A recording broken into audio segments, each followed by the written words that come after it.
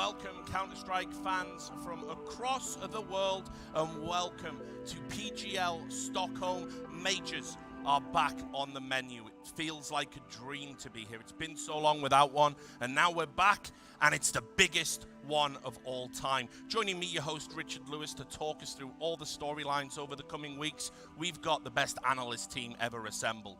We have a 5-time competitor at the majors in the form of Maniac, because expertise is nothing without context. We have the esports historian, Duncan Thorin Shields, a veteran in our game since 2001, and of course a man who knows all about coaching in these high-pressure situations, Janko, formerly of FaZe and MIBR. Gentlemen, thank you so much for joining me, and I'm guessing you're really looking forward to this one, as am I. I'm so pumped. I am so pumped. We're going to witness history, Richard. We're going to witness some incredible games, people writing their own legends, and as well, we are part of that, and I cannot wait. Yes, because the thing about majors is it's all about those plucky up-and-comers battling for years to prove themselves and displace the established champions. But enough about the talent hiring process. Yeah, it's the same thing I'm looking forward to, Richard. 60 rookies here, half of the players, right? The changing of the guard already happened. Now it's up to them to prove what they've got. Yep, looking forward to it. So look, guys, as I said, it's been a while without a major, hasn't it? So what we're going to do is we're going to give you a quick rundown and a refresher of the rules.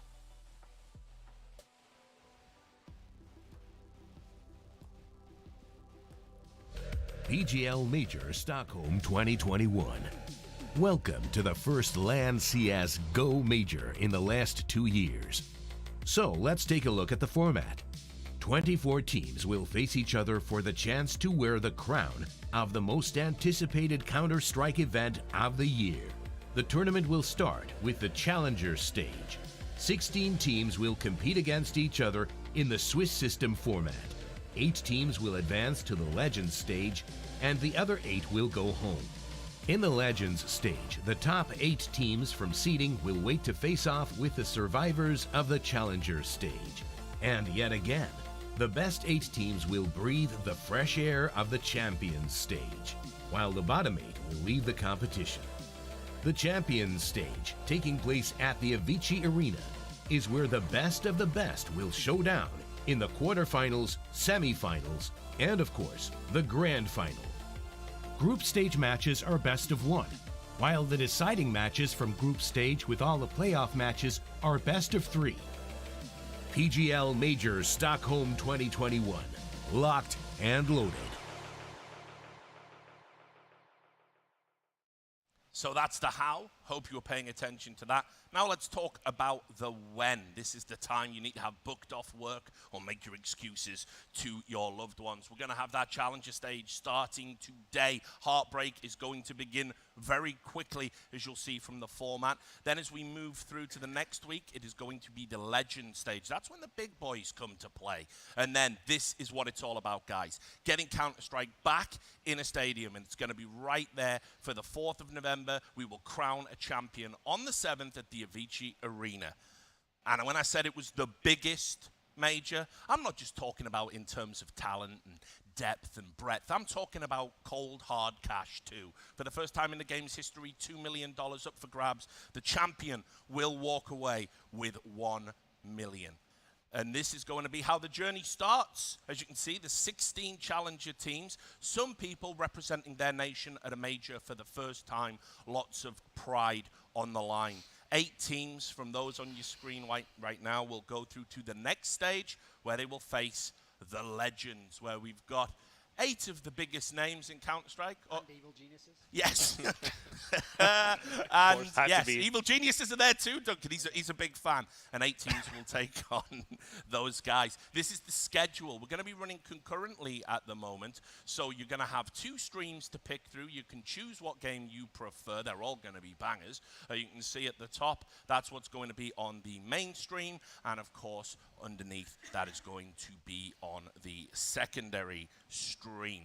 Now, obviously, lots of games coming in this first round, some real tough ones. So we've been making predictions all day. I mean, that's kind of what we do. I've said it before. I think predictions are worthless. Toss a coin, especially at this current time. But we have got a carousel of doom, I believe, where we've assembled all of the talent predictions, and you can see this is what some people are thinking. Some names still getting added to the graphics, but you know the faces. So, guys, I'm telling you, there are some frauds here, bald and otherwise, on this. I was just interested to see Janko picked against FaZe Clan. That is why crazy. you would do that. I mean, is crazy. that is, for me, that's also the main opening matchup, really. Spirit versus FaZe, two really good teams. And, you know, I just think it's maybe a little bit too early in the day for the FaZe boys. No salt there. No salt or anything. You know, it's just about, I'm predicting maybe a slow start for them, but definitely bouncing back and going through to the top 16. Yep. Duncan, what's So your we predictions? will be checking in on that over the course. I don't know if we're going to be doing a tally or anything. As I said, I always think they're a bit crazy. It's always dangerous. But yeah, it certainly is. How are we going to know who's the best analyst? Yeah, Don't we already know By that? what other metric could we possibly I mean, DDK thinks half assess of it? those are Valorant teams. Oh, God. It's going wrong already. There you go. So, look, guys, we are going to be talking about the first matchup of the day on the mainstream. That's going to be Astralis versus Copenhagen Flames. Just to set the scene a little bit for this one, I don't think Astralis need any introductions. One of the all-time great teams, the all-time great team, frankly. Been there, done that. But they are coming in a little bit different. They are a little bit beaten up. They've had Glaive, their legendary in-game leader, in and out the team, back for the major. Meanwhile, Copenhagen Flames, they're the plucky underdogs here. They are the guys that are looking to sort of take over. They're masters. It's overtaking these legendary father figures in your domestic scene. So what do you think about this, guys? Because this is a hard one to call, I think. Yeah, I think the conversation has to be how much weight do we put on the context? And do we think that the major is unique? Because if we think so, then Astralis have 10, 40, 50 times more experience than the Flames. Sure, there's skill, there's talent, there is will, motivation in Copenhagen Flames. But look at the pedigree of Astralis. Bar, Lucky, they've all been there 46 times all together at the major at this stage. That is huge. They are the most experienced players we have at the major, and that cannot be underestimated. Yeah, I think also matchup specific, right? Looking at the maps that both teams are going, it's getting a little bit ahead of ourselves. But Nuke is an option. You know, Astralis loves the map, and it's been the map where Copenhagen Flames had the most success at the RMR. So that really adds to the upset potential. But you know, the way Astralis played at Cologne, for example, another LAN tournament, really tells you they get that boost, that LAN buff. Sure, but I'll bring Duncan in because we've talked about this, obviously, on things outside of the major and just in general. I'm not that impressed with this Copenhagen Flames, you know, fairy tale story. I think they're going to run into some hardcore reality, even though I do think this has upset potential. Do you agree with that? Yeah, well, I mean, the thing that's interesting for me is normally when a team rises up with upset potential, it's like one young star's carrying you. Like, it's actually the old man, Roy, who's basically like the entry guy from Mad Lions, who's actually the best rated player on the team. So the rest of them, I'm not really sure these are the next Danish talents that are going to be in the Astralis of the world. Actually, you know, one of their players was in Astralis Talent, and they picked him up. Zyphon, youngest player of the tournament, 17 years old. So, yeah, a lot of interesting storylines in this matchup. Yeah, I mean, and just to bring you in as well, Maniac here, you know, you talked a lot about this kind of pedigree and our Astralis different at the majors. You've been a competitor, you've been boots on the ground. Right. I mean, are they going to be different at the majors? Because I'll be honest, they're still unbelievably good. They're still a top 10 team. But they are not Astralis right now, in my opinion. Absolutely. I think the immortal status of Astralis is long gone. They're not immortal at all. But the fact is, and I can tell you firsthand, when you plug your keyboard and mouse, you play at the major, you know you are in something very different. This is not like a normal game. I don't care about the other big events of the year. This is the major. We've been waiting 2 years for that. And it's going to make or break players. Some players will dissolve, disappear. Astralis, they know that. They've gone through that phase. They know how to have their best level when it matters the most. And this is a value, a currency that not a lot of teams have. So I agree with you. They're mortal, but we should not underestimate that. There's one angle, though, you have to bring up, which is no one said the name Device yet. They are literally missing the player who has the most MVP medals in the history of the game. And who's replacing him? Someone even less experienced, potentially, than the Copenhagen Flames guys. So they're throwing him in at the deep end. You know who's replacing him? The kid who has Zonic prior to the RMR.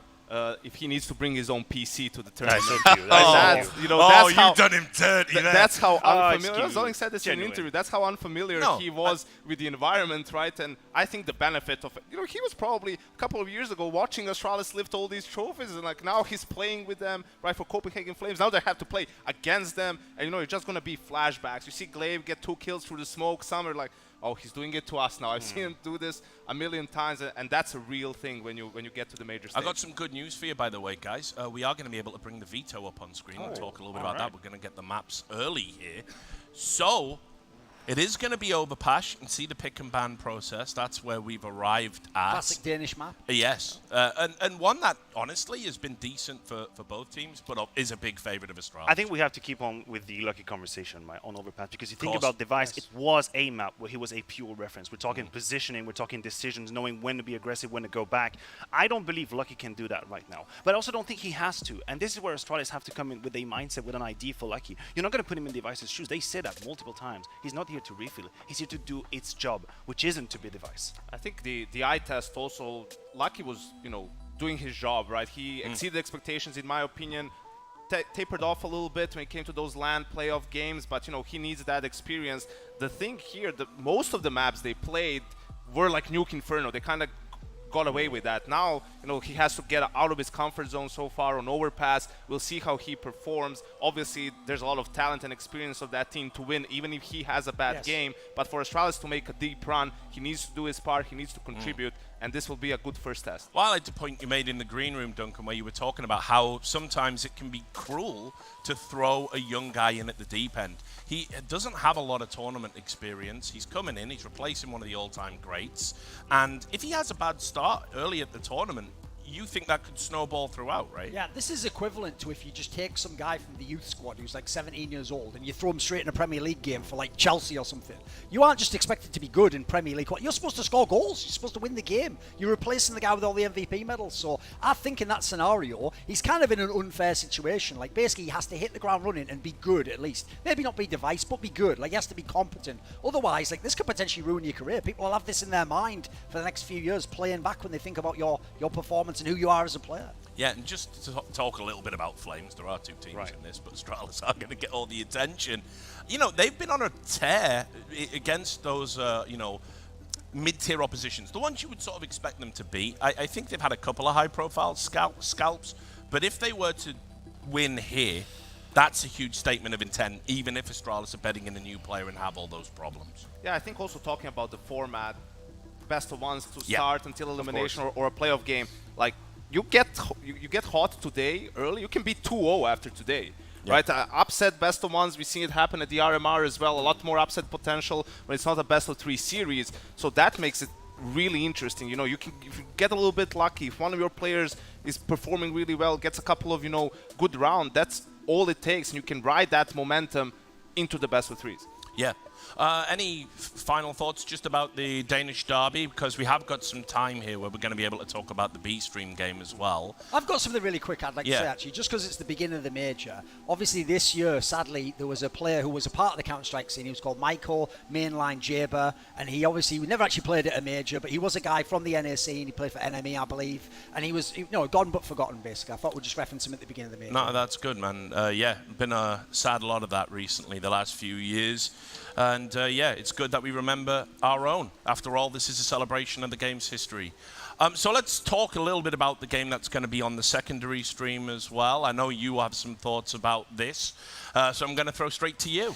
Yeah, I think obviously a very exciting game. It could go either way in a best of one. Spirit, they're the underdogs, so to speak. They really have not performed up to the level we've seen them early on in 2021.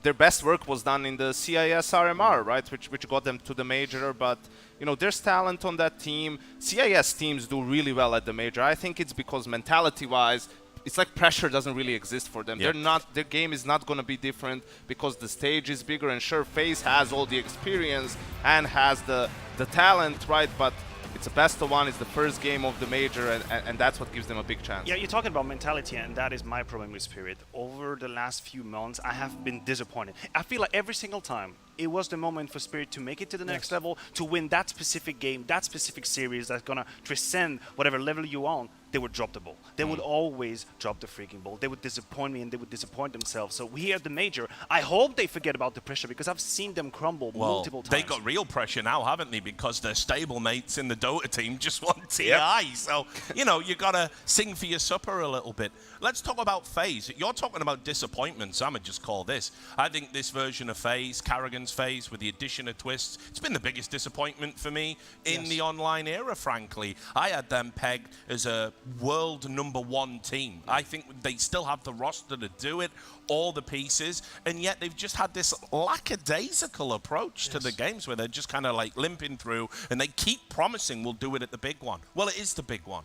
And I don't think they're all that impressive coming in. Yeah, and people forget, as you say, like when they came into the team with Karrigan, they had Twists, they had coldzera, then they had the side pick. Like that was supposed to be the team. That's supposed to be the team that goes to top. So people forget now, the excuses started once coldzera left. Like, oh, we have to use Olofmeister, and is he standing in, or is he going to be replaced? And, oh, give us more time, give us a year, like Karrigan was implying. Like, I agree. If you play for a team like FaZe Clan, it is like playing for like Manchester City. Like, you have to win now. Like, we're not giving you 2 or 3 years to build this up. You have to be good right now. This is what you wanted. Yeah, and that's like the built-up pressure almost that they themselves, you know, okay, so online doesn't really matter for you as much at Cologne. Yes. You made a deep run in the playoffs and you were satisfied with that, with the top 4. Well, now really you have to make another deep run, otherwise what's the excuse? This is where your roster is supposed to elevate you with all the experience. If that doesn't happen, then, you know, is there a roster change that needs to happen? What's the next step? And you're talking about roster, you say, you know, they have the talent to potentially be the best team in the world. I mean, Karrigan and Olofmeister, I'm not going to talk about the experience because God knows they have experience, but their level, you know, what they have been able to do in Counter-Strike online here, that is not enough. Sure. This is absolutely not enough for the top level. Any other player which hadn't that name would say, you know what, it's time to go. Yes. So now you're at the major, and I agree with Janko. They've always been saying, okay, listen, once we hit the ground running online, it's going to be all right. Prove it. Prove it today, prove it tomorrow, because otherwise the whole narrative just falls apart and we're looking at a rebuild. And we're potentially looking at a last dance. I know that's a real overused term. I think we're potentially looking at a last dance scenario with Olofmeister. I know he came back, he had that little spike in his level, but he's back to the level he was at prior to that spike now, and you know, had a real rough last tournament out, and it's like, how long can this veteran keep playing at this level without people talking about the elephant in the room? Oh, absolutely. I mean, especially because, like, again, he's another player that's supposed to come alive online and use the experience and win the clutches and do all the rest of it. It's like, the problem is that you look at the level online in a lot of games, this is when you know your career's in a bad spot, is if you have one good map, everyone goes, oh, and of course the legend, he's back. It's like, they don't do that if you're still good. They do that basically when it's like, let's find some bright spot in this, because it's getting depressing talking about the guy if he's just choking away all the time. Yeah, I'll tell you firsthand, you know, I always defended Olof in a sense because I know what he can bring to your team. As that experienced anchor, T-side, you're not going to see it on the stat sheet, but sometimes applying pressure, taking map control, giving good information, also in terms of coming up with some cool strats, right? And that's all fine and great, but you still need to, you know, do the basics, especially on the CT side, for example, right? Like you can't be a liability, and I didn't see him as such. In some games, obviously, during the last couple of months, I think it's fair to say he was that, but you have Olofmeister for tournaments like this, for, you know, the scenery that you have right now, and it's up to him to show, okay, I still got it and I deserve to be on this team. So that's the game that's going to be going on the secondary stream. We're going to be talking mostly about the Astralis Copenhagen Flames game, which is going to start shortly. We are getting the players on the server at the moment. And while we do that, we're just going to throw you to a little content piece explaining the story of Copenhagen Flames.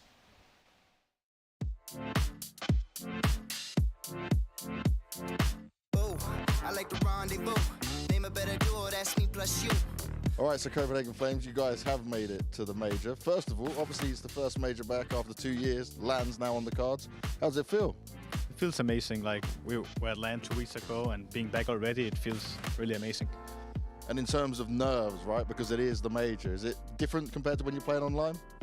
I mean, it's always going to be different on LAN. There's going to be more nerves. People are going to be way more hyped, but I think there's not that much pressure now because we've already made it to the major and no one expected us to. So. And in terms of you guys and your performance, right? You guys came out and you've been grinding up for a long time. Do you feel you've even reached your peak yet? No, like we're still learning, like and still in practice. We see so many flaws that we can fix, and our game is not even close to being perfect. So there's a lot more still to come. Now I'm going to line you guys up here for a second. So we're going to put you in a line, however you want to be with a lot of you. So we've got something to show you as a reaction to see what you guys think of this. It's going to be very interesting, I'm sure.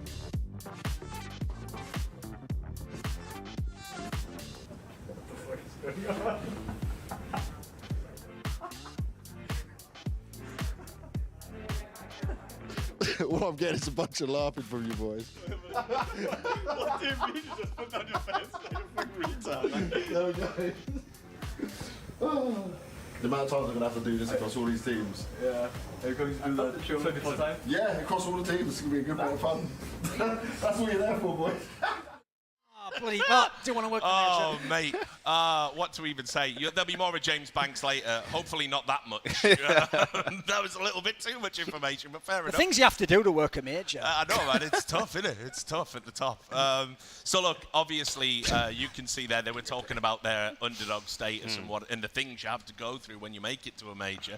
James Banks is the least of your worries, I'd say, because obviously in this system with the best of ones, there really is no margin for error, and this is a team I don't really think they've been tested at the highest level yet. No, they haven't been. And the problem is, right, the argument of not having pressure is true. And I'm sure in their shoes, they must feel great right now. They embrace the moment they play good Counter-Strike. But if they go on a server and they start losing 7-8-0 and they feel powerless, I guarantee you they might just disappear from the server. Because I don't think they have that depth, that strength, you know, to come back into a game. They don't know what it is to get battered at the major. They don't know what it is after one game to just be looking left and right, seeing defeated teammates. That takes a lot. I agree with you. They haven't been tested quite yet. So it's great, no pressure. But where's your resilience? That's what you got to show us right now. It's a great opportunity. Yeah, and we also talked about the difference between LAN and online, right? And one of the main differences, the moves you make online, you don't have the cojones to do them on LAN. You're not as aggressive. The timing is, you're a little bit too late. You're worried you don't want to make the move that's going to lose you the round. But the eye test told me differently at the last couple of tournaments. These teams that were really good online, they're doing the same stuff on LAN. They have not changed their style. Players individually are going for same plays, which is awesome because that way their level's not going to drop off. But now we're at the biggest stage of them all, right, where the pressure is at its highest. So there's still that small question mark. Can you do it in this sort of, or will you do it in this sort of environment? If you will, we're going to get a lot of exciting games. And of course, I mean, you know, more pressure to come because when that crowd's there, a hostile Swedish crowd, not going to want Danish glory on their soil. So it's only going to get progressively harder. These guys have to be dialed in. Duncan, you are the great dispeller of underdog stories, right? So it probably fitting I come to you. Like, is there any way in the world that even in a best-of-one situation, these guys can upset the old dogs of Astralis? I mean, the tough part for me is normally another thing you have as an advantage if you're the underdog is you can just be in all their demos. You're watching them play. No one's ever seen this lineup of Astralis play, especially not on LAN. Remember, they qualified with Bobski, RIP. See you, mate, you're gone. And then maybe one day. And then obviously, previously, they used to have Device. So actually, this is like a team where you can't necessarily even go and look at the demos. Like, how would you know where Glave's going to be? Where's Lucky going to be? And that's so I feel as though in that scenario, normally I'd say it's great to get a map like Overpass, tactical map, go through all the demos. Don't know if that helps. I'll tell you how it can happen. It can happen that we've had some time since the RMR and since the update with the grenades. And these underdog teams have to think in a way where we have to come up with some gimmicky stuff, right, to surprise the favorites, right, have the upper hand in, you think that they try it? And I want to see that from these teams, right? I want to see some weird stuff that doesn't really make sense, but it makes it even more difficult for the other team to predict. You're not going to outbrain a team that's got Zonic to work for them, though, I mean, right? Do you even try it? Do you even try it? That's the thought I had when it comes to the grenade meta. I agree with you, but now you're a team, you're moving into the major, the most freaking important moment of the year. Are you going to try stuff that you haven't actually really tried in officials? You really want to risk it 14-14? Hey, let's do this strategy we've never tried in official, right? You talk about cojones. I don't know if teams will have the goals to actually go for it. I think you have to, because that's playing to win and not playing not to lose. If you're Copenhagen Flames, you have to think like, if we try to play the fundamental Counter-Strike step by step, like, Astralis is just better at that, and they were better than a lot of, teams over the last couple of years. That was the way they beat teams, right? So I think you have to take risks from that sort of a position if you want to have a chance. I'll give you another angle as well, which is the in-game leader of this team, Huxley. He knows nothing about majors. He's never been close to one. Like, it's not even like they've got the veteran. At least ENCE's got like Snappy. They've got people who have some experience. This is a guy who's going to have to call on a tactical map against the greatest in-game leader of all time. And that's where, having Pita can help them out. That was maybe even the change. Pita even said himself, I don't want to take too much credit for the success at the RMR. I didn't do too much. I just recently joined the team and so on and so on. But that's where it helps the experience, just in a way of how to prepare, how to make things seem as if it's just another game, right? That's what everyone uses, just treat it as another game. But you really have to do that from start to finish. You can't suddenly double your preparation and double the weight you put on your players' shoulders, because then for them it feels different, like we're doing things differently. How can I treat it as just another game? Yeah, I guess it's about knowing your roster, knowing your lineup, because as I said, people will react differently. Some people will fuel off the adrenaline of thinking this is an incredible moment. Some people will crumble. So you have to know your crowd. You have to know what your team needs. Do they need to think it's a day in the office and we take it easy? Or do you need to make them realize that they can write their own freaking story right now? And this is for Peter to figure out. I just don't know if they have the shoulders to do it against Astralis. Well, speaking about shoulders, I don't know how I'm going to do this segue. All right, let's do it. The greatest segue of all time coming in, boys. Speaking of shoulders, I know a guy who's got big shoulders. Banks. And a big head on top of it? Yeah, big head, big thighs, big shoulders. Big and ass. he's covered in tattoos. You saw him dropping his shorts weirdly earlier. We're going to give you the full story of that for additional context coming now. Probably should have done that first. Filler. I've got myself into another predicament. As you guys seem to already know, I like my tattoos. I've got everything all covered anyway. Counter-Strike's been a part of my life since late 2002. And well, I'm going to get the Counter-Strike logo tattooed. And these fine gentlemen from Da Vinci have decided here in Stockholm that they're going to be coming to do it. We're going to have some fun, talk about some history of Counter-Strike, and watch me get some legacy put on my legs. So let's get in there and see how it all goes down.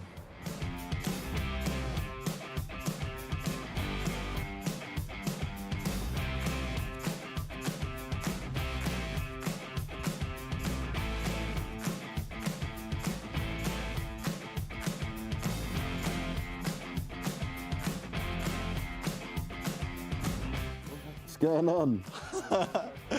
Hello, James. How are you, brother? I'm fine, thank you. What about you? What are you doing? I'm getting a new tattoo, mate, to represent Counter-Strike. What it must be? The Counter-Strike logo. Oh my god. You're gonna get you the Entropiq logo? I think if you win only. If you win, all right, we got that on camera. If Crab wins the major, Entropiq logo tattoo. Let's go.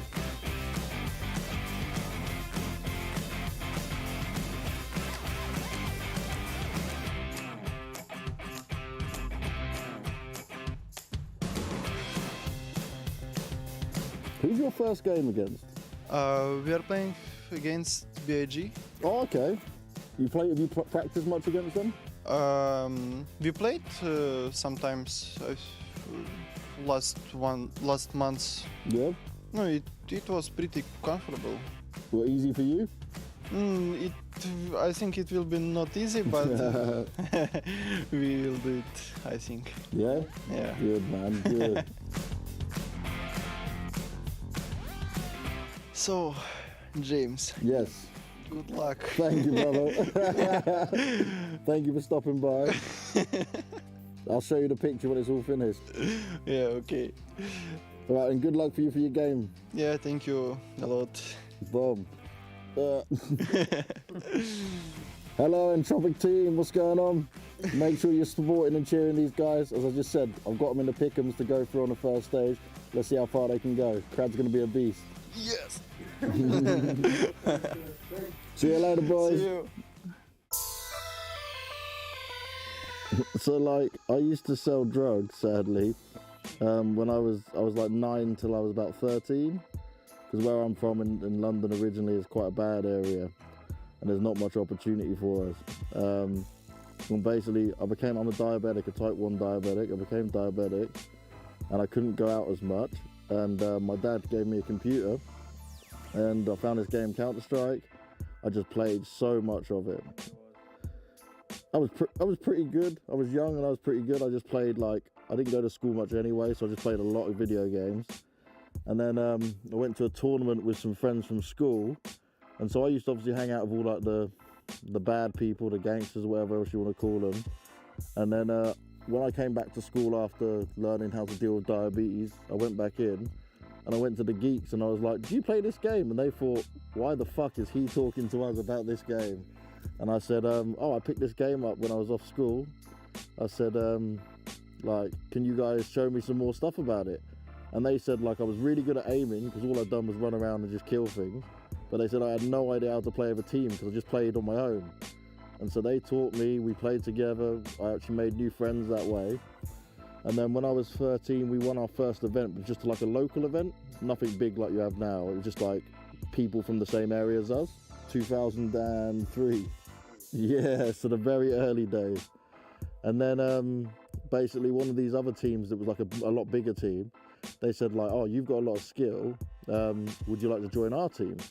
And I was like, well, no, I don't want to leave my friends. Like, I'm with my school friends. And all my friends were like, no, leave, like, go. Because they were like, you're so much better that you actually could. And I didn't understand any of this at the time. I didn't know what esports was. I didn't understand you could make big money from it. And basically, we were a team from the UK. And that wasn't, their UK teams were never really that good. So we didn't make it that far. But it just got me into something that took me away from the gang life and selling drugs in the streets. And then as the esports and the whole industry grew, I was lucky enough to be able to stay involved, and I got the chance to start talking about the video games, like start commentating it. And now I do the interviewing and the hosting. Now my whole life has changed. Like, it's just crazy. Could never imagine it years ago. You really could. Like when I say like drug dealing, back then it was like I was 9 to about 12. But like the big drug dealers on the block, they just used to give us the drugs in a bag and tell us to take it from A to B because the police wouldn't stop kids. But obviously they didn't want to put their hands on it, and they just give you some money for it. So it wasn't like super serious. Obviously it wasn't good at all. But yeah, it was quite an interesting life choice. Yeah, not too bad, you know. Starts to get a bit more itchy and painful as it goes on. But I think I'm handling it well. I think I'm actually just really excited to see it, with Counter-Strike being so important to me, and like here being the major as well. It's just gonna be something special. I'm definitely never gonna forget it, am I?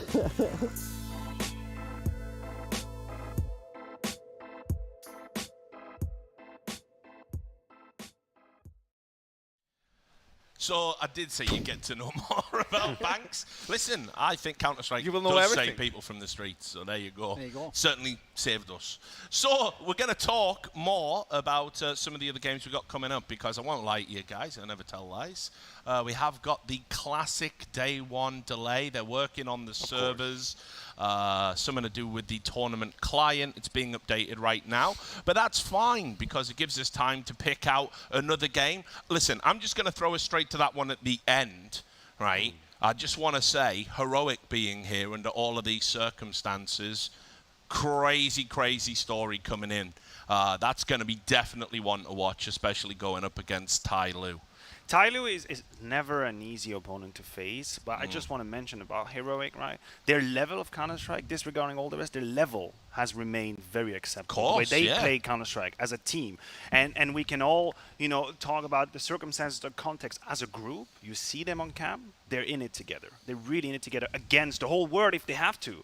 And that is something, as a competitive perspective, that I respect. The fact that they just go in, they play Counter-Strike, they play their best. I thought they would crumble. I thought they'd disappear a while ago. They didn't. Not yet. Not ready right now. I even think a factor that's underrated about them is true. Some of them don't have the most LAN experience of all the big top teams. They don't have too many that are super veterans. But I like the fact that they have like such an even firepower distribution across the team. And I think that takes some of the weight off people's shoulders. Like, I'll just be real. Cadian's never going to frag at that level he was fragging at the end of last year, early this year. Like, that was like as though he was like ZWoo numbers and he was the IGL. So you're not going to do all that on LAN. Well, but he doesn't have to in this team. They have a secret weapon, guys. Not what you think I'm referring to. What do you mean, Richard? He's gone. That chapter's over. Listen, I set him up. You knock him out the park, boys. No, I'm talking about Exist coming in as a coach. The undisputed Veto King is back, Duncan. No, listen, they haven't had a lot of time to work with him, but I'm intrigued by that move, because for all we've criticised Richard throughout his playing career and how he might have made things difficult for himself at times as an IGL, I think his temperament and his mind for the game, I think he's going to make an exceptional coach, personally. I'll also say as well, he does say that within the team, obviously he wasn't the only one who did the vetoes. Sometimes certain players just, I don't want to play this map even if we have a good win rate on it. So I will say it, for all the teams to go to, Heroic's a good one. They have a very well-rounded map pool. They veto and ban correctly. They don't just do permas at any point in time. So actually, this is a team where he's got a lot to play with. And I think it was obvious from some of the interviews they did or the statements Cadian made that they just felt they needed some help, right? In terms of, it was a bit, it's too much, you know, you have to scout your opponents, you have to refresh your own game, you have to work on your weaker maps, you have to do so many things for one guy to bear the weight of all of that, right? Some help really goes a long way, and you know, you said it, that the 4 of their players have never played at a major, right? Cadian only played at a few, so Exist as someone who's been at a ton of them, I think will go a long way in helping them deal with this situation. On another serious note, you know, refresh, like what's this guy got to do to get a break? He's fragging out of his mind. There always seems to be a drama or something that's holding him back. He's been the breakout player like on 3 occasions now out of all that Danish talent, and something always seems to go wrong. I'm just, for him, who had nothing to do with any of the nonsense, I want him to have a great major. And he's evolved. I think like Refresh really made him to a new dimension in this team. When that roster got put together, he was an X factor for me. Like, he was a player in any clutch situation, maybe could pop off, do something great, but he would not be at the top of the stats. That'd be Stun, that'd be Cadian, you mentioned it. But now you look at the past 3 months, he is the highest rated player. He is the one making the difference. So we can talk about the context, but he actually pushed through, he powered through, and now he's at the helm for this heroic lineup, which again speaks to the depth of the roster. Yeah, another player. Oh, do you no, go on, make your final point. I would just say the other guy, obviously, since we mentioned a whole bunch of the names, is watch out for Tessus on this team. Like, he has really nice aim. He's a guy who was on the rise, obviously, the last couple of years. Another player where being robbed of having Lalance, we don't really know how good they are yet. But if you were going to pick someone who, if they hit the ground running, could potentially be one of the bigger fraggers of the tournament, this is someone I'd keep your eye on. Someone you can really lean on, you might say. So, good news, guys. It's it. We fixed the servers. It's time for the game. Let's get this major officially started, and that means we are going to be going to Astralis and Copenhagen Flames and making their casting debut at a major. It is, of course, Machine and Sponge. Take it away, guys. Oh, man, perfect. It wouldn't be a major without at least some initial fill. They got that out of the way nicely. Great to have Richard steering the ship. And yeah, they're right. I mean, the first casting debut for the major. It does feel a little bit Christmas Day vibes. I'm at least giddy. Yeah, this morning I wasn't thinking it was real. Sitting Did at breakfast, you get sipping much my coffee, sleep? looking at, I have 6 hours. That's enough, right? It's more than probably the players got, especially the guys on the side of Copenhagen Flames. Those youngsters, other than Roy, I can imagine the jitters, right? Everybody remembers their first big tournament, their first major. That's a whole different conversation right now. Yeah, okay, but IEM4, like their whole basically come up, rise up, their undefeated spree, it must have done something for them, like proving to themselves, like, okay, we can kind of hang. There were doubts expressed on the desk about, you know, what they're going to be capable of in terms of the competition, and it couldn't really be a much harder start. Yeah, Astralis, the big brother of the region. I think the thing which is a positive for me is this is how far Counter-Strike has come in the 2 years that majors haven't been on everybody's screen, right? Within this online era, everybody's been able to evolve quite quickly. They've been able to get up to where Astralis was, right? Look, I'm not saying that on LAN it's going to be that same story. In front of the crowd, it's not going to be that same story. That's where they lack experience. But in terms of the minutiae, the details of Counter-Strike, that's where everybody's been working extremely hard. Yeah, and I mean, some fun one for you if you're not, you know, kind of aware of just how much our Counter-Strike history. We'll use this word a lot for the next 2 weeks, history, and there's a reason for it. It's one of the main unique selling points of this game is that there's just chock-a-block full of it. Zyphon, the youngest player, I believe, in attendance at this major, 17 years of age, was 9 when Dupree, Zip, and Glaive were winning. 2013. Were attending DreamHack Winter 2013. That's crazy, right? That's crazy. So you think about that, 17 now. He was 15 when they were winning the last major. I saw Glaive make a tweet today saying they finished the last major and now they get to start this one. So that's kind of cool as well to pick up with Astralis here. And about 16, 17 more years, Glaive's kid's going to be winning a major. Yeah. Well, let's see if he can in-game lead. I think that's going to be a big question mark right there. What did you make of that? I mean, we talked about it, right? IEM4, we were just wrapping up. We're like, what's going to happen with Astralis? You got your answer. Glaive in, Bubsky out, and we knew it would hurt. Like, we're all wincing when we're talking about it, but do you think it's the right call? It has to be the right call, right? I feel horrible for Bubsky, but for the Astralis standpoint, this makes sense. How could you not have the 4, right? The 3 of which have won 4 majors. As the 4, they've won 3, right? So it makes sense. The desk talked about it. Lucky being in Device's shoes, massive ones to fill. This is not going to be easy, right? By any means for any of the teams coming in here today, just because of the lack of lands, the lack of majors. There's a drought of Counter-Strike, really, in terms of this environment. Yeah, okay, and what did you make of the conversation Yanko and Maniac started on the desk? Because this was an interesting one to me in terms of trying to beat Astralis at their own game. If you literally come into this, literally, I'm going to be killing myself. If you literally come into this and just try and play the fundamentals, if you try and beat Astralis at their own game as a Copenhagen Flame, it's not going to go well. No, I think they did pretty well in the Veto to get it towards Ancient or Overpass. I thought rocky ground, especially if you look at the history for Astralis recently.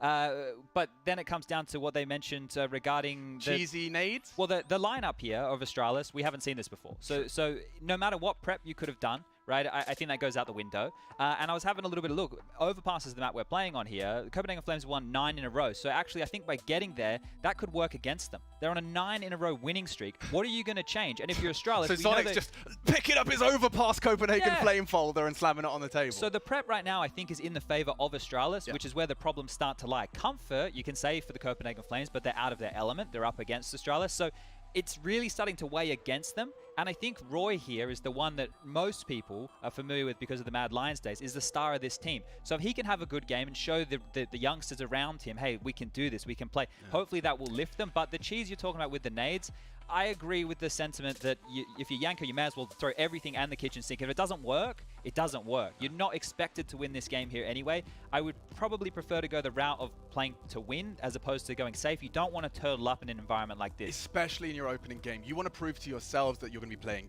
your own game. Every player it's in the classic world. Interview that we hate. Yeah, but still it does hold resonance here. I think that's exactly what they need to be doing. Your opening game, your first major, you want to be coming in as yourselves. If you start feeling cagey, if you're not playing the Counter-Strike you've just been playing and succeeding with to qualify, it's a lost cause. Yeah, guys, we should be getting this one underway roughly two minutes or so. Now, we didn't just change the faces to give you something else to look at here. So hopefully we'll be ready and raring to go very shortly.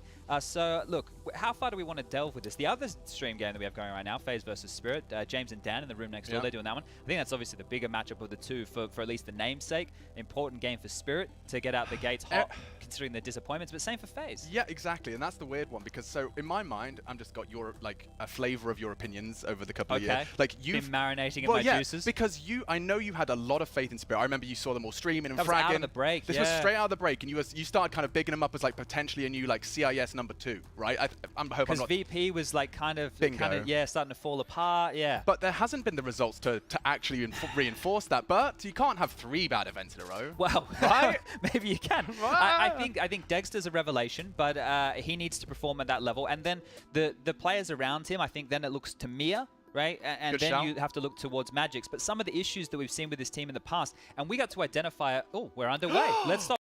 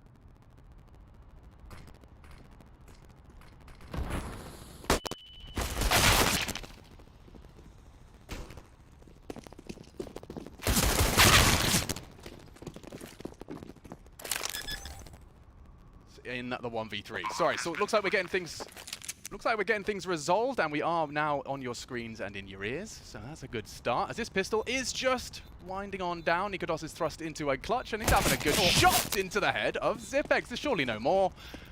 Time continues to tick. No kit here. Yeah, that's going to be an issue. He has already sussed out their location. They're dropping smoke to make things awkward, and he's continuing to hit shots. Glaive can surely play the clock. No kit present. He's found it. He has found the kit. And that smoke does have a sideline. Glaive can challenge. He's such a threat. Nikodos looking to close the round. He's been toyed with by Glaive. That should be the end of that. And so, a hard-fought pistol, no less. And Nikodos looking to finish with Pizzazz. Can't quite put it across the line. And Glaive, quite the easy debut back in the Astralis jersey. Yeah, right there. Probably would have enjoyed the armor and that kit going forward, but got hungry for the kills right there. And that's the details that I think are going to be seeing the difference of as we move to these higher pressure scenarios. Online, you know, you're in your own bedroom, maybe you're in that boot camp environment. You're going to make the right decision more often than not. Here on LAN, it's all coming down to those little details, but they do get a decent-looking force buy out here, Copenhagen Flames. Couple Deagles, couple CZ-75s, and a FAMAS in the hands of Nikodos here. Make sure you keep note of those smokes. Astralis. They're rocking pretty standard default spread here. 2 towards the back. With some speculative shots through the smoke.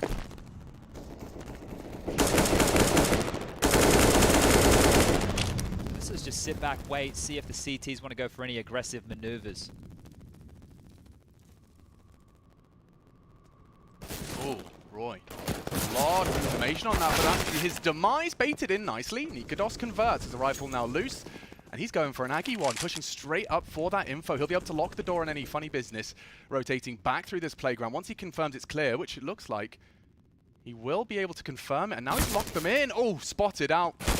Holding the back line, but a well-tamed spray. And now into T-Spawn. Nikodos with high impact back-to-back rounds here. He's actually in pursuit of the AK. He could make life very difficult. He's not expecting Debris. No, the knife out. That's the end of him, and all that pressure. Release. Okay, well, Debris got the AK. Plenty of time for this still. 45 seconds remaining. 3v3. Kick going forward and, well, back towards the B bomb site. So we're leaving that pressure. Looks like it enough. Glaive's going to smoke off towards Heaven. They just have to deal with Yabby now, and his Deagle shots have been noted. They're going to commit to the site here. There's still time if they want to head back up connected towards this A bomb site. Oh, he's going to be caught out here. Glaive ready for it. Oh, Hooksy quick to react and does tuck in. So now, with 20 seconds left, it's getting really awkward for the boys of Astralis. Yeah. They're in the right place. Armor present. Deagles as well. Gonna not be aiming for those body shots anymore. It has to be some spicy headshots out of these young gamers. And well, 9, 8, it starts to look good for the Flames. Lucky does bail them out of trouble. The headshots aren't there, and just getting that bomb down. 1v3, surely no. Oh, but he has brought him very low. Lucky down to a scrap of health. The high angle from Debris, not expected. Okay, well, it hasn't been a particularly frictionless first 2 rounds. No, 1-on-1 to close out that pistol round, and now 1-on-2 situation. I think right there, very, very good to see Lucky hitting impact shots like that. Right, that's 3 kills for him now, but to hit shots when we're down to those final 10, 15 seconds, the pressure's on. Good stuff here. That's one of the question marks around Astralis. How is Lucky going to perform with these 4 absolute legends around them? Will have to be an eco now coming out from the Flames here. There's going to be a couple of HEs invested in, 3 in total, a P250. This should be Astralis wrapping up the 3-0.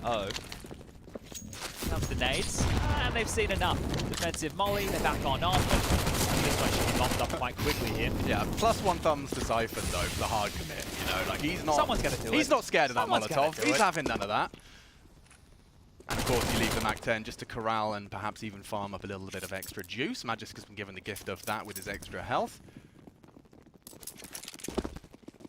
And around the world, they will maneuver. Yeah, I thought, looking at the Veto, I was like, okay, so Ancient and Overpass as the final 2 maps here. Ancient wouldn't be a bad place to take it. Overpass is a map with Astralis in the last 3 months. They only have a 33% win on it. And you're sitting there thinking, okay, this isn't too bad where Copenhagen Flames have gotten the Veto to, but it all starts now, right? That 9-in-a-row map streak that they've been able to accrue hasn't been against the best teams in the world.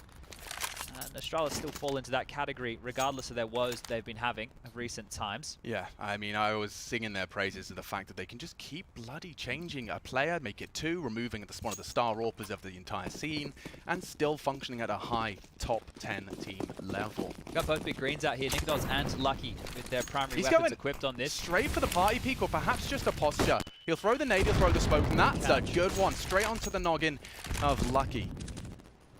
Good start, and that will slow them down. That will humble them. The potential for long aggression, party, it is all a concern.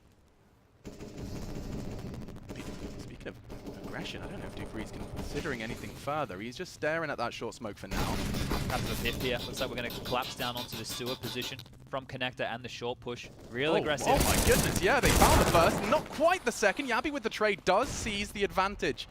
And just like that, yeah, they're very scattered. Lucky was playground. Magisk still in that underpass, looking to claw back that control, and they've already evaporated. They're gone. Tucked into the site, and a man advantage. Looking great for the first gun round here.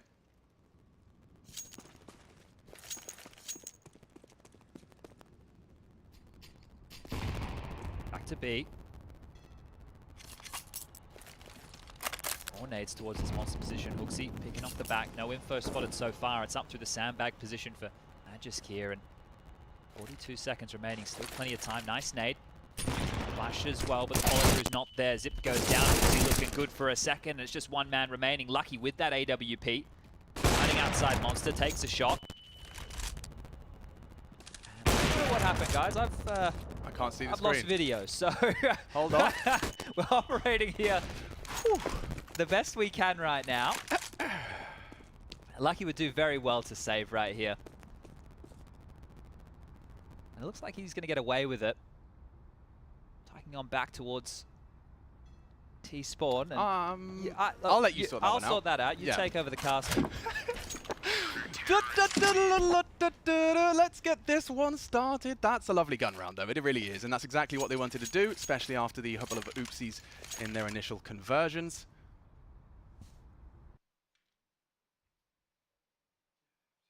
And it looks like we've got a mini-map. That is going to make things increasingly clear. Nikodos, actually, the AWPer, despite his impact on the pistol and the force with the FAMAS. So going to get to see him on his primary weapon once again. Lucky is well equipped. And so the adventure begins for Roy. He's got a very supported cast here, so quite an aggressive smoke. Uxie responsible for Magic's advance. He will be threatened from behind as well. Uxie should have a shot here. Good one. Magic can spot him out. Good advantage now, even with the Galil. He will take that head and no trade. Nikodos, are you really going to commit? Throw your body into the depths of the underpass. It would put him into jeopardy. Siphon has held his nerve. That was a three-man push on short, and they do all collapse at the hands of the Flames.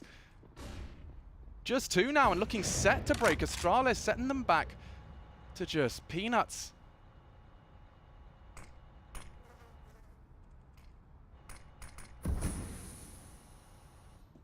Now, the only way they get back into this round is a slip-up.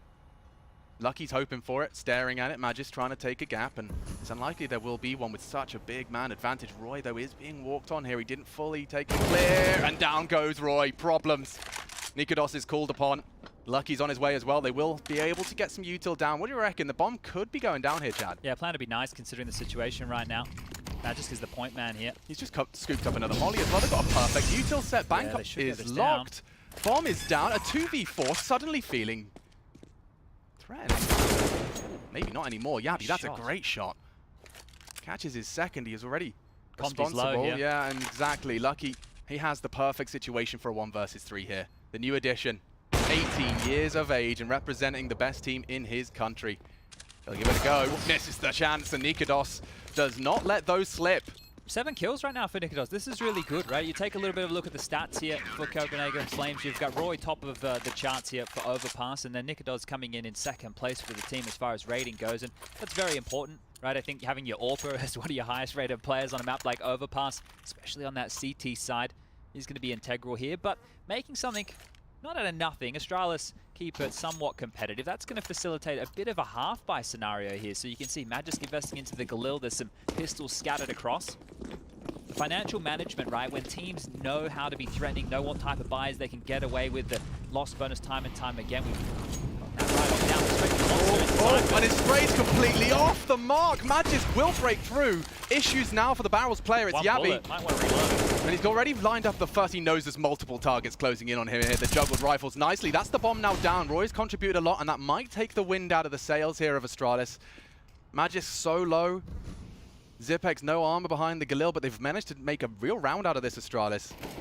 2 rifles then. Oh, hello. Good to see Yabi's feeling comfortable in the LAN environment. Yeah, crispy shots so far out of him.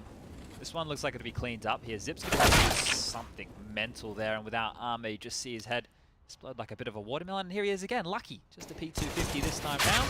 Isn't it nice, though, to see an early commit on one of those light buys? Sometimes we see the full 2 minutes milked for everything it's worth. That was, thank you, Clave. Thank you. I'm curious to see what the pace is going to be as well. For those who maybe missed a lot of the online era, we did have teams for the longest period of time playing very, very slow CS, right? Because they want to make sure that all that utility is expended on those eco rounds. They want to make sure every single penny is spent. But the gear changes on LAN, especially when you make it to an arena. There's the ambient noise going around, like you can use the crowd to your advantage. Karrigan's a bit of a master of that. Yeah. So that's going to be interesting to see. But we're back into the guns, and Magic is back into a Galil here. So having to forego the AK for utility this time round. Bit of a default spread again. So through the connector, 3 working over towards playground, and just that one man, Zipex. He's been doing it for years. Probably be doing it for a couple years more. Have to push back this early threat. Nikodos has now been forced back towards bomb. Right here, no man's land, and Glaive will chop off his head. That's a great opener. Yeah, completely caught in transition. I just don't think, with Nikodos finding nothing on his initial peak, Suspected it was a little more clear than it was. Now Run Boost, Nikodos is pre-aiming for that wide swing and just averts his gaze. They'll close gap. He will surely perk up his ears and hear some advance. They hit their walk keys, but ready to clear. Oh, and now Dupree surely going to catch a timing here. Multiple targets. The threat's too much. His back is turned and only the one for him. Humbled now. Does manage to catch Lucky. It is something. The man advantage comfortably in Astralis' court, and with 50 seconds, they're in absolutely no rush. That's a big one from Dupree. Hooksy on a jiggle and slapped, punished for it. There's those secondary AWPing duties showing off, right? When the team was in limbo, who was going to AWP? Dupree, a little bit right there, and a lovely shot for him. Now it's about playing out these numbers. Siphon over towards that B bomb site. Abby perched towards A and actually pulling Xiphon on over, so the Gamble stacking this A bomb site. Dupree's walked on in, it's an open door. Yabi's not looking. Xiphon, I don't think he's going to be expecting him already past, and he isn't. Dupree, that's the round. Beautiful stuff there, Astralis. We'll get their fourth off the back of a Dupree 4K. Yeah, nice. Beautiful stuff, and doing it with a variety of different weapons as well. Now, if we take a quick look at the finances left-hand side of your screen here for Copenhagen Flames, if they were able to save those rifles, right, that gamble stack, if they go B, that's fine, we'll save those guns, we'll get ourselves out with a pretty full buy in the next round to play. Well, you can see how ugly it looks here. 2 rifles, not too shabby, but the pistols alongside and the lack of utility, no defuse kit either. This is not going to be easy right now for Copenhagen Flames. They lose this one, Astralis will be able to get themselves up to 6 rounds easy as you like. Not riding on this, Roy. Equipped with one of the biggest guns, and he did just have a bit of an awkward one. Falling down in the round 7. Doesn't seem to have pushed him away from the aggressive maneuver. And it's going to be given him an AK early here. Certainly a possibility. I imagine Lucky's very, very well restrained. Has his limits, lingering in an off angle for any aggressive long maneuvers, and Astralis just biding their time, trying to catch any of this early CT aggression. And here it comes. Patience, about to be rewarded. How deep is your clear? It's decent. And now an AK falls into enemy hands if they want to. That's going to force them towards B, though, surely. Or maybe not. This is a gap. This is a huge gap right now for Magis. He's been able to pip this. Yeah, but Roy's getting info. And surely that will get his fackles up. He knows something's afoot, something fishy. Down goes Hooksy elsewhere, but now he's got the strike. Roy, big impact now. And what do Astralis do? Surely you... It has to be B. They have to go B. You can't really go towards A. Even though Magisk had that gap, he did damage onto Yabi on the site. They know he's in no man's land right now. They have to go towards this B site, and Roy's still pushing. Still a smoke on him. If he could get back to B, could rot the clock. Looks like Dupree's not going to have any of that. Magisk has been caught. And Roy again. Again by Roy. He said he wanted a high impact round, but doesn't get more high impact than that, and a great dig out of Nikodos for good measure. A crucial round for the boys, and Copenhagen Flames surely have this one on lock. It's 2 HP, Zip, he is the clutch minister. I feel like this is just a little too much to ask of the man, and Roy with 4 responds to Dupree's quad kill with one of his own and puts the 4th round on the board for the Flames. Yeah, beautiful stuff there. Just really jarring. Like, it looked for a moment that Astralis had a bit of a timing there, but as soon as that pressure was through, Roy continuing to force the issue towards T-Spawn. He just put Astralis in a rough spot. Now, they get a plant again, and they can continue here to be threatening. So neither team broken, right? Both willing to contest. And that's good to see the fight, right? Some teams, they might come in, they might play too conservative. They won't take the risks with the rifles and the pistols, but a risk taken and Flames convert, keeping us level here. A timeout called, and the first for Astralis. Taking a look at the scores, Dupree up to 11 kills. We've got 6 for Glaive, 5 for Lucky, 4 for Magisk, and, well, Zip, he's got 2, but anchoring that B-bomb side all the time. What's going to be the response here? They definitely can afford. They won't have the AWP out for Lucky by any means. So maybe something a little bit quicker, right? If you have a set piece right now, something that you want to take some space. Oh, is that back-to-back timeouts, or is that a response? Was it T timeout first? Yeah, so I've been digging through the rule book, and if I read it correctly, I know in other events you're allowed to expend timeout after timeout. I believe, if I was reading correctly, that in the rule book for this major, you're only allowed to use 1 timeout per round. But your opponent can call one in response. Okay. So this is Copenhagen Flames maybe trying to take a bit of momentum away from Astralis' timeout there. You just finish your 30 seconds. All right, boys, let's get it. Now you get another 30 seconds to question whether that call was the right one or not. So both teams making some adjustments here. Really enjoyed talking to the boys of Copenhagen Flames, because you can just see on their face when they're talking about the games and their results just how much. Oh, now that is interesting. So that's the perfect bin lineup for your standard Monster Smoke. It looks like Roy's going to be donating that over to someone, perhaps even for the late Monster Smoke if he doesn't require it for his aggressive maneuvers. Yeah, they're playing heavy towards A again in terms of that aggression, right? So 2 players pushing up. dupree's taking some early damage. Same for Yabi here, trying to get across on Monster. And the 2-player Monster hold really being brought into fashion by Gambit. A lot of teams adopting this. Means you can float an extra man over towards A, which they have done. And Copenhagen Flames look like they were really expecting an A early here.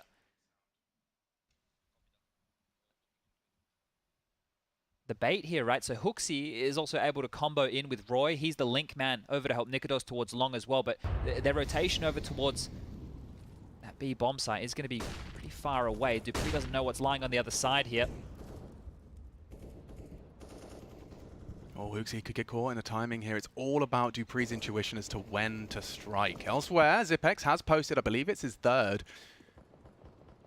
Roy got his head on a swivel, and rightfully so. Glaive, passive in nature. I mean, Roy was great on his party clear. There's no... This would be something, though, wouldn't it? This would be something else. Oh, okay, and he actually gets it. I don't think Glaive could believe he came around the corner looking at him. Like, what? Well, all right, we're back in a 4v4. All right, Roy. 35 seconds on the clock Look now. at This the one's bomb. starting to heat up, and the rotation to B, they've hedged their bets towards the B bomb site right now. So I feel like Astralis will go A. Like, unless Lucky runs down connector now, it is going to be an A finish. It's a big-ass fake. It's a big boy fake. Now, they're already starting to float. Roy has got so much on his plate here. Oh, and that's dupree's gone. Huge amount of information. And they've got 15 seconds to try and break the site. It gets super awkward for Astralis now, and another chance for Roy. The supportive utils here, out of the players, and another one from Roy. Bomb loose. Surely Astralis can't dig themselves out of this. Zip with a double, Magisk another, and just in the nick of time, they turn it on its head again. Because you're really going to have a look in for this, mate. I know it should have been your round. But are you going to give up the AWP here on the clutch? It looks like he wants to get stuck in. I mean, Zip just pulled 2 frags out of his bottom. Let's see if Nikodos can recover. He has been the shining light. Now, I can't believe they've gone for an Optimus plan. He could have. He could have. Sit this. Double long hold. He already strikes for the first. He won't expect a second, will he? Time-sensitive mission here. Doesn't catch a glimpse of him either. Now just in a state of complete panic.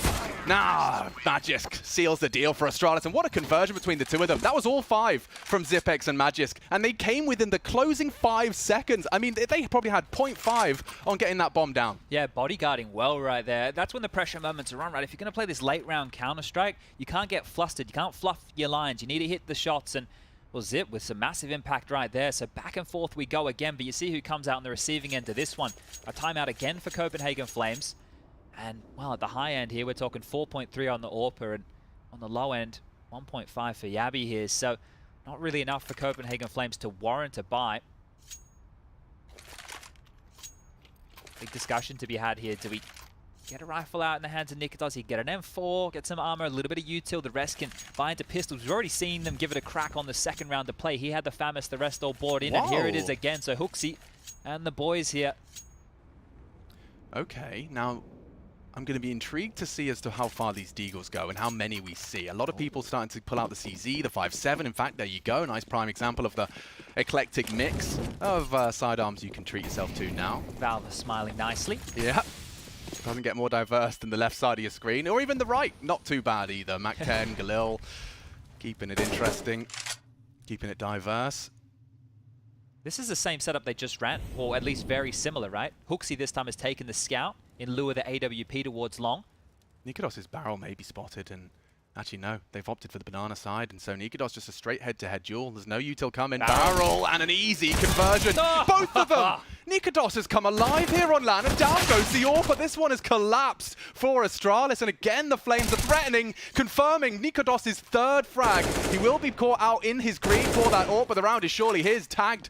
Zipex An AWP shot to the leg leaves him limping, and only 27 points of health. It shouldn't be a matter of time. There it is. I say AWP, it was a scout. The upgrade, though, is just in front. Nice. And what a recovery that is from Copenhagen Flames. This is back and forth, and this is great. They continue to put up fights when the chips are down, right? Astralis, normally, if they put you in this position, they convert. Then you're going to have to go down to an eco. They can have a streak of rounds here. But Astralis are being forced into awkward situations. And again, you can see what that's done to their finances this time. We're just trading places. A timeout. We've had 3 rounds in a row now. We had 1 round where both teams took a timeout. Copenhagen Flames just took one in the following, and now Astralis in the next. So you can see they're under the pump because the money at this point is seesawing back and forth. So for Astralis, they can't have anything that resembles the type of buy that Flames just did, right? They could maybe, just maybe go for pistols across the board with some light util and pull out one of those pocket strats as an execute that I'm talking about. That looks like the call. Glaive into a Tech 9, some util behind it. Dupree now with Kevlar, a flash. I think if they just were to search, right, a standard call that can happen on some of these forced buy rounds when you have Deagles is let's just do a default spread and search and see what comes our way. I think if they do something like that, especially with Tech 9s, they might just get run over here because these setups from Copenhagen Flames have been looking very tidy, very well thought out. I think Astralis need to throw something their way to unravel this CT setup, at least, you know, pacey, because you can see in the way that Roy was clearing, especially in that round that Magisk and Zipex won where they probably shouldn't have, he's very aware of all these late lurks. Yeah, what a start to the series. I can call it a series, even if it is best of 1.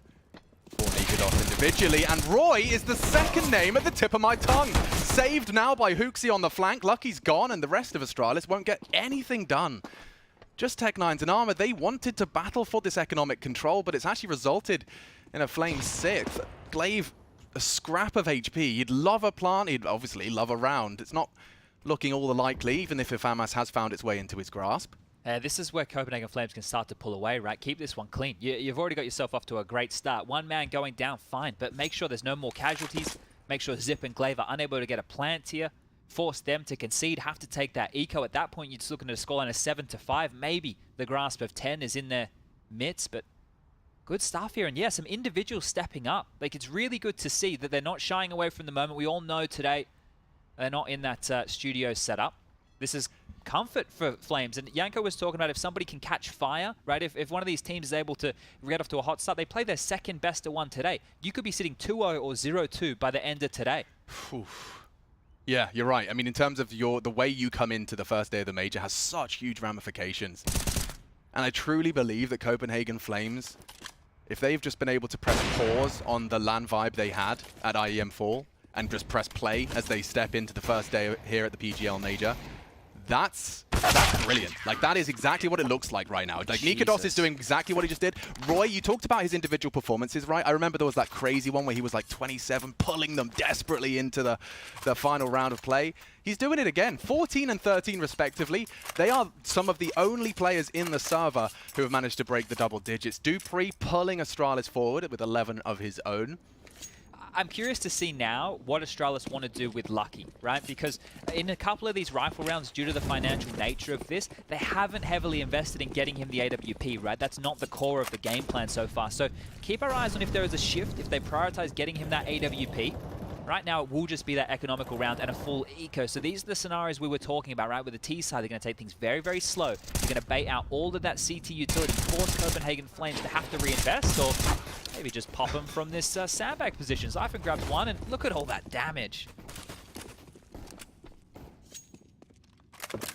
We don't get many of these anymore. The given rounds. No, certainly. I mean, just looking at your health, like you're sitting there, Glocks, no armor, 10 HP. You've got a full 70 seconds of pain ahead of you. You just have to sit there and talk it out. Now, this is one of the situations, right? It very rarely comes to fruition, but this is one of the situations where if they do take too long and they're too far away from the site before they actually start pushing in to die, they have to die. They want to make sure they get the loss bonus. I know it sounds a bit counterintuitive, but in that scenario, if you can turtle up there and force them to have to run all the way, they don't get any loss bonus, right? So let's see. Will they even get that opportunity here, Copenhagen Flames? Glaive's a wise boy. He's not going to let that happen to his troops. Yeah, look, at this point, with 40 seconds left and heading back down connected towards the B-bombs, I don't think all 3 of them are going to be scooped up pretty quickly here. Zyphon over towards barrels. Ready and raring to go. Oh, a little sketchy, but they're so very ready. And we will see the 7th for the Flames. In fact, doing it spotlessly. No threat out of Astralis on the eco. does mean that they'll probably have nurtured the bank nicely for the CTs to get back in underway. It looks like our observer team as well, getting themselves back into the seats and getting everything sorted out. Cam parts flying around the place. We're just putting it back together again. Yeah, these things happen. Yeah. Okay, well, here we go. The rifles are back out, and not enough money for the AWP here for Lucky. Even light on some nades for the likes of Dupree, Zip, and just the extinguish from Glaive. Tell a very big story that there is presence over towards A. It looks like a ruse here as it's a fake. They're heading towards B quite swiftly. Roy will know. He'll have that info on his next jiggle. He's pushed party aggressively. He will be able to confirm ahead of the smoke that there is nothing to be concerned about. And so the CT's already batten down the hatches, a three-man setup. Dupree's the first contact. They flash in, and he's got one. Magisk, however, pairs them up nicely. Yabi down in connector. Zyphon down on B. A nade in response, but they're coming. They're coming for your site, and Hooksy, in-game leader extraordinaire, has got a little too much on his plate. Caught with the pin pull. That's Magisk again with impact for Astralis. Him and Zip pulling their 5th round out of the hat, and now we see the 6th secured in a similar fashion. Yeah, this one's done. Has to be the save call right now for Copenhagen Flames. But that right there, they have been noting that this A defense has been quite active, or it's even been multiple players more than you'd see, right? Traditionally, 2 players over towards A. Sometimes in current Counter-Strike, teams will just play 1 early and stack 4B because of how susceptible that is to rushes. Here they've extinguished that molly. As I mentioned, it gives the feel that there is pressure towards that A site and being able to pounce over towards that B bomb site in time. But it has to be said, Magisk with some great shots right there. Chad? Yes? Have you ever done a graffiti? Ever done a graffiti? Done a graffiti. I'm not talking about your name in the game, because I have that on my Glock. But I'm talking like real life, maybe with permission. Oh, no. A little no, like I was a goody two-shoes. Always? Always. And have you held a can of spray paint in your hand? Yes. Okay. Did you feel the power? Did you feel... No, I think I was painting some props for my mum, so I didn't feel very powerful. Nice, though. Yeah. Was it a sword or something? No, I don't. We were doing some, arts and crafts. Steps or something, you know. Some cut and stick, as we used to call it. Something for them to tap dance on, I believe. Oh, lovely. Well, the full 5 AKs are back in play, and this one, I mean, how lovely is this when you have not only the old Danish kings on the block, you've got the new kids pushing them to their limits here in the opening game of the Major. You've got 2 streams running simultaneously. Remind you, Spirit and FaZe are duking it out as well. You can catch that over on the secondary stream with James Bardolph and DDK. Yeah, so more of this A aggression, right? And this is one of the early tells. So sure, they have the info again, but the rotation right now to help out this B defense is miles away. It has to be on Zyphon, it has to be on the likes of Hooksy. And Yabi here. They need to be able to contribute on this B bomb site and lock them down. Oh, it's the perfect spot. Fully flashed. Yabi takes Good one trades. out of jail. Yeah, it's not too shabby. Zyphon, however, eliminated. They know it's only Hooksy on the site traditionally, and he's got a lot to do. Down goes Glaive. A big contribution now, buying time for the rotate. They're coming in from short side, and Astralis need to find his head now. Close, 2v2. Managing the M4A1S is a bit too much to ask, but low, and the Deagle. That's a sidearmer perfectly suited to the task. 1 to the center of mass could end it for Zip, and damn! Nikodos with the drive-by takes off his head. I love that. I love that. You're going up against Zipex, right? Who in clutch situations gets given all the respect in the world. He's able to play his own game. You can see what he's thinking there. This guy's stuck at short. He's going to give me the respect. I'm going to go towards the A bomb site. Yeah. This kid, not afraid of anything, does not want to allow Zipex to play with him. Steps on out, headshot through the bloody box, and 8 rounds now for Copenhagen Flames. They've won the half here. Brilliant stuff, yeah. And Nikodos, he's got, like, I want to say this, and I mean this in the best way possible, he's got the ego he needs to play his role. Yes. He has. He believes in himself. Careful now. Glaive on an orb. I guess Lucky doesn't have the ego he needs to play his role, because right now, doesn't have the orb, but Dupree up through the connector, misses the freebie, converts, oh my goodness. god. That would be a confidence, what's the opposite of a confidence booster? A confidence loser, I guess. Yeah. That's the best I can do. Okay, well, 4 on 5. Number advantage for Astralis here, but they have to convert this one. Yeah, no, it should be good in the hood now. I mean, admittedly, there's still a weapon disadvantage. And Yabi on that org is a threat if they do try to go anything funny monster late. Is Glaive going to give the orb to Lucky? What's going on here? Let them do their thing.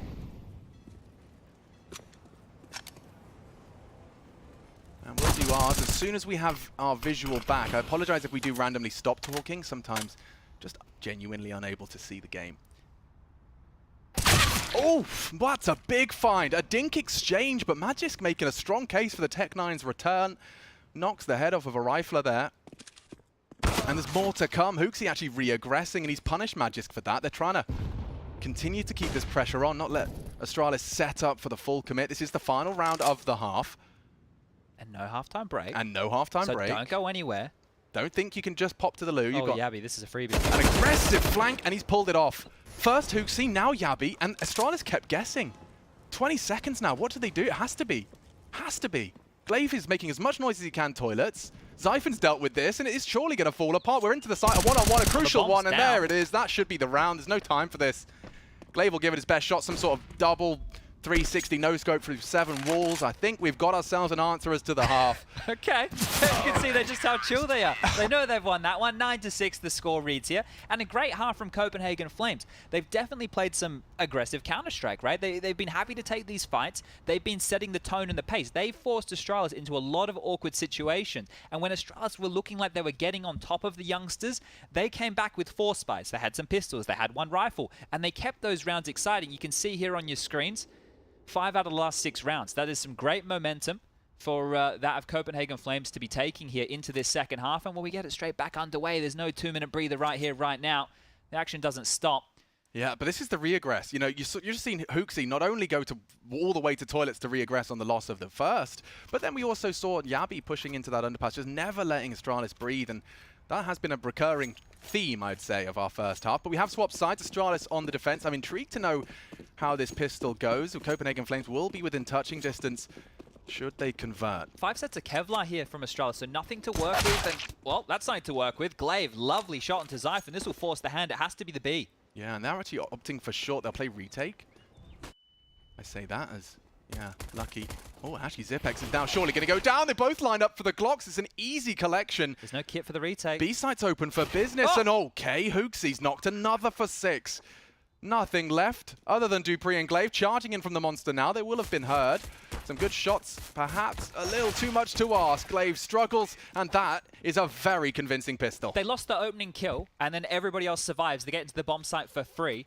They set up a fantastic-looking post plant. They were even boosting towards heaven. They had everything sorted right there, Copenhagen Flames. The team right now must be feeling themselves because this is fantastic what they're doing here. And Astralis, again, the screws are being turned. They're taking their 3rd timeout. Their 3rd timeout here. And this is a massive chat for them to have. Right here, right now, do we force buy or do we take a save, right? On the CT side, you never want to find yourself in that position. So I feel like it has to be the force buy scenario here. And they are. They're starting to purchase on in. 5-7s coming through. Deagles, a couple of nades. They have to fight for this. But on the flip side, if Copenhagen Flames, if they're able to convert this one, if they're able to keep it very, very clean, I think that they're going to be running to 16 right now. Astralis are up against the ropes here. Well, I mean, I want to perhaps pull on this thread now. We'll keep returning to it as it gets more and more frayed. But Astralis were very, very unhappy with their performance at the end of IEM4. Like, I mean, I remember them coming into the hotel. Everyone's down in the dumps. The tweets, like, from Dupree saying, I've never felt like I've played this bad in however long. I'm paraphrasing. But that was the initial reaction to their shortcomings. And the follow-up was, of course, bringing Glaive back into the roster, perhaps. Just a little bit of initial disarray. Good initial damage, actually, from the double HE. And that implies some aggressive CT positions, so we will see the time start to whittle away as Copenhagen Flames do their due diligence and will clear off. Astralis hoping that that will lead them to the B site with a gamble stack. Yeah, the gamble, I think that's where the conversation needs to begin here, right? Because Astralis known for being very good on the gambles here, but Copenhagen Flames, it's not like they're being forced into anything. They're getting a lot of free real estate. Right now towards long, you can see here with this lovely cam that they can clear it out, see that nobody's home. And seeing nobody's home has actually drawn them back towards the B bomb site, surprisingly enough. Those bathrooms, difficult against the pistols at the best of times. Lining up some nades, and looks like they're going to test the water here through Monster. I wonder if it's the full commit. So you see how far the bomb is in the pack. Will Yabby just have a look? Util dropped, Zipex burning, and sprayed down. Perhaps. That might lure them in. That might pull them further into the site. Lots of opportunities. Dupree's Deagle rattling off a couple and brought very, very low. He won't be taking the next contact. Oh, maybe he will. Doesn't matter at 4 HP. All those bullets, all those bullet holes still puts a hole in the head of Zyphon. They're committed now. They have to go B. There's no time to go back. 25. Roy's bailed him out a little bit. A very nice off angle from Magic. He doesn't even know where he's getting shots from. Another contribution. It's only Lucky's scout, though. And I don't think he can contest the plant. The wall bang would be great. Doesn't quite find the mark. Very uncomfortable clutch now for Lucky. You want to give this a crack, but if you lose this right now, as Lucky, you have nothing going into the next round to play. Astralis are going to have to take the eco. He's actually going to go for it. There should be no way the Flames let this one slip. Yabi clearly has been outlined as the first contact on that diffused sound. He's out of there. And that's the end of that. Okay, I think he just walked on in and grabbed a pistol. So now that he has a sidearm, he can drop that across to somebody in the next round of play to make things as, well, expensive as possible for Flames. Oh, that's the end of Yabi, maybe. Yeah, he should be going down to the bomb here. And that's going to be a death they didn't need to stomach, but regardless, it is going to be another round here for Copenhagen Flames as they trickle on up to 11. But real problems here. You can see Dupree, he's actually purchased into a Deagle. I guess Lucky didn't find too much. It could be lying on the ground right here, right now. But the game's run away from them at this point. 11-6.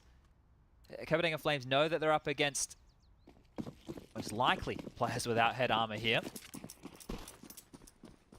2 Deagles, a P250, and the Scout in play. Need something to get this one going, but straight in towards the B bomb site, and they haven't stacked it this time round. It's almost free. Oh, great start. And yeah, free, probably the best word for it.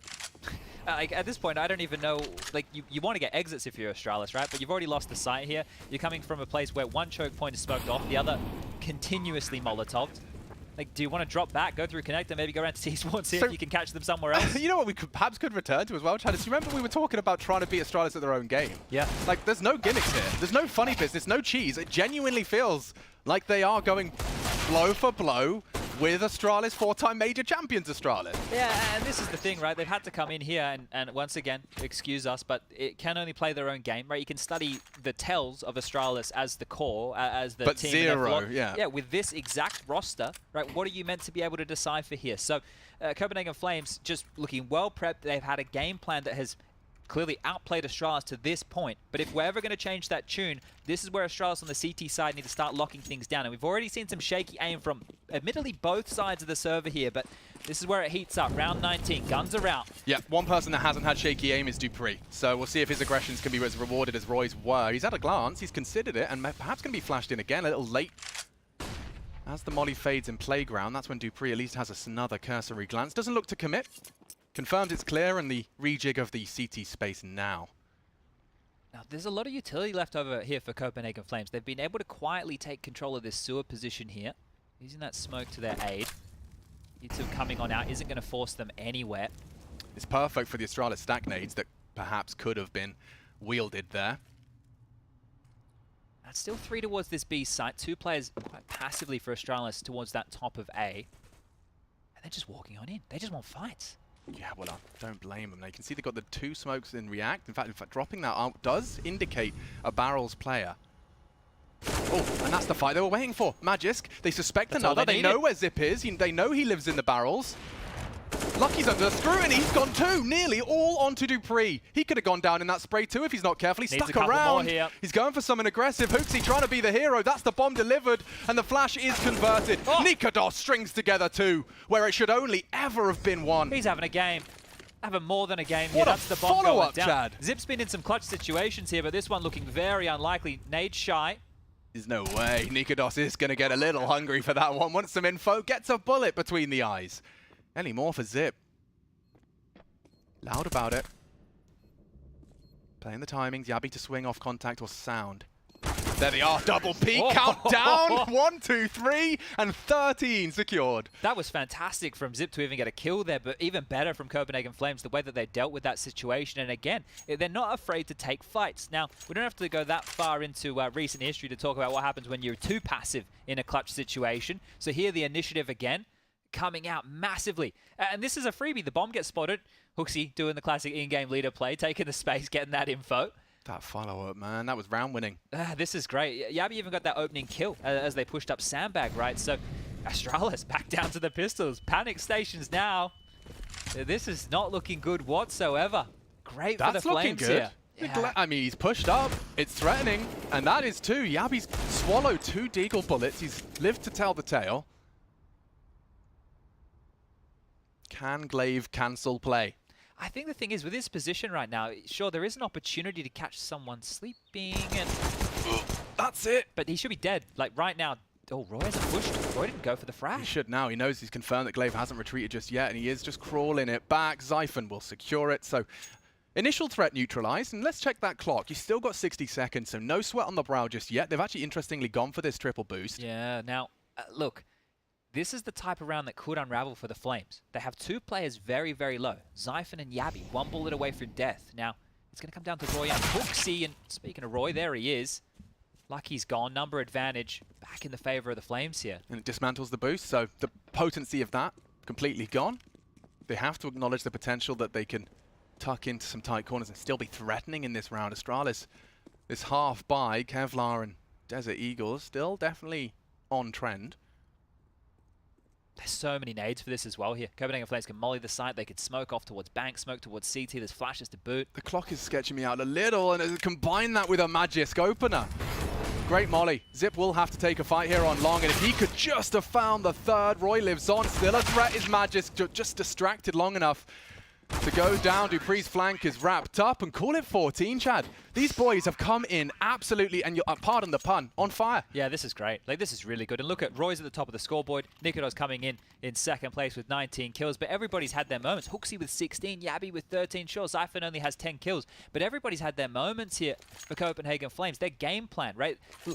You've got players at the top of the scoreboard here, but the way that they've approached this has been fantastic. Nobody's put a foot out of line. Everybody here just making sure that they're playing these situations well.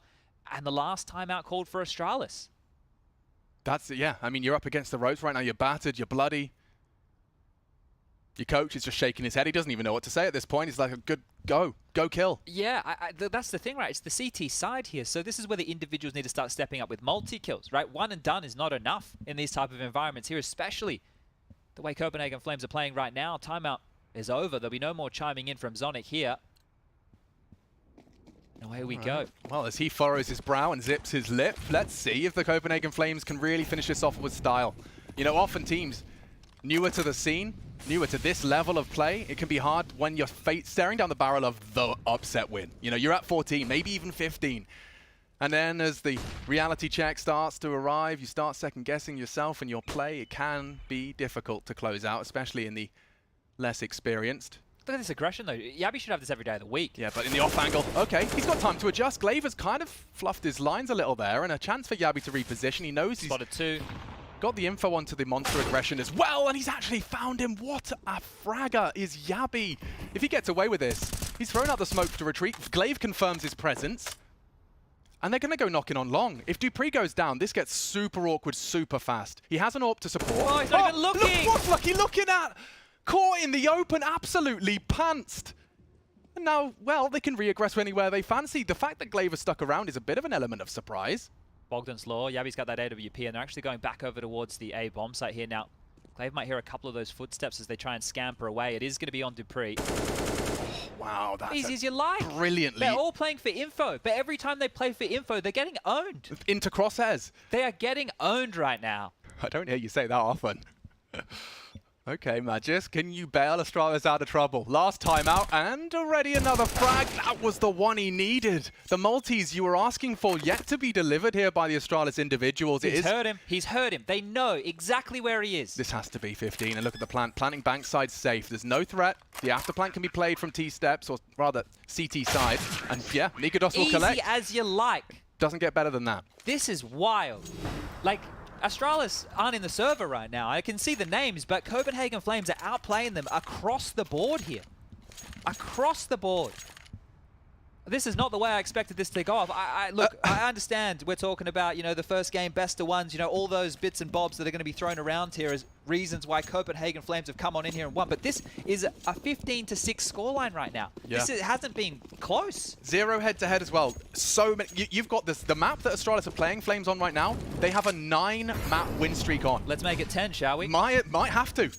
Their debut game up against domestic rivals, I mean, it's juicy. It's so juicy. And for all of you Pick'em fans, don't think I didn't see your tweets. I saw a lot of Flames in that 0-3 box. I did. And they could very well flip that script right here, right now. And look at this, right? Everybody knows. In the last round of a game, when you're sitting on 15, the other team, they tend to get desperate. They tend to take some risks. Well, Astralis have already been taking risks. So the safety net of the default from Copenhagen Flames is spread out. Here's a boost. Ooh. And there's the kill. So an opening this time for Astralis. That's a bit of change of tune.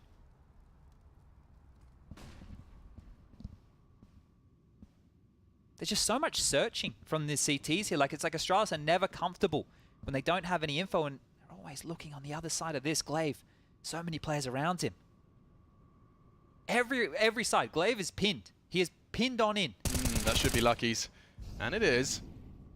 So a two-man opening kill advantage. Astralis set for a 7th. It's up to Yabi to try and flip the script. He was talking about Glaive being hunted. Well, that's the solution. That's the resolution. They have to finish B here. 30. Well, they're into B. Yeah. He's only got an MP9. This is just falling apart. Absolutely dilapidated. Lucky doesn't finish his meal. On neither of them. Yabi and Zyphon are bleeding, but that doesn't stop him. He strings together 2, and that is surely it. Zip to clutch. They are low. Very vulnerable to the MP9. Yabi's having none of it. Copenhagen Flames. Game 1, day 1. Already taking the biggest scalp. Walking up to the big dog and knocking him down. Astralis, how many was that? 6, 7? 6 rounds. 6 That's rounds. all they got. 6 rounds in total, right? And they won the pistol on the T side. Yeah. Yeah. They just got absolutely demolished. Maybe owned or maybe even pwned. Like, we might have to put a P in there. Go back that far. Let's put a P in it. See how many people know I made FPS Doug, you know? Yeah. Boom headshot, because there's plenty of that coming out of the boys right there. Look, Roy obviously standout. Nikodos as well. He was very aggressive across the board. These are these half-by rounds that Copenhagen Flames were either threatening in or converting. This and was those a are big the keys. one, wasn't it? It's huge, right? They're on the CT side, always playing for space, always being aggressive. You see the difference. When Copenhagen Flames were aggressive towards A, they were getting room and getting kills and making it jarring. When Astralis went aggressive on their CT side, the Copenhagen Flames were ready for it time and time again. They were playing off angles, they knew what type of pushes to deal with, and there's a perfect example of not being afraid in the clutch. Yeah, I genuinely felt like Copenhagen Flames gave us Astralis nothing extra. No individual or team extra respect, not playing caged or scared. Everything we talked about over on the desk, and the guys did a perfect job of like highlighting the mindset of everyone. Every critical thinking, watching this matchup, seeing these names on paper, suggested there would have to be something unusual from the Copenhagen Flames in order to trifle with Astralis, and we've just been given a different answer. You know, they've changed our minds through gameplay. Yeah, this is great. I go back to the Veto, right? They got it down between Ancient and Overpass, and obviously we ended up here on Overpass. You mentioned the streak now, which is up to 10 in a row, which is great stuff for them, and obviously you're going to have confidence in that, but my question mark was confidence against a team like Astralis. Now, you can see which team looked confident today, didn't you? Like, there was a lot of fluffing of lines, there was a lot of sketchy sprays, but Copenhagen Flames, less of that from them, you know, looking much sharper, looking much more clinical, and their individual Zyphon, he was towards the bottom of the scoreboard for his team in the last couple of rounds, started to heat up, multi-kills from him, and just awareness. This Copenhagen Flames look cool, calm, and collected, and look, there's still a long challenger stage ahead of them. They have one more best of one today, then they'll need to get through the best of 3s to either progress or be eliminated, but this is a very good showing, and they impressed everybody over in Stockholm not that long ago in the RMR event. But yeah, really good stuff here and impressive stuff. Yeah, no, absolutely. And I think we've got a couple more graphics to cycle through. Do we have a couple of individuals, a head-to-head? I don't know. I think we can go to the break. Oh, that's great info. Okay, so let's go ahead and take a break. We'll be back with more of the same. Coming up next, ENCE versus GODSENT.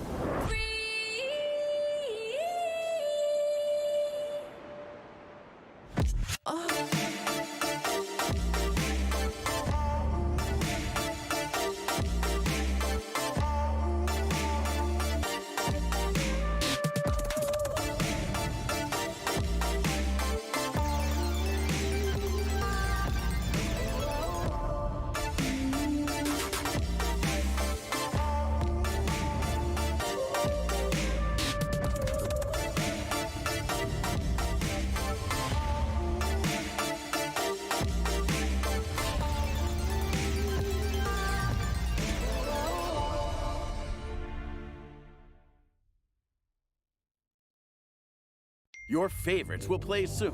You hope for the win. Excited about the game. But something has changed. You start to doubt. Will they pull it off? Or will they drift away? You pull yourself together. Because you're sure they're revved up to win. You know they've prepared. They've picked the right course. And even when there's no chances, you believe they will win. GG Bet. Be excited.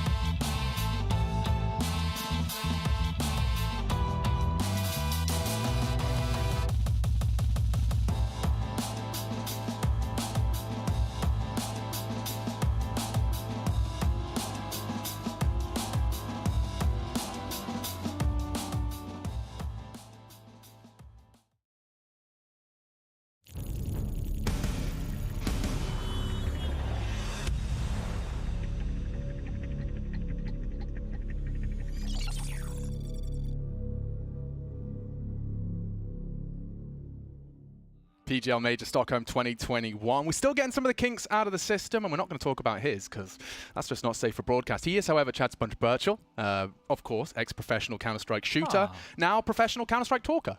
Yeah, I don't know. I think I'm better at talking than I was at headshotting. Okay, but the calls, though. I mean, you were the one that was talking in the professional Made some of the strategies. realms. Yeah, I did those things. I did those things. But back when I was doing those things. So was Marco Scheifer? And Taco. I did it. I actually got his name. Taco as well, right? True. So, look, I don't know which side of the things we want to start on here. Do we want to start with the more familiar ENCE or the less familiar GODSENT? Let's go for GODSENT because I've saw some incredible results. A lot of people admiring the way in which they've managed to kind of grind their way up, but I'm still kind of in the dark about some of the individuals. Yeah, so this team, right, one of the quirks with them, so if we just go through the roster quickly for everybody, Taco is the name that you're all going to know from Brazilian fame. He's joined with Phelps. Now, we all know how good Phelps can be, but it's the youngsters around him. You got Lato, you got Barton, you got Zumau. Now, those names were all in these smaller Brazilian teams, and they were plucked to be part of this GODSENT roster. Now, I really admire this direction. It's like Oscar, right, when he went back to, you know, his home. The same kind of thing with Taco, going back, getting the youngsters and trying to have a whole new generation of Counter-Strike players. Now, one unique thing with this team is they don't have a primary AWPer. Okay. They all just AWP. Right, I spoke to Taco the other day on the podcast. He's just like, yeah, you know, whatever, the map, the situation, who's feeling it. It makes them very difficult to read, I believe it. Yeah, but they don't really have a primary AWPer, so they're not out in that mold, right? Yeah. And I guess the same can be said for ENCE, who aren't really in that mold. Now, they do in terms of players. Hades is the primary AWPer. They've got Dihar there, the two Poles. Those guys can be the stars with Spinks, first Israeli to be at a major. Obviously, Snappy, you mentioned him, and then Doto, the remaining Finn of ENCE. Now, you have that whole roster, and you have that whole team, but one of the things that makes them unique at times is how fast they like to play. I know we love snapping these fast calls, right? Especially on a map like Nuke. Dude, yeah, they have got a real backbone. Like, genuinely, like, ENCE have risen to the top quicker after a complete reformatting than I think anyone expected. Apart from them. Like, they expected, I spoke to Snappy, and this was kind of the break point they expected, qualify for the major, and well, their map pool was part of the reason why. And oh, Chad, I'm actually satisfied. This is going to be a banger. Not only do we get to see Nuke, which has got a lot of the ENCE tip of my tongue, but I've also seen some rather fruity GODSENT pistols. I don't know if they're whipping it out, but their T-Nuke pistol, if you didn't see it, the double run boost to get up heaven, it is insanely quick. Yes. That's the GODSENT special. On top of the side. Double run boost off the hut. Yeah, like those little quirks, those little details right here, if we get to see more fun stuff like that from GODSENT, I'm going to be excited. But I think I'm going to set immediately out the gates here. If on the T side, we see ENCE and they're able to get away with top plays time and time again, that's where we're going to come into some real issues. So they're fast top takes, right? Because a lot of teams, they're unable to withstand that type of play. It's, you know, if everybody's curious about the Veto format here, Team A, really, they're the ones who get to end up deciding how things went. You can see it on your screen right here. GODSENT, they get to ban 2, then ENCE get to come in and take out 3 big maps there. Inferno, Vertigo, Ancient going, and then GODSENT got to choose between Overpass and Nuke, opting for Nuke here. So they must be prepared for ENCE's Nuke. I saw HLTV stats of like the maps played in Major. Like they did a graphic over on Twitter. It was really easy to digest, but it was just helped me understand just how little some maps have played and how obviously Inferno is the most. It literally goes like Inferno, Mirage, Dust 2. Like it's like perhaps not in that order, but the normie maps. Yep, the normie maps. Yeah, but Nuke and Vertigo were at the bottom of the pile. Vertigo just 6 times played at the major. Understandably, we had a bit of a hiatus since it's been in the pool, but Vertigo's there, and so is Nuke. That is one of the second least played maps in the major. So what do we got here? It's Vertigo's second major, which is due to the 2-year hiatus we had, and it's Ancient's first major. So those are some fun facts as far as the map pool goes. But when you talk about Nuke, I think the evolution of Nuke, and this goes back into the details I was talking about, if you guys caught the little segment we did before, in the last 2 years, just how buttoned up everybody has gotten, right? Nuke, smoke walls in yard, you guys could name a bunch. I'm sure you could. There's so many different ways to take that one area of the map, right? So these details, the way that the map's been updated a lot, maybe some of your more old school viewers at home remember when there was a catwalk that they put all the way from top of silo, you could run all the way around and go towards heaven, right? So the map has evolved a lot, and I think it's right now, even though for some people the 2 bomb sites being above each other can get a little bit confusing, I think the way that this map plays out now, it's the most like a chessboard we have in the pool. Bingo. And all it took for me to no longer hate the map was have you bang into my skull for 12 months about how sexy the rotation game is and how much it's like a game of chess. And, you know, I mean, it has truly accelerated up to my list of one of the favorite maps to cast when it's played perfectly. And the fact he's talking about those smoke walls, by the way, we've gotten to the point. Perhaps you haven't been watching much CS recently. We've gotten to the point. If you took a 2-year break, I understand. I wouldn't blame you. I wouldn't blame you either. Sometimes I wish I did. But regardless, you know, those smoke walls we're talking 4, 5 variations. I asked Magisk just the other day in Stockholm how many variations he has. He was counting on his hands and naming teams. It got up to 5. Yeah. He got up to 5 different variations of the same wall of smokes. And now we have counters to the walls of smokes to the point where both teams are screaming another team's name and then throwing incendiaries in random plots of the floor. I mean, it's just, this is what Counter-Strike keeps giving us, is that now this map that's been in circulation for so long, we've got counters to the counter to the advancement of the counter. Yeah, it's good to see it continuing to evolve like this, and this is why I'm interested right now with the 2 teams we have, because I know that Snappy, being a Dane, he loves to play a bit of nuke, but his approach is not like all the other Danish teams. Now, FURIA, a quirky Brazilian team that maybe you guys are familiar with, Hipsters. They're a team who don't use Yard. They literally just execute through top and over towards ramp, right? We had a whole game that I remember we casted. Yeah. They didn't go outside once. Yeah. So Meanwhile, Blame F is watching the game just like, why is nobody in Yard? And then you have Snappy, who he can play all these different styles, right? Yeah. But one of the keys that we've noted with ENCE, and I don't know if it's team specific, I've never really been able to delve into Snappy's head to understand, but is these really fast top takes, right? They have the details there. And if they're able to snowball those rounds on top of you and you can't defend top, that's when the other problems start really coming into play. Now, Snappy, man on your screen here, one of the oldest players we have here at the Major. He's been doing this for a very, very long time. And realistically, if you go back and look at his Major history, it's not like it's littered. For somebody who's been doing this since 1.6 days, he hasn't really attended that many Majors. So this is a chance for him with a team who just in their RMR event had a great showing to get them to this position, can take more steps forward with youngsters, right? Doto, fantastic in the clutch. He's actually been a bit of a revelation in the clutch. And he was one of the top clutches of IEM4. Which look, if we get more of that here today, and he keeps that calm, that's fantastic. If we go through the names, Spinks, he's one who, when he gets to play on the low ping, you can really see the difference that makes. Oh, yeah. He's such a star player. And then the Polish duo, right? Some people know about Diha, right? He had a couple of jaunts in different Polish teams, and he seemed like he was pretty handy. But I think he can be a very, very good player, and Hades as well on the AWP. Yeah. So you mix this all together, you get this ENCE roster with waving the Finnish flag Natu in the background there. It's an exciting prospect, but the question is, how far can they really push this? Yeah. Are they a contender for the the top 16? I could argue a case. I mean, like, I'm not gonna fanboy too hard. My pickings are already screwed, so don't listen to me. I've got an ENCE going through, I had but Astralis 3-0. Oh, I'm sorry. Game should be live soon, by yes, the way, guys. yeah, we are waiting a couple of minutes. Well, I this think. is our when we like to be as self-indulgent as possible. So we ask production if we can be on, right? And we say, look, people will believe you. People will actually. I hope they believe do. Okay. I had a point to make, and now it's gone. What was Sorry, it? ENCE, mixing pot, top 16. Spinks. I like Spinks. You like Yes. Spinks? Let me Okay. tell you why. Because Okay. and I haven't seen the anime, but I'm going to reference it anyway. Okay. You know Rock Lee from that anime? From that anime? The one where there's a guy called Rock Lee. I've seen it on the TikToks. I'll go with you here. Yeah, so he had training weights on his legs, right? And at some point he took them off. And I'm suggesting that Spinks, grinding away in the FPL environment, he's been fragging on 60, 70 ping from Sure, Israel. You sure. know, he's got his feet on the cushions and everything. He's fragging out 70 ping. Teleports to LAN, his first major. He's got all of the adrenaline, the testosterone, the team environment. He's going to ascend to levels you've never seen before. Rock Lee levels? Definitely like Rock Lee from Definitely that show that we anime. both love. Yep, that one we definitely With love. the training weights. No, I think that the thing is with this team, like each individual can have a pop-off performance, but what I like is that it never, I'm going to say this and then the stats are going to completely like blow me out the window here, but it never really, I'm never just going, oh my god, this is a Spinks takeover game. It's like Spinks has a round, then Hades gets an orb kill, then Diha gets 2 with the pistol, right? Like, they definitely have standout players. The only time I ever click with ENCE and I go, oh, that was a massive moment, was like a Doto clutch. And that's because it always seems like such a or unwinnable a snappy call. scenario. Yeah, or a snappy call. Who loves the Tech 9, by the way. Now, we've done an awful lot of talk here about ENCE.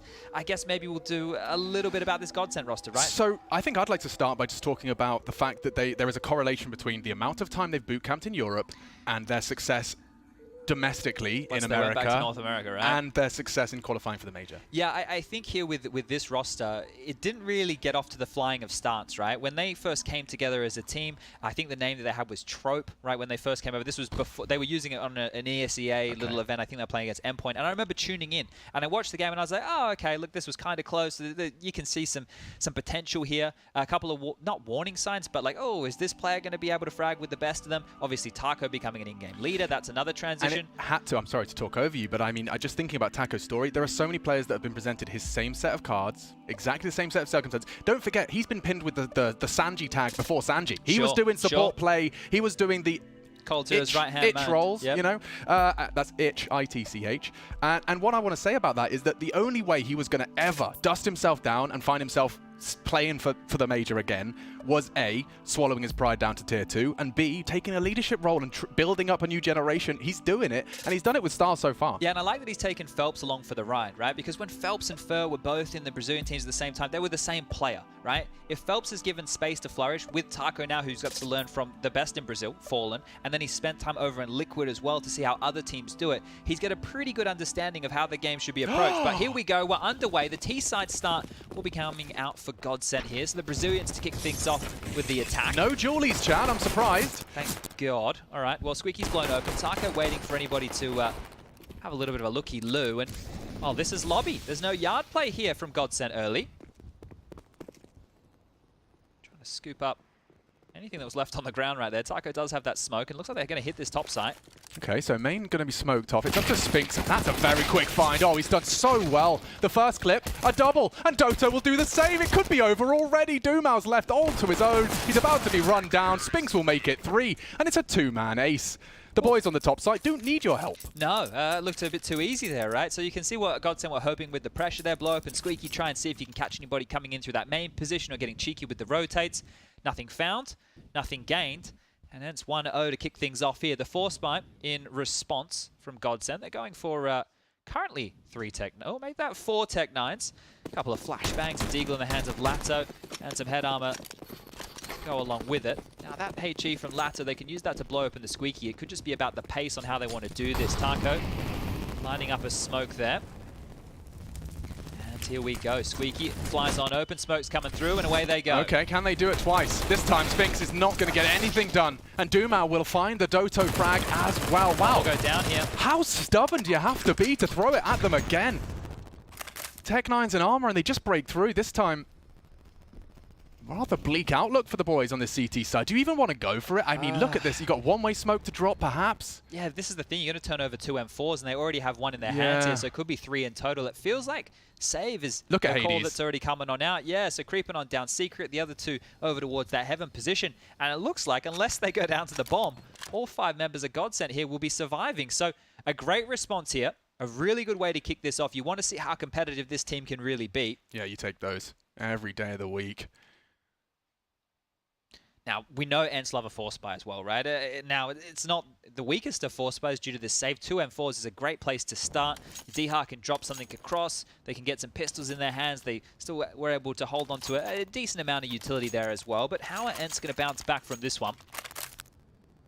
I wouldn't say the driver's seat has been taken over by GODSENT here, but if they win this one and they obliterate ENCE, remove all the names from the feed, they can start to run away with a couple of rounds here.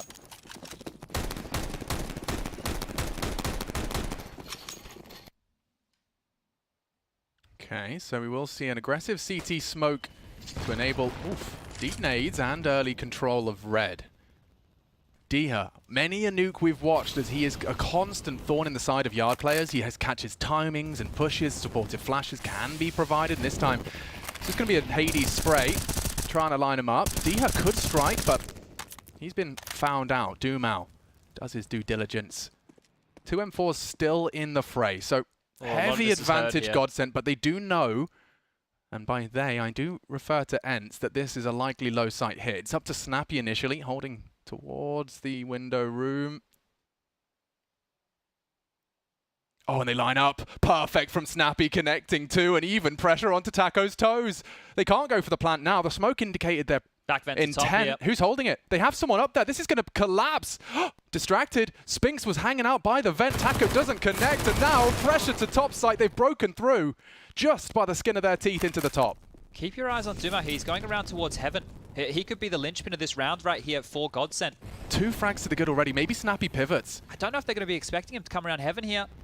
Yeah, good timing on him. Hades has already caught Taco. Oh, it's all on the timing of this top play. Yeah, and don't forget that Barton still has full HP. Snappy's not going to be ready for this.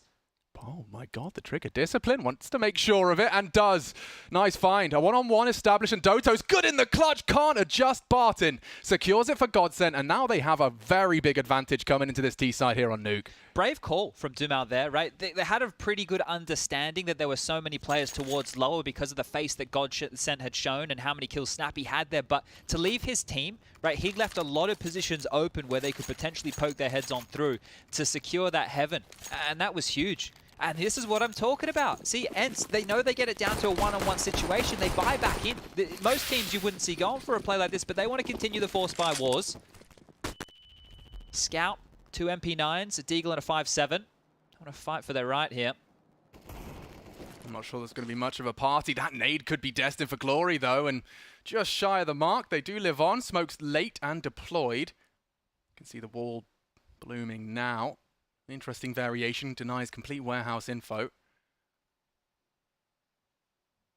And a hard shot, you can see he held his breath, stabilized the aim, still unable to put a bullet down range, at least successfully. Seen another smoke wall here as well. So they did the standard secret smokes to get across in the previous. Now they've done the L block and applying more pressure. Smoke towards Unbreakable, warehouse control garnered as well. Phelps looking as cocky as you like, and that's what you want to see out of your superstar. Hades is lucky to have gotten away with that one. We do see a bit of a rotation at that 50-second mark. Going to be rejigging their defense.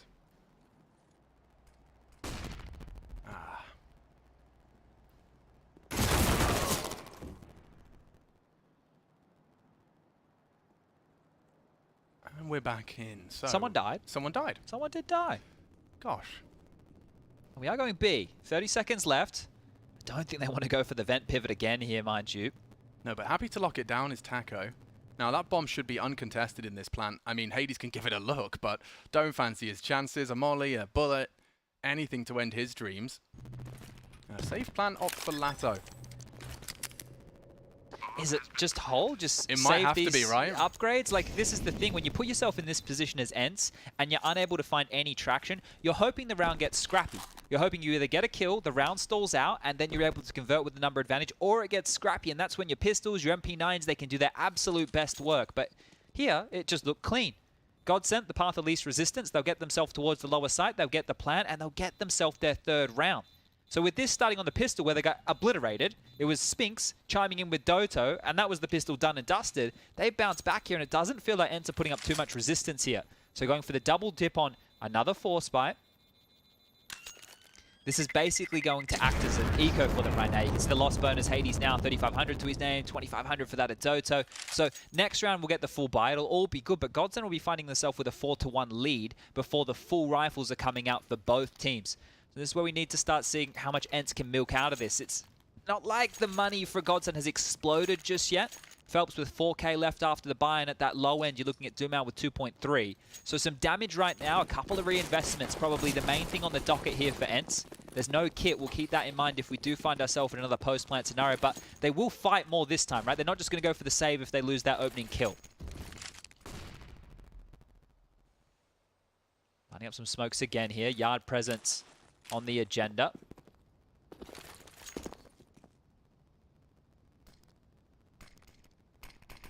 Oh, he gets a chance. Phelps choosing to go ahead of the smokes, and it's cost him a good chunk of health. He's done the same back, so an equivalent exchange. And only the one smoke was deployed. Interesting. I don't know if that was a miscommunication or just trying to force the CT's hand a little here. Oh, okay, boosting up the ladder position. Are they going to clear hut this safely? Yeah, they are. All right. Well, we say crossing the T's, dotting the I's.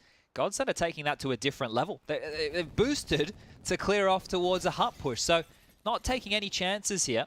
Two players working through yard right now. Clock still yet to become a problem. 55 seconds remaining. More pot shots from Hades not landing. More space being taken. Taco is going to creep through the smoke. Wow, that's so brave. Counter-Strike. He does swallow another tag. So Hades, he's done good damage. About 140 damage out of the scout this round. And oh dear, Doto booked by Taco. They're chasing their tail, right? ENCE just hedged towards lower. They had two players there. They thought it was going to be another creep across. Oh, just creeping up. Heaven position again. Power taken for GODSENT here, and it should be another round. Yeah. I mean, Taco just got to work on his own little private project. This is clean stuff, right? They're not being put in a position where they're frazzled. You know, think about, I know the rifles aren't out yet. I know that we're not underway, but usually, like I'm saying, with these pistols, that's the perfect opportunity. And ENCE are not able to find themselves in the right place at the right time to even get a shot off. Yeah, it has gotten to the point in 2021 Counter-Strike where we celebrate 5 AKs being alive against a force buy. You know, like we actually have to celebrate and give them credit for that. And it was through, you know, a passive style of play that you were calling, crossing the T's and dotting the I's. And I think that is exactly what we need to see more of out of GODSENT. If they can stay this pristine, this diligent, we could be on for a very competitive map here. Now, we can note that Hades will bring out that AWP now. Now, the tags that he got on Taco and Phelps with the AWP, they'll be kills next time round, right? So if they're not careful, they can be going down to that AWP here. As you mentioned, D-Hart close towards that yard position. Do we see GODSENT going for a change now that they know that they're likely up against a full rifle round? For them, they're probably confused on how the force buys continued for so long. There's the Hades AWP purchased on through. T's not needing to operate with one at all, and actually a timeout taken here. So Saw, the coach of ENCE, previously of Havu, came on over with Doto when they made the move. And he got a lot of credit when I was trying to direct it towards Snappy. He and others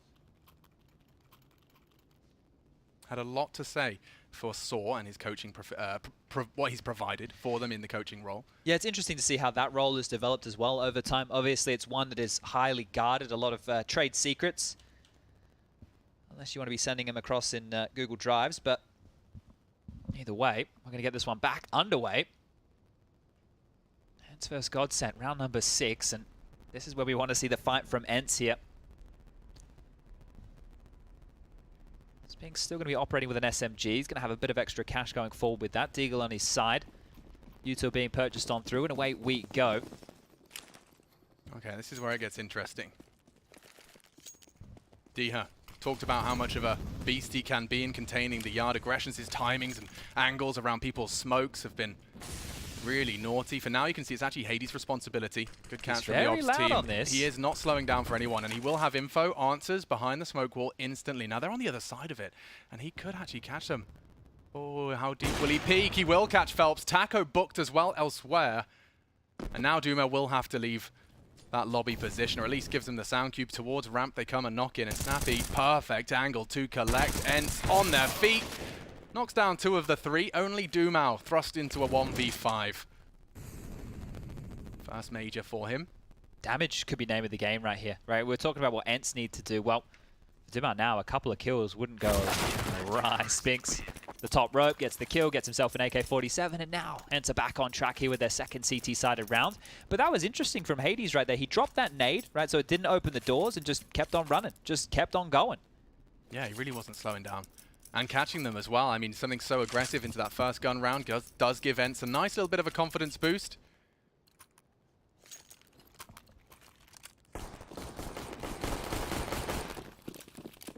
Deliberately breaking that glass, whether or not that's just to condition or whether there's going to be some top util dumped. Now, lots of bodies towards yard. And Dia's nade, again, just shy of the mark, but still an aggressive stance from him here. Now, we've seen teams start to flash this. They'll up to the molly, and that's his cue to take a very aggressive fight. Lines up a couple. He will eliminate Phelps, and that smoke's still up. Will he surely not get away? Yeah, it was brave. Turning his back to the enemy, no less. Good trade. An important one. It doesn't look like they're going to be able to take the space, though, off these smokes. Going to start to fade very, very shortly here, so it might even be a pivot on the strategy right now. Barton into main. Yeah, through the smoke, this could catch him off guard. He's actually caught a team flash. His pace is unusual. Hades is surely in trouble. 19 HP. He's tried to smoke himself out. Doto does defend again. It's up to Taco to break this top site. He knows Hades is hiding there. His bullets are so close and will convert. It's Dumao that does find him eventually. So now things getting very interesting. This is a fast flank. He's been spotted out. Snappy under scrutiny now. Double peak doesn't need the help. It's only Doto, and what a collapse. A 2-man ace. It's just Taco and Dumao juking it out, and what a recovery for the GODSENT squad. That's crazy. They started with a man disadvantage again there. Phelps, the star, was dead immediately in that one.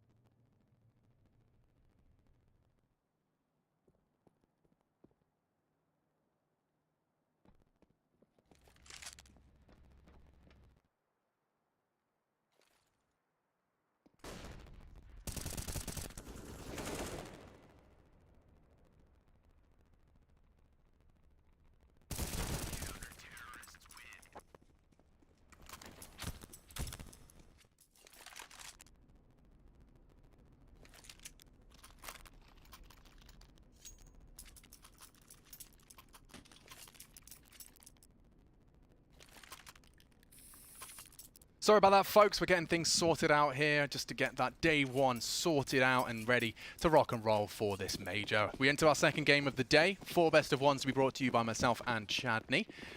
And ENCE, well, looking to recover. It's a bit of a wobbly buy. We do love the Alligator. Spinks does too. And a deep smoke on towards Trophy for some pressure. So that'll leave the T's hopefully ready to jump into the jaws of the aforementioned Alligator. Wall of smokes. Phelps, the spearhead of the South Americans' push here. This might force them to push though, right? Teams like to play for info when they lose yard, and GODSENT have been quite stubborn in this position. Diha again, it's the Phelps versus Diha show at the moment. Yeah, I reckon he's going to be tempted by that gap, and that's what Diha wants.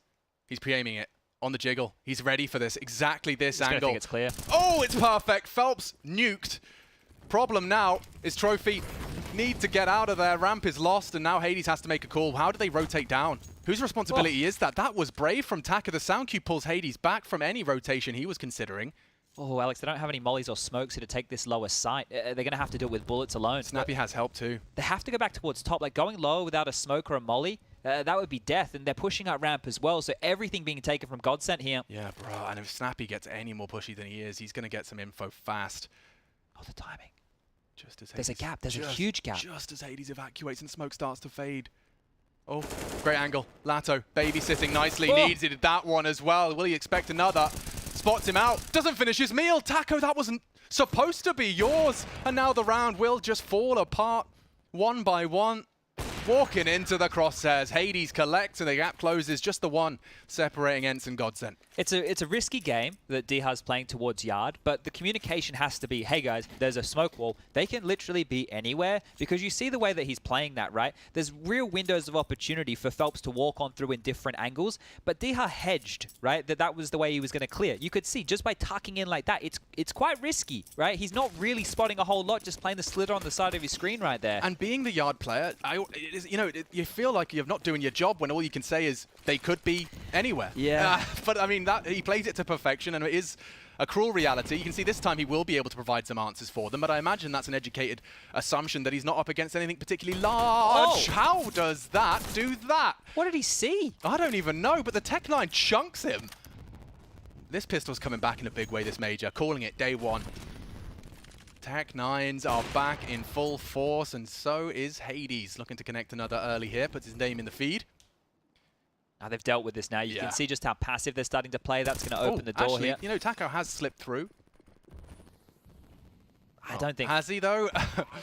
With Phelps spotted out now. Yeah, just about mopping this one up, I think. Good plan. Yeah, but the thing is they invested quite heavily here. The plan's not bad, but I'm sure you were hoping for a couple of kills. Now, doesn't look like they're in a rush to get a move on just yet, ENCE. ENCE? They do have to defuse it, and actually Taco. Oh, an opportunity as well. Barton will connect, ENCE? and yeah, getting a bit sketchy for a second. It felt too calm. It's like, yeah, they planned it. We'll deal with it. Yeah, but for a moment there, it started to get a little bit sketchy. Okay, well, we'll tie things up 5-5.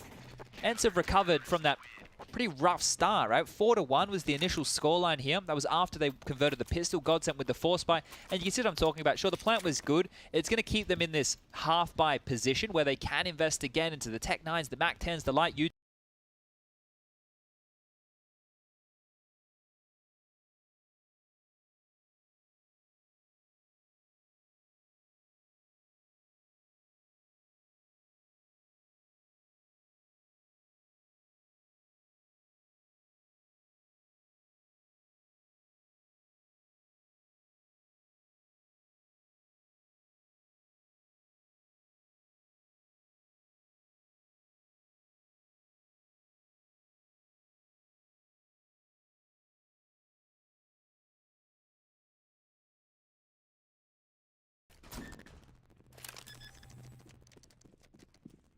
Bang for the buck, of course, after the force.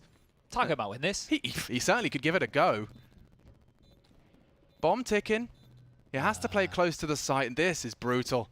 They could maybe line up for him somehow. He'd need that first click to have been a banger, taking space and playing it well. Good work from ENCE as they do string together some consecutive rounds here. Yeah, now this is where the momentum might shift. But the thing is, GODSENT with 5 rounds, if they're able to get 1 more, I think that's a really good first half. If they're able to get 2 more, I think that's a great first half, right? So 5 at the moment, not too many dramas. Unable to get the same strategies to work again, right? Because early when you think about it, the Force by Wars, sometimes they had the advantage. Sometimes those strats are catching the other team off guard. Here they've tried to rinse and repeat a couple of them, and they're unable to get away with the same moves. So the question is, how deep is this GODSENT playbook? Or who's going to start showing up with a couple of big entry kills to get them into mid-rounds? There's no dramas as far as the buy goes, and this is where I mentioned before, there's no real primary AWPer of this team. They're all happy to do it whenever the moment arises. And the T side, this is a map historically where the T side at AWP not necessarily needed, right? You can run it. You can definitely build some strategies around it here, but more than happy to rock these 5 AK-47s. Plenty of util behind this. Everybody investing with the mollies other than Phelps. He's gone the HE instead.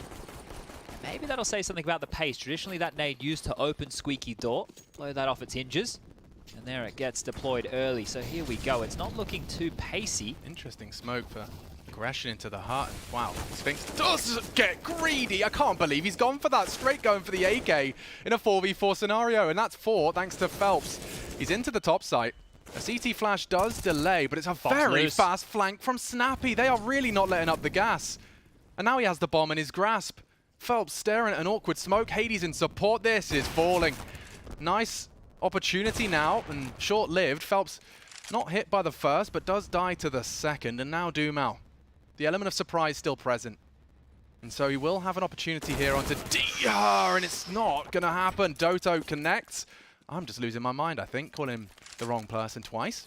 Doto, Dumao, Diha. The triple Ds. And our screen really couldn't be bigger. Like I can't use that. True. I couldn't use that as an excuse. And even though we are getting older, I think we can read that. I think that's should be more than easy to read. You see what Taka was doing there by dropping that smoke? I think that's to extinguish through the wall for the standard hut Molotov right there. Yeah. I've seen players doing that over towards Squeaky Door as well, and that was kind of meant to be a pounce top strategy, but denied again. So now really starting to scratch their heads, GODSENT. ENCE looking good.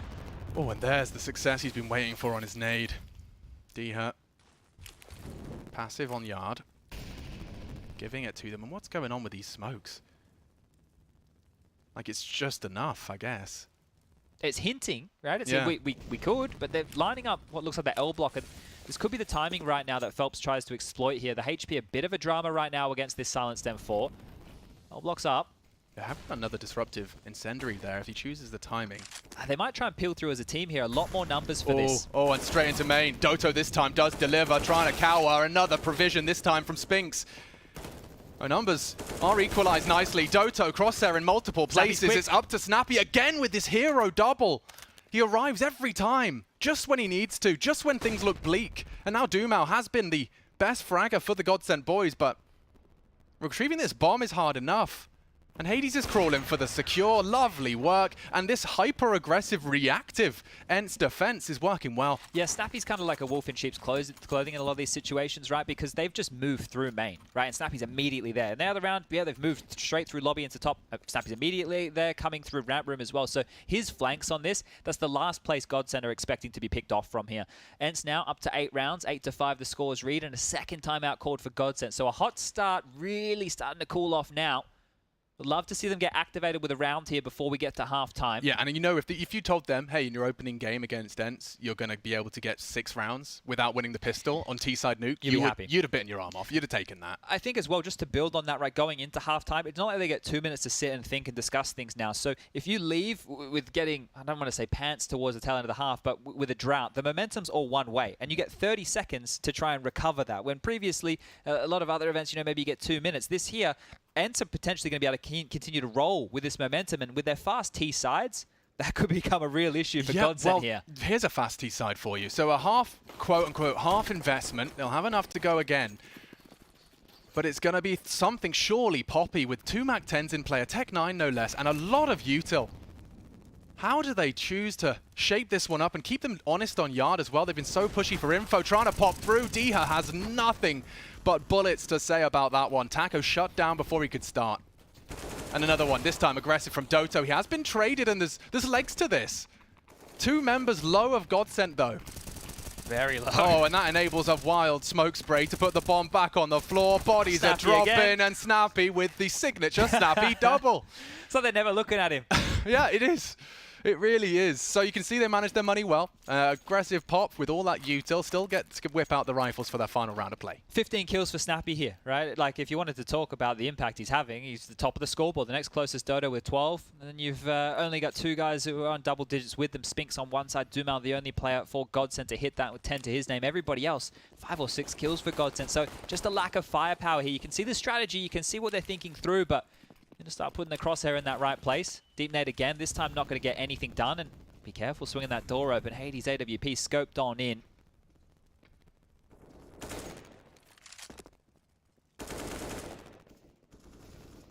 There you go. That's what we're talking about. Lado started this very quiet. Ooh. Yeah, and it looks like they have recovered and stabilized a little here. Diha, hard spray, but does get away with it. He gets away with cold-blooded murder, and I spoke too soon. Phelps is the one to file charges. These are the 2 highest fraggers right now in the server.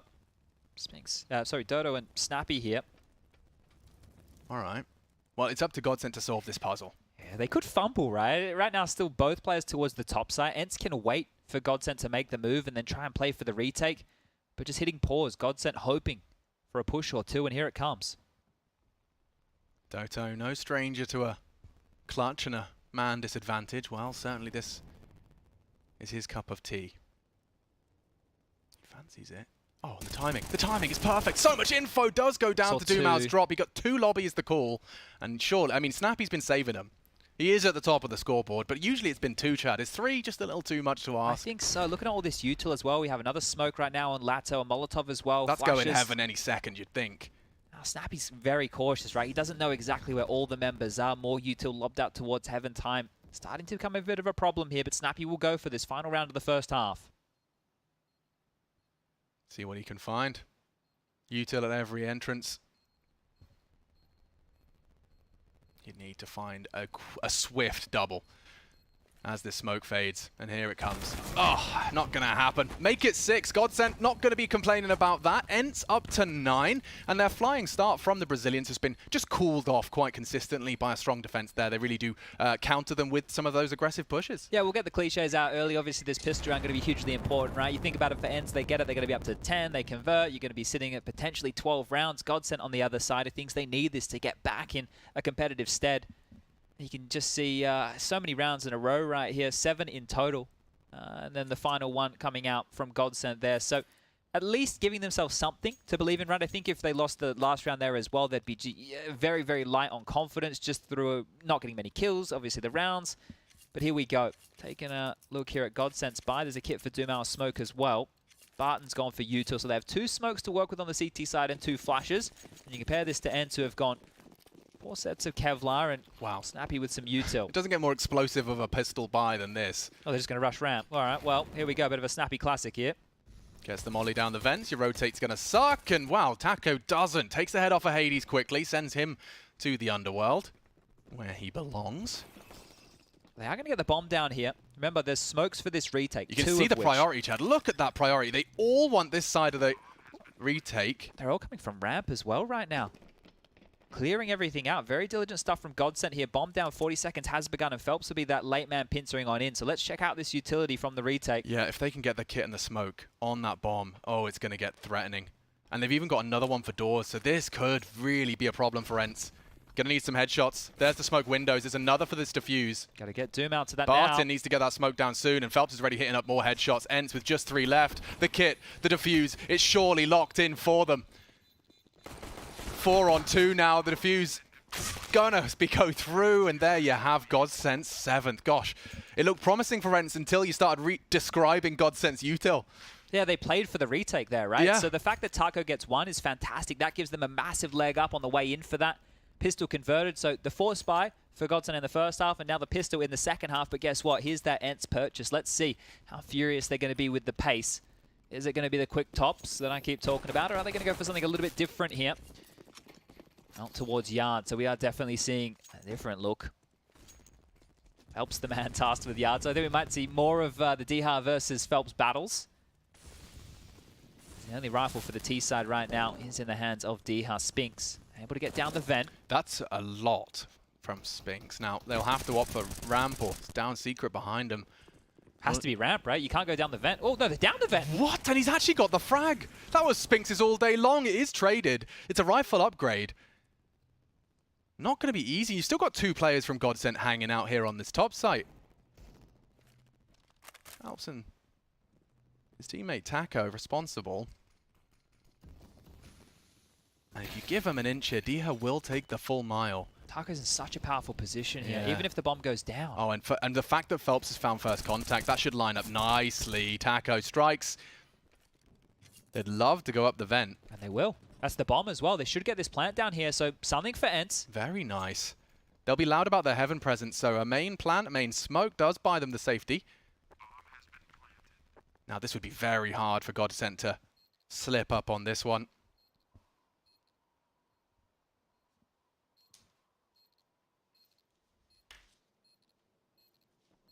Hades Deagle, not going to find its mark, and Snappy was hoping to catch someone off guard. You can see that. I think he's just saving his armor here. He's accepted defeat. He bows out of this one. Yeah, you guys can defuse. It's all good. You can have it. Well, that's going to be GODSENT with their 8th round here and handled again, but there's moments in both of these T-sided rounds here for ENCE where it could have gone either way, but well handled. And with that plant, the question is, do ENCE want to continue the force by nature here? They can, well, I was going to say, they can, get some Khalils and AKs out. And speaking of AK, Snappy's got one.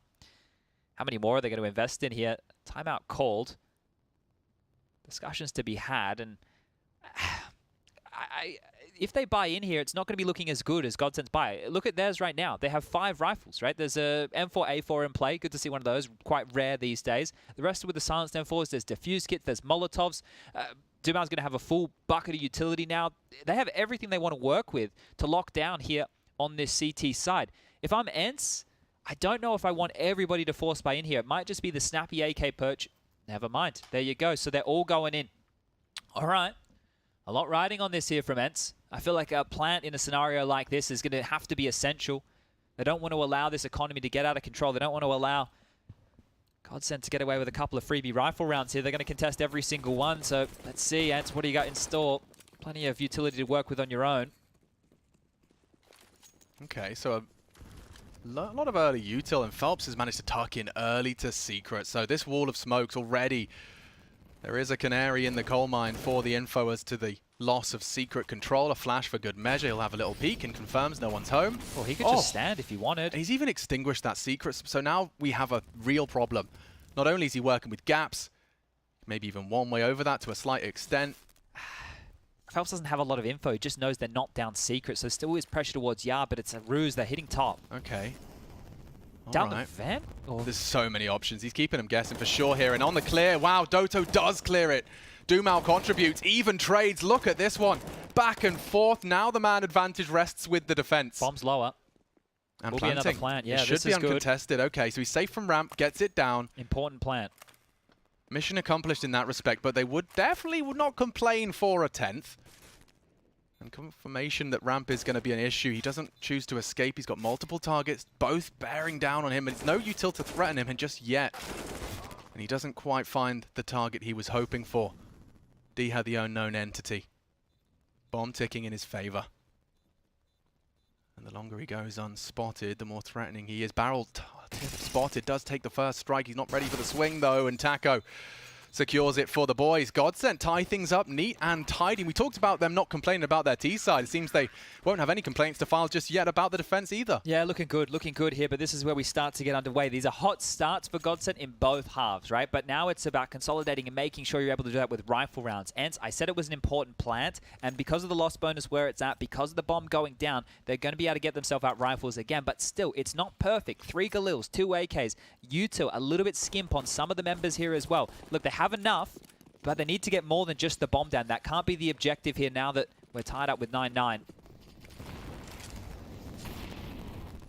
It's not going to be the fast top. They're just flirting with the idea that they can come, but the second wave. Oh, this is a perfect chance and denied. That was set on a silver platter. Here's some speed from Taco. Barton is under a lot of pressure. Shot a dead body Taco, there. Look at him pushing through the hut smoke. They weren't anticipating that. Kept honest. Spinks as well keeps ENCE in the fray. And just Phelps wondering where it all went wrong. The bomb's already down. The site is lost. And I mean, there was so much time left. This was just the quickest events rounds here. And they could even finish with the final frag. Phelps' location scouted. Doto relaying that information and looking set for the 10th and perhaps even the clean wipe of GODSENT's investment. Yeah, that's key right there, right? If they can take this away from Phelps here without giving up any more casualties, as they do, this is great because the loss bonus bottomed out for GODSENT here. And those close rounds, Snappy continuing to invest, right? This is the risky side, right? If ENCE fell flat, they didn't get those plants, they couldn't have stayed as threatening as all those rounds. But because they did, because they forced, you know, 2 players alive, having to defuse the bomb, GODSENT now have no cash to work with. And on the CT side, you never want to find yourself in this position. It almost feels, with where the money is at right now, for Barton and Phelps, if they eco, they can buy next. The rest of them aren't going to be in that same realm. So it looks like GODSENT are opting to keep this pretty clean when I think a lot of other teams may have forced bought. So let's see what they have in store. I don't want to say for this round. I'm not expecting anything whatsoever, but for next round, because it seems conservative here. Oh, smokes have missed there. So the diagonal will have a gap in it. A glaring one. Not sure if Dihas completely noted that, but Phelps will. So they can turn their attention to stacking more towards ramp or the top site. Dihas slinked all the way back from yard now to regroup with his team over towards lobby. And Snappy's just having a little bit of a look here. Close mollies. And here they come. Shouldn't have too much to write home about here. Lato's the first victim. They'd love Snappy to farm a little extra cash, and he has 1,200 in the back pocket. And Diha with a quick 600 of his own just mows him down. Good to see Diha in land form as well. We'll be seeing more from him, of course. I imagine the moment it is just very much a team effort. Yeah, that's the thing, right? When we did that little pre-game chat, we were talking about like, Hades, Diha, Spinks. Well, Snappy and Doto are the ones at the top of the scoreboard. They've been having great impact, right? They've been doing fantastically well, especially towards the tail end of that CT side for Snappy. But here we go. They've opted to go with Famises. They don't have full utility on the CT side. They don't have any defuse kits. This is a very, very difficult round for GODSENT to win. Yeah, holding their breath and trying to close these, lock these doors as best they can. Util dumped. Oh my goodness, look at that. 1 minute 39, Chad. Nothing left. This is the problems, right? This is the dramas. You have to win duels and you have to get multi-kills. And you have to do all of that with no utility. And bloody Mega Brain Snappy knows that is exactly the case. And he's got oceans of utility. So he can take his time. He knows, like, they're at the back foot, boys. Watch out for yard pushes. Watch your lobby.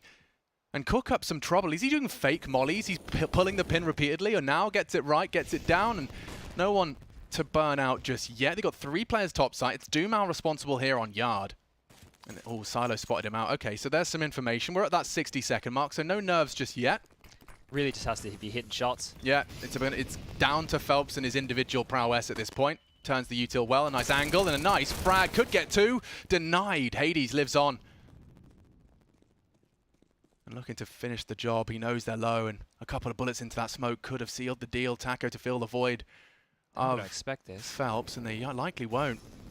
Likely to catch out Spinks here at least. Oh, on the credit card position, but he does hand out the headshot. Lato, they know you're a top site player, and they certainly know where you are now. Takes a pot shot down to 15. Good luck, have fun. And Snappy just leaps on them, takes a chunk out of them, and that looked very convincing. ENCE just very aware, both when it's at their disadvantage and their advantage. They're reading the economy well. Yeah, I just don't I really struggle to understand that buy from GODSENT. Just knowing you're going to be light on util, nobody took sacrifices of a shotgun or an SMG to make sure you had more utility to kind of work with there. It was very rifle dependent. I think that's a little bit of a blunder in terms of the way that they wanted to approach that round. They didn't give themselves many options to work with here if it wasn't fast heads-up Counter-Strike. And even if it was, they wouldn't have had the utility to slow down a top-site rush as efficiently as they would have liked. And now it's just Dumal tucking tail, hiding back to where he spawned, and he won't even get to walk away with his life there. Snappy decapitates another, up to 19 kills now. And this is starting to fall through GODSENT's fingers again. I want to highlight it one more time. The starts out the gate are good, but once we start to get into the established gun rounds here, ENCE are looking clearly head and shoulders above GODSENT. They have to take a save. Next round, they will have enough to go for a buy. It will look much better of a buy. But they're in a hard spot here, GODSENT. They've heavily invested in smokes here. Okay, so you can corral them, but you do have to shoot them. And you've got a P2K 1 P250 and 3 USPs. I wish you the best of luck here, GODSENT. This one is not your round by any means, by any stretch of the imagination. This should be the 13th secured for ENCE, just 3 away from the opening game here today. Yeah, and I mean, you're going to see teams play exactly like ENCE are here, just acknowledging all of the potential, taking it slow. They know lobby was given up, they gave it up, and that's Spinx's responsibility. All cool, all good, or no stress, no sweat on the brow. They acknowledge lobby's lost, but interestingly, they actually choose to re-aggress. They want these fights now. Snappy, yeah, he just wants to brawl. Get away, get out of my lobby. See you later, alligator. All right, well, that will be the 13th. Go on. Oh, he's going to give it a chance. Anybody? Any takers? No? Okay. Oh, no one worried about Phelps, and I don't think we need to be either. Spinx will finish things off, and there's our 13th. But yeah, not really scared. They're making it very clear to GODSENT that they are not going to bend the knee in any capacity. If you want to check out the other game at the moment right now, it's Virtus.pro versus Pain over on that B stream. If you want to head that one and check it out for the Twitch URL, I think you just have to add _ CSGO at the end of and cover your ears if you want if you want to watch it live. It looks like that first half is just wrapping up. Oh, they've got a HUD. Yeah. Okay. They're looking tidy. Looks very nice. We're going to be there soon. Don't you worry, mate. Don't you worry about that one. We're getting excited about things over here, but so's Dumal with that AWP. He gets one, but traded immediately. Hades, almost with a double shot. Just a little bit to the side of Phelps there. 4 on 4, and some fight from GODSENT. So a change up in these gun rounds. Willing to get stuck in. But how long can they hold on to this? Now this is quite the change up. And it is Spinx, whose responsibility will very quickly become to lock out those topside rotators. Lato, for example, his options are push hut, shoot Spinx in the toes, and confirm that there is still lobby presence, and another strike. This is boding so well for GODSENT now. And that's the ripcord. They've tried to pull it a very shallow molly, could lead to early info for Taco. Hades is trying to bail them out of trouble here. There's so many possibilities, and Phelps, he's in the safest one, right? He's just got the main info. The door's locked here, surely. Yeah. It's a hard clear as well. He should be good for one, especially considering the HP. You know, Hades has actually positioned himself to clear this. It's still so difficult. Oh, I don't know. AWP versus M4. Oh, Hades, too much to worry about. Close, not shy of the mark, but Phelps' angle's just too damn strong, and now just loudly pushing for the info. He wasn't expecting another, and now maybe a chance, because it's just an aggressive-looking Snappy. He's trying to draw attention, and Spinx beheads him. If he clears this, he has cleared it. Suddenly, it's fallen apart. Taco's got his head in his hands. His beanie over his eyes, and he's smoked off as well. Oh, it went so badly, so quickly. And they're taking the Hail Mary push. Snappy will collect, and a bit of a chuckle, I imagine, for ENCE, as that was everything but ENCE's round. That's crazy. That's crazy right there. It looked like there was so much damage done as well. Like, it looked like ENCE were done in that. I was flirting with the idea that maybe they would be considering a save. I know they have so much money, but like if we're thinking long game, they're thinking worried about the comeback. They're not worried about anything. Not worried about anything at all. Hades loses that fight. Snappy with the immediate frag back. Phelps going for info, and from there it just continued to fall apart again. GODSENT, pistols, smokes, but that's it. That is to defend against ENCE getting 15 rounds. This one is almost a certainty. Yeah, I mean, that is such a bit uphill to swallow. You're in a best-of-1 environment, letting those 2v4s slip away. It just can't. Can't happen. Can't happen, and that will haunt them as well. Their starts were great. First half, force by win, conversions. Second half, pistol round win, conversions. You're setting yourself up on a pedestal here to win a best-of-1. You bang on. If you're losing rounds like that, if you're unable to convert, if you're making wonky financial decisions, you're at such a massive disadvantage here. So if you were making a short list of the oopsies, it would be the utility-less M4s and rifles, and that one right and there, this one right there, yeah. Snappy and Spinx. I mean, Spinx was tagged up, spotted in lobby, and then just waited until he was relevant again, and he was. He cleared everything. It was brilliant stuff for the ENCE boys. If you want to turn it on its head, Taco's in a prime position for a headshot here. D has not having any of it. Phelps, though, does deliver a nice one. The bomb site's lost. Dumal trying to voice concerns, but they can just jump up the vents now, just as he's tucked himself in nice and tight and threatening. Oh, Barton threatened it as well. Hello, AK-47 and a chance. Now they're divided. And conquered. Yeah, for a moment, but there he is. Spinx, Mr. Reliable. Got himself 21 kills now, I do believe. Oh, Dumal. No fun to be had for him. No, and maybe even just save. Yeah, no, there's no right option for him here. You're going to retake in a 1-on-3 with no armor, a smoke, no kit, against 3 fully healthed ENCE players who have had plenty of time to set up their post-plant positions. I think you'll be calling this one off, but yeah, really good stuff from ENCE here. It's interesting to see like how far they can push their showing over at the RMR event. Because we've had them splash onto our screens, right? We had 2 Pro League seasons where they looked good, and then after those Pro League seasons, it got a little bit wonky. The RMR, I think, is their resurgence, and now it feels like they're carrying that through. GODSENT, I think everybody would have been having ENCE as their favorite in this one. Maybe not some diehard Brazilian fans, but that's to be expected.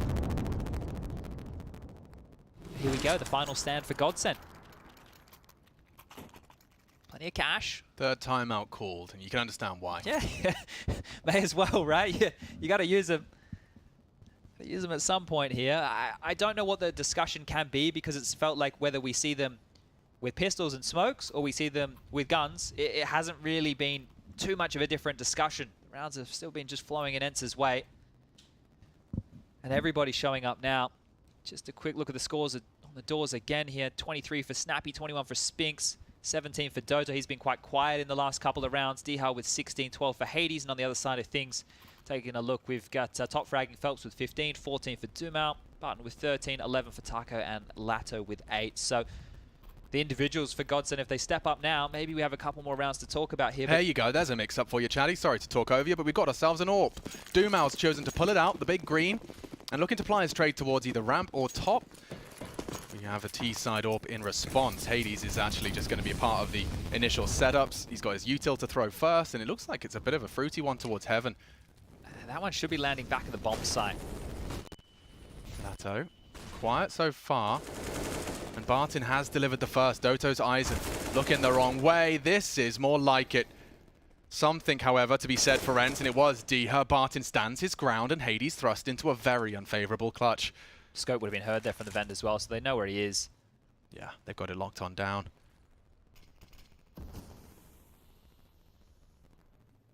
Dumau's not going to be the first to move, despite his proximity. And wow, Hades does work on the slither gap. Aggression from Dumau gets me a little nervous. Okay. Well, they stood up to the task there. That was a top pop from ENCE, right? It wasn't the top rush. They went, they lined up their utility, and then they popped into the site. And they actually got a lot of space before they were dealt with by the GODSENT members, but they do live to fight for another round. So 15-10 the scores read now.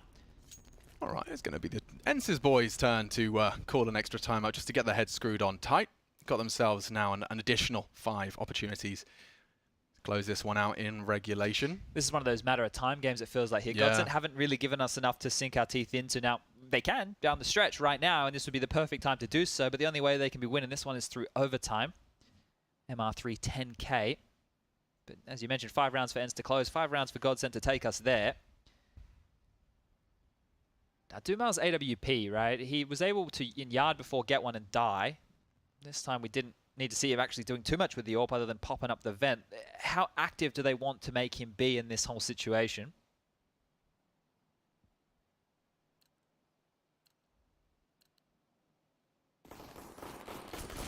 ENCE don't have to be in a rush to finish this, right? They can posture, they can throw in a couple of fakes, make sure they milk out all this utility, and then play the mid rounds where they've looked a lot better here. But Dumau aggressive and gone. Hyper aggressive. He takes a risk, a full-on gamble, and Doto's right there to punish him. Slap those chips out of the center of the table and put him staring at his screen, clicking through 4 POVs, make it 3 POVs. Phelps is gone too. Diha's finding more damage. Contributes, as did Doto. Taco takes some initiative as he had to, given the circumstance. Barton did deliver in a large way to put the 10th on the board for GODSENT, so Taco now happy to have humbled them a little, will keep them caged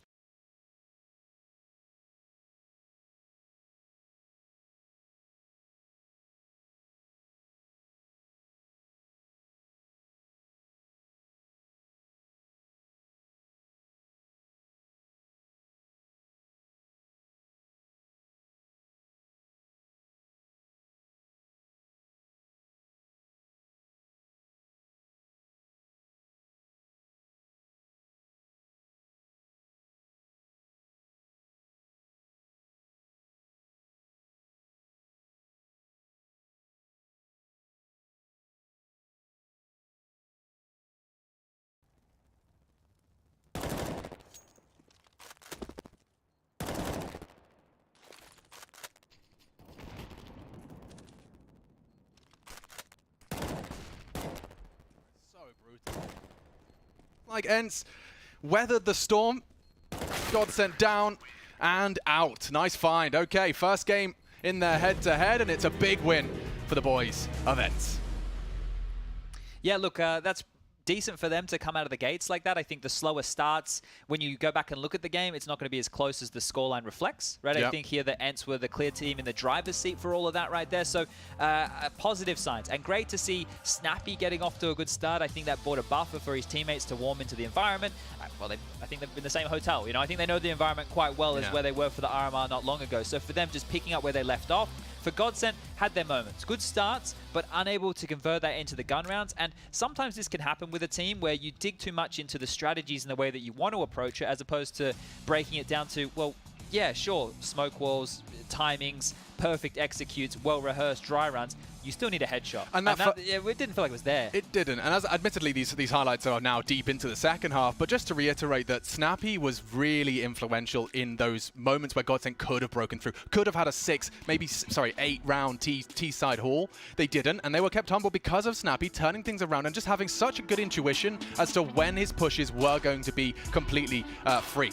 Yeah, I think here as well, if we compare this to the Copenhagen Flames game against Astralis, right? We had Copenhagen Flames who were going for some of those buys with M4s and then Deagles and pistols around it, and they had some good setups to make it work. GODSENT, they either took the conservative approach or they didn't have those setups. But I think that's it from us. We're going to go to a break. We'll be back with a third match on the A stream. Stick with us.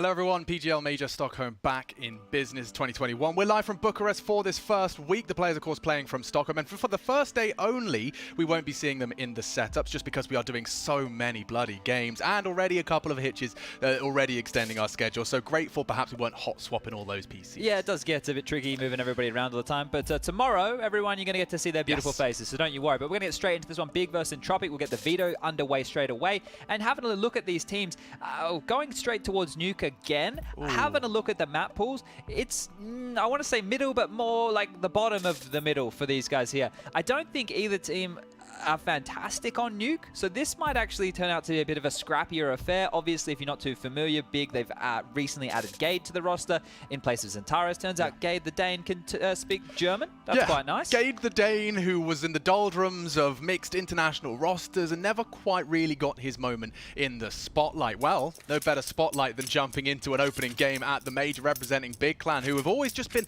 slightly shy of making a deep, deep run.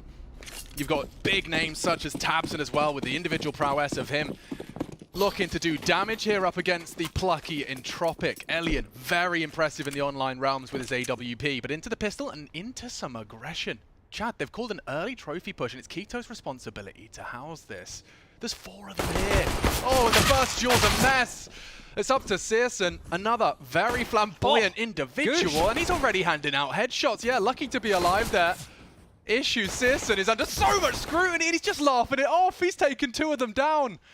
And this one's surely going to fall apart now. He'll make it 4. Grand total. What a clear up. Yeah, and that's great to see, right? If you're not too familiar with Searson, he's an individual who, when the team are all off boot camping in the big facility, he's not there all the time. A particular guy likes things a certain way, but obviously now performing in the LAN environment here. And, well, what better way to do it with a pistol round like that? I can't wait to see his AWP and the scout prowess. He's fancy to watch. He certainly is. And I think actually, you know, in terms of rivaling him, Elian definitely has his moments of brilliance. Yeah. But I will say moments of brilliance. There are times where he looks lost and times where he looks like he can see through walls. It's like a battle of those juxtapositioned. Ooh. Yeah, so smoke wall. Incendiary to ensure a safe passage. Great nade, and that sets him up for the execution. Deagle to the dome. Nickelback does find 1, and the scout converts. Oh, he's hitting everything here, Elian. Wasn't far off with his quick one down range. So a 4v3. This is hard right now for Big here, especially with that Galil picked on up. The scout as well still in play. Tabson having to find some room, and he has done exactly that. But Forrester, too good on the draw. Yeah, okay, Forrester. He should be set for another hit. Oh, bit shy. Not enough bullets either. And Gade, the full HP, will have to do a lot. Searson responsible for the plant. Gets it down uncontested. Elian up from their rafters. And we're going to have about a 2-man retake initially. It's Crad late up the vent. With the flash from the vent as well. It's not going to be great from this position. No, and Gade really should have the duel with Elian on lock. It's up to Nickelback, I think, to take this first contact. And they're going for the round the world. That's so ballsy. Searson's going to go for the walk now. It's up to Gage to delay. Does behead the vent player. He's got his back turned to heaven. But that should be enough. Searson's flank could win this. He just has to knock him off the bomb. Just has to knock him off the bomb. And that should be round winning. Just like that, they clean house. Searson with a very ballsy move. Round the world. And they turn a 2v3 on its head. Okay, all right. Happy to take risks like that here early. You love to see it. What a round. It started great for Entropiq. Nickelback, the in-game leader. I'm sure we can get a couple of fun references in with him in the server here today. Gets an opener, gets a rifle. But getting away with it a big. And, well, the German squad here off to a good start right now because Entropiq will need to be humbled during all of this. Just down to some pistols. Not too much more to boast about. Smoke wall being lined up. Bomb being dropped. And where we go again. Tizian, jump spot, seeing if anybody's home. Smokes are now in the air, flying and sailing through that sky. Keto tasked with holding on to the lobby push, and he's going to have company soon through radio. Yeah, they seem to love this trophy aggression, and it could be rewarded again. It's up to this clear. This is the end of Searson, and a double deeg to start things off. That's brilliant.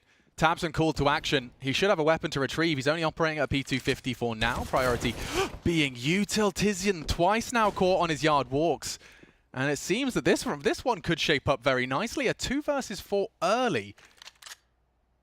Okay, well... It fell apart once. It can't fall apart again. I don't know if it is going to fall apart again. They should. Like, no armor. I don't know how you lose this one. I'm getting my head around the UI. Getting my head around the absent armor. You can see 4 members unequipped with that. tabseN should have some threatening Mac 10. There we go. And yeah, not going to happen. Alien knocks him down, and Gade thrust into an unfavorable clutch. Full HP at least. Yeah, I mean, you know, you get to first. Just a casual 1-on-4 from Gade here. All right, 1-on-3 now. Dark is often cleared. I wonder if he fancies it with a molly. He doesn't. Trying to fake it out, and that does bait another, jumping straight into the jaws. Gade, you are threatening now. 30 seconds, he opts to worm his way into window. Doesn't really have the health nor the time for this. Does he want to go vent to top here? If he does, I mean, he's a dead man. Oh, swings open the door and a back turned. So there we have the conclusion. Counter-terrorists secure their first. Yeah, good stuff there, right? Felt like Entropiq should have won round number 2, but hold up, we'll just win round number 3 when we bring in even less. So a buffer of cash right now, the purchase is coming on in. No dramas for them in that department, but for Big, questions to ask here. Now, Big are a conservative team. Probably, I would say, one of the most conservative teams who we would consider tier 1. I notice a lot of the time they don't always go for the same force buys that I was talking earlier in the day with Copenhagen Flames. Well, how's that for a force buy? Okay, there you go. Well, this is just completely taking everything I just said, threw it out the window. Yeah, you get citizen hero warping round 4. All right. You got some deagles, even the Galil on Tizian. It's threatening. 2 smokes as well here, so they can erect some kind of a wall with tabseN and Gade to make this one work. But with the AWP, you're hoping to find a pick here. Lucky head on the chopping block could be that pick indeed. If citizen's not managing his angles well, he could stick a toe out of line, but not anymore. The mollies are good. Advancing now. Oh, and he's actually up on red, so he will have an advantage into the peak. Lucky does connect the headshot, and there you have it. Still, citizen connected to the AWP, at least for one. That's not lost. tabseN's recovered it. He's no slouch. This one's getting awkward right now for Entropiq. They've lost a lot of space. Forrester not ready for this. They're about to peel through heaven. He's looking the wrong way, but the shot was missed. 2 AWPs on the D side, huh? Alien's rifles falling into enemy hands, and they're happy to pull teeth here. Lobby playing around it. Now the CTs know it's their territory, really. Oh, hard one for Gade. An uncomfortable engagement for both of the players in heaven. It's lost. They make that clear. k1to still has some presence in lobby, and he's knocked another head off. Lackey's gone. Oh, k1to just defends the lobby with a $700 pistol. Never mind the AWP, never mind the Galil. He'll equip one of those now. And Krad's already making his way to the low site, being loud about it. They are heading in. Yeah, they're heading in now. It's timing on this door. Oh, Gade just looks away, but the bomb's safe. Planted now, uncontestable, and the AWPs are working wonders. What a recovery out of Big Clan here. It's up to Nickelback. Looking to lead by example, and the first is found. Good pre-fire. Knows there's not much armor in play. I say armor. Of course, have fully equipped with such. This is more and more unlikely as time passes. Gives it a tickle. Confirm no one's on it. Does have that opportunity for a 5-second defuse. Running very short on time here, trying to isolate these engagements. Playing it very safe for Big. And wow, they actually put it out, Chad. I mean, I can't believe we were talking about just how unwilling to take these gambles they are. Now about holding on to the AWP, and Gade will keep it on his person. Okay, all right. Well, this has been pretty scrappy. After the pistol, since then, it's been quite scrappy. I think citizen and the pistol round was the cleanest round that we've gotten so far. So back and forth we go again. Entropiq lost everything there, really, didn't they? It was those 2 deagle kills that made the massive difference from k1to. Just some bangers of shots, but in terms of space, you could see that's why they had to push lobby. Is what happens now is when the Ts are able to get yard control, push up to heaven, that position is no to the CTs. The response now is to push and try and take some space back. They haven't gone for a force by here in Entropiq. It's just a couple of light investments. They've left themselves about 2k, so the buy will be coming out in the next round, but there's a tag. And super brave of citizen to hear a scout, know it's going to peek blue, and still be willing to take it AWP v scout, especially considering the speed by which Elian can operate with that. Safe, diligent clears. Hey, interesting there, right? That flash was just designed to clear out that close left corner, so Big not taking any chances here. Smoke wall up.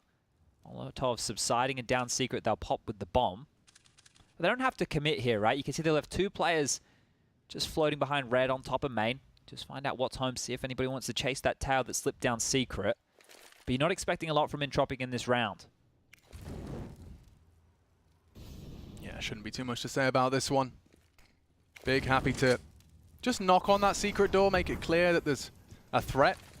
Smoking off main to keep you guessing, and it was all up to Elian. He's confirmed that there's pressure coming his way. A slither gap held, some damage inflicted. He is really chipping away at Big Clan with his scout, and now looking to reposition. He's given them access to hell. Time's going to become a problem here. 30 seconds. Lackey will get some confirmation as well that there's nothing towards the hell position. Heaven likely a threat. 25 seconds, lads. Loud about this, confirms their suspicions. They're blocking each other. This is getting sketchy. Very uncomfortable scenes now.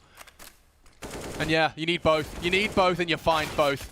Now from behind, this USP could have won the round just there and then. Lackey unable to contest it. The bomb is not going to go down. No time. There's no time. Round winning. Round winning from Krad. They can't find him. Oh, wow. That was it. A slight flub on the plant and Entropiq. Rumble. A little bit too slow off the mark from Big. Wow. Wow. Okay. What a hero. You didn't. Yeah, it looked like they had it covered off there. As soon as you've come off of Heaven and they get that kill of Lackey coming fast up the ladder behind, you think that's enough. You think, okay, well, they've dealt with this, but just not being able to cover all those gaps. Great stuff there. Entropiq, they bounce back. A light buy again, and here we go into the rifles. Big. Well, they're going to struggle with some deagles, AWPs, rifles. We haven't even had a full gun round just yet. Oh, spotted. Gate saw that. He did. He knows it's coming, but that doesn't stop him. Lackey, early impact.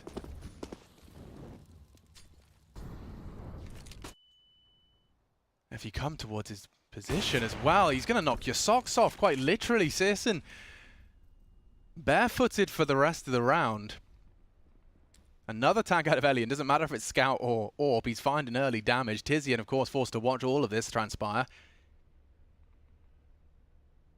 Kind of just walking around following each other like a bit of a bad smell here, Big, right? They're just looking to see if they can find any kills and then capitalize off of that space.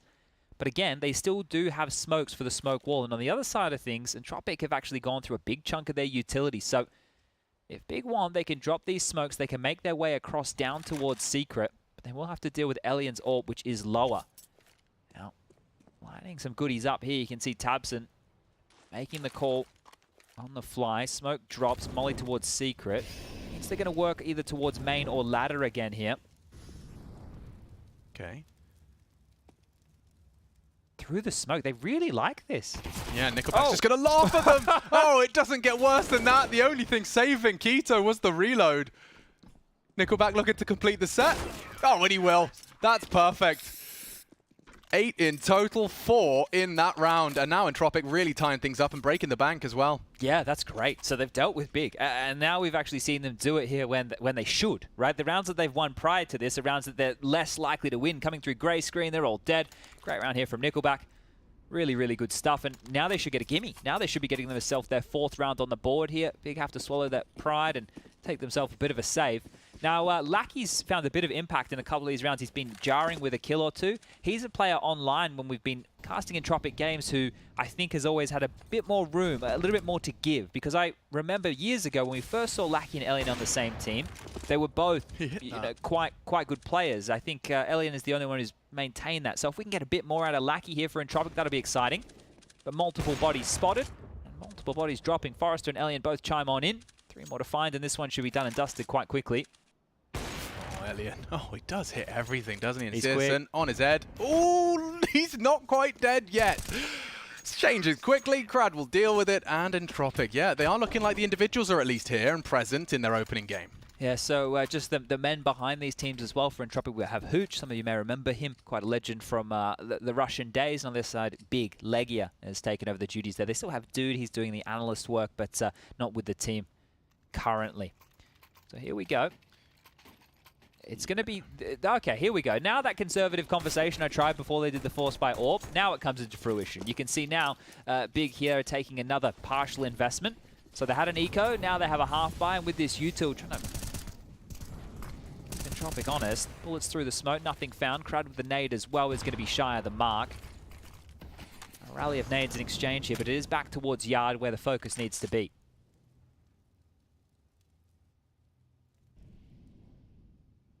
Elian's responsible for this. He's actually, interestingly, more concerned about Silo. And Tizian just a quick graze of his knee. Oh, Elian being hunted.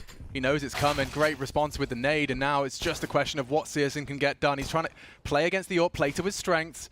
Elian proves he has a sidearm too, though, and his P250 is the one to connect. It's only Keto left to his own devices with a Deeg and a Kevlar vest. He was sharp on the Deagle earlier. Yeah, got 2. I don't think he has a 1 on 4 in him. 4? Yeah, it's easy, right? 50 seconds left. Everything you like. Today's games, right? If you just have a bit of a recap, because Keto's just gone for a walk, giving you guys a tour of the nuclear power plant. I think the only real upset we've had so far, I think, was the Copenhagen Flames game, right?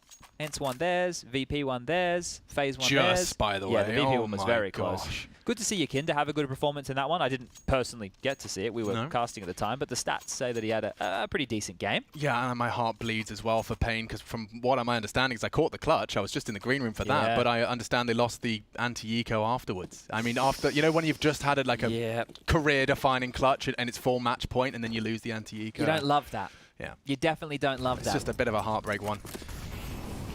It makes you a better player in the grand scheme, right? That's how it's supposed to be going down. We can frame it however we want, but look at this. Aggression, Lackey and Elian paired Back up. to pushing. it. Very aggressive here. They're not stopping. Yeah, and there are backs turned. They can hear the backs are turned. So Look many how noisy people they are. looking the wrong way.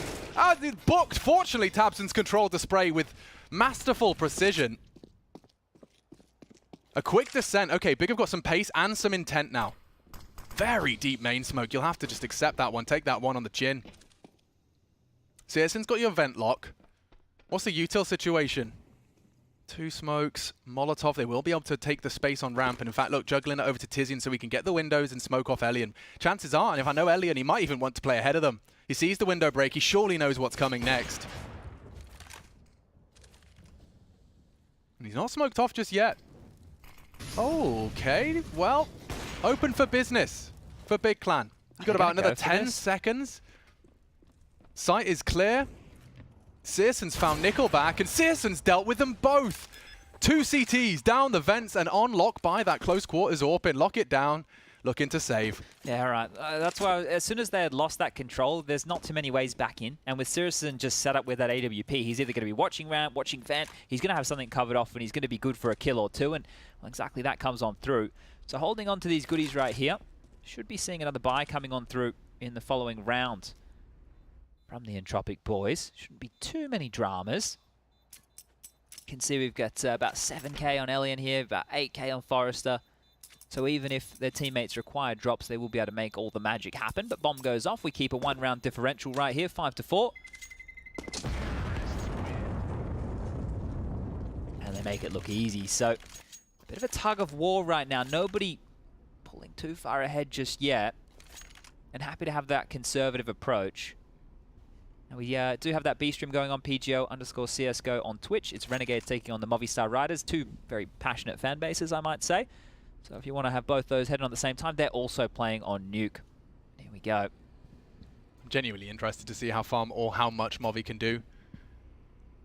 Yeah, Renegades is a good team for them to. It is. Kind of, you know, call it a litmus test, you know, like just to dip our toe in and see what the Spaniards can do. The first Spanish team at a Counter-Strike major. Pretty big deal. It is. Very big deal. I mean, also, let's talk about, you know, Brazil. I know we've just casted GODSENT, but the fact that Brazil were almost entirely absent of the previous major and now one of the largest. 21. They had the most. They have the most players at this one. 21. What a recovery! Yeah. You know, for so many new names. For such a huge fan base as well. Like, I mean, the South American support for Counter-Strike is second to some. Bonkers. Yeah, incredible. Okay, here we go. Getting this one back underway. So you can see that Searson pair. It was both down the vents and just knocking them out. Lovely stuff. All right, let's get back into it. Round 10. Game on. Elian on his AWP. Searson on his. And actually sending it straight towards perhaps another aggressive trophy push. And then smoke this time will get Searson into some more controlling position. Are they both going to play behind the smoke here? Kiddo's found Forrester. Oh my the God. no-scope. Yeah, he's safe now. The molly would have caused a lot of problems. He could and still does go down. Look how much pressure they exert so early into the piece. Okay, well, an equal exchange here. 4v4. Smoke wall up. He's been having his troubles as Tizian so far. And elsewhere. It's a second for Kiddo. Yeah, that's a great one. 2 backs turned. Good find. Good find from Tizian. He's caught Nickelback's yard hold, and now the site just falls under the German rule. Might have to be another save here. Yeah. I know it doesn't sound ideal, but it all happens so quickly. Like, Sirison actually gave up his position with that no-scope. Like, it looked cool, but he was actually mollied in, and that's why Lackey was so liberal with the bullets right there on the spam, but nothing he can do. And they did a deep molly first. If the second molly had landed, like, I mean, he was cream crackered. Yeah. But nowhere to go, nowhere to run, nowhere to hide. Throws the no-scope in, and that just confirms that they know they've got about 5 seconds of an AWPer sitting there behind a smoke, praying he doesn't go down to a spray. All right, well, let's see if this is the changing the tide right here, because Big now equalizing things, 5-all. Entropiq, in these last couple, haven't been able to put up too much of a fight. Now, that obviously has to change at a certain point. There's enough money to drop rifles across again. So the buy, no dramas there. But remember when they had the pistols and it was a bit scrappier, those were the type of rounds that they were winning. Now, the second was virtue of Crad stepping out hut and getting a kill and the bomb not being able to get planted in time, mind you. But we're still in the scrappier scenarios here, so maybe some pep in the step required for Entropiq right now. Feels very grindy, right, for Big. It just feels quite grindy, right? They're going through the paces. They'll grind you out. They'll make the necessary kills. Seems a bit default heavy early. There's not being forced or made to feel too awkward here. This was Keto. And okay, so that molly you could see on the ground there, making it look like there was maybe a little bit more room to work with.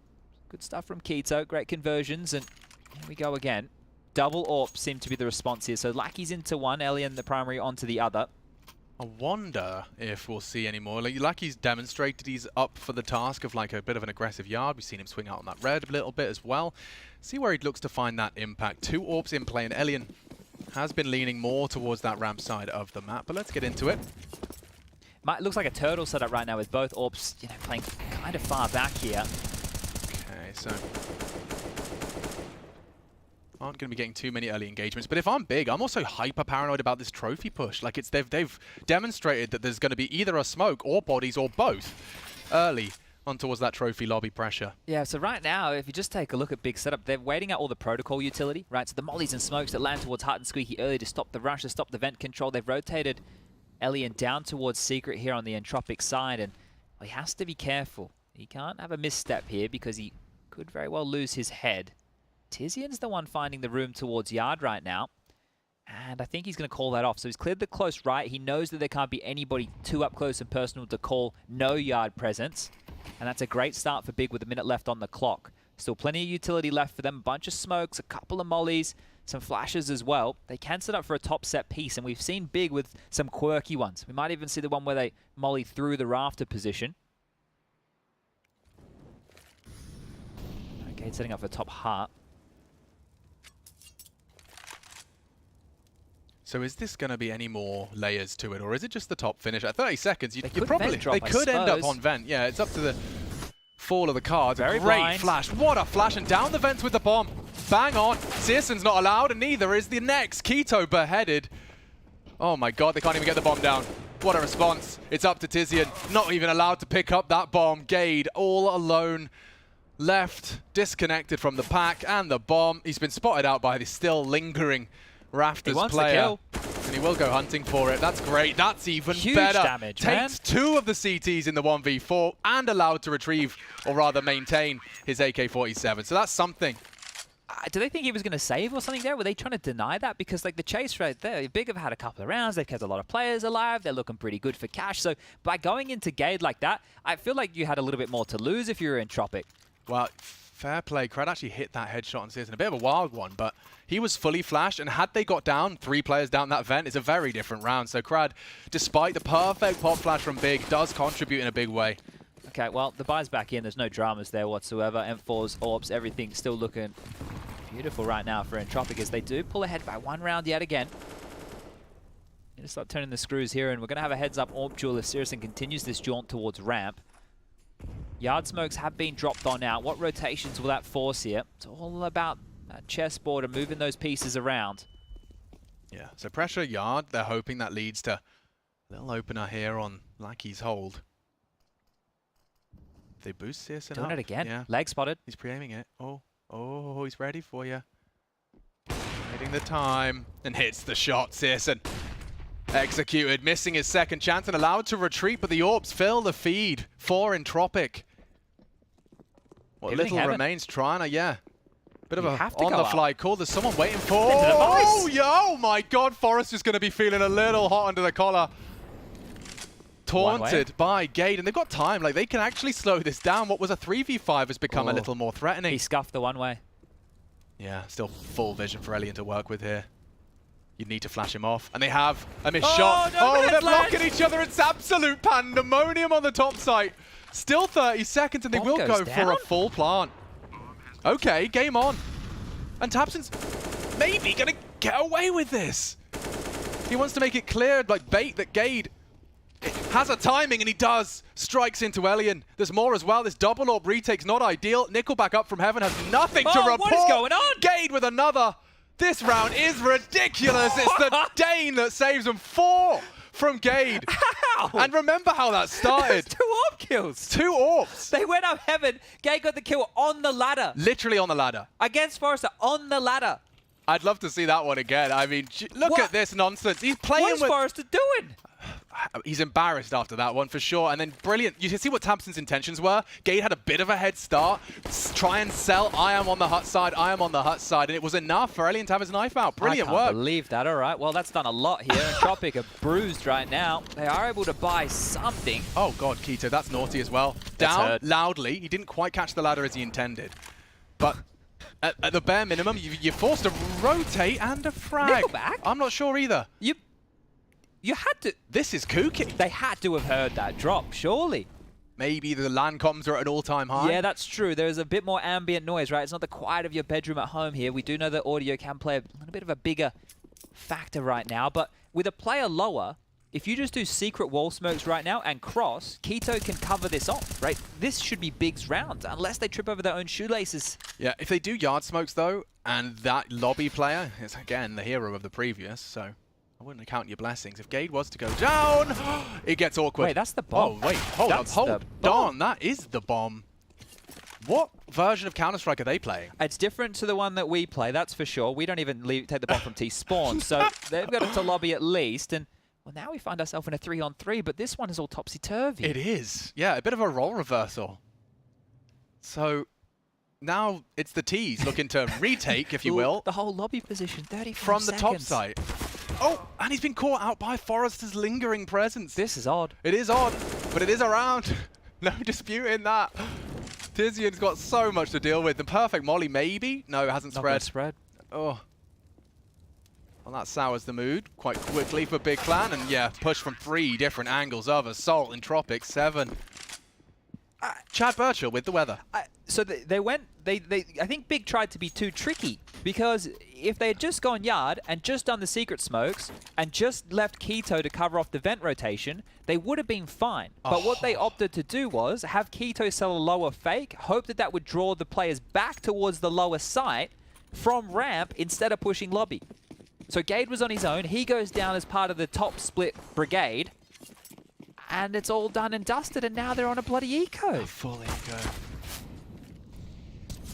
That was the 2 very strange rounds of Counter-Strike there in a row right here, and it might even get weirder. Watch this. Whoa, well, you ain't seen nothing yet, Chad. I've got more weirdness for you, and so did Big Clan. There should be absolutely nothing more to be said about this. Lackey's been caught. An AK has fallen into enemy hands, and tabseN absolutely no slouch on it. He has been quiet. Just the 3 frags to his name so far. He's been given the gift of a run boost across. That's pretty stylish. Info, though. Elian spots it. Oh, and a hard fight. Tizian unwilling, or unable rather, to convert.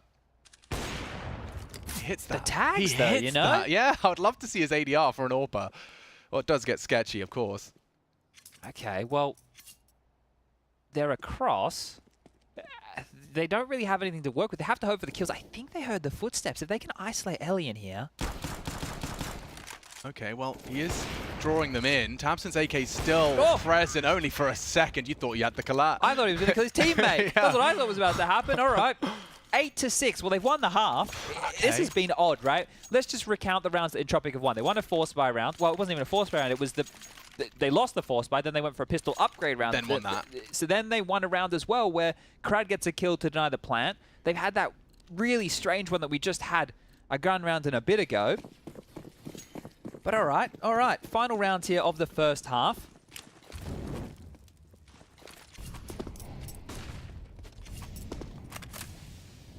nothing different. We'll just be standard stuff from Big here. No crazy pace changes, no fast moves down secret, just more of the same. Posturing, setting up, playing a bit passive on this, and well, that flash facilitating Forrester here to go for a hut peek. They have a lot of lobby information right now, and Entropiq are on high alert towards the yard position. Go back smoked off. And Forrester's even found a kill. Yeah, Gabe went looking on hut. Gets a bullet in the dome. And the next question is what Tizian can get away with here. He's actually just walking through. And the smoke, it's not ideal for him. Far from it. Crad greets him with more hot lead, and this one just falling apart. No one dead. Entropiq looking for the clean finish. And just shy of it. One to the good for the 1v5. Keto's good. I'm not sure he's quite capable. Entropiq not going to let this one go. They know exactly where you are.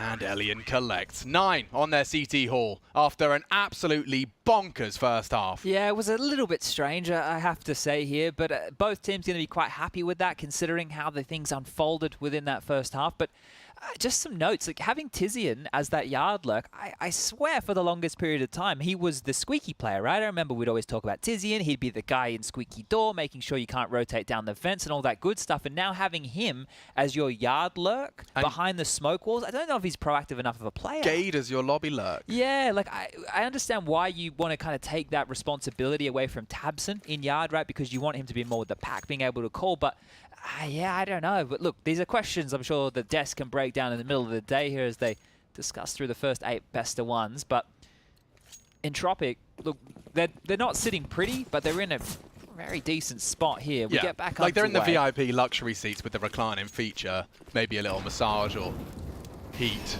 We're into our pistol and already going for a vent dive. No one's got the info. 3 of them not straight even down. holding. We might even get the plant in the first 20 seconds. Yep. Wow. Straight down, and they can even collapse up towards ramp. Rude shock for Keto. Nice headshot, and hello, back turn. Oh, Crad does nothing, has nothing to contribute, and there's more headshots to be found. It looked so good for a second, now already on the defuse. This might be one of the quickest pistols we've seen. Just sitting it down, and that'll do nicely. Big Clan takes 7. Yeah, great shooting from Keto, right? We've had a couple of rounds with Keto that have been phenomenal on the pistol. Here's some more of it there. I think that was the final bullet necessary to take out Forrester in that. Now, yeah, okay, we'll give you lower, and then we'll just retake the site, apparently. Here's the 1, here's the 2. And the 3rd was pretty tasty as well. Just bang. 2nd bullet necessary there. So I got to learn to count, but here we go. Still looks quite threatening, doesn't it, from the T side? Yeah. What do we got? A couple of Galils in the mix, a Scout, a Deagle, and light util. So I wouldn't expect them to get a move on about this. Take it a little bit slower. Wait out those protocol nades. Make sure they're not just running through Molotovs and grey screens. And okay, well, seriously, you're not going to repick that one. Scout noted. Big are now well aware that they're dealing with quite the board up force pipe. Yeah, Elian's caught a bullet elsewhere. I think that must be a Scout down just around 10 HP. He's dropping back from yard now, so it's been kept honest here, and it's important that he doesn't go down. He has quite the chunk of utility. You can see a smoke, a flash, and a Molotov to displace here. And chucking some stuff across, so that's going to make it easier for Tizian to re-smoke over towards that hut position. The finer details alive here. Now the smoke wall is being lined up. This looks like it should be the standard secret crossing. If they go towards ramp, that's where the org lies, and that's going to mow them down quite nicely. A bit like statues here, so hoping the CTs over-rotate, hoping the CTs look for information somewhere. Where's the weak point? Where's the gap? Oh, noisy about it, 30 seconds. Top fake. Top fake into the org. Keto for more impact. The pistol was his and only the 1, but through the flames, Tabson will contribute. What? I'm not sure. Forrester just throws his body into the grinder, and there's more to be found. Searson can't believe his luck. He assumes they've slipped. They're still looking to pick up the bomb, and yeah, that one, a little limp, really. Yeah, okay, well, Big really about to tie things back up here. It should be Entropiq looking at a save, maybe a Deagle, maybe a PT50 at most. A flash would be fantastic to try and set them off here. And yeah, they were given the space again, though. I think that's one of the notes right there. You see Searson taking a look on the right-hand side. maybe worried that somebody did make it across through that secret wall smoke and was going to pop his head up. So that's good information for us that Big weren't awares of what was behind that wall, but Entropiq don't know that. So for them, they're going to be operating in a bit of a blind spot here. 2.7 on the high end. How taking a timeout, right? This is where Hooch is going to get an opportunity here to chime on in and maybe give them an idea or two. And I don't know if the idea is going to even be for this round. You're not looking to get a lot out of this round to play round number 18. It's going to be going into the next where things can hopefully heat on up and get a bit more exciting. The 2 MP9s, the Galil, the Famous, the Scout. If you're big and you keep a clean sheet here, you'll get a bonus round to the next round to play, and that's going to be looking very, very good. You can throw something a little bit strange, or you can even just operate it as it is a full gun round. MP9's are really good to use for ramp, top lockdowns, all that good stuff. Yeah, gone are the days where the lobby crunch is the most common route. Searson under some pressure now, and he's got the support. Look at that. Yeah, the waterfall of blocks. It's been dealt with. Very easily, Stylish. Elliot, cheeky, cheeky boy. Yeah, very cool. No, you're not going to sit on the ladder for more, are you? He actually might. He's trying to fake it out. Come on, Gade. You feeling it? You feeling frisky? Manages to avoid the nade and all of his pre-fire funny business, and he'll have an AWP now at least with no dramas. He's going to have armor behind it. It's going to be looking all right. Whereas maybe otherwise could have been a little bit shy. Good point. You might even pocket some more change here. You know that. Untarnished bonus. Well, now only 2 of them remain. Elian takes them both down. 1 on 5 with a knife. You can't. No Grab armor, himself bro. Another smoke, though. Suddenly, Big start getting sweaty palms. Flashbacks of their oopsies in the first half. Return to their frontal lobe. Elian playing mind games with these boys. That's the second smoke he's thrown. And he's not done yet. He's not done yet. Oh, Keto lets out a sigh as the 9th is secured. Elian, I mean, what started off as trying to make a pretty damn good little fortune, little nest egg for him, which he has done. 8 grand. Yeah. And the stylish little knife, you can see spinning himself around for that backstab insta. And then this is just extra bonus points for him. Forces the rebuy on those 2. Keto holds his nerve and saves the round. Yeah, that conversation about the bonus round for Big, throw that one out the window. Yeah, so a very, very good round, all things considered, for Entropiq. And here we go. Let's see. Can Elian open things up with his AWP? He's having a go. Works so hard to get smoked off immediately. Warning shots through. Big now know what they're working with. Both teams are just more than happy to play this slow spread. Oh, not so slow. Not so slow. Tizian does evade nicely. So Forrester just having a little knock. Perfect pop flash. And the pressure doesn't stop. That smoke alone will get Gade on notice. Playing with Big Clan a bit here, and you can see Keto's there to answer if anyone has snuck on down, walked on down those vents. He can confirm it's quiet. Re-smoke Squeaky, and at the same time, it looks like Entropiq are starting a project towards main. Yeah, well, they've been able to avert the gaze of the yard holder here, so space to work with right now and plenty of time on that clock. Pressure going to be felt now as they work their way around towards heaven. Oh, perfect. Elian could not have been holding a better angle for that. Tabs gagging for info, and Elian just slaps him away. Well, now they're up heaven here and trying to boost. This is going to get awkward on the timing. Oh, the timing, especially with a fumble. If they linger a little too long, Gade will be in a power position to punish. It's about the cross. Says, what, you quick switching, swaps away. Nickelback will punish, and it's all onto Tizian. Only the 1 is allowed to be provided. Crad keeps him honest. The site is theirs. The bomb to be planted. And oh, Elian couldn't have a better position for this one. Tries to throw a pot shot into Keto just as it blooms, but playing for the round here. Yeah, right now, if you're Big, holding on to these weapons, very, very important to do so. Question is, do Entropiq want to try and take anything away? This will be their round. They are going to get things up to 10, and this just continues. It has just been quite back and forth here with a couple of fumbles, but as we mentioned at the start, nuke for both teams. It's not like it's at the top of the map pool. We talk about best of ones getting to the middle ground. Well, this is like the lower end of the middle ground for both of these It's like squads. We've got, you know, 100-meter sprinters running the 5K. Sure. Yeah, okay. Yeah, I'm with you. I'm with you. Oh. They're not running anymore. They're limping the 5K because that AWP is... snapped his ankle. Yeah, long gone. Okay, well, it's... a FAMAS. It's a FAMAS. And a grand total of 2 rifles. Keto can drop 1. Yeah. If you fancied your Tizian chances. can buy. Like this is what we were talking about with Elian, by the way. You saw that in the highlight package. Just holding the perfect ang. And there goes the AWP. Searson hunted. Good work from Crad. You see, did you see he was hanging out with James Banks as well, getting that tattoo? I did see that, yeah. Well, I think James did some content with Crad back at the last major we had as well. So, what, 27 years ago? Yeah, 27. Like. That's the one. While dissuaded very early, cheeky little aggressive maneuver Keto was looking to pull off there, but denied, and he will dip on back. They really are just working with this FAMAS, and you have to find some huge impact here. I don't hate the boost. Just have to hope that they come towards ramp. It's just an all-in, yeah. Yeah, the bomb right now over towards yard. Looks like they're lobbing out some smokes now. Very likely just to scamper down secret here. And it's a good call. There's no one home.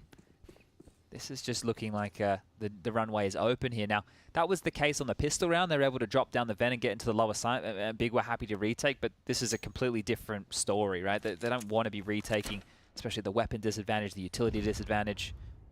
Okay, well, at least Keto's awareness or the communication he needs of like Big. 3 kills, dude. Yeah, it's put him into like some degree of a influential position. What's he opting for? Dark? Okay, well, the door does swing open and he gets nothing done. tabseN's USP, the only thing to fill the feed in favor of Big. They're all around him here. Oh! Rah. Lots heard. And there you have it. So Entropiq, a 2-round lead at this point here. This is starting to really settle on in. The money over there for Big, if you take a little bit of a look, you can see that they don't have enough to splash into a buy. Sirison with 3.3, tabseN with 3.8. So they could make this work by dropping an AWP for Sirison, and that means somebody else, maybe a Tizian, would have to operate with a pistol or an SMG. The cheaper M4 might tempt them into the buy, but it is going to have to be a discussion here, and the first time out taken right now to talk through exactly those options, because yeah, you can get that AWP. Keto or Tizian could drop that, right? But you're then relying on Sirison to be able to find some impact here, so you're putting a lot of eggs into that basket. Gade's actually invested in with a little bit here. A 5-7, some util behind it, some Kevlar, and the same for the rest. And look, you can understand it. The CT side of Nuke, you want to have all your goodies here, and if they can keep this one threatening, if they're able to make it competitive, maybe even save a rifle or two, that's not too shabby. But Entropiq, if you're looking at the buys and the way it's reflected right now, they should be looking good for 12.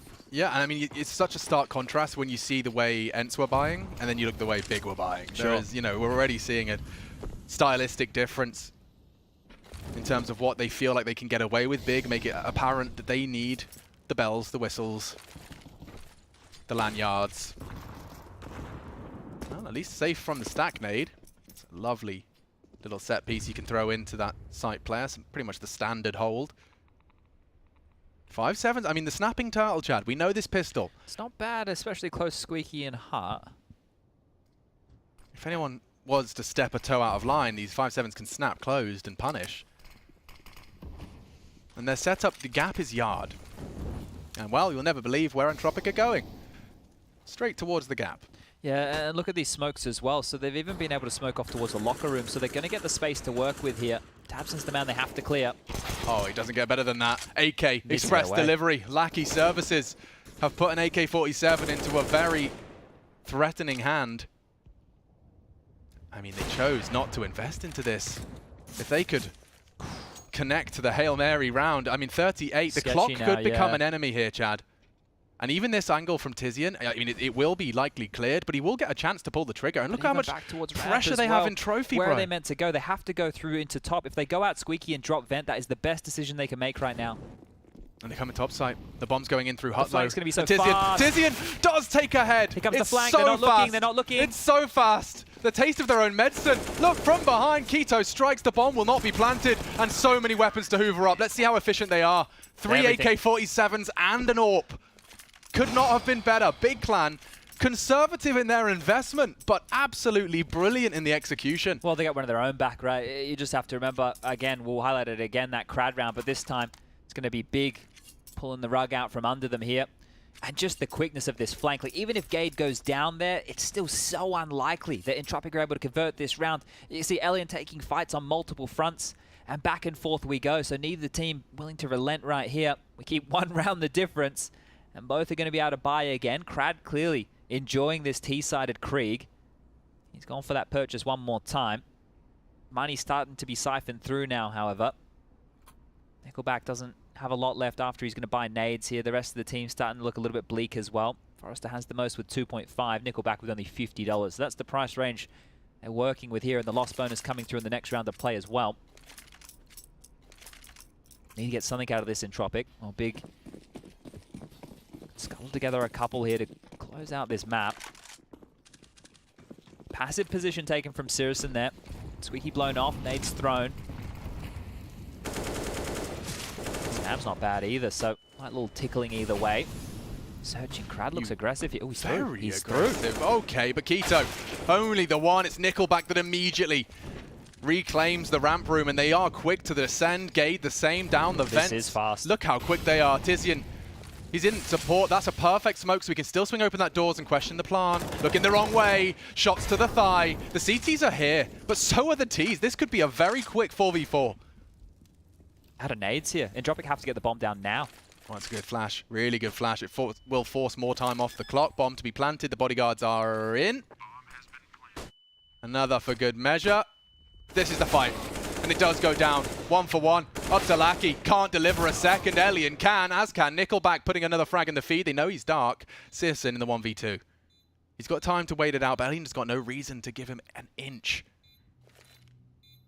The molly's perfect. He will get the fight. Swings out, aggressive, and Nickelback makes it 12. Entropiq into the low site. Great stuff from Nickelback. We haven't been saying his name an awful lot, but maybe we should. 20 kills for him at the moment. He is having a great game here.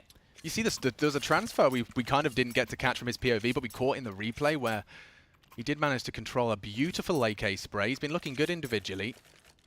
I think originally the first time I saw him was maybe in Prosto or Pro 100, depending on which part of the world you're from. So, coming a long way. Lots of bits and bobs changing around here, but we continue just to exchange these rounds. I like this. Buy again. Love me some aggression, and oh, he's obscured. Can't quite see through the incandescence of the flame. Sirison strikes, and he's allowed to retreat. The perfect smoke guises his reposition. tabseN catching Forrester's aggressive yard presence, and just like that, Big Clan find themselves 2-man to the good. And completely rejigging the setup. After fighting fighting yard, they find themselves 2-man holding towards this low site. Yeah, so right now, like, Elian actually has a lot more room to work with than he's aware. He just has to worry about that elbow fight. Crad's going to park himself towards Squeaky, and yeah, Keto's off angle, that ain't easy to clear. How well trained is Elian's clears? And against an AUG, he's not going to get many chances here. Dry. Nice bait. Nickelback again with impact. Puts his name in the feed, and a chance now. Crad has the rotation. Becoming more and more realistic. If anything, it looks like they might have an advantage, and Crad confirms our suspicions. tabseN to try and save the day here. Have to deal with him. Important frag to find. Elian knows what he's doing, though. He's actually posted up on Decon. Oh. He's not ready. In his blind spot, tabseN will strike for 2. That's round defining. Crad late to the party. The bomb on the low site. Surely the CTs can lock this one down. Can he even get past the first challenge? Oh, perfection. tabseN times it. Considers the option, doesn't need a secondary AWP, and happy to rock the Kalashnikov. So gap closes, and so do the funds. Yeah, this is the issue, right? When you're at the tail end here and both teams are just trading rounds back and forth, neither are really able to establish that much of an economy. That's how it started, and the fact he got away was the problem. So tabseN actually with 4 kills in this round right here. Lots of impact felt from the in-game leader. And another timeout called for Entropiq now. 1 more remaining here. Looks like Big going to level the playing field up. The loss bonus of 1,400 coming on through. That's not going to buy them a lot right now. Elian does have 5.9k, so they could get him out on an... Okay, I was going to say an AK, but all right, let's go as audacious as we can. Get the AWP. The rest of the team should be eco behind this. They're really turning their attention to their star AWPer of Entropiq to get something done right now. A pick is essential. Some P250s. They're going to scoop up whatever they can. But it is on Elian. This is on Elian. He needs to find them a pick, right? It's sure if they want to jump out and bait for him and try and give him an opportunity, but he needs to be the one dictating the play here. Well, you know what they say, Chad. 1 in his name. Let's see if he can live up to the hype. Lucky as well. Damn. They're all doing it. Bit's got one as well now. Yeah, you're right. They're all adding them. Following suit. Yep. Keto, watch him soon. Throw that one into the mix. He's already got it. Yep. Yep. All right, here we go. Alien, it's on you, mate. He wants someone to bait for him, that's for sure.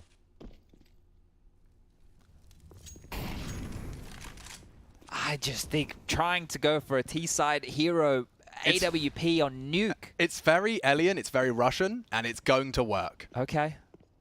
He's got so much time. He's played this out. Many a scrim, the hero AWP has got to be whipped out. At a crucial juncture in the game. He gets his peons to go and bait and draw util as best they can. They throw out some of the, oh my god, it's a disaster. Get out, pull the plug. Nickelback does provide something, but a lovely pair of frags from the double T, leaving Elian already cowering with his AWP. Yeah, and now he just has to save and sit here. Like All right, any 30-second topics you want to talk about?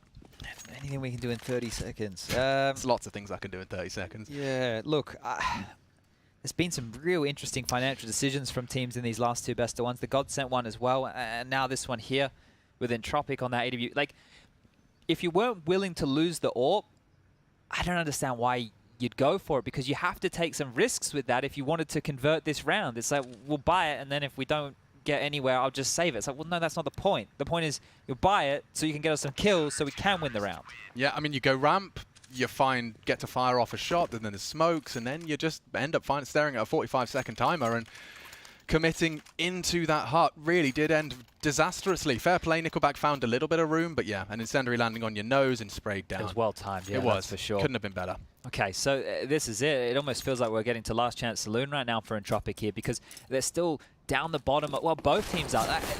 There's a bit of a knife's edge right now, right? All right. The loss bonus is not looking good either way, so here we go. There needs to be something from Entropiq here. They can't let Big grab the reins of this one. Yeah, it would be firmly in their grasp if they can. So, defining round for this best of one. They're out hot. They're coming in quick, thick and fast. Gade, 2 of the 3 required. It's Tizian that does neutralize Krad quick. But hang on, Elian, he's in familiar territory. Another clutch soon. Demanded of him, he might be. That's if Tizian lets him. Hangs in the off angle, a good wallbang connection, and Elian strings together 2 consecutive shots. Not gonna happen, Searson quick to neutralize any hype. And there's your 13th, and now this is what you were talking about, Chad. You know, it looked like a competitive half. You just tuned in, you see a 12-12, but this is where the clock is ticking for Entropiq. You see Gade's contributions here. It's a simple position. It's often occupied, but there's just so many angles as you swing out of that hut, and Gade profits from their negligence.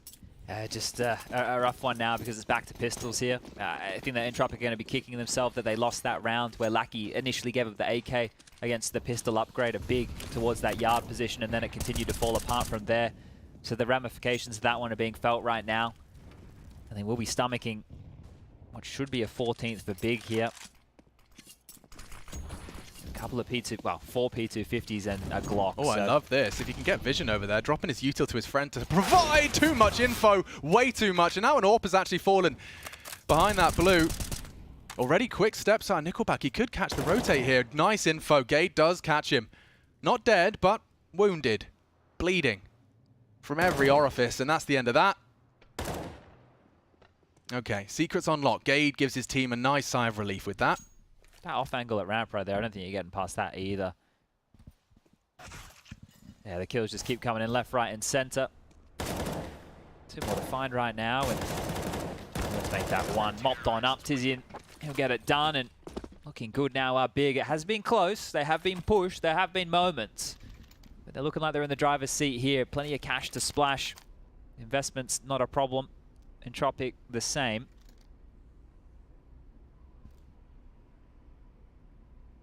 But I do think like grindy has just been how this game has felt, right? Like there hasn't been a momentum flow. It's been quite back and forth. There's been some odd moments, especially that Gade 4K round with the kill on the ladder. Like you're going to go back and you're going to recount some of these, and Entropiq have even used their last time out here. So they've already invested in that Alien AWP. Everybody else yet to buy. I think they're waiting for their marching orders of what utility is required here to pull off the magic round. The buy's coming on through now. Do we need HEs? Are we going to prioritize flashes? Tin Hut. And away we go. So 2,900. Those loss bonus has been able to see them. This buy coming on through again, and Crad one more time is opting for that Krieg. Some extra utility treats as Keto takes a risk. It makes sense. Not going to be retrieving them from Secret anytime soon. Nice little quirk to the gameplay. Searson advancing. And it's a little late to the lobby hold, so there's a world where Searson just sits here. He can just park the bus right here, right now. And do exactly that. What a shot. There's more to come, isn't there? Elian responds, takes down his counterpart on the German roster. Lackey's got a bit of pace behind the red container, but Keto's in a prime position to deny. And it's unlikely he goes dry.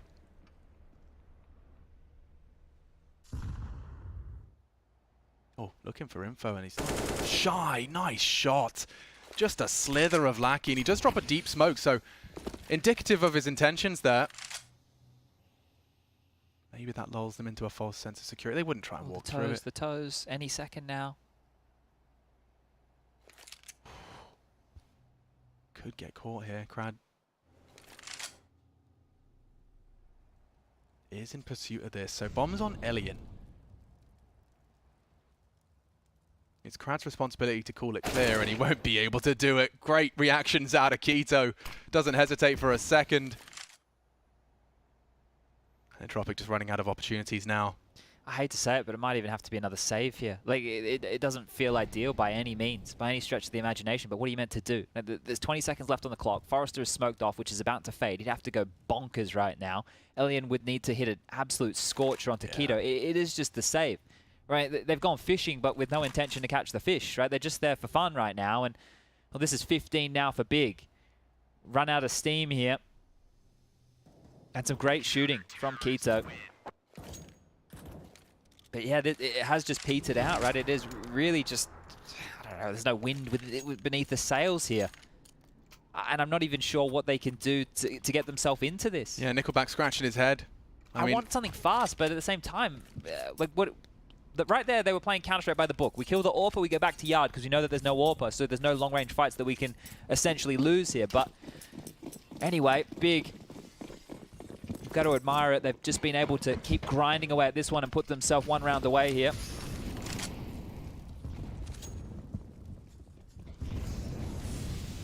So much util early. You can see it. You can hear it.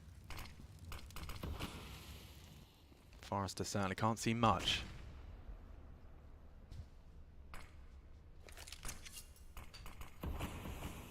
Deep smoke into that warehouse. So a variation of the L-bend, but Lackey's quick on it. Very quick. And it did bait Gade to look away. Now that's a round.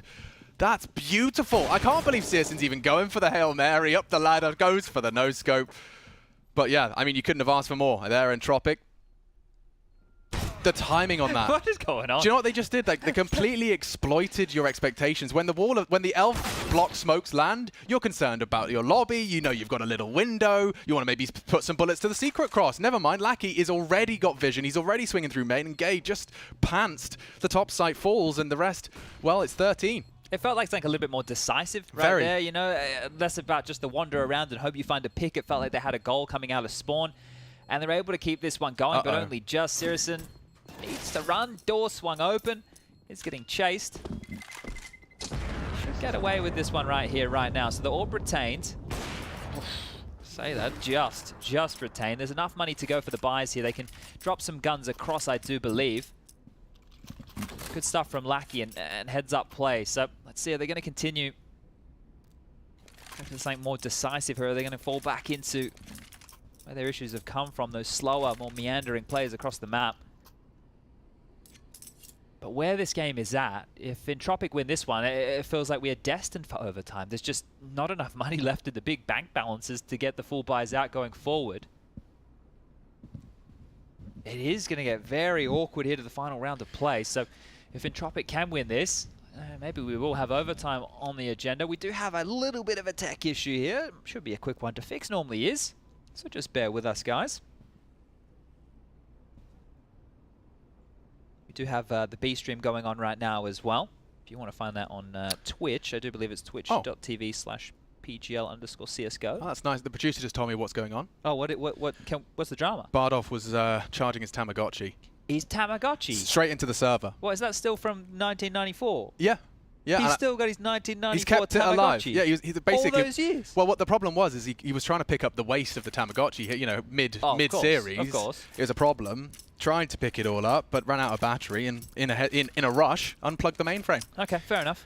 Sorry about that. What happens if you have to change the battery on your Tamagotchi? I was wondering the same thing, but fortunately Bardov's got the converted chargeable version. Oh, okay. That was premium back. I don't think we even did that. Don't know what year the Tamagotchis came or the out. lithium ion. I'm trying with 1994 here, but you guys can see that the funny business can stop because freeze time's ticking on down.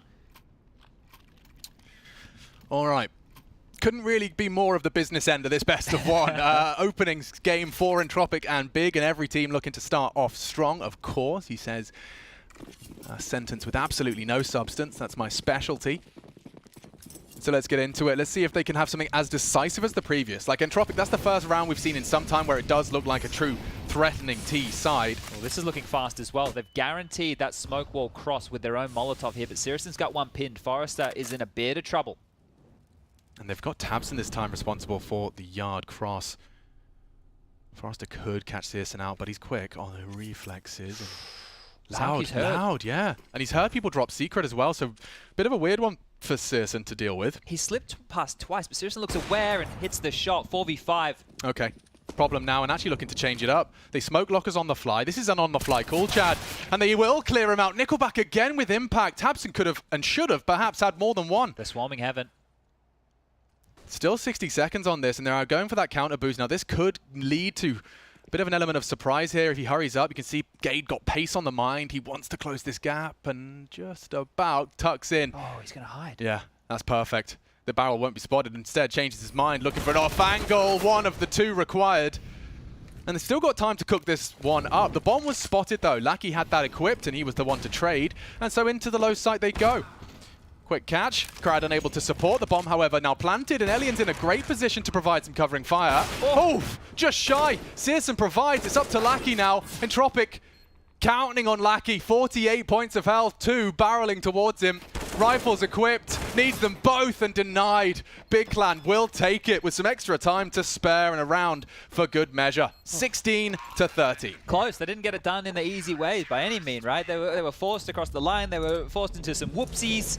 Some moments there that we were scratching our head from both sides, like that round in lobby where Gade got caught with the bomb, and then it's like they're retaking lobby, and it was an odd one. It was definitely an odd one here, but Big get across the line. I think that was the expected result. Entropiq are one of these teams that are a bit of a bogey team. They could have come in, they could have caught fire, they could have had a very good land performance, but that's just the first best of one. Quick question for you. Would you have said that, because that's not the Big Clan I was expecting in terms of, I got them in my pick'em. I think they were, prep heavy team and they knew their opponent, etc. Was that chaos or the way that felt a product of Entropiq, or was that also Big Clan looking a little wobbly in game one? I think like they were going for like a very, very structured game plan right there. And I know that it looked chaotic, but I think that's why it looked chaotic, because they weren't able to get away with it cleanly. Sure. Right? If they were able to do the structure cleanly, then sure, it would have been no dramas. But around like this here, they're walking through a smoke and 3 of them are getting mowed on down, right? So there's little bits and bobs that don't look great. This one here, Siriuson having a catch too. He also on the pistol round of the T-half got 4 kills. So I think the individual moments actually ended up saving Big here.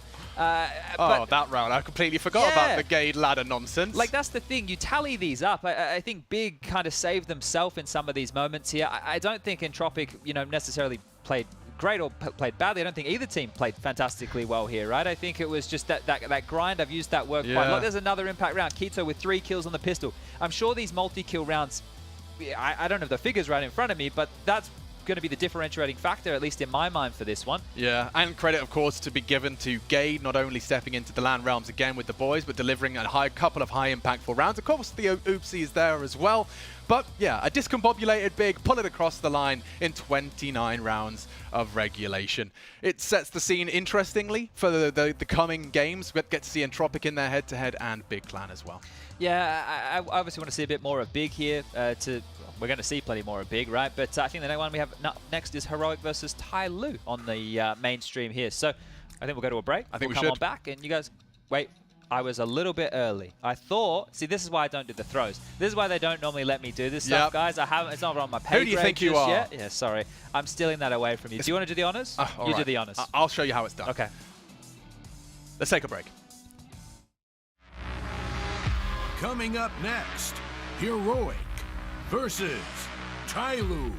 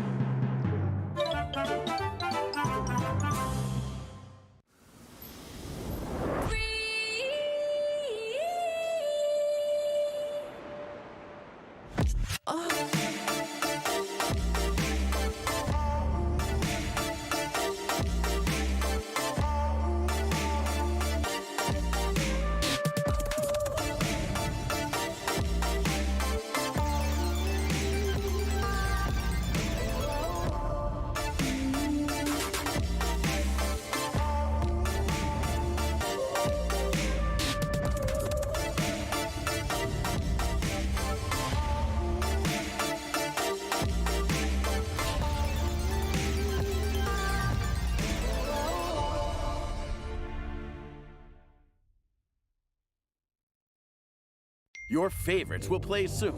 You hope for the win. Excited about the game. But something has changed. You start to doubt. Will they pull it off? Or will they drift away? You pull yourself together. Because you're sure they're revved up to win. You know they've prepared. They've picked the right course. And even when there's no chance, you believe they will win. GG Bet. Be excited.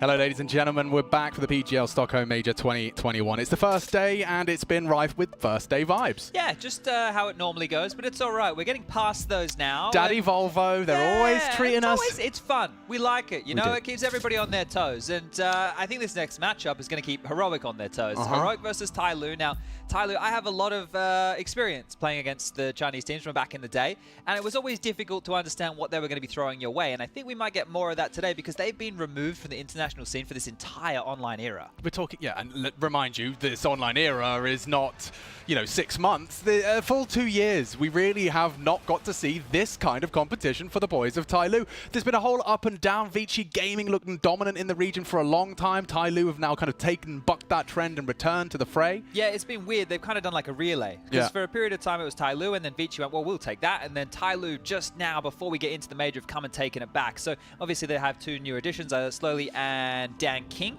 with the names that we all know, right? Attacker in the mix. You've got Summer in the mix. These are somebody still going, right? These are names that you've been seeing on your screens from Chinese Counter-Strike for years. And then Heroic on the other side of things, well, these are the Danish names that they've been in the headlines a lot for a lot of different reasons, but the type of Counter-Strike they have been able to play online is the type of Counter-Strike we want to see here on LAN, right? Yeah. Because this team is very exciting to watch. Bingo. But that is the key and crucial point that we might not necessarily get answers to right now. We'll bring up the veto as we continue our conversation. But the question is Heroic, you can do it online, but it's clear this had some jitters on the LAN world. You're coming into the first major in 2 years. It's all on LAN, baby. Let's see if they can get off to a really good start and find that footing individually as well. Some of the individuals don't quite get to look just as full of confidence.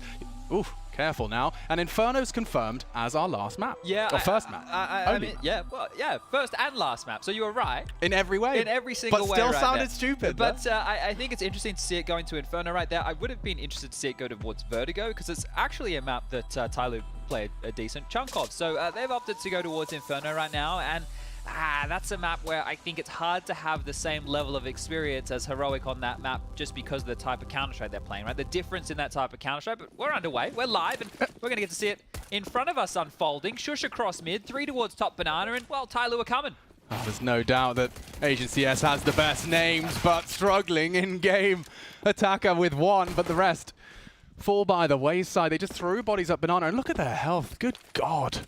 You've just been left 1 minute 30 with nothing, a grand total of nothing. Yeah, it's not great either to be seeing them missing the half-wall flash so early as well.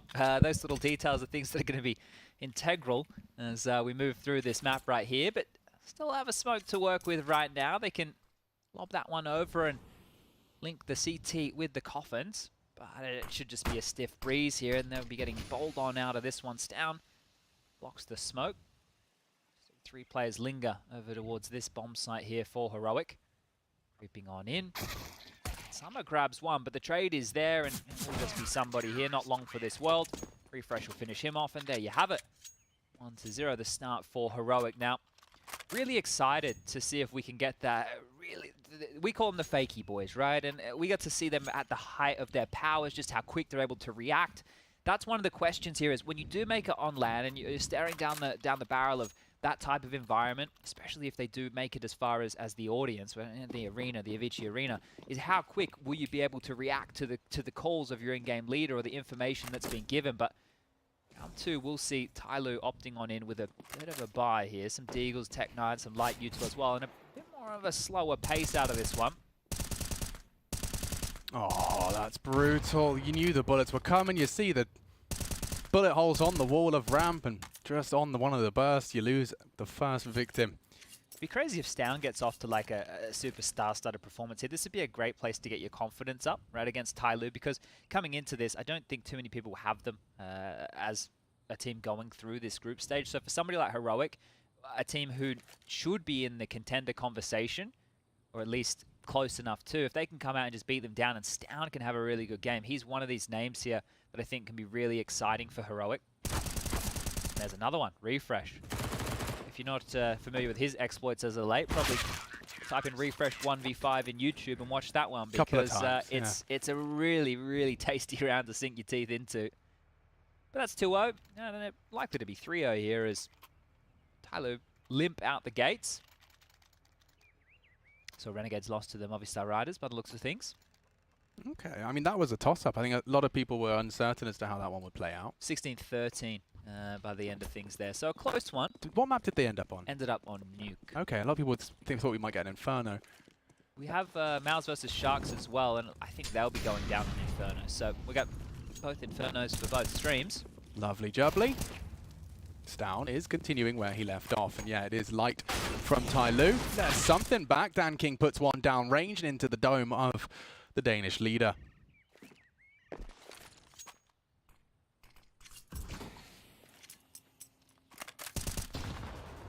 Can't catch a break right now. I mean, do you remember the conversations we'd often have about Tyloo is like when they would get their close group stage exits, and it would be like, oh, if only they'd had more time on European soil. They couldn't have had less time on European soil. Yeah, mechanically it was always the thing that we would look towards, and we would go, yeah, they can compete. But in terms of the type of Counter-Strike, that is a bit of a drama. But that's a nice shot.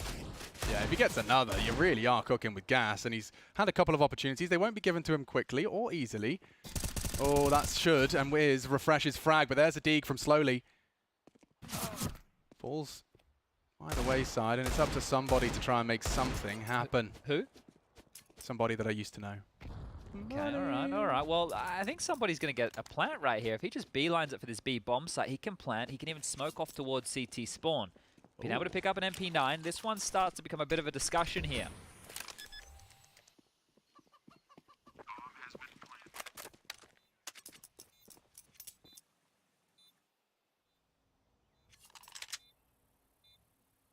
Opts for Coffins.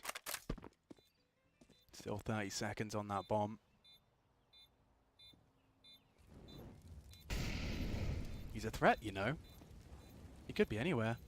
And there's the first frag. Now he can play time. Chad, this one is looking like a 1v2 out of nowhere. Fake and smoke, that's a scary combination. 10-second defuse. There's no kit here. He just has to... He's just sitting it. Oh, he killed him with the nade. Oh, I didn't even see that. Well, okay.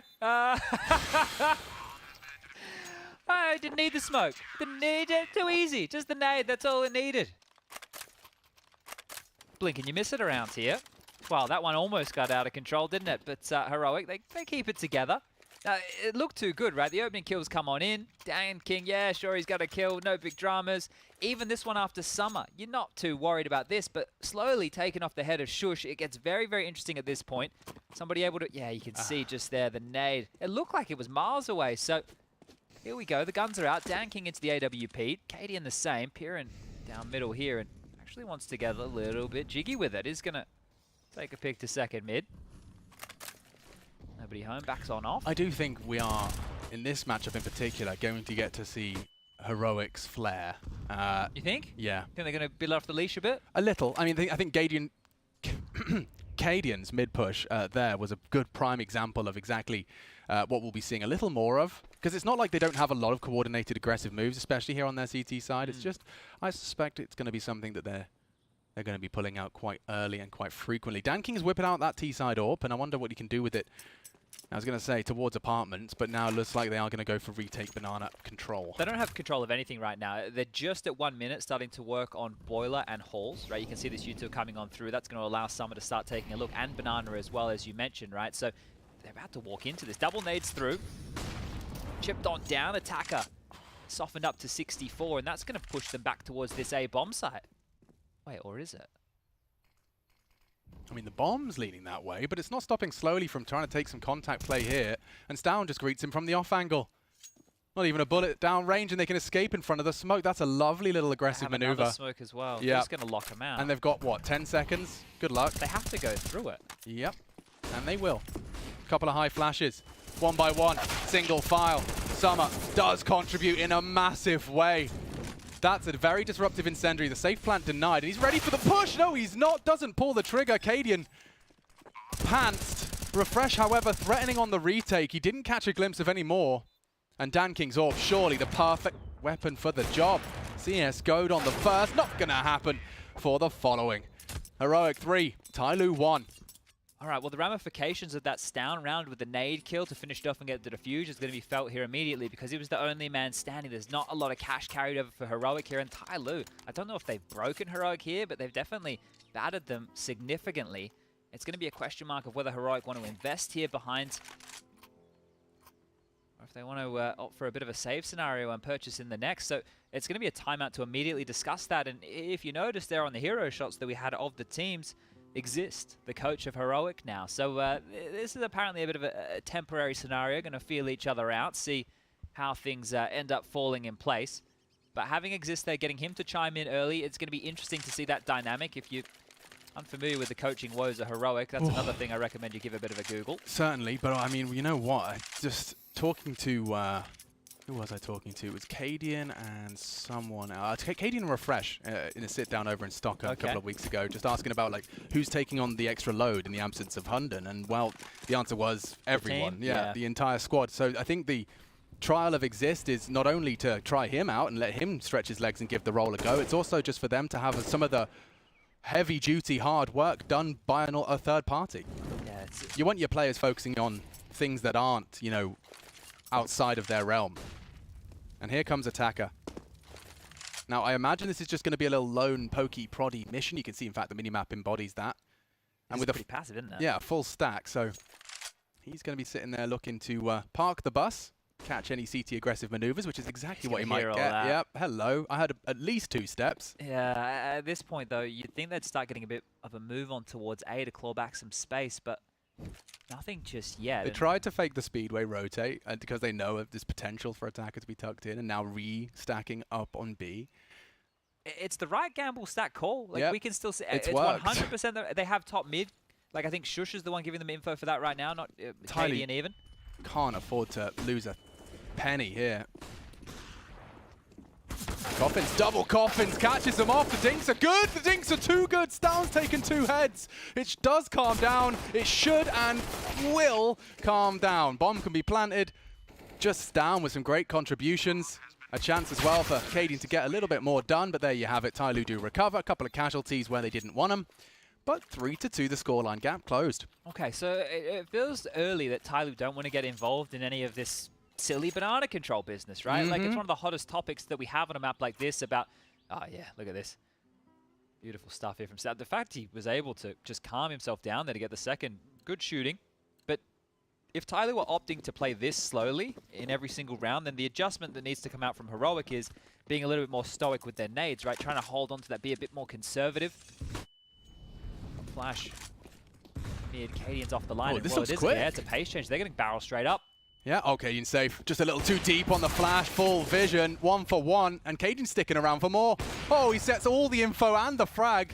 Shush knows it's a short side push, and Cadian's even trying to provide some additional support.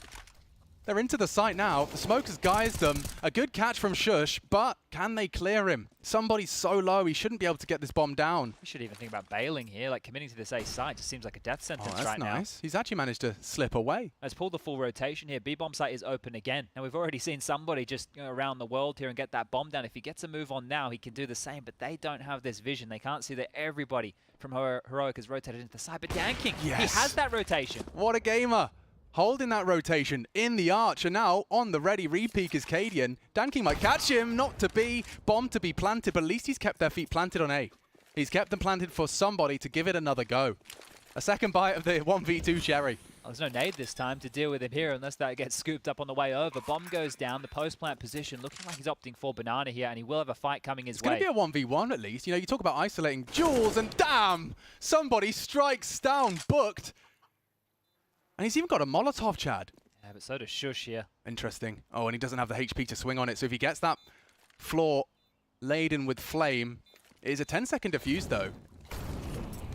Is the molly good? Oh, going wide. Shush should have it. 10-second defuse, so he needs to be on it now. Oh, wow. Well handled there. Shush keeping the coolest of heads on his shoulders there. Let's see how good our timer is, shall we? 3, 2, 1. Bloody brilliant. All right, well, good stuff there. And another nail-biter for Heroic. So what started very quite flat for Tyloo, these last few have actually had a little bit behind them here. A pace change. They barreled on up. If their flash was a tiny bit better, Cadian's blind, they probably get up without too many hassles whatsoever. So the devil is in the details here. Back in with the AKs. Another good plant. A rifle round equipped, and take a little bit of a look at Heroic's buy. They have 3 SMGs, 3 MP9s here. Prioritizing a load of util. You said they want to hold on to it. Well, we are going to be seeing a lot of early HEs, and Stown taking some liberties here. Some heavy ones. Full control of Banana ahead of the CT smoke, and DanKing's pot shot wasn't too far off, spanking his bottom. All right, they've rejigged this CT setup very quickly here, and they're actually even looking like they want to go for a 4-man gamble stack. So rotating back on over, Stown will be the lone defender of this B bomb site here. Left himself with a Molotov, and the jiggles, the jumps, that's what they're going to be looking for. Long side smoked on off.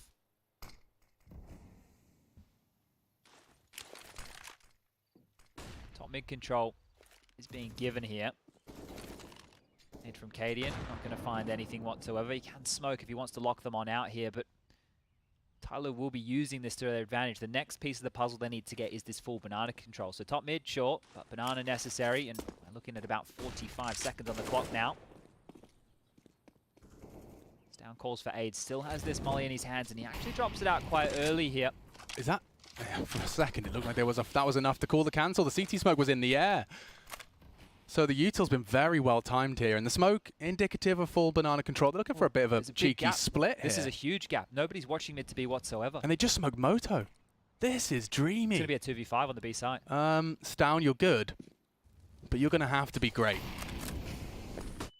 One rifle on this site to defend it. Tess is trying to disrupt. There's 10 seconds. 10, and some are ready for action. It could not have been closer, Chad. They get it down with a second to spare. Bomb now ticking, and Heroic. What are you supposed to do with that? Couple of MP9s scattered around the T apartments. Summer keeps having a look here. They might get themselves a lovely little upgrade, but that was some great shooting from Summer there in pressure moments. So, yeah, patience the name of the game right now for Tyloo. I mean, all it would have taken there was a slightly delay. Like, Tessus gets one. You've got 5 seconds. You're rushing the plants down, denies, and once someone's living in T apartments, it's over. I can't believe Summer's even starting to hunt on this lower HP. Like, if he was going to save, he would have just tucked himself in T spawn. So he is being active on this, same as DanKing. You don't want to give away either of these rifles here to the MP9s, and everybody's going to get to hold on to their goodies. Bomb goes off. Round secured, 4-3, 1 in it. Not looking too bad for Tyloo. They've been able to pip some of these gaps here, and even when they have gone towards the stacks on those ecos, they've been able to handle it. Now, if you're going to be heroic, a save necessary. Not a save necessary, a buy necessary indeed. So, Deagles, some armor to go with it. They've gone all in on this one.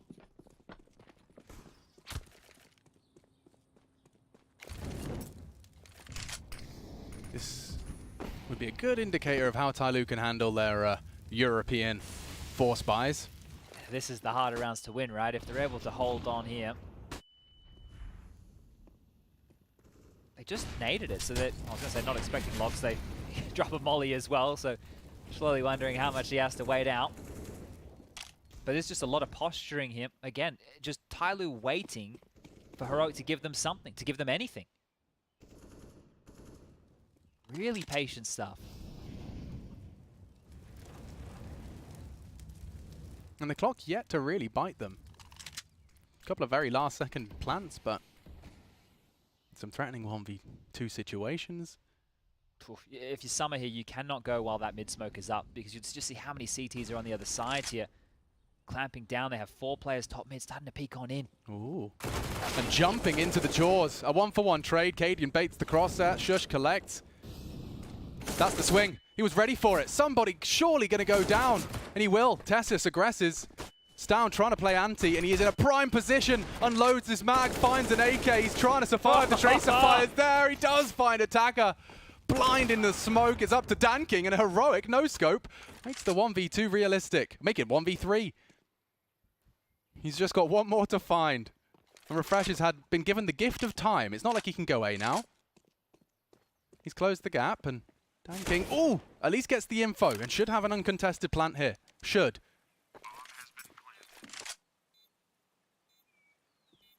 Refresh readies himself for war. In the angle, he lingers, and that sharp shooting.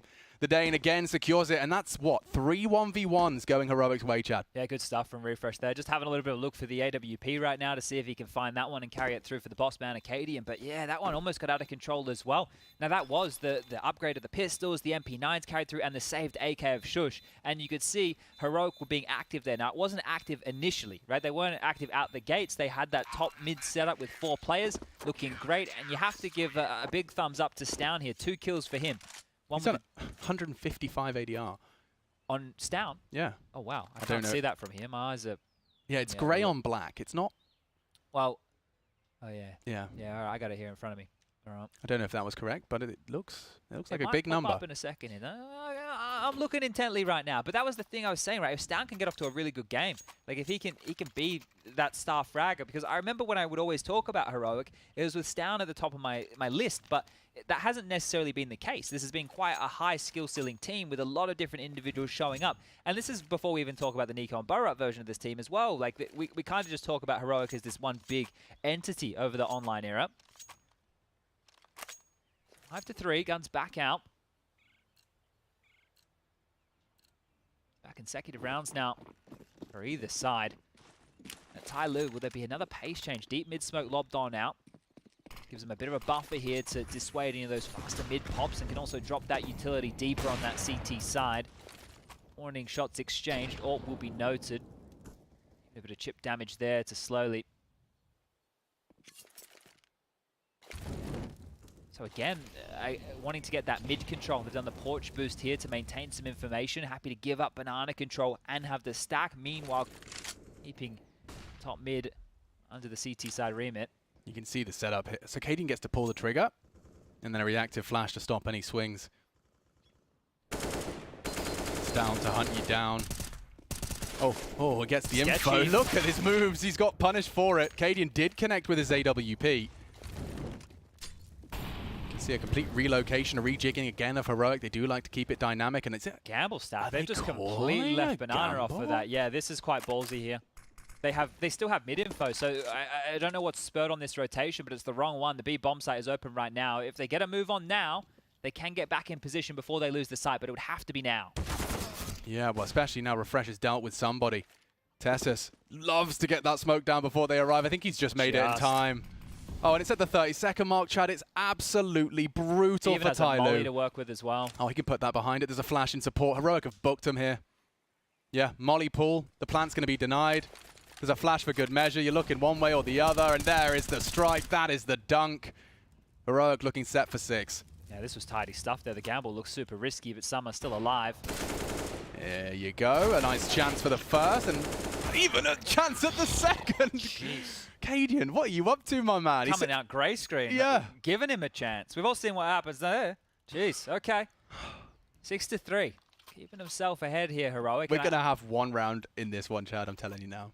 We're going to have one of, you know what we just saw from Pain? We're going to have one of the, you reckon? The ridiculousness. Just a mental moment? Yeah, I don't know if it's coming from the Danes or Tyloo, but it's in the water for sure. We've been kept pretty humble on the mainstream today. There hasn't been any crazy plays. I think the Cirrus and 4K on the Glock round wasn't too bad. Yeah. But other than that, I think just the Astralis Copenhagen result was as a result that surprised, not so much the individual.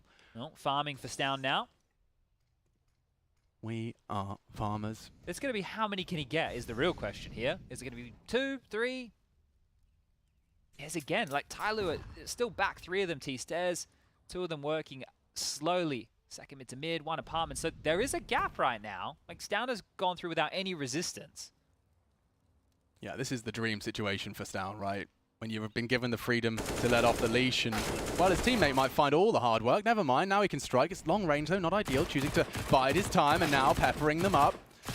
There's all 3. Lovely control of the MP9 in the end. The 4th for good measure. Yeah, is he going to get the AK? Look like he's going to get across there in time. So, not the end of the world here, but now quite the commanding lead for Heroic, 7-3. Felt like there were moments early for Tyloo, and there still is. It's a long half ahead of us here, but they need to show us that they have a little bit more than sitting back waiting, hitting the A bomb site, and then rotating towards B. That's about it, really. No HEs right now. We'll make that 1. A couple of flashes, smokes to work with as well, and they're going into the default spread again, right? Default spread once more, 3-second mid, passive. Oh, Cadian. Well, there goes half your health. Yeah. No sacrifice to the Flame God.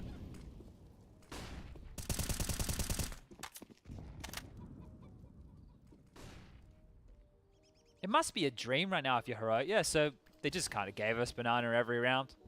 Yeah, we just did a deep smoke and no one came through it. And then we just like rotated and played 4A. And could just jump at the half wall for info. Kept the AWP mobile the entire time. Like, you're not getting pressured in banana whatsoever. And I understand, like, if that's your game plan of Tyloo to go for this here and let them use all their utility and then take it, like, that's fine. But it just looks, for Heroic, there's not too many dramas for them early in these rounds. They're just going through the paces. Good nade. Right on the money. They do manage to evade it, but zones them out. 50 seconds. It's like we're watching Virtus.pro right now. It is, yeah. Very reminiscent of the old school. You can see there's almost indecision, like a conversation happening in real time. 38 seconds, and they could even boost for info if they fancied it. He's just gonna be flashed off the line. That's enough to keep their feet planted, but what are you doing? No one's seen another player. We've had a minute and 30 seconds, and no one has seen another player. Yeah, it's 24 as they commit A. 20. When do they go? Util in the sky. The flash from Shush should do a lot. Back's already in turn, and oh, he's in the sight. That's damage, a chance. Danking goes down, 10 seconds. They're still up in pit. They might do something, Chad. They need to be planting. They do get the headshots necessary. Now. I don't think there's time. It's going to be so close. He's on it. Just gets it down. They extend play, only for a second. Somebody again in a 1v2. The poor soul never seems to get health for the clutches. And they're grouping up. They're not porch boosting, are they? No, still just lingering. Oh, confirms his position. And surely can just group up. One bullet will do it. He's repositioned and dealt with the first. Somebody, third time's the charm. Looking for it. Stown just needs to find one bullet. The elusive bullet. Playing with the angles, playing with the clock. And just a couple of seconds shy. Has to find the bomb. Oh! It's another 1 second defuse. It's going to be close. It's another 1 second. Oh! Heartbreak for Tyloo. Leave them alone. Cardiac arrest. It's just so, it just doesn't seem fair. The clock on the boys' side. Heroic just again by a gnat's wing. Pull out another round in the 1v1, and somebody at this point wants to put his fist through his desk. That was the closest he's come.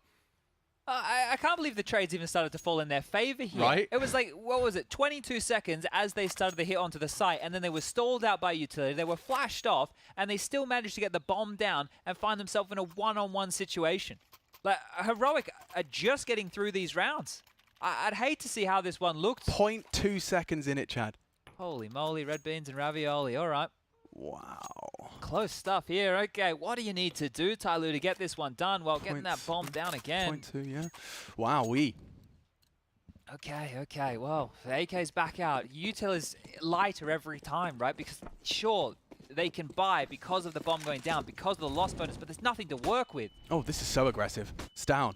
He's throwing some aggression and some flair into the mix, and yeah, it's going to be punished. Danking's just taken 2 of them straight out. This has to be Tyloo's round. Has to be. They got greedy, and now just looking to ruin their day. No, he's been checked. Refresh had them all on a silver platter for a second. It's still a competitive round. Shush's got a kill. They know exactly where he is. Okay. He has to be coming from this angle, either here or halls. So advantage definitely nullified, and then some. Attacker set for success here. The information's gathered and can't adjust his crosshair. Tessus will punish. Look at his nade set. Has to be Tyloo's. Tessus got every nade under the sun. This is the frag. Somebody needs it now, and he will take them both. Delivers the 4th. Tyloo convert off of Danking's openings. All right, well, finally, they're able to break this. Like, it's just felt like such a struggle here, and it's felt like a long time between rounds here for Tyloo. Heroic humbled, however, and yeah, this was Danking with 2 great ones. So on that first kill for Caden, he spots Stown as well. Stown was looking a bit whippy there, a little bit worried about the stampeding footsteps up second mid. But really good shooting, and then somebody just from the top rope here able to hail down some pain. It is going to be a bit of a hodgepodge buy. So an AWP, a FAMAS, an MP9, and 2 pistols here. There's the opener. Cadian with a great shot. Attacker's dead, the 4v5, and now Tyloo know what they're walking into. But this is their first taste. They're like, okay, let's try Banana. Let's see what it's about. You know what? Like, maybe the pro teams do it. We'll see how it is. Let's see what it's like. Attacker is really not happy with how that one went down. Well, you lose a player and a half as a nade chunks slowly down to 43. I think they were expecting that would have been enough to have broken Heroic here, and that's the thing when you're going for a buy like this and you're even going to be scooping yourself up an extra smoke. Down getting cheeky with it. Graceful. When you're the solo B player and you're still staring at your smoke, that's the confidence we were talking about. The fact he's been able to scoop up another one as well here, right? Like, they're just going to leave him and hedge again towards A. These A stacks from Heroic have paid off time and time again, but if they linger too much, Chad, if there's an extra 10 seconds, okay, looks like they won't. There's real intent here. They might go through. The flash, he understands the state of play. Tyloo are breaking down the barriers. This boost, though, surely anticipated. There will be a crosshair on it. It's somebody. A couple of pre-fires. A good spray. Down does get up, but will he evade the spray? He does. Just about. A man advantage for this retake. This is a real gap closer opportunity for Tyloo. A very deep CT smoke, but that does work. It completely locks them out of going through that. You just don't know the uncertainty enough to force your hand, and so 3 coming in from the coffin position. It's all on slowly. 1 of the frags required. It's a 2-on-2. Time-sensitive mission for the Danes, but they are still hitting shots. Problem, again, somebody thrust into the clutch, and he pulls it home. 2 headshots straight through the corner. Tyloo given the gift from somebody once again. There's 5. You got to be loving it now. He's starting to get activated here. Look, he didn't win those clutches earlier, and it was starting to hurt. But now they've put himself in a fantastic position. Back-to-back rounds from Tyloo now. It's broken the bank of Heroic. It's put themselves in a position where they can close this gap. They can find themselves staring down the barrel of an 8-7 first half. This is looking good now. Yeah, brilliant. It has been slow. It has been tedious. It's been like pulling teeth at moments. But they've gotten what they're looking for here, and you can see Cadian's force bought in, right? At this point of the game, you have 2 horrible discussions. Do we force buy now and have an average buy? And next round we'll also have an average buy, or do we eco now and then still next round have an average buy? Well, let's go for 2 average buys, lesser of the 2 evils. Yeah, so 2 cracks at this. But realistically, the last 3 rounds of their half here will all have been suboptimal, right? Last round they had, what, a FAMAS, an AWP, and an MP9 with 2 pistols. Now they just have 5 pistols. The next round it's going to be SMGs and pistols again. So Tyloo, somehow they put themselves in the power position here. They can't win the half, but 8-7, not bad. Considering how it's been looking and how hard done by they've been at times, of course, the 0.2 milliseconds. Yeah, they're such close rounds, right? And that's a lot of that has been through Stown. He has been very good. 22 kills for him. The next closest on his team, Alex, is Cadian with 9. So maybe we should be singing his praises a little bit louder here. 22 kills. Jeez, down into the 20s before anyone breaches 10. Yeah, like on the other side of things, somebody with 11. We got 12 for Summer. Sorry, somebody with 13. It's Danking with 11. But yeah, this is their opportunity now. Like, you can wipe the slate clean of all those real, like, hard done by close last second clutches and 1v1s. If you can cleanly convert up against a wounded Heroic here, economically for sure. That smoke right there from Stown, right? It's very defensive, and they know that they've showed nothing top Banana, right? Tyloo, hold up a second. Summer. They're grouping up. They're coming back. Into the app stack. Cadian will hear this soon. Shush will too. Relays that information. Oh, an opportunity, and a huge one. Will he strike? It's hard. No, he's missed his it. shot, and so will Shush. All flubbing it. Too much for them to handle. Tyloo have now broken into the A site, and Attacker gets his 1v1s. 1 by 1, they will fall. Only Stown. They know he's the B player, likely rotated in after all of this kerfuffle. And already working with a scrap of HP. Yeah, they're even going to hunt him down here. Why the hell not? Things are starting to turn. The tide in this one here completely shifted now. 8-6, 1 more round in this first half.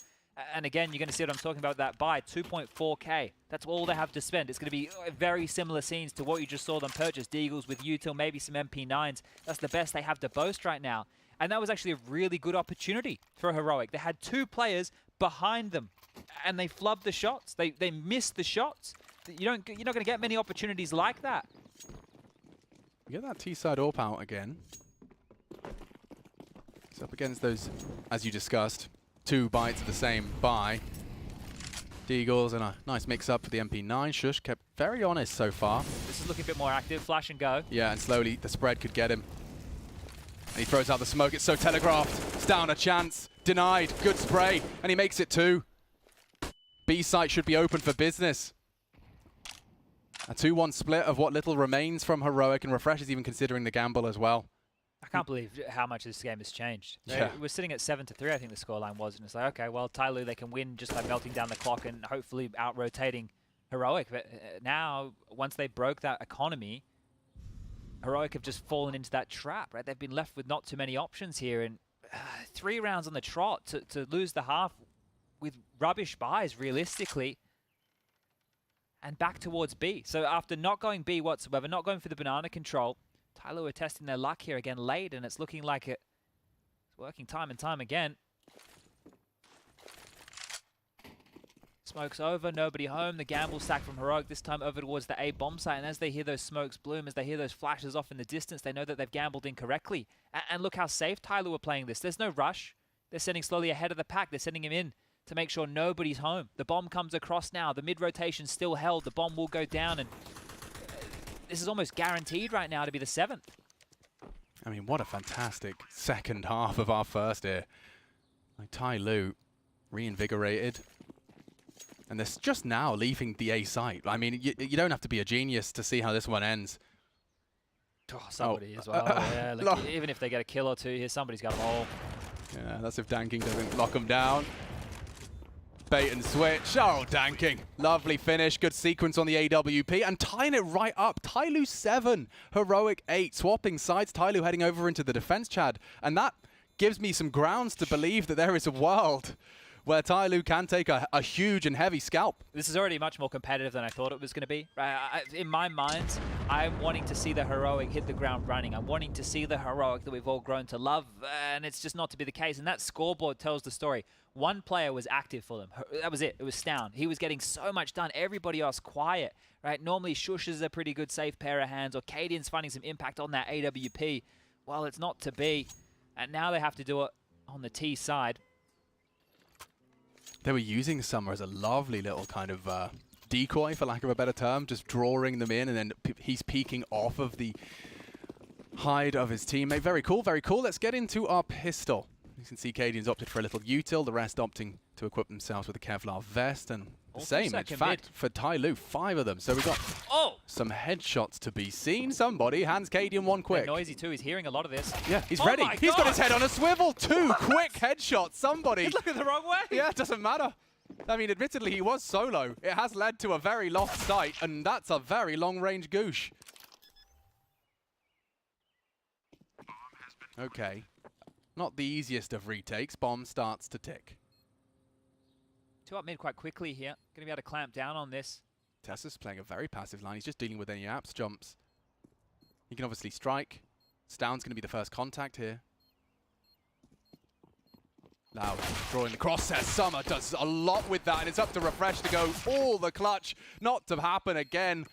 Attacker strings it together. 2 from him. And the retake is good. Tyloo take the pistol. I love that. They just crept up and then exploded, right? Think how close they got to the site, and then everybody appeared at once. Because Heroic were playing so safe in the site, they didn't want to take those fights against the USPs. You understand that. But as soon as Tyloo note, okay, well, we're not getting any resistance, letting us walk in. You don't want to fumble it. They've gone in quickly, and it's not giving a chance for the Heroic players to react. And this one here, like, somebody is hearing 4 players running noisily on the wooden floorboards of apartments. And he's looking towards a hole, like a waterfall. In a pistol, you're expecting the waterfall at the end of a part. Able to flick around and grab a second. That was great from somebody. Yeah, he's had his impact, hasn't he? I mean, we've seen much more impactful plays out of the boys from Tyloo. Look at the buy right now for Heroic, though. They've actually been able to get out 3 AKs here. So wow, Shush, the sacrificial martyr here. Scout as well. So, okay, this is a juicy looking buy right here, but this could fall in multiple different ways. If Tyloo pick this up, they might be able to walk away with a couple of AK-47s here, and Heroic are going to be a bit of a hole. The quiet scenes. I'm not sure if we change the names, it looks a lot like that first half, right? So Tyloo did a lot of this, just sitting back, taking their time, allowing the clock and utility to be whittled on down. Heroic are doing the exact same thing here.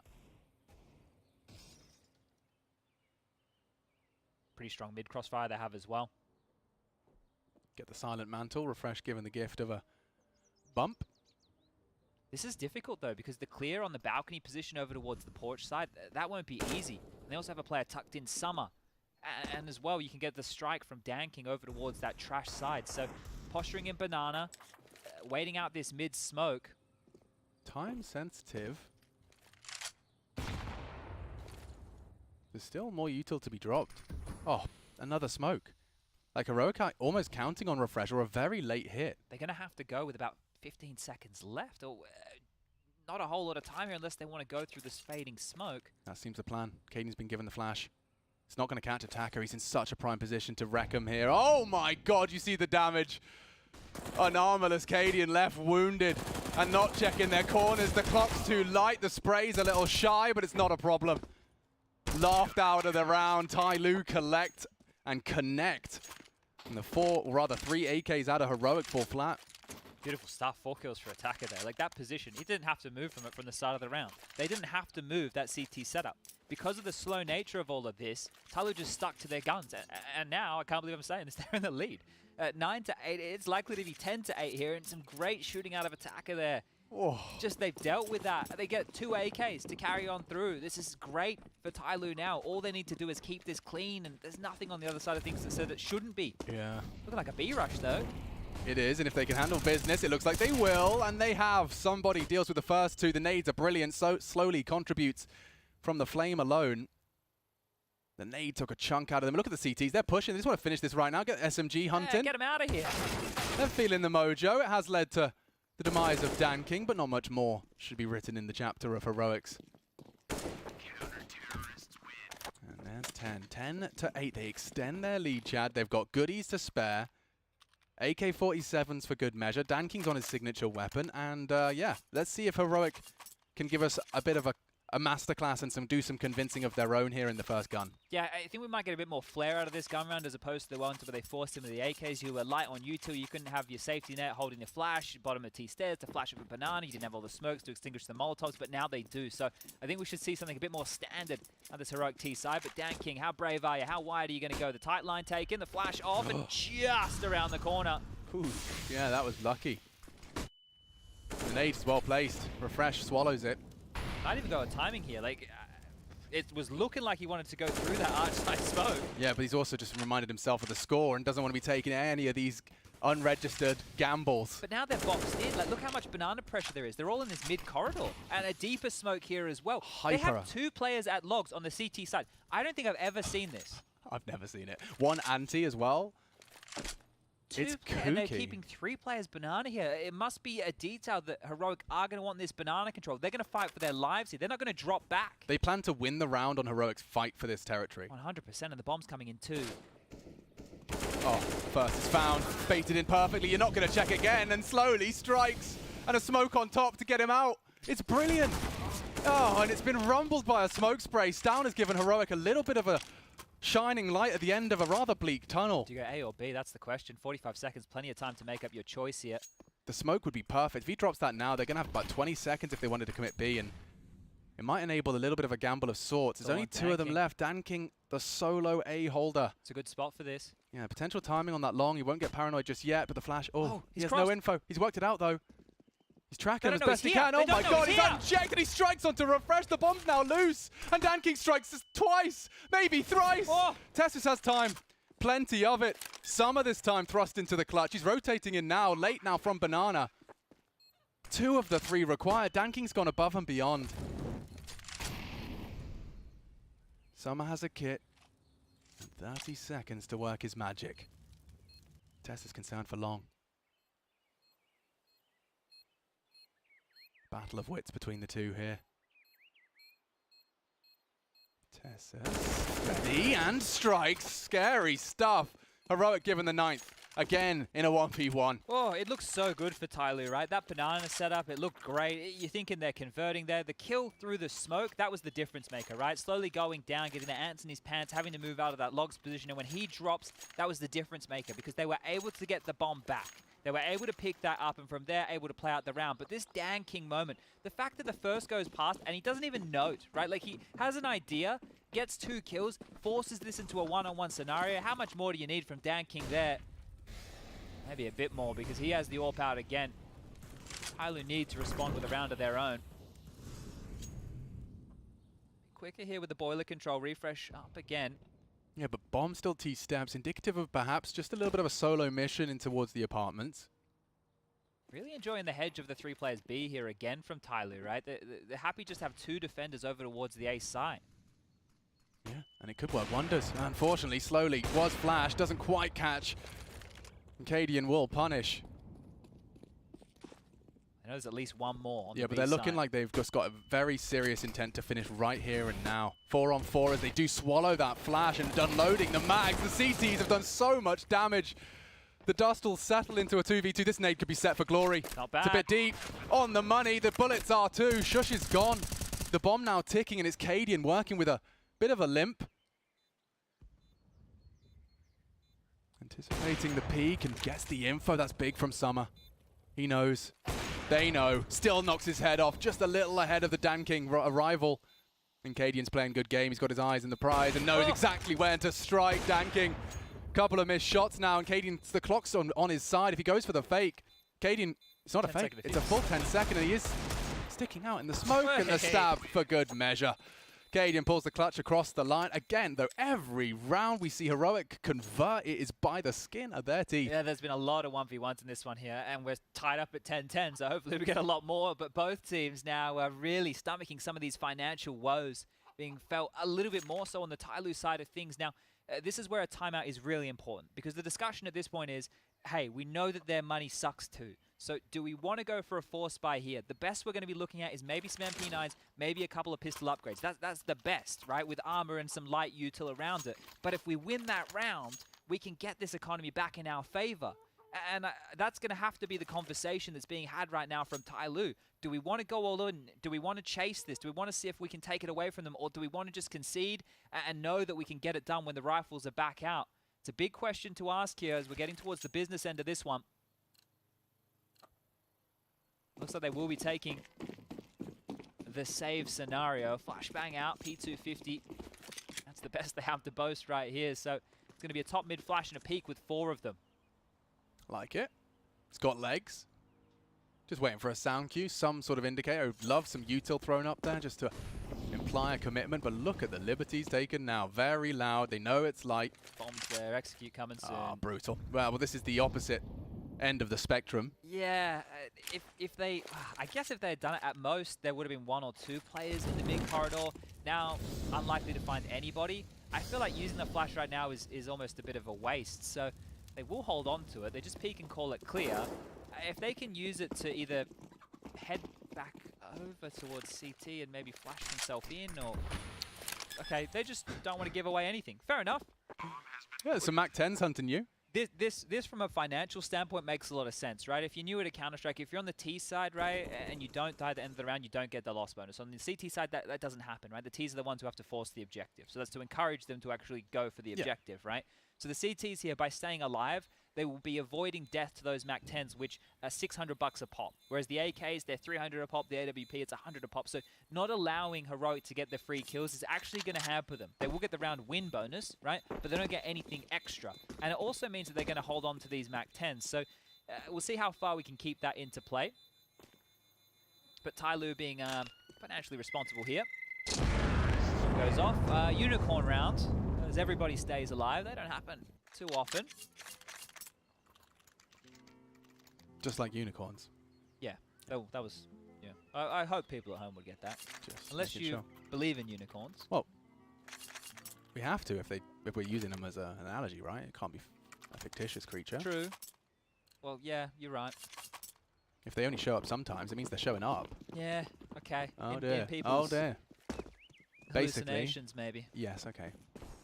Or Anders' crazy weekends. Yeah. That's just a Monday for Anders, right? Let's go. Fast up banana here. Quick boost, dealt with. Yeah, it's down the start of the Heroic show. He's been very quiet in the second half. Don't forget, he came into the second half with 22. Yeah, what's he at now? 23, so 1 kill. That's not a whole lot. But the workhorses, Cadian, Refresh, they've woken up a bit. Tessus as well.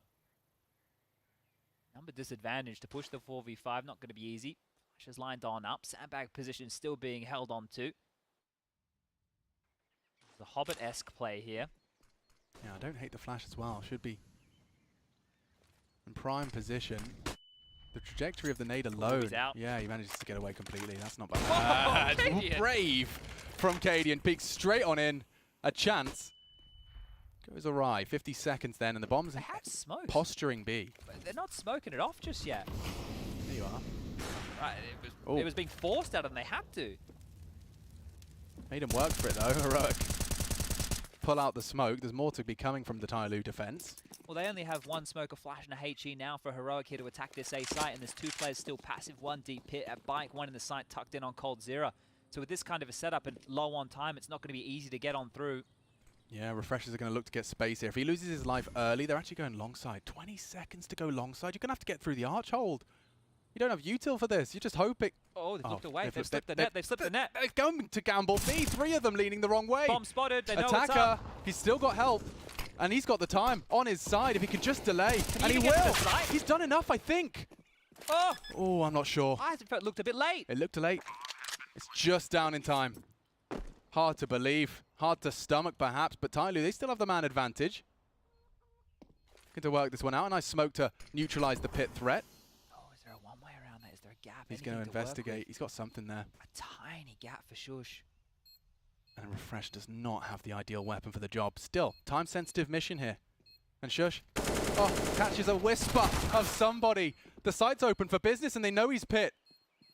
There is a kit. Summer has to be defusing now. And this is the frag. He needs to knock him off the bomb. And the bodyguard stands strong. Slowly, again, a component of it. MVP of the round is Attacker. He stood strong on the pit side.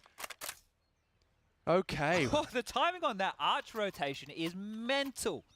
As they were rounding that corner, they just peered away to hedge for the B gamble. That's what happens when you don't have any information late. And this is how it all started. That felt like a lifetime ago that Stown died. Jeez.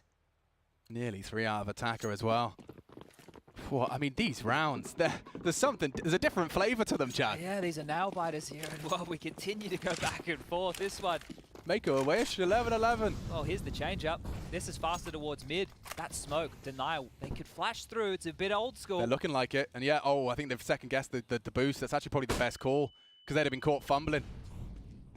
So they've reacted accordingly. Dan King slaps Testus. He just went dry around the corner and Dan King punishes that.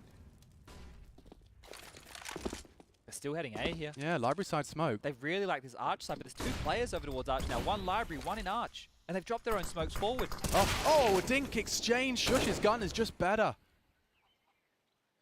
And so now, with lots of time, but lots of territory still under the CT control. It's the smokes that's breeding a little bit of ignorance. Don't know just quite how much pressure is on Attacker from the graveyard side. Alien searching. That's a lie. He's got the support of that Coldzera box again, so it's on lock. It's all about who takes that first fight. Brave for the repeak. And Refresh opens up the site. Can he finish the job? Here. Yeah, he does. And Cadian's the next one stepping up to the plate. Orb connects. Bomb to be planted. Heroic should be set for the plant and the round now. In regular Counter-Strike, this is a save. And it will be here too. But I just had a bit of a hesitation there because this is Tyloo we're talking about, right? They might have been spurred to go for that type of a round, but in Counter-Strike on European soils, played with the best teams in the world, if you find yourself in a 2v3 retake on the CT side of either of these bomb sites, more often than not, you're going for the save. So it makes a lot of sense to see them going for that here. But this is back and forth right there. And Dan King, that shot must have been an absolute banger. Like, just peek it on out. It's Heroic here. Both teams are operating in the dark, right? Let me kind of fill you in on this because Tyloo don't have any banana information. Tyloo know that Heroic are up top mid. Heroic don't have any idea of anybody's banana. So both teams are just kind of sitting and waiting. It just comes down to literally winning your fights. Like, that's it, because you're not playing with information. Neither team is playing with any information. They're just waiting for kills to come their way. Doing it old school. It's mental that neither team has any info. Yeah. It's like, it's crazy. But that's the last timeout now for Tyloo. And that same conversation I was talking about before when they had enough money to go for a force and the economy was teetering, well, it's kind of off the table now, but it's because we have these 2 guns. Do we want to invest behind those 2 guns, or do we want to take a save? Now, it looks like they're going to opt for the save and just work with these 2 rifles. Attacker into a CZ. Maybe some other light upgrades here. Slowly has a smoke in his hands. This isn't an unwinnable round. Jesus. Okay, well, ready for that. Danking more than aware that that peak was coming on through, but some good shooting from both sides and a great trade from KD in there. If another kill came in, it became a 2v2 on that site. Different situation, completely different conversation. Tyloo were a threat. Can they be threatening, though, with just 2 rifles? It's down. Very polarizing. 2 halves, and they will get info off this. Minimal, but it's there. And attacker CZ, I mean, you couldn't really find a more threatening place to pop the CZ than in the apps. Boiler room. I feel like if you're somebody right now, you can't just leave the B side. Like, you can't leave Slowly there alone with a USP, right? You're going to have to stay. So you're almost tethered to him. Not even taking a risk, of course, somebody into the smoke. He's down with the tiniest fraction of his shoulders to get that info. And yeah, the rest should fall into place. The fact that they just killed an M4 as well, indicative that the hard part might be done. And they would be right to assume so. It is only that USP boosted over the smoke, and Summer straight through the smoke has at least managed to take another scalp. Bomb to be planted safe. Uncontested right now, and oh, I mean, refresh. You may be looking the wrong way, but they're not looking either. All right, well, now he has an idea. Hello. There's one. Needs the other. Knows that he's one of the players that saved in the previous year, so the hunt could be on, right? You might want to task a couple of the heroic members here to try and rip this out of Danking's hands. Refresh is currently the closest. He's also getting some cavalry of Cadian coming on over to join the party, clearing out, making sure they're not missing anything. And, well, that'll be it. I think they're going to call this one off. It's going to be 13-11 now, and starting to peel away late are heroic. Danking, 19 kills for him at this juncture of the game. Yeah, 18 for Summer. Attacker on 16, Slowly with 11, and Snumbody with 21. Other sort of things down. He's found 2 kills now in the second half, but he's 24 kills to the good. But it's the other players here from Heroic activating on this T side to carry them through. I think Dan King's going to invest into the AWP here. He will. So he's actually dropped that AK across. That was saved for his teammates. Plenty of util being purchased on up. Summer grabs some late on the way out of spawn. And again, predominantly the 3-man B lean from Tyloo on this CT side. It's going to be a deep mid molly from Dan King. It flushes them out of the chicken pit. Normally gives them the chance to pick, but I think that long side smoke from the T's there has dissuaded him. Knowing that there's only 2 players holding this site, you have to be a little bit more passive, and punishing that Heroic heading towards A again. They've done this time and time again. They like the arch side pressure.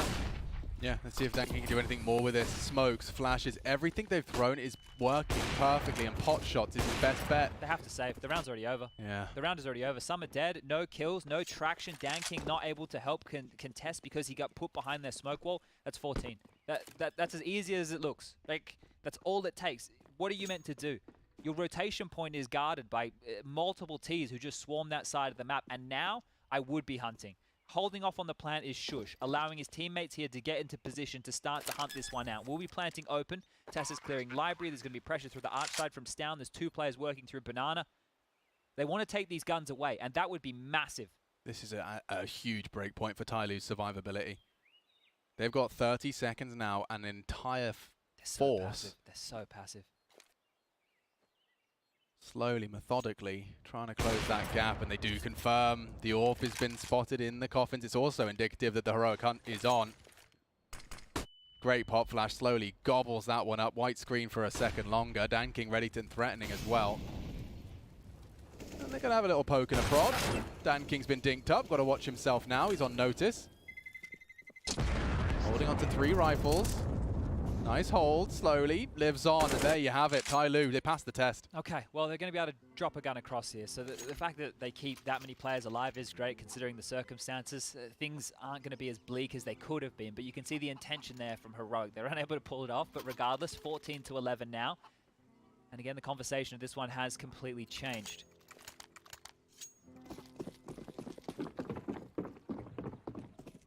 what's the difference maker going to be? They're going to start playing 3 players over towards the A site. At least Tyloo have been punished too much, but how many steps ahead are Heroic? Do they just go straight over towards the B bomb site after they posture for the default of A? It's a different look set up here from Tyloo. 3 players heavy on this mid defense, and that's where we saw early success for them come through. Seeing an AWP clearing apps as well as a... It's confidence that they don't play close apps, right? Yeah, it's an understanding. Details, yeah, like you're not doing that normally by any means. They just know the fight's unlikely to come against the rifled Tyloo. And so here's your posturing. Doesn't get much more than that. You're spraying them. Clear AK's heard, scopes heard. Util drained. Cadian holds his line. If anyone on short does get pushy. Nick down a little lower than he may have desired. 34 points and health remain. Still 4 players over towards A here for Tyloo. Got some mid info from that long side, and somebody's pushing. Somebody's pushing. He wants some more info. How far is he going to go here? When he's tucked in close, it's a powerful one to Cadian, and that's exactly what he's done. AWP down, they're heading to B. Will Tyloo have the resources? It's Danking's AWP, and he's lingering on just the edge of the lurky smoke. Summer, state of limbo, unwilling to commit, not falling for the barrel bait. Danking restrained and ready. Swallows the flash, misses the shot. Util's a bit shy, and that's the strike. They tried to clear first, he loses his head, and so does the defense. It's up to somebody now, and Refresh is having none of it. Great reactions, and the bodies just keep dropping. Tyloo swatted away like flies as 15 is secured. Only attacker, good luck, have fun. Great stuff from Heroica. What else are you meant to say about that? The barrel bait for the AWPer specifically, and then after doing the barrel bait and not even taking the bait, they still flash and go. It's the little details there. They were all ready. And the trade as well. I know we didn't get to see it from his perspective, but like, make no mistake, the second orange is getting that perfect wallbang headshot into Danking. It's an art. He's done it very quickly there, Tessus, and muscle memory converting a very important frag onto Danking. You can see he could have kicked up even more of a fuss there. But there's your 15th.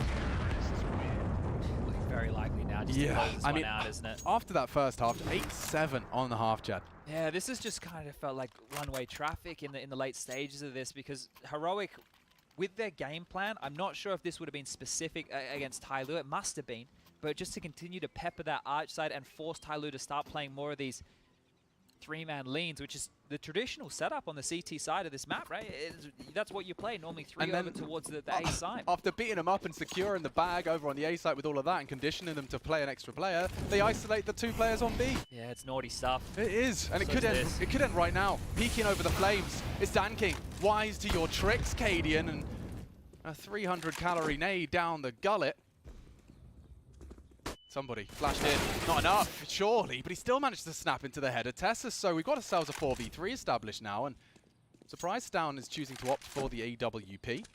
Had the AK in his sights, but has opted for something different. It will enable him to passively control and get some degree of banana back. They're throwing out the same arch smokes here, so a library one lands, so does the CT arch, and that has been such a pressure point here, so it draws the attention over towards this A side as they trundle in towards B. Just one man to defend. Isolating slowly this time.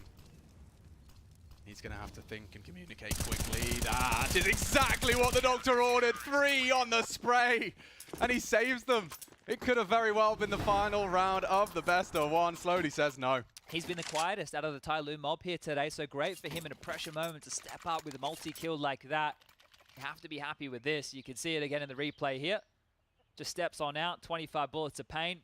Rains on down, and they all just get mopped on up. Now, Heroic, they thought they were just going to be able to sail across the finish line here. Have to take a bit of a timeout and just talk this one through. You don't want to fumble in the late stages. You're going to have a few more opportunities to do so. Convert this map, sweep it away. Continue forward for the day. We do have 8 more best of 1s after this concludes. This is just the first round of the Swiss. In the next, you'll have the winners versus the winners and the losers versus the losers. So one more set of best of 1s to come your way today. And of course, chopping and changing the cast. We are chock-a-block full of talent for the PGL Major Stockholm. Going to be seeing Sadakist and Moses over on this one, I believe. I'm not sure who's on where, but you're probably right. Yeah, just because I saw Sado checking out the AC in that's right, yes. It is a bit chilly. control. Cadian in the flames. Jumps on down a bit, but gets his own off. Model to hold them at bay. A risk pushing through that smoke. I need to give up an early casualty here. The rally of nades back and forth. Not really doing too much damage whatsoever here, as happy to take their time with this. Danking could find another opener. First on B now. Deciding to reinforce the A site. That Molly's got his name on it. He could still peek Boiler though, with it up. So desperate not to swallow the flash. He knows Heroic, they're diligent individuals. He will unlikely to get that first frag. So good to see the awareness. Well, bomb scooped up now. We've just got under 1 minute left on the clock right here. Boiler and top mid is a threatening position for Heroic, but over towards B is where they turn their attention. That's a one-way, and that's a flash. This is a perfect combo. Slowly pushing in to punish, and little late on the trade. Shush does get it. They're going again. They're pushing again. Gap secured, though. If Shush even thinks about walking around that corner, he's a dead man. Just like that, somebody collects. The smoke baiting him in, lulling him into the false sense of security. And with 25 seconds left, Chad, Heroic are the ones up the creek. Desperate for a paddle. Oh, attacker, that's not bad. He throws the smoke deep into the pit to try and evade the Molotov, but still spotted out. Cadian gets the info. It's all about Danking now. Deals with the first up, short time sensitive. He doesn't go down. Oh, he does. They both fall in quick succession, and suddenly Heroic pull it out of nowhere. Summer looking to clutch, and oh my goodness, what was that for an ending? 16 is secured. Heroic pull it across the line. The Danes, though, tested in ways I genuinely did not think they would be. Yeah, that was, look, I didn't think Tyloo were going to push them that far by any means. The first half was great. It was very slow stuff, but they eventually broke on through. And then moments like that one at the end there, I thought he denied just enough. That was it. I thought he denied the plan, and the round was done and dusted. So they kept us on the edge of our seat for that one right there. But it's good to see Tyloo being that level of competitive. You could frame it the other way. We need to wait and see, right? Yes. The results later today, if Heroic have a game against another Tier 1 opposition and it's close and both teams are looking good, then it's easier to grade the game. But right now, it's difficult to grade. Is this Heroic playing, subpar? Is it Tyloo playing well? It's difficult to say, but either way, it delivered. Certainly, yeah, and I mean, I think we are, as you said, going to get answers in that second set, which is, of course, going to be coming up right after this one. I think my question is more based around Heroic. Okay. Tyloo did look great individually, some of the clutches, how close those rounds were getting, that give them credit. They looked switched on, and the fact that they turned what looked like a 7-3 half into an 8-7, that's showing some resilience where previously it has sometimes been absent. Well, let's frame it this way. Heroic managed to get 8 rounds on the CT side with only one guy really pulling his weight of Stown, right? So 22 kills for Stown within that first half. A couple of 1v1s could have gone either way, realistically speaking. Everybody else for Heroic in that first half was kind of quiet. It's in the second half where individuals started to wake up. Refresh had moments. Tessus with a couple of multi-kills, right? You're getting Shush involved in the mix. Cadian being a bit more proactive across the map with the calling. So it changed in the second half here. The first half, though, maybe just a slow start. Maybe those jitters. And, yeah, I think here for Heroic, it is a wait and see. It's a wait and see, you know what I mean? So, yeah, real close right there. Real close right there. Tiniest of margins. It looked like enough, didn't it? I'm looking at the clock. I'm squinting as best I can. Yeah. Well, I guess right now for Heroic, well, we've had 2 Danish teams win today. Heroic and Copenhagen Flames, not Astralis. These low teams haven't got it done, but yeah, that was good. It was fantastic. And you know what's even more fantastic is now we've got the extra special treat of the panel. It is time for those beautiful, friendly faces to once again fill you in on what you may have missed. If you just tuned in, you've just got a whole lot of best of ones to break down over at the panel with Richard Lewis steering the ship. Yeah, thanks for that. He's nice, isn't he, that Alex? He's a good guy. You got to love him. We are indeed steering the ship, and we've got a slight change as well to the proceedings, because obviously we did have Yanko. We've tagged him out for some reason. I'm not too sure why. Just taking a rest already. Blair just coming in out of nowhere. I thought you were going to be a weatherman. Yeah, I mean, Yanko's good at being the weatherman as well, so just kicked him out. Also, yeah, but we're not even doing any weatherman segments, so we've just kicked him out for no reason, and he's definitely not stood on a box. Anyway, Absolutely not. I can't wait to talk about all of the games that we've had, but we're going to start with the one that we sort of opened up with, where we were talking about the Danish derby, because I think that's the shock of the first round to begin with. Now, a shock for some. Me and Duncan were on record, I think, as actually saying in a podcast we recorded before the show, we called this. I think Astralis, I think they're going to limp through, But I think they need to get better over the course of the tournament. And this is actually worrying signs if you're an Astralis fan, because they didn't just lose, they got absolutely battered. That was quite insane, honestly. Astralis went up 3-0 and then won 3 rounds in the entirety of the game after that 3-0 start. And Copenhagen Flames took me by surprise. I just didn't think they were good enough to inflict that much damage to Astralis. Nowhere to be found. No sensation, no feeling, no intuition in the clutches. Late round situations, not well played, missed timings. Copenhagen Flames were better in every department of the game, which is something that still baffles me right now. Yeah, and obviously, like, look, Asp on it for the side of Copenhagen Flames. Like, the tough thing about being the underdog is you don't have the demos to go watch. But I'll tell you what, the downside if you're Astralis is you haven't played with this lineup. This isn't battle tested, actually. Yeah. You've got sort of a mishmash of, like, the newer team, but then you brought the IGL back. You're trying to make it work. I've got to call them out, right? As much as everyone's going to make it like, oh, it's all about Device isn't there and is lucky you're a person with Device. No, you've got Magisk, MVP of a major previously. You have Dupree, guy who's been in that top 20 list a million times. It's your time to step up. It's your time to be the superstar players.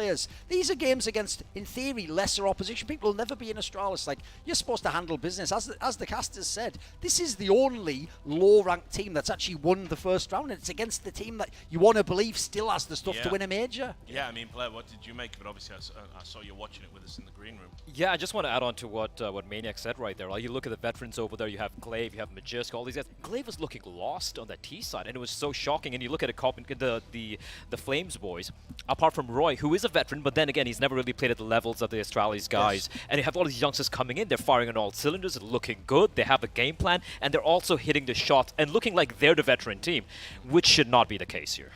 Yeah, it's it's a shame, but early days. We're going to really find out if they're in trouble or not in the next round, so we'll get to that a little bit later. Spirit FaZe was the other game that was going on concurrently. I got to watch a little bit of that myself. I was kind of intrigued to see which FaZe was going to turn up, as we alluded to at the top of the show. I'll start with you again, Blair. I think Team Spirit looked to be a dangerous opponent, but in reality, FaZe just had a little bit too much in the locker, right? Here's the thing with Spirit, right? Like, I kind of picked them as my CIS team off the group stage. You know, they're one team like a Quantum Bellator Fire who pops off. Yeah. But then again, if you look at the recent results, they have struggled against any top-tier And they're opposition. always playing. I mean, that's the thing. It's like these guys grind like nobody's business. Like vintage Tony Hawks, you might say, Duncan. Indeed. And also, you got to say, like, the problem with FaZe Clan always has been, since Cold Zero left the lineup, do they have enough firepower? It's not really Olaf's job at this point. Even Yanko, who's obviously was a big supporter of him because he used to be his coach, he was trying to make it like it's experience when it counts and stuff. So, listen, this was a close game, and that's with basically Carrigan correctly pushing the Veto. Like, they managed to get to overpass. It was like, how's it gone there? So, not really a traditional Spirit map. So, they have the firepower in Spirit, but the problem they have is they haven't been at this level ultimately as a team. And quite frankly, people like Carrigan, even though Glaive didn't really hold up his end today, those are the IGLs that it's supposed to be their comfort zone when it's a LAN like this. Like, if anything, you're the one feeling the pressure and edge reading the game. And if you mention Carrigan, we have to talk about his performance as an individual. Carrigan top fragging, highest rated 1.34. This is not supposed to be a win condition for FaZe. This is just icing on the cake. If you have Carrigan, who straight up from the get-go can find his comfort zone and then have this ability to push the T side, we're talking 9 rounds against Spirit, which is really good. That is all wonder for FaZe, because I didn't expect Carrigan to play that well, and that is a new card that they have on the deck right now. And also, just to point out, one quick thing would be how Brokey, right? He's been fantastic for the team, but he isn't a veteran when it comes to the majors, right? Definitely not. And he really stepped up here. Yes, it's against Spirit, but him getting, I think, 24 kills or something, very, very impressive start from the young man. Actually, I'll go with your Brokey point before we get into the next game. He's a player that I think a lot of people talk about him like he's a star. He has all of these great games. Obviously, he's occupying that AWPing role, so he's always going to stand out if he has those good games. But I mean, overall, where do we rate him in the great pantheon of AWPers? Okay. Here's the thing, what I like about, I've also never kind of seen him as like a superstar AWP. He's not going to go head-to-head with the Zeus and the Simples and the World Device. I see him more as this consistent player. Like, I certainly think he's a tier 1 AWP. He deserves that status. Now, it's true, he joined FaZe after the last major, so he's never got a chance to really bed himself in properly on LAN. But you look through the entire online era, he's one of the few bright spots that team had. Seems like he's willing to sometimes, even as AWP, play some bad spots and some bad positions, but he's just a consistent player. Seems like he's got a great attitude to the game. Seems like he had good work ethic. So I think in the end, he has proven himself worthy of a team like FaZe, but I will say I don't think he's that superstar. Like, you can't look at him and Twists and be, well, if these are top 10, top 5 players in the world, they're going to win turns. I think it's more like he's a quality player and they need another rifler in the team. I cannot shake the feeling that with the cards he was there with and the context that FaZe had to play into, Brokey had a good year. He was the one bright light for FaZe. He was the one guy you could rely on. You knew he was going to pull clutches. Right? Yes. He was always going to have multi-kills. So I agree with you right now. He's not a superstar per se, but I have the feeling like you give him the pieces, you give him a team that's actually healthy, play good Counter-Strike, sticking together, then we might actually see what he can do. Because to be a superstar, you also have to win. You have to have deep runs in tournaments. This is when you start talking about a player. So for Brokey, he did try his very best, but he also was extremely unlucky with all the circumstances that FaZe had to fight with. That was almost disheartening for him. He's had a very dysfunctional team to walk into. Horrible. The entire time he's been there, there's the battle of the egos and Nico and Coldzera, and then they're bringing back Olofmeister and his Carrigan coming and Twisted. Oh, if you think about it, the idea he's just being consistent the whole time. That is something. He was a rock. Yeah, absolutely. Yeah, well, look, let's move to the next game. This was the sort of two revelations of well, just the past 3 months, maybe even a little bit more. GODSENT and ENCE went head-to-head. And, I've said this before, like, ENCE, obviously, they're a team to me that doesn't make any sense. You know, you've got a in-game leader that some of the kids are calling washed up and talent that are, they're just poke stars. Absolutely brilliant tactically. GODSENT's the one that's really impressed me. I saw them in the North American RMR. I worked at that event. I saw them firsthand. And I was like, this team's not going to work. There's no way. There's not a strong leadership presence there. Taco came out, did an interview afterwards, said, listen, I'm going to be that leader. I'm going to be the one. I'm going to come up with the tactics. I'm going to watch them. Ever since that moment, ever since that sort of revelation in his mind, they've been great. This was a much closer game than I thought it was going to be, guys. I agree with you. I agree. And I think there is a general sense in the community right now that ENCE was fully in control, which I disagree with personally. You go back to look at this game, you look at the second half, we're talking the two first good rounds. It's GODSENT in power play situations, 4v3s, 3v2s, and they drop the ball. They allow ENCE to come back into the round. They allow ENCE to push it to an end clutch that then gone ENCE's way. And of course, Nabi has the experience on Nuke. He knows how to play the map. He knows how to quicken the pace if he has to. But if you GODSENT and you convert this round, I feel like we have a completely different game. They completely messed up on their CT side. They should have had a better defense. And I was disappointed because I was expecting more from GODSENT. And I have to look in that team. It's actually the experience at Majors, by the way, is on the side of the GODSENT players. They've got Taco, they've got Phelps. People forget this. I saw it was a stat. Because HLTV counts the qualifier portion, as it was in the old days, instead of the first week of the major. Technically, Snappy, this is his first major by that logic. He's not as much of a veteran as you think. And here's a really interesting thing as well, right? You're talking about these two teams. You have Taco, sure, he's got way more experience, major winner. You got Snappy, veteran, not a major winner, you know, doesn't really have that much of experience when it comes to Tier 1, like absolute Tier 1 competition. But look at the youngsters they have, and that's what's very impressive for both these two teams. You look at the ENCE side, yes, all the unknown players when they came on in Spinks, Hades, all these young kids. You look at the side of GODSENT, like players like Dumao, Barton, we didn't know much about them. Of course, Phelps is there, right? So very similar storylines coming into this particular tournament, but yeah, on the day it was ENCE coming out on top there. And the highlights package is getting a little bit ahead of us here, so you are just going to see highlights from all of those first round games, irrelevant to what we're talking about, in case you're thinking, what's going on? You know, we were watching just that beautiful 1v4 from Hadzao in that Tate versus VP game, and that one really has to hurt because he pulled that one out of nowhere, out of rabbit hole, and then they lose against Pistols the next round. Against Pistols, that's when VP pushed it. Forget the highlights for a second. We're just going to talk about whatever we want to talk about. But like the Virtus.pro pain gaming one, a 16-14, mega close. I saw a lot of pain again in the North American RMR. I think they've got a really solid roster. VP, the big story, the elephant in the room, my go-to phrase for this whole event, the elephant in the room, is that obviously they got rid of Sanji just before the event to even find themselves in this position. And how was that going to work? I saw people on Reddit, I didn't even know Sanji had fans like this. People crying. I couldn't believe what was going on. But it just shows actually how integral he was. This could have easily gone over to Pain. 100%. 100%. Again, Hadzao wins that round, and then Pain go on to lose against Pistol round against Stag on the B side, which is very unfortunate, 15-16. We talk about VP, though. I find it completely crazy that they've actually found a way to be even more the villains of Counter-Strike. The people that no one wants to cheer for. You remove Sanji, the one had sort of a sympathy capital. It's always heroic as well. And it's like, I mean, they're there for the fight, right? But then, I mean, you're going to remove Sanji, everyone's going to be like, what are you doing? You just wrecked his major dreams. 2 days, and now they don't care. They're just here to play at Counter-Strike. But you absolutely have to have results where people are going to have you. Him and Bubsky can go and have a drink together, I reckon. But no, like, because Virtus.pro your dark horse, Duncan. So what do you make of this? I mean, listen, if you've seen one Virtus.pro game, then you've seen them all. Because normally they have that exact same, every game super long. Obviously, there's a game time factor that comes into play at some point in time. But I also feel like that's why, listen, you can't say it's luck because they grind out these wins every time. It feels like, I always think the problem, and it must be tough for you guys like Payne, is I think Virtus.pro is a team you've got to play just to know how to play them the next time you play them. It's like the first time, they're just so unorthodox. Now they've added in Flit, you can't even look at the demos. Like, in the old demos, you knew what Ekinder would do roughly. It's still hard to stop. It's very good. You know James is going to play that annoying style, but it's so different to every other AWPer. Then the others have to make it work in between. Like Sanji was kind of a meme, but then like Boomich, they got sort of a weird role he could semi-do, and they're also dropping guns for a bit. So they had something that worked about it. The thing is with this move is, they've gambled big by bringing Flit in. What they're saying here is, let's gamble and actually try and win the major. Like, if this firepower turns up, this could be a really dangerous team. I have to agree with you on that. Like, that is the X factor, right? I want to see a couple more games coming in from VP before I can truly gauge where they are right now. But Flit, let's be real here. He is definitely an upgrade. He didn't really show up too much against Pain Gaming here, but I do want to see them play later on. It looks like they're going to be playing Movistars here. We do. We've got the round 2 matchups there on your screen, guys. You can see again, obviously, for this next round, there are going to be matches running concurrently, so you can see which ones are on the main stream and which ones are on the secondary stream. Is there anything that immediately leaps out for you, Maniac? I have to say the Astralis versus Entropiq game, that to me is a very big banger of a game because of what Astralis has shown, or rather... There's a world they could be O2. Yeah, absolutely, yeah. they Absolutely. could be. Entropiq is a client. Entropiq plays good Counter-Strike, like he Lion. Foresta has a bit of major experience, and this Astralis has given me no confidence, no trust whatsoever. You would hope there is a reaction on the individual side of things, but you take Entropiq lightly. You go 0-2, Astralis could be 0-2 at the end of the day. And by the way, I told you I'm taking VP as my dark horse.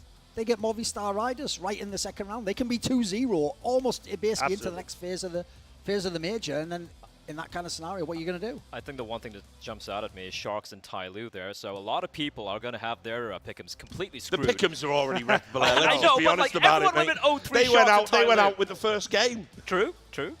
So, what did you and I'll also not say mine, as well, not mine. Yeah, never yours. Never As yours, our resident expert on that region. The heroic mouse really jumps off the page to me. I mean, heroic, we just saw them against Tyloo there. They were the last game to be completed from that round, and the question was asked, is this heroic playing subpar? Is it Tyloo playing well? I think we'll find out against MOUZ. I mean, I don't expect MOUZ Sports to do a lot at this major. I think they're a little bit of a kind of misshapen, malformed project at the moment, but they still have that star player. Like, you know, if Props turns up, he's just going to body you. What are you going to do? Yeah. And that's the thing. He really is. I mean, I know people have forced this analogy, but it is like the Rob Sport scenario. Not quite, because Frozen certainly can be very good sometimes. But especially when you know the saga with him this year. Let's be really, he essentially all but said, yeah, I would leave the team if someone bought me tomorrow. So I think actually for him, there's a lot of motivating factors. Like, you frag out here, there are all kinds of teams that I can tell you even will make the top 8 that they're going to be knocking on the door and asking what is the price to buy this guy. Because if you really are the new Nico in that regard, just doing hard carry no matter what the lineup's like, there are superstar teams that need a player like that right now, and they definitely are going to be looking for him after the major. I don't think you can do much at the major, but you individually can do a lot. For sure. Yeah, and just quickly, you did obviously mention Movistar because they're going to be playing Virtus.pro in this round. They did get their first win, right? They beat Renegades, and I'm going to just pull your card here. You said Renegades had that one in the bag 100% in the green room. I didn't say 100%. I'm pretty. I heard 100%. Yeah, I know, right? That's a phrase you throw around a lot. Yeah, throw it around. You are known for saying that. I feel like Renegades could have definitely pulled off that comeback, in all honesty. They really had a pretty good second half. See, look, on the defensive side. mate, I bring receipts. If anyone knows anything about Richard Lewis, he brings receipts. You were going to get to you on the carousel of despair here. Fair enough. I did go with Renegades. So did Spudge. We all got it wrong. It's all right. But if they had a decent CD start, I feel like there were a lot of nerves in that first half from Renegades, and they kind of woke up later on into that game. But if they had at least 2 or 3 more rounds, I wouldn't have been too surprised for them to get that win, in all honesty. But yeah, 50-50 games, maybe it's a shaky start, but Renegades, they are a team where a lot of people don't have much info on. A lot of people are like, they're going to go out early.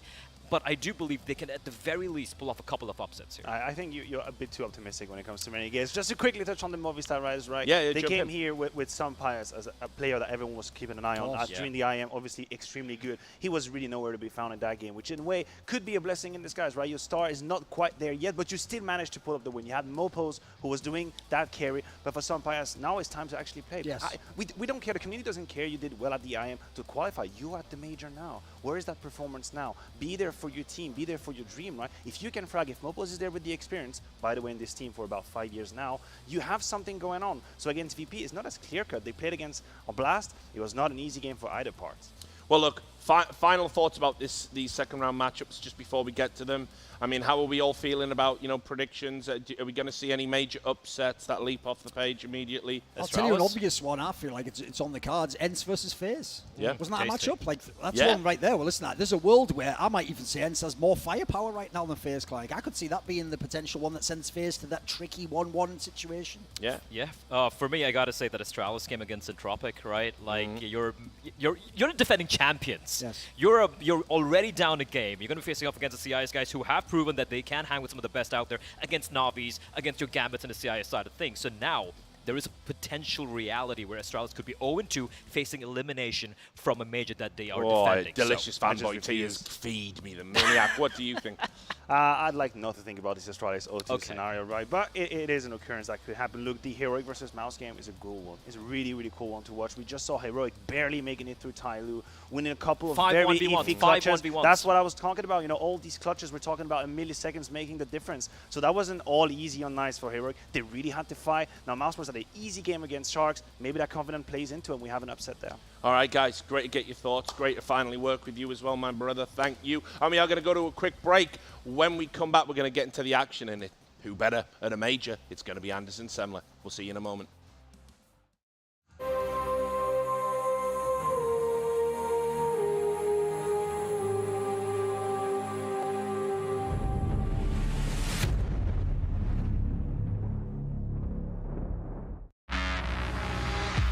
Coming up next, Team Spirit versus FaZe.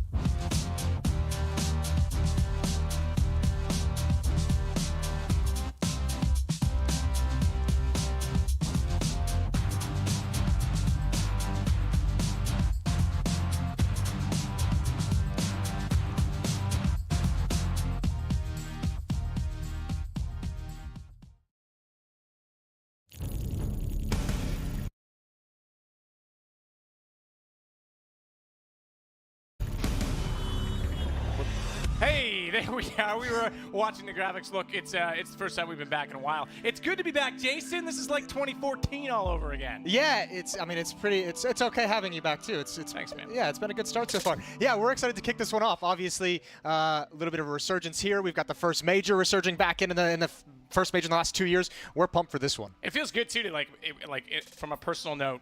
My international kind of kicked off with PGL in Bucharest in 2015. And yeah, you've got a whole story here, don't you? COVID. Yeah, here we are again in Bucharest. We'll be at Stockholm eventually. But I don't know who else is going to be. I know it's on the B stream, but maybe Astralis won't be. They could go 0-2 today. All right, everybody calm down. Everyone take a deep breath. Let's not panic. Let's not get into this just yet. I think they're going to be fine. I think they're going to bounce back just great. Either way, I think one question we have to have here, looking for Team Spirit, who had a good start to this year as well. This would kind of hurt for them, I think, if they weren't able to make it through. Yeah, keep in mind they're the top-rated team right now in this portion of the major, given that the CIS RMR had the highest sort of rating, and then of course it was North America, then it was Europe. So they come in with the #1 seed, but you're right, it could be an awkward situation for them if they don't. And they struggled a little bit when you go back to the second RMR for Europe.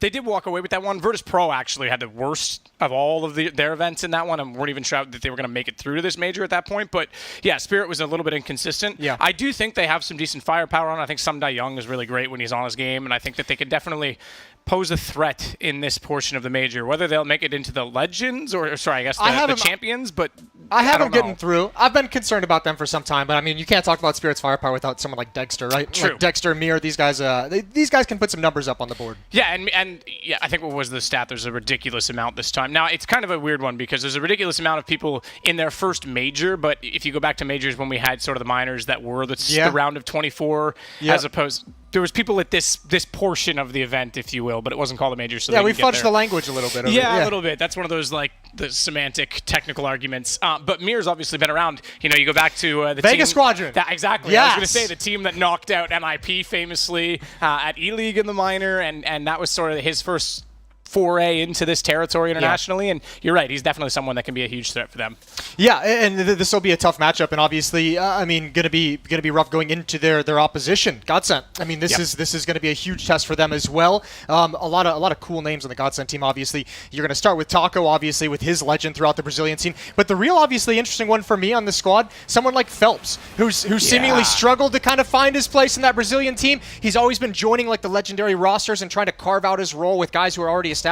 Now he gets to be the guy. Yeah, and obviously it was a huge problem with Phelps and Fur specifically because they both wanted to play aggressive. You think back, I know it's ages ago. It's a throwback major. We can roll back the years with analysis so, as well. I mean, the G2, I believe it was Star Ladder, was it not? When they had them on 15 rounds, they pushed down Banana. I can't remember the exact match, but I do remember the moment. Yeah, and it was like everyone just kind of collectively sighed and went, oh my God, MIBR is going to be going downhill from here. And they did. It was like, that was like the famous throw, the jumping was the start, of the shark. the beginning of the end. Absolutely. But yeah, Taco on this team is obviously super exciting. It's nice to see a resurgence from Phelps. I'm more impressed that GODSENT stuck it out and went the international route as well, because remember this started with like the Pronax break off of a Swedish roster. They captured a bunch of the Fnatic players for like a 3-month period. It was like a big shaking of the order, contract signature exchanges. Fnatic then like, it was like the offer sheets in like a trade bargaining agreement where you can like offer another team, hey, if he signs this, you have to match it. And, like, Sebastian Aho, the whole Kakanyemi thing.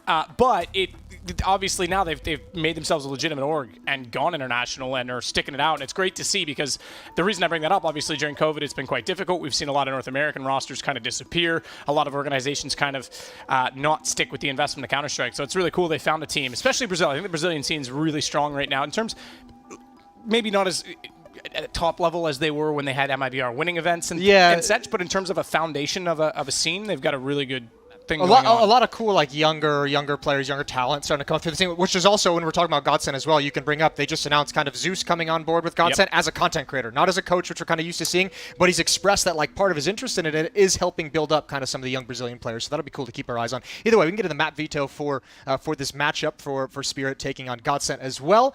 Overpass is going to be taken out. I think this could actually, I don't want to say it with the next ban coming in so quick, but it feels like Nuke could actually be a map that they both kind of somewhat enjoy.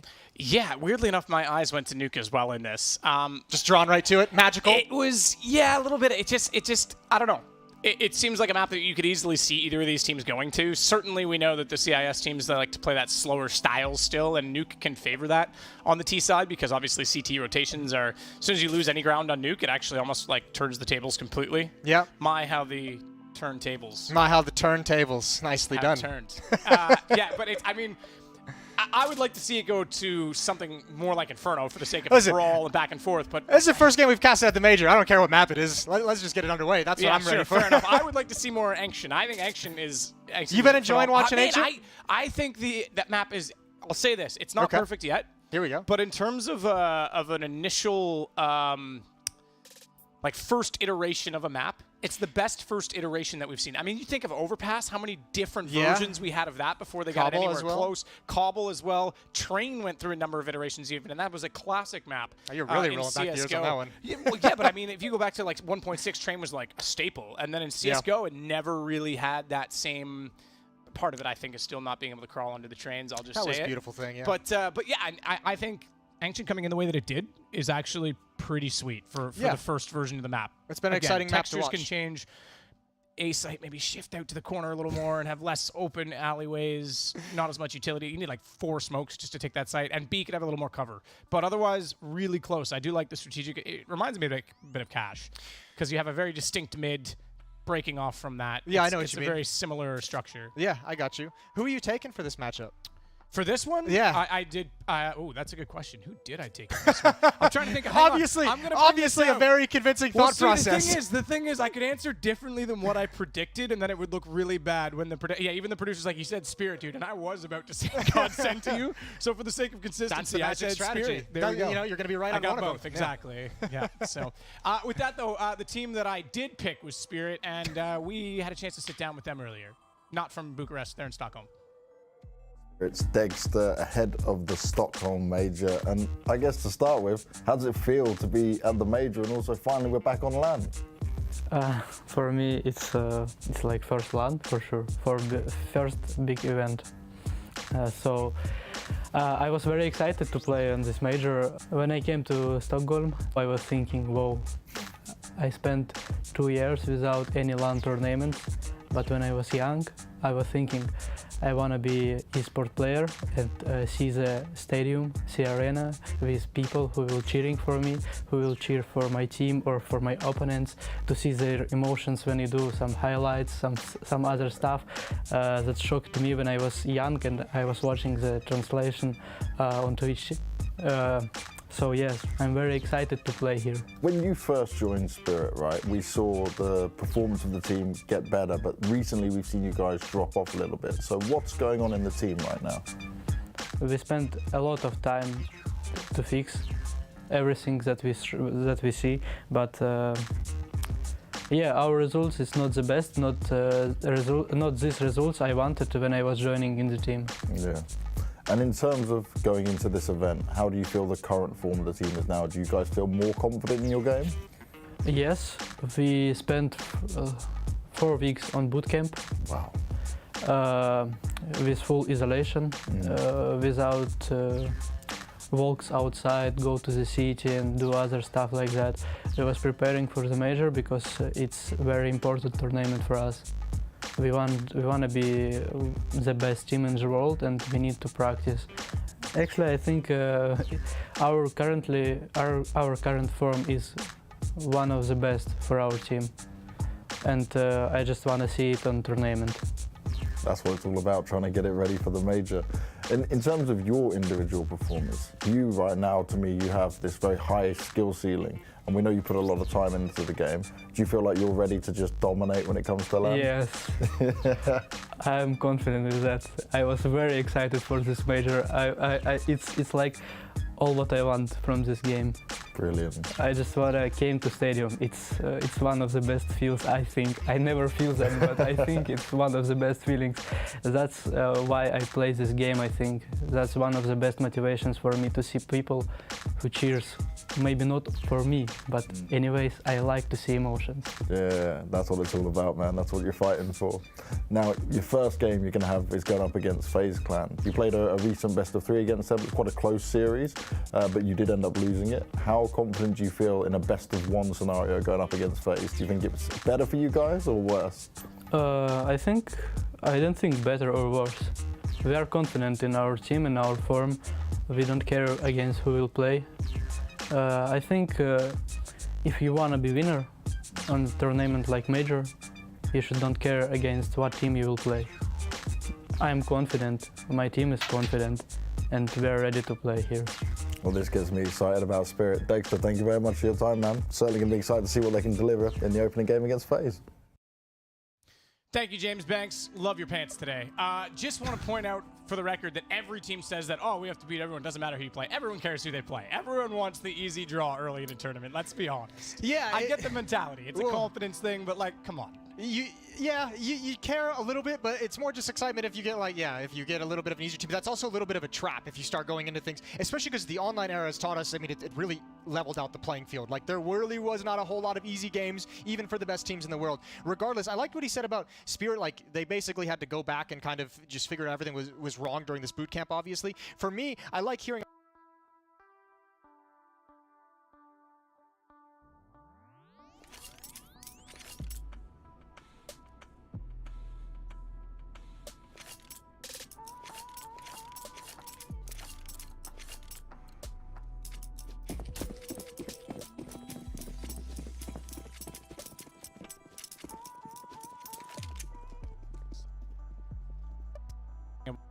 was over. Ended there, obviously, from our perspective. The left eye peak, his shoulder was sticking out a little further than he would have expected. Takes a bit of damage, goes down to 83, make that now 67, but he fires back. It's Phelps that gets the first kill of this match, and the one that you said has been looking a bit more reformed on this team. Starts it off well for GODSENT.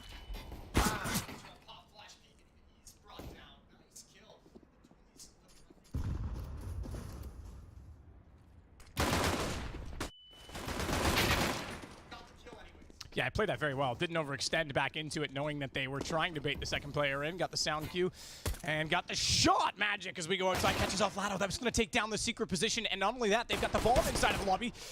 As back the other way goes Barton, but he only finds one kill. Does get the bomb thanks to a smoke down, covering off the squeaky door. But two players coming through. Yeah, we saw that coming. Chopper will get the kill in the head as he tries to run away. And Spirit, despite losing the opening pick, they hold their nerve. Yeah.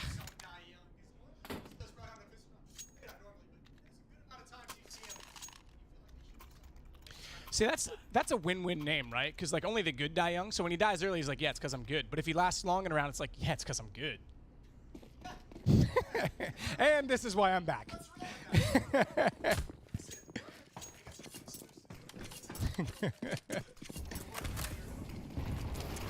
Nailed it. That's quick rotation down towards Secret. Chopper with the SMG is hoping and praying for some action. Mirror, get action find two. We didn't catch those, but either way, it's Lado that's the second of which to go down. He comes back up from the stairwell. Such a great headshot angle if you can get into position. And it does open up options for the AWP when it comes out on the CT side. If you're going to have a rifler that's able to be dynamic and rotate. All right, Chopper, the blades weren't spinning fast enough that time. Let's not make Crash Chopper references. For obvious reasons, but it's Spirit that goes up 2-0. Yeah, very, very nicely done. Not taking a whole lot of damage. I mean, when you open up the round with Mir getting 2 kills from that position, it feels pretty secure from that point. Well, and this, yeah, just to touch on what I was kind of going with there is being really dynamic on the CT side with the AWP because there's so many options. You've got mini, you've got outside, you can play it toward ramp. We've seen double ops come out. It does make retakes a little bit more difficult as we talked about rotations late. But being able to have that rifle get in that position, it just opens up so many options for them now, especially early because you set a precedence.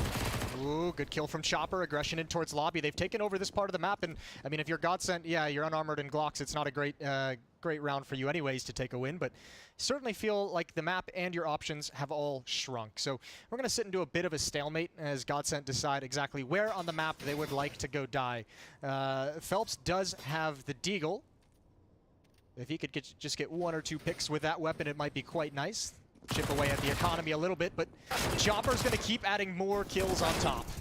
Yeah, Magic's coming back in with another one on Veto, and this is Spirit definitely setting a tone. Obviously, we'll get a guide around from GODSENT in the next. Unfortunately for them, though, unable to take anyone down and sort of damage that economy. You even get a Deagle picked up as the sidearm now. I believe that was Dexter. I was just looking at the money on other players, but either way, yeah, this is a pretty solid position to be in. 3-0 and pretty efficiently doing it. You can see already a buy in hand. Chopper's a little bit less off, but he's got the MP9, so he can still afford to be aggressive over toward ramp, try and push back in through that lobby, and gets the kill bonus if he's able to find even one kill with that gun. Yeah, it's going to be fun to see Spirit how aggressive they want to be on the CT side. We obviously saw that push in the previous round against unarmored Glock, so pretty low risk, but once we get into the gun rounds, how much are they going to bring it out? Well, and the thing is, though, by having the buy in hand, though, they can afford to still be aggressive this first gun round and then really force GODSENT on their back foot. If they win it, amazing, and then suddenly GODSENT second-guessing themselves. If they aren't able to, they have another buy, and they still have that tempo advantage, but right now Barton's going to break through. Find Magic, watch for some Die Young sitting inside of the smoke,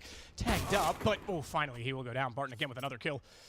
As his second in the round will make it a 4-on-2. Dagster's down below, Heaven not in a position to try and deny the bomb plant. He will crawl back. Actually, he's going to fall back. I thought he was going up the ladder just the way he was moving slowly, but he is going back towards spawn, so they're going to save the AWP. Yeah, this is a bailout round. That's a nice timing hit from GODSENT. Just a nice, simple upper execute, and they found a good timing where Spirit is kind of just starting to barely get comfortable in their positions to defend, but not quite there.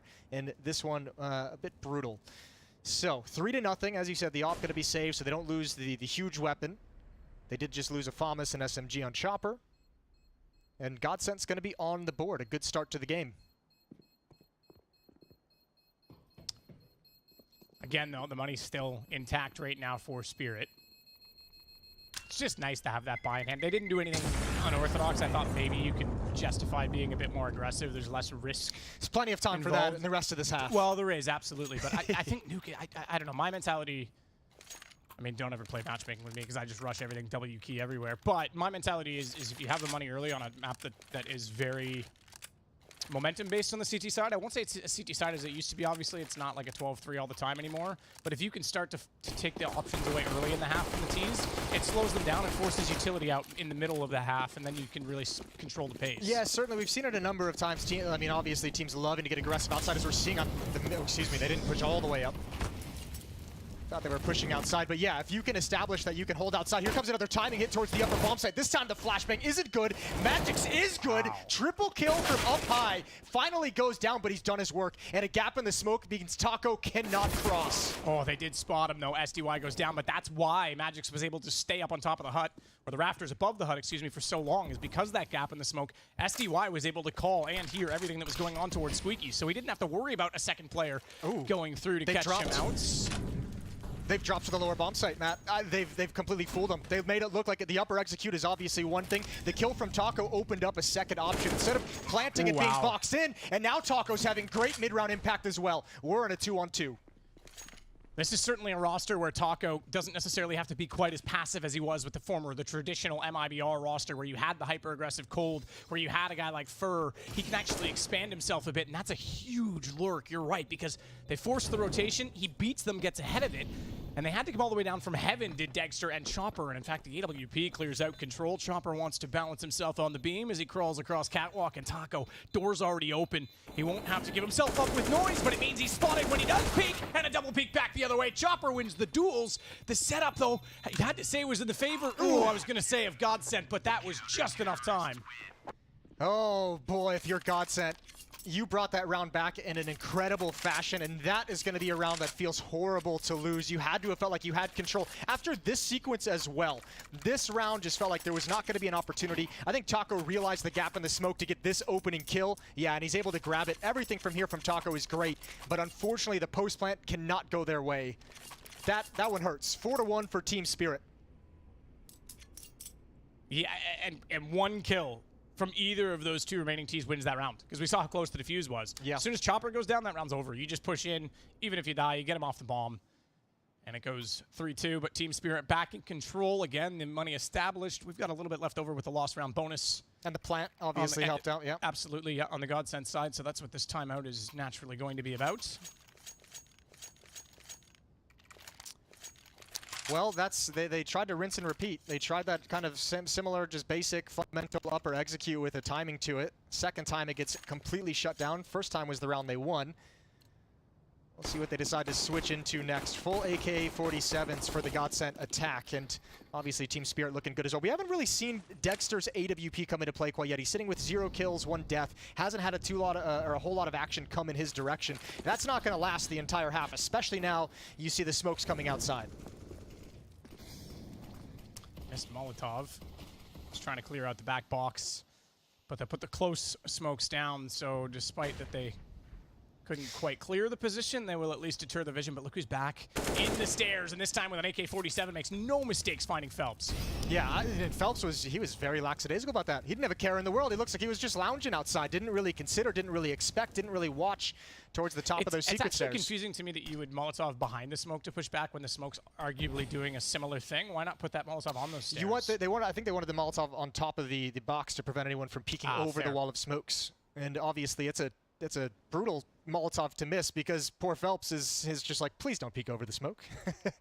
Regardless, here we go. Outside of the door, Taco's going to lead the way. Barton with the support flash, and SDY waiting on top of Hut. And smokes go through. SDY, he knows that one's gotten by. No, maybe not. I thought he would have called that out because Matrix is trying to watch Hut. Didn't swing till late, but when he does, he makes no mistake. Taco down. Looks as soft as a fajita in this round, Jason, but the nade from Dexter will close out Lato, and it's 5-1. Team Spirit looking very solid. That's why I picked them, Jason. See? You asked me who I predicted. I knew all along. Yeah, you did. Just got to learn to stick with your guns there. Or just not be an old man who forgets things so easily. Yeah, here's Mir. An easy one. I thought actually Phelps might have spotted him with that initial jiggle peek, but it's not the case. And SDY going 1 for 1, but nothing really funneling out of this GODSENT attack afterwards. Good 4-round lead for Team Spirit, and another buy coming in or partial buy. Khalil, AK-47, MAC-10, couple Tech 9s. And again, the focus is going to be the upper bomb site. Actually the exact same execute we just watched. I guess you're thinking we had some success. We saw that we got the space we wanted, and this time with the MAC-10s, a bit more dangerous. The mobility is making it work, and 3 kills on the entry for GODSENT. Chopper forced back this time, can't hold as confidently, and oh no, that's gone down. They thought that they were actually covering off Heaven. That incendiary went all the way down the ladder. That allowed Chopper to walk out, but only gets 1 kill. Traded immediately. Barton gets it back the other way, and it's Mir with it all to play for. 1 versus 3 bomb. 25 seconds left on its duration. He does have a kit, but wants to play for the exit kills at this point. Knows the economy's going to be low, finds Taco. Still enough time. 17, he could consider this. Lato's going to have to be very careful if he wants to try and lurk all the way around to secret. Instead, he has to hold the bottom of the ladder. Huge gap in the smoke, but I don't think they'll overplay it. They know he's outside now. No need to peek it. Time is gone, and we go 5-2. He was never really going for that. He was hoping with that follow-up peek in towards Mini, someone else would give him 1 cheeky kill, maybe over peek and put him in a 1-on-1 with like 12 seconds left. When it doesn't come, you can see backing away, preserving the AK-47. He knows his team has some money. That being said, SDY's hurting. If an op is picked up from Dexter, SDY is going to have a whole lot of weaponry to fight with. And all right, GODSENT 2 rounds on the board, both of them off the back of these upper hits. Dexter is going to have that AWP.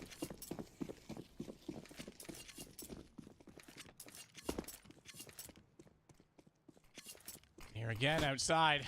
Not on the stairs. He's changing it up. Deep smoke fires in. AK makes a heck of a lot of noise. They'll know exactly where he is. Have you converted back to the A1S now with the recent change? Not yet. Ooh, all this aggression just getting shut down by Lato. That's beautiful work. 5-on-3. It'll be interesting to see the gun stats in this major now that that has happened. And it's going to be a massive swing. Yeah, I'm all for it. I love the no tracers aspect. I do like having sort of viable options for both instead of one dominant of the two. Yeah. And I'm nice to see it swing back this way, I think. It is going to make for some interesting changes to how things are played. This is perhaps the one play for Team Spirit that can bring them back into this round. If Dexter can get, 1, maybe a second kill in lobby if they're not careful, if they're not able to kind of trade it out and reposition perfectly. But it's blatant that Spirit's going to need some kind of an individual effort, some kind of an individual excellence to bring them back from this 3-on-5. Ooh, good shot, Dexter. Lato goes down. That's a start. He only got tagged very, very briefly.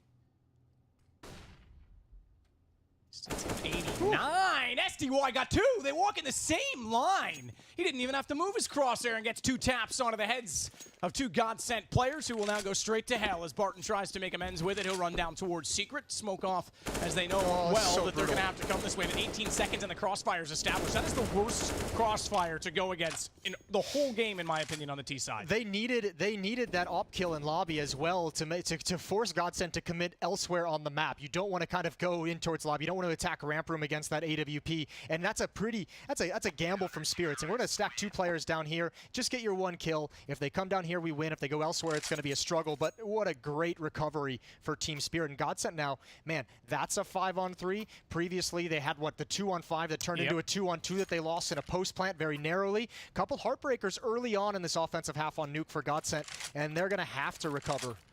4-round lead for Spirit.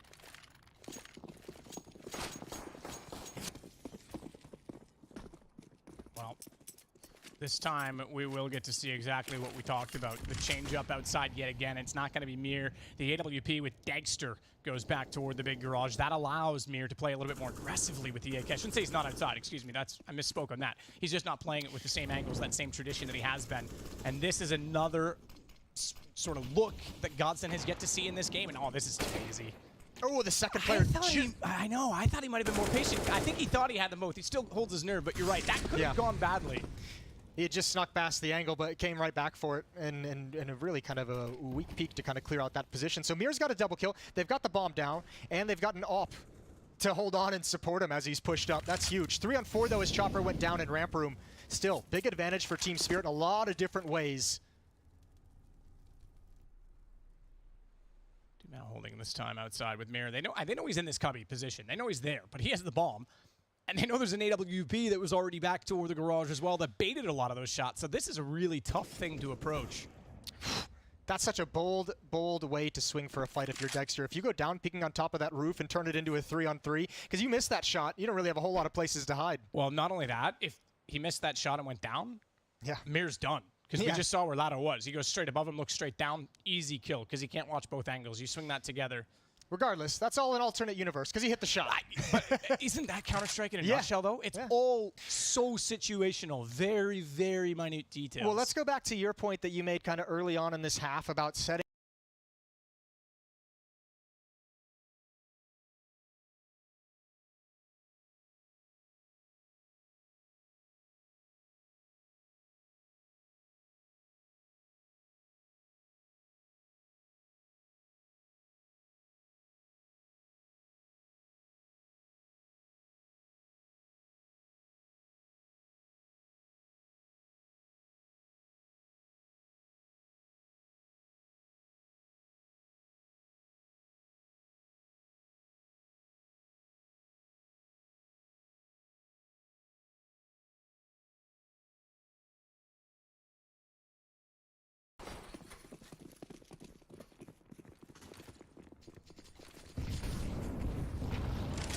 Kill behind anyone else on his team. It's not like he hasn't seen action. So they are really not winning important duels to get map control. And we talked about that right at the off when we were doing the Veto. Nuke is a map that you have to force the CTs to move. You have to.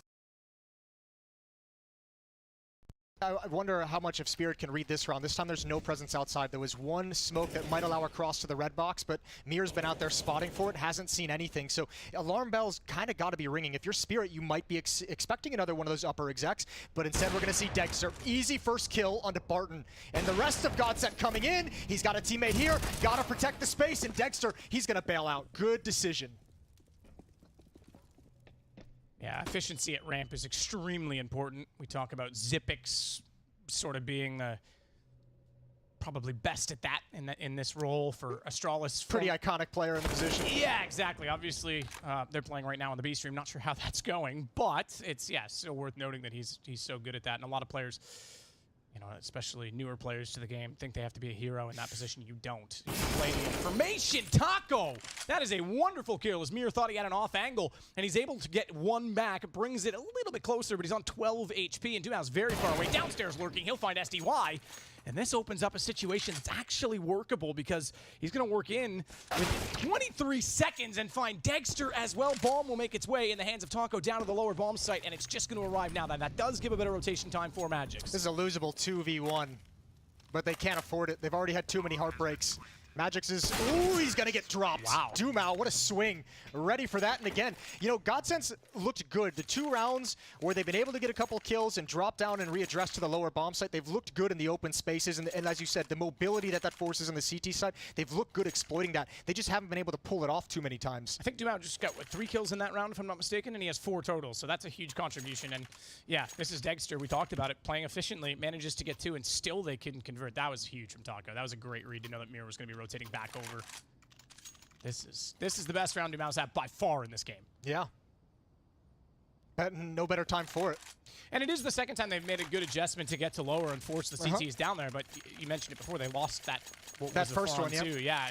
And that could have been a very different situation as well, because that would have narrowed out the money very early, and we might actually be in sort of a 5. Money's pretty narrowed out right now as well. $0 on 3 players of the Spirit side, so this is a huge round for both teams. Spirit if they want to maintain this lead and perhaps build upon it, and GODSENT if they want to close the gap.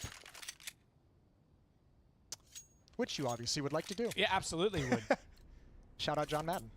Yes. Oh, is that I was thinking hockey, it's defenseman reference too. You want to close the, you know, Canadian in me. John Madden's the baseball player?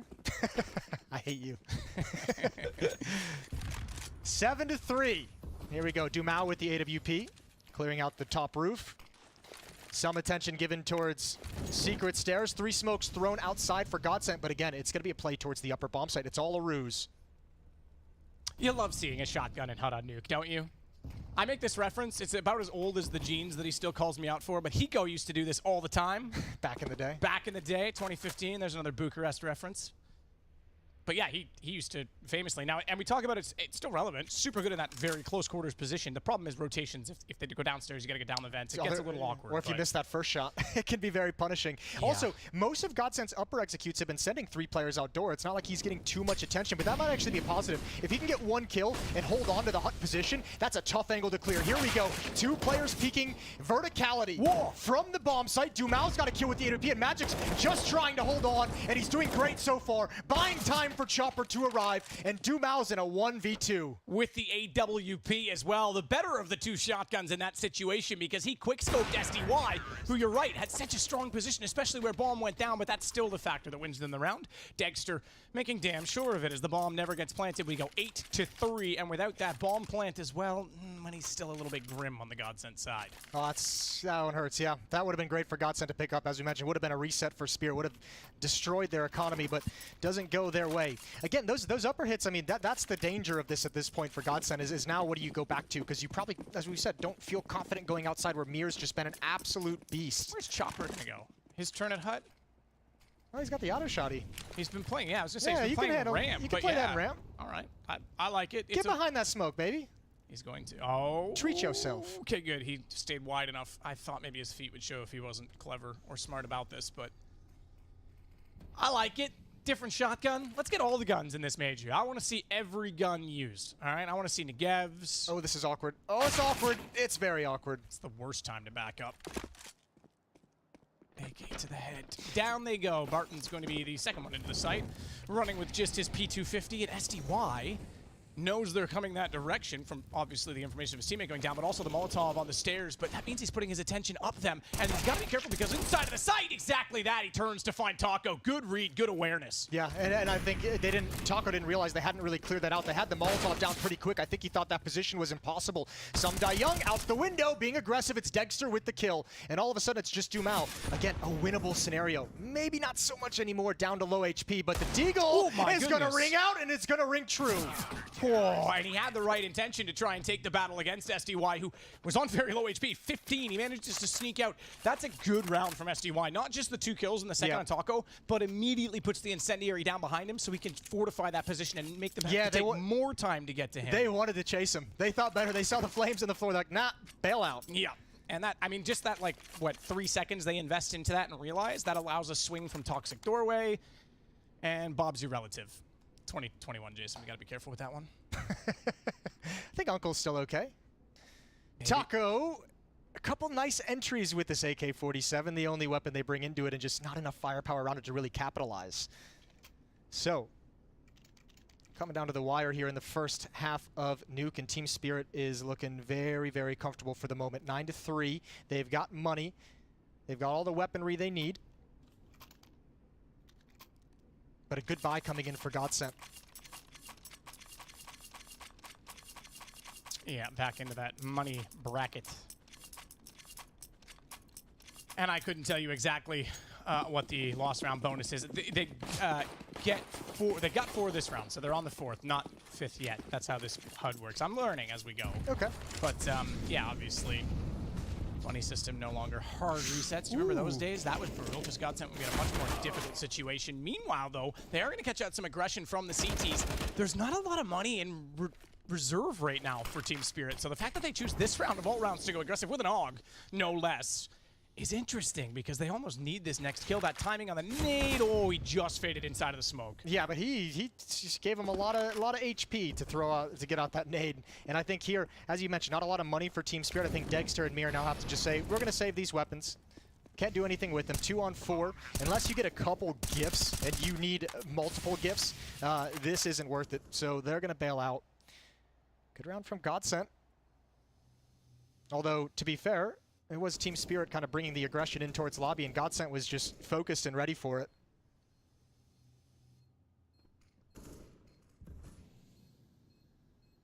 And this, I mean, it has to be the save 9-4. It's a controversial thing. Well, it's not really controversial per se in terms of it's going to be a massive debate for everyone, but it's not as fair to say anymore that there's like a set amount of rounds you need T-side. No. It's not like it used to be where it's like, oh, 3 was workable, but if you get 4, you're in a great spot. It's not quite like that. GODSENT, as you say, they just want to close this up and make it as competitive as possible. But they're starting to actually make a half of this because of the money situation on top of it. So even though they've already conceded 9 rounds, they can still actually close this and make it very respectful. Respectable. Respectable. I liked respectful too, though. It could be respectful, you know, very polite. Yeah. Taco can be a polite person. Some say he's the Rockefeller of Counter-Strike. 9-4 in the favor of Team Spirit. AUG on Dexter, AUG on Sumdai Young, Mir with the M4. And he's going to push up and get aggressive. So is Sumdai Young kind of aggressive in towards Mini Garage. And they're going to back away quickly. This time, no support behind Mir. That's key. Oh, Phelps actually gets Dagster, so Mir manages to get him back through the smoke. I was going to say, that's key, no support behind Mir, because that was the first round I've seen where they've actually been able to get by him outside, and the Molotov hit him. You saw that he had a plan. He wanted to get aggressive. He was on the back foot. We've seen him kind of establish the position outside so frequently, and finally GODSENT are able to get him moving and get him scurrying and not be comfortable. He's been smart, though. He's going to rotate all the way down SDY, and Mir's been passive and gotten away from that smoke to stay alive. What does GODSENT do here? They've gained a lot of ground. They have control of a lot of space in the lower bomb site, everything you need to kind of execute onto this lower site. But how exactly do they want to do it, if at all? MOUZ going to go searching. They're pausing. They're waiting for this flight to come in, and Spirit lost information outside. This forces an aggressive play, and GODSENT might just be ready for it. Instead, it's Barton to go down, and the escape route up the vents is even challenged as well. So GODSENT's got to wheel into the bomb site, and here we go. Taco the smoke off toward double doors. They can't quite plant it yet because they aren't sure where the CTs are going. Are they going to try and wrap this back around? I think they are. They're going to go upstairs. They know the rotations are in. They just know they have the numbers game and a bit of time to work with. They're going to rotate all the way back through, probably drop down from heaven, but that means ladder race. Yeah, but Spirit has no idea. They're late. You're up. Spirit finds out just too late, and it's hard to get that information. Molotov down, smoke down, lost a lot of players. You're not exactly thinking that they'll just bail out and run away, but a good mid-round call gives a free plant over to GODSENT, and then a decision for Spirit. 2 on 3. Do you go for it in round 14? So the third time we've seen a very good adaptation mid-round. This time it's lower to upper. They're 1 for 1 in those situations so far, which was kind of game-defining, but we'll see if they can make amends with it. 2 players left for the CTs. Doesn't even look like they're really considering going for this. They're just looking for exit kills at this point in time. And you are right, they lost outside. Mir went back around, and he actually rotated to ramp because they had a player with a pistol downstairs. Yep. As well as SDY, who rotated around. So they couldn't really afford to leave the ramp player in that sort of aggressive position, or at least in a position to get information. And that meant Mir covered off. It leaves outside completely wide open. Yeah, they've had this issue on Nuke a little bit. And I mean, we see all teams kind of lose track of it once in a while. But Spirit... I'd love to see, and I should be better doing this live, but to see the opening kill statistics, because it seems like that round is a prime example of getting the CT right? They managed to bypass Mir. Sure, it went for a 1-1 trade, but they get the CTs moving, they get disorganized, and Duma makes perfect play to take advantage of the map control. That's key nuke. Yeah, you just said it as well. GODSENT's had a number of rounds where they've had some cool mid-round calls that have been successful. It's just, you know, more often than not, they're not getting the openings they need to be able to make those mid-round calls. The freedom to be able to change things up. Smoke going to go down in towards the door. Degster, this time with a scout.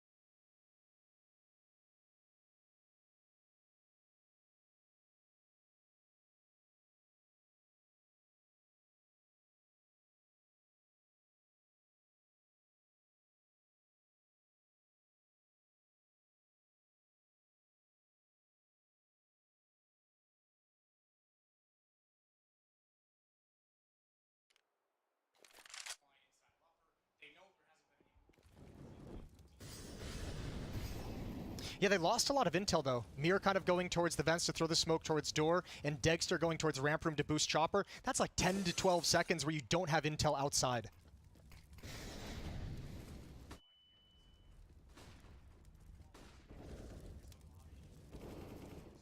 That means Mir was in a position just by his anticipation.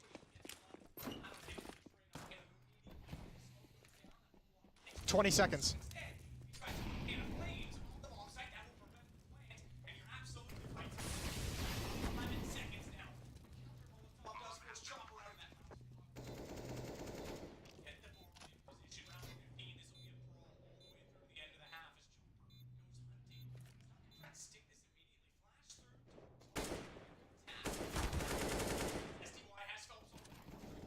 Oh. Yeah, they close it out real quick. You thought there might be a little bit more resistance, a little bit more of a battle, but GODSENT, not even a fight towards the end. So a nice defuse from Team Spirit, a nice retake as they ran the clock down, and it's 10-5 for Team Spirit as they switch over to the T side. So quite a bit of work for GODSENT to do going into the second half. I mean, overall, a nice start. I think, you know, this half could have been great for GODSENT if you look at some of the rounds that slipped away from them, and I think that'll be the takeaway when they look back on this. 2-on-2 defuse in the lower bomb site, 5-on-3 that they let kind of drift away. SDY is having a great game, so is Mir. He was instrumental outside with his impact. And I mean, look, we brought up Phelps a little bit in the pregame as someone who we wanted to keep our eyes on. 3 kills in that first half. That's tough. That is super tough. Yeah, massively. And he was the one going up against Mir a lot outside. Well, as well. and he got the first kill of the game. You remember that? He got the first kill of the game. He's like, all right, boys, one tap with the USP. I'm feeling it. This is great. Okay, just kidding. It's terrible. It is 5 rounds only for GODSENT. But as you say, could have been closer and win this pistol.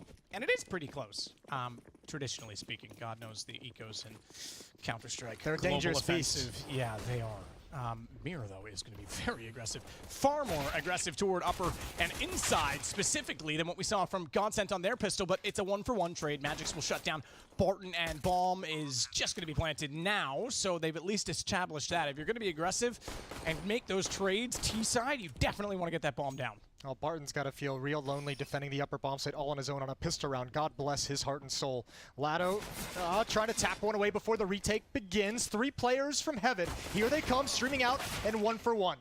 The drop down actually helped a bit because it took the aim off of where all 3 players were trying to march in from, and that allowed just enough to get the trade in return and follow it up. Chopper, though, inside of the site, knows Lado's got to be holding, but oh my goodness, he just got it. He just got the defuse. Chopper's not there in time.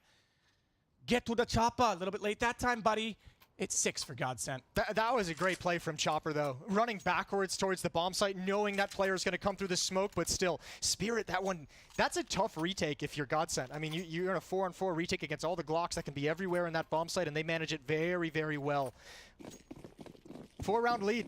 And you mentioned this can get close if the pistol round goes the way of GODSENT. It did. Now they have to survive the second round. And with that plant, 2 AK-47s on the board. Exactly this. And I alluded to the ecos, but yes, the second round buy with bomb plants down arguably can be better. I mean, they've gone for A1Ss here and 2 FAMASas, so they have the range, especially at a place like this outside. But you've got 2 AKs still in play, so that's pretty powerful. Those pew-pew headshots, bro. Missed smoke on the top of the garage. They had to complete the wall, improvise it, and that's going to eat away. That's one smoke they might have had to go down towards the lower bomb so they can no longer use. So kind of actually takes some options away from Team Spirit.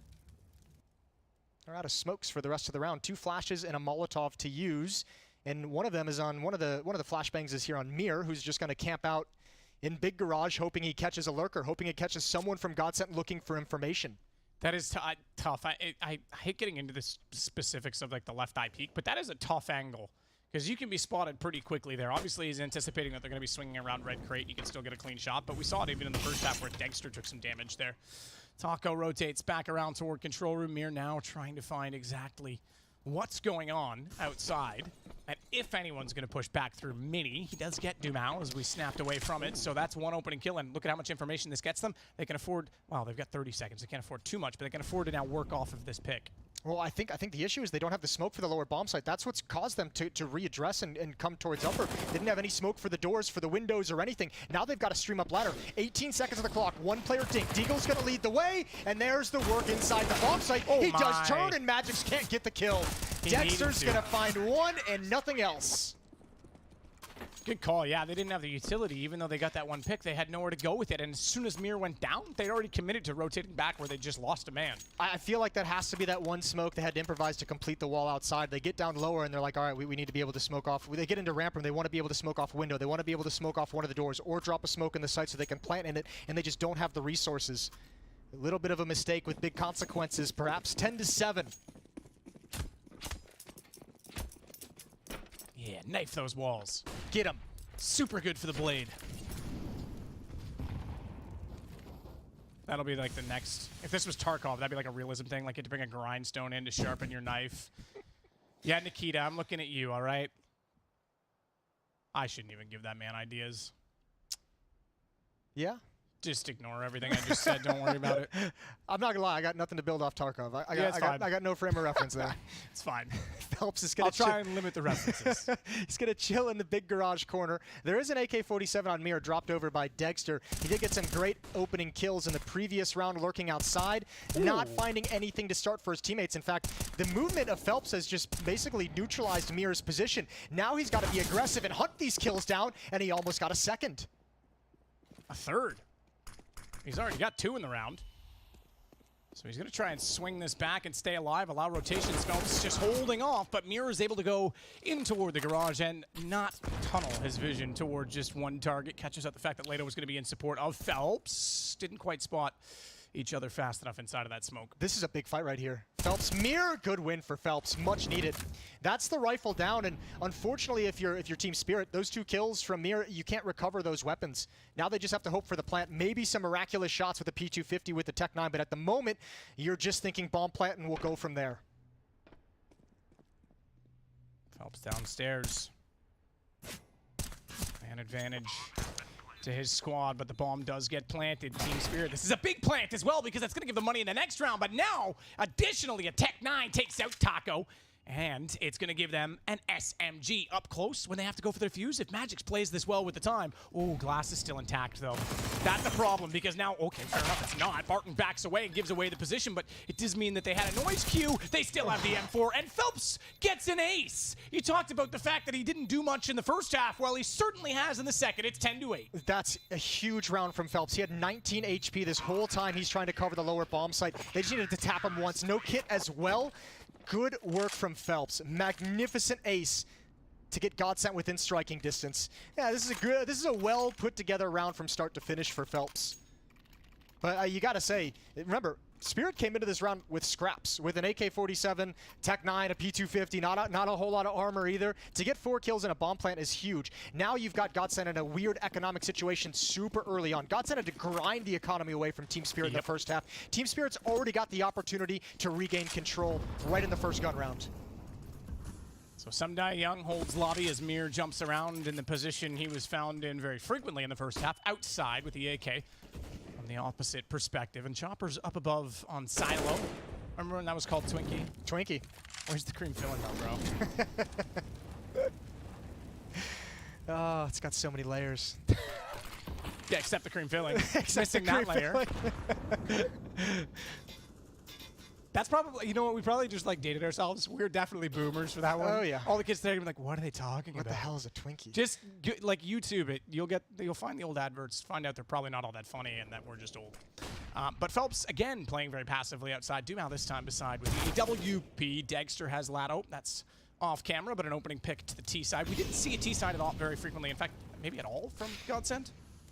Yeah, well, they might not have just had the opportunity for it. I think they had one inside a hut, if I'm not mistaken. Look, this is huge right now. Mirror to start out this game, these 2 gun rounds, just this position with the AK in this big garage. He's been a menace, like 3 separate rounds. He's doing it again. Another double kill outside. And this is space that GODSENT never was able to get. Mirror's just able to grab big garage and chill. And look at where the remaining 2 players of GODSENT are. Both outside, both trying to take care of Mirror, while the rest of his team gets the upper site for free. Wonderful round from Mirror. And it's going to get Team Spirit in 11th. Yeah, they're going to save. Taco's already trying to get the M4 instead. AWP downstairs. You talked about the money being rattled in the last round. Yeah, they got to save. So yeah. Look, this has got to be priority number 1 if you're GODSENT at this moment. You've got to have a plan. I don't know if you call a timeout or how the team's feeling at the moment, but you've got to make a plan right now to address the situation of Mir getting into this position and being this effective. You can't let him have this round for round because he's proving he can capitalize on it, but just the amount of pressure it puts on your defense when someone is that progressed outside. You're right, because in the last round, they actually still succeeded in getting most of the kills. It was just that Phelps held his own and got an ace to win that for them, but it was the exact same thing again. This time, Phelps goes down, and where he's so passive, Dumau's there, but he's smoked off originally, and then additionally, he has an AWP. He can't take that fight that closely. Like, yeah, I totally see what you're saying. Maybe you put him in the stairs this time, Phelps, if he can rotate all the way around. Yeah, we'll see. Or you have your boy. I mean, maybe not this round. Dumau getting aggressive with the AWP up on the rooftop. Shotgun picked up by Barton right at the end. AWP and an M4 as well on Dumau and Taco. 8-11, they've got they've got a little bit of money in the bank. Everyone hovering right around 1,000. And this time, no outside presence from Team Spirit.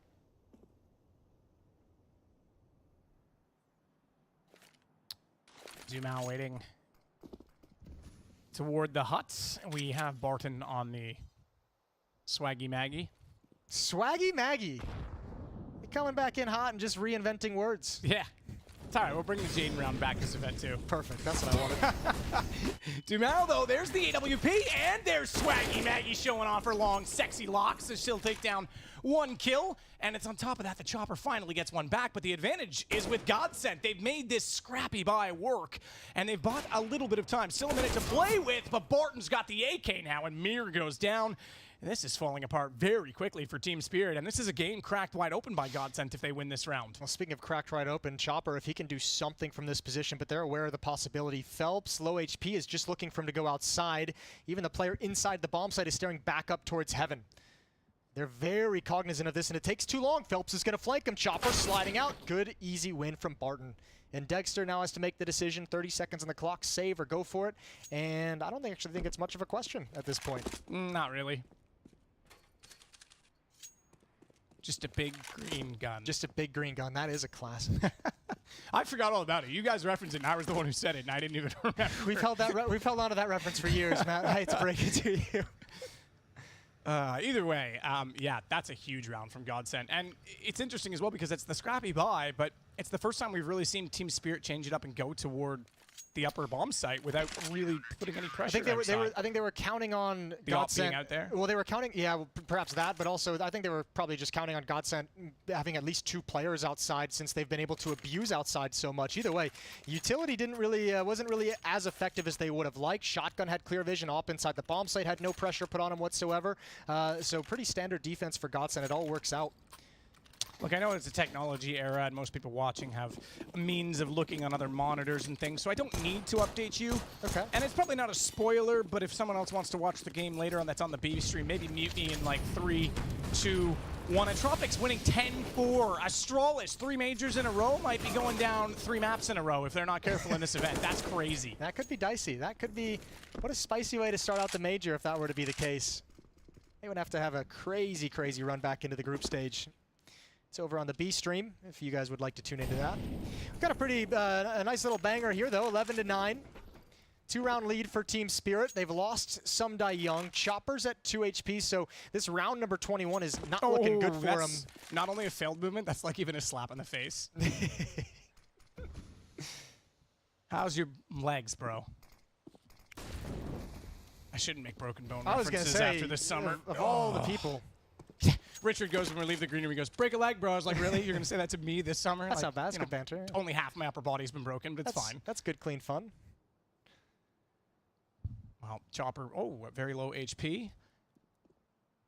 Just 2 has Phelps. Again, but again, look how passive he's being, right? It's... At some point, bro, you got to flex. I know you had that great round that was an ace, but you only have 10 kills in this game. In the first half, aside from that round, you didn't really have any contribution. You've got to take these duels. Lotto has rotated down, but Phelps, the best he can do at this point is flank. I think they're okay with that for the moment. They're more than happy to say, yeah, get into the bomb site. They had a player from ramp room. They had Lado spotting for it. The op is already down here. They're just saying, we'll just retake it. We're all good. And a couple nice kills. Taco with it, AWP as well. Chopper does return, but just not impactful enough. And ooh, this is a little bit scary. Team Spirit, 1 round in the second half so far, and these rounds have kind of fallen a little bit flat. Outside of Mir individually outside, there's not a whole lot good to talk about this T-side yet. To be fair, calling out Phelps is going to get the kill here, and they'll lose the op at the end of the funny, though, if he didn't get the kill. Well, it would have been. But nonetheless, you are right that time. I misread the minimap. I thought the second player that was lower in that crossfire was still upstairs. I thought it was heaven because it was pretty much right above it. But, yeah, they did have a decent crossfire, and he could, you know, they were at least anticipating that. But that, again, could have been scrappy if I was right about being wrong or wrong about being right. Whatever. Yeah, that one is a... Whatever works there for you. Yeah, that's a mental puzzle. I haven't figured it out myself. 1 round lead for Team Spirit. Looking a little bit flat, but they've got the Tech 9. The Mac 10 goes down early through the Molotov, and Taco's going to back away. Even a smoke down so they can't chase him. And Dumao looking for them to wrap towards heaven. Again, Mir, the lone player outside, but with a Tech 9 up against that AK-47, he wants nothing to do with the fight. And Team Spirit got to start figuring out ways to open these rounds to start things out. That's a stellar shot. M4 goes down as soon as it's recovered. So Team Spirit haven't gained enough quite yet to start feeling good about this round. A very flat-footed. Mir still back toward the lobby position. Somda Young even scared to go any further at ramp at this point in time, knowing well that they're backed off of it, and he's trying to work with a Mac 10. And just goes all the way through, but look how passive Phelps again this time. Very good position, rotated over. He's going to let them walk toward the ladder. They have to confront him. They don't have any control of outside as a result. Now, he is a little bit worried about the other side of that, but it will be under they go. Taco, tough position, but with the rifle, he's going to play this very passively, and they're going to be so far in the sight that he actually has the angle advantage when they do arrive. He's not shoulder peeking anything at all. They could actually gain so much ground on him, and he'd have no idea. Oh, the timing of that peek. Yeah. He's going to be saying lower's clear, nothing lower. I'm all good.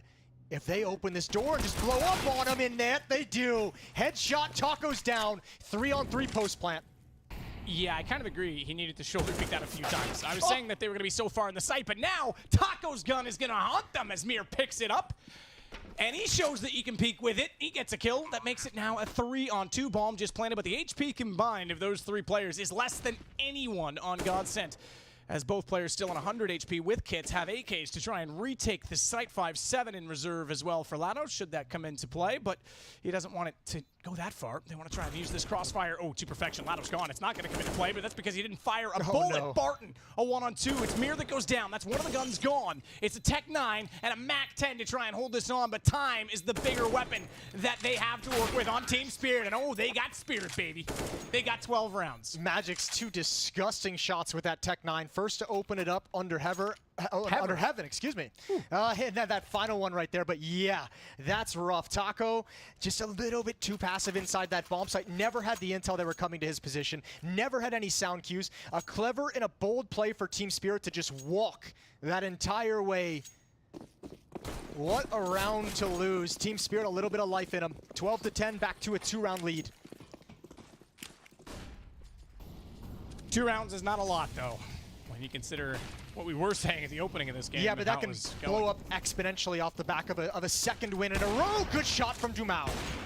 Huge shot from Dumao to get the opening pick as well. And you're absolutely right, given the money, given the context.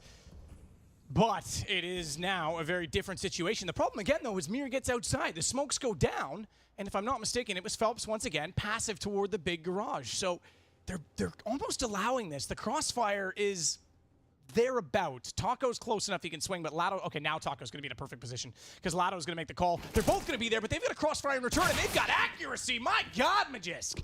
That is sick, and that's not even Magisk, it's Magix. He's not Danish. Well, he's doing better than the Danes right now, in fact. Lucky for you, they might not ever have to play each other in this group stage. That's a brilliant pair of entries from Magix.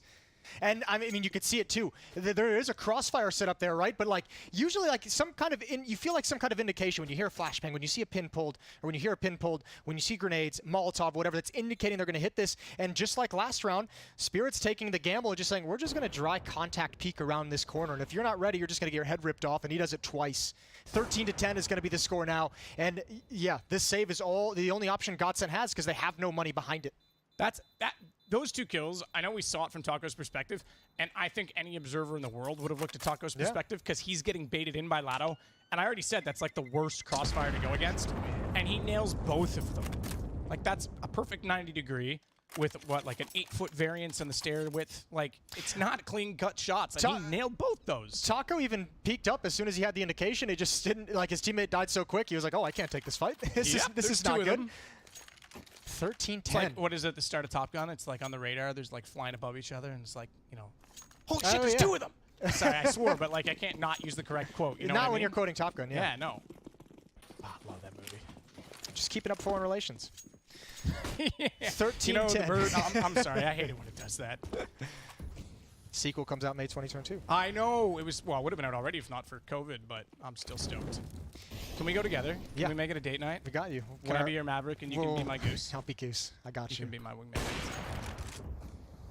Dumao opened up previous round of the great op shot. He's blinded this time. Ooh, and he gets away with just below half HP. Dexter, that's an aggressive play with the AWP. And again, even a risky angle peeking in towards Garage. Phelps can find that, but Dexter's disappeared.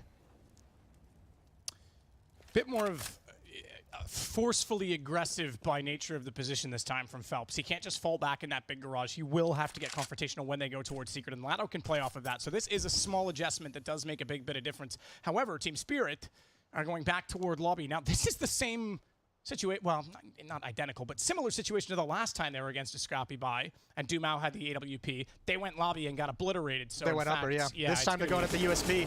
Wow. I think Taco, this push, he seemed pretty confident. I think he might have, he's baiting. He's baiting. He's hoping the push is going to make them commit, and it will, but Dumao needs multiple, and actually they back away. They back away to lobby, and it's Barton with 2. That's massive. You're absolutely right. He baited, and somehow they didn't overcommit because they know there's going to be a rotation. They want to stay away from the AWP, and Barton takes the advantage to go all the way through on that. That bait was huge information from Taco, but it's not done yet because they still managed to get the bomb down 1-on-2 up close. AWP gun barrel shows. Get ready for the quick. Oh no, the pillar. Oh, that's unfortunate because I thought he would swing and get the shots. Unfortunately, that is almost getting CSGO'd. Just doesn't get a clean enough shot. And that's 14-10 with the money now. That's huge. 14-10. You lose the AWP on top of that. 4,200 on Dumao before this. Yeah, there's a lobby push coming in as well as soon as they kind of commit. And unfortunately, it's a cool idea. It felt like it should have worked, especially when Barton gets that double kill. But Mir winning the outside battle kind of gives Spirit the edge right at the end of the day. So Spirit on the verge of taking this opening, or this their second match of the major here.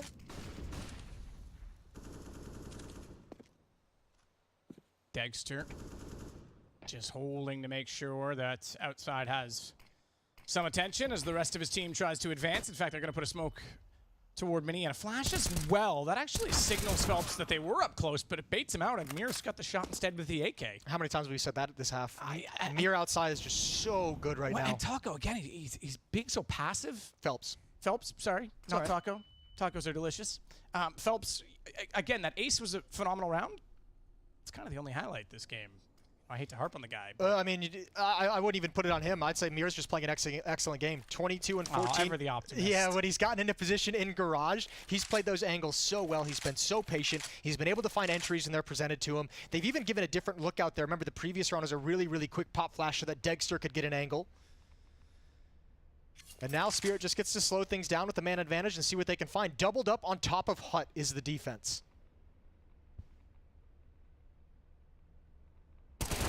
Well, they get 1 for 1, But they won't, as you say, expect this doubled up position. Barton comes right back around, and he's going to find 3 as he looks down, puts them on the ground. Magics will fall next. Barton, phenomenal play, and that is a good setup. He gets 4 kills in the round, and it's salvation somewhat for GODSENT as they'll survive without giving up overtime point. Oh, that was huge. Yeah, that little bait and switch on top of Hut. You're never going to expect 2 players there.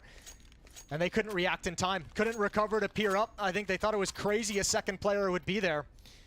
14-11. Barton got the double kill in lobby in the previous round. That seemed like it might save the day. This time he gets 4. 3 rounds back as GODSENT trying to make this comeback, but thankfully for perhaps the first time in this second half, Team Spirit had a buffer built up. They had an extra round to play with if they were to lose, and they've spotted Phelps. They know his position. He puts the smoke out deep so he cannot extinguish the Molotov, and he certainly can't fight as Chopper takes down his teammate. That nade though, whoa!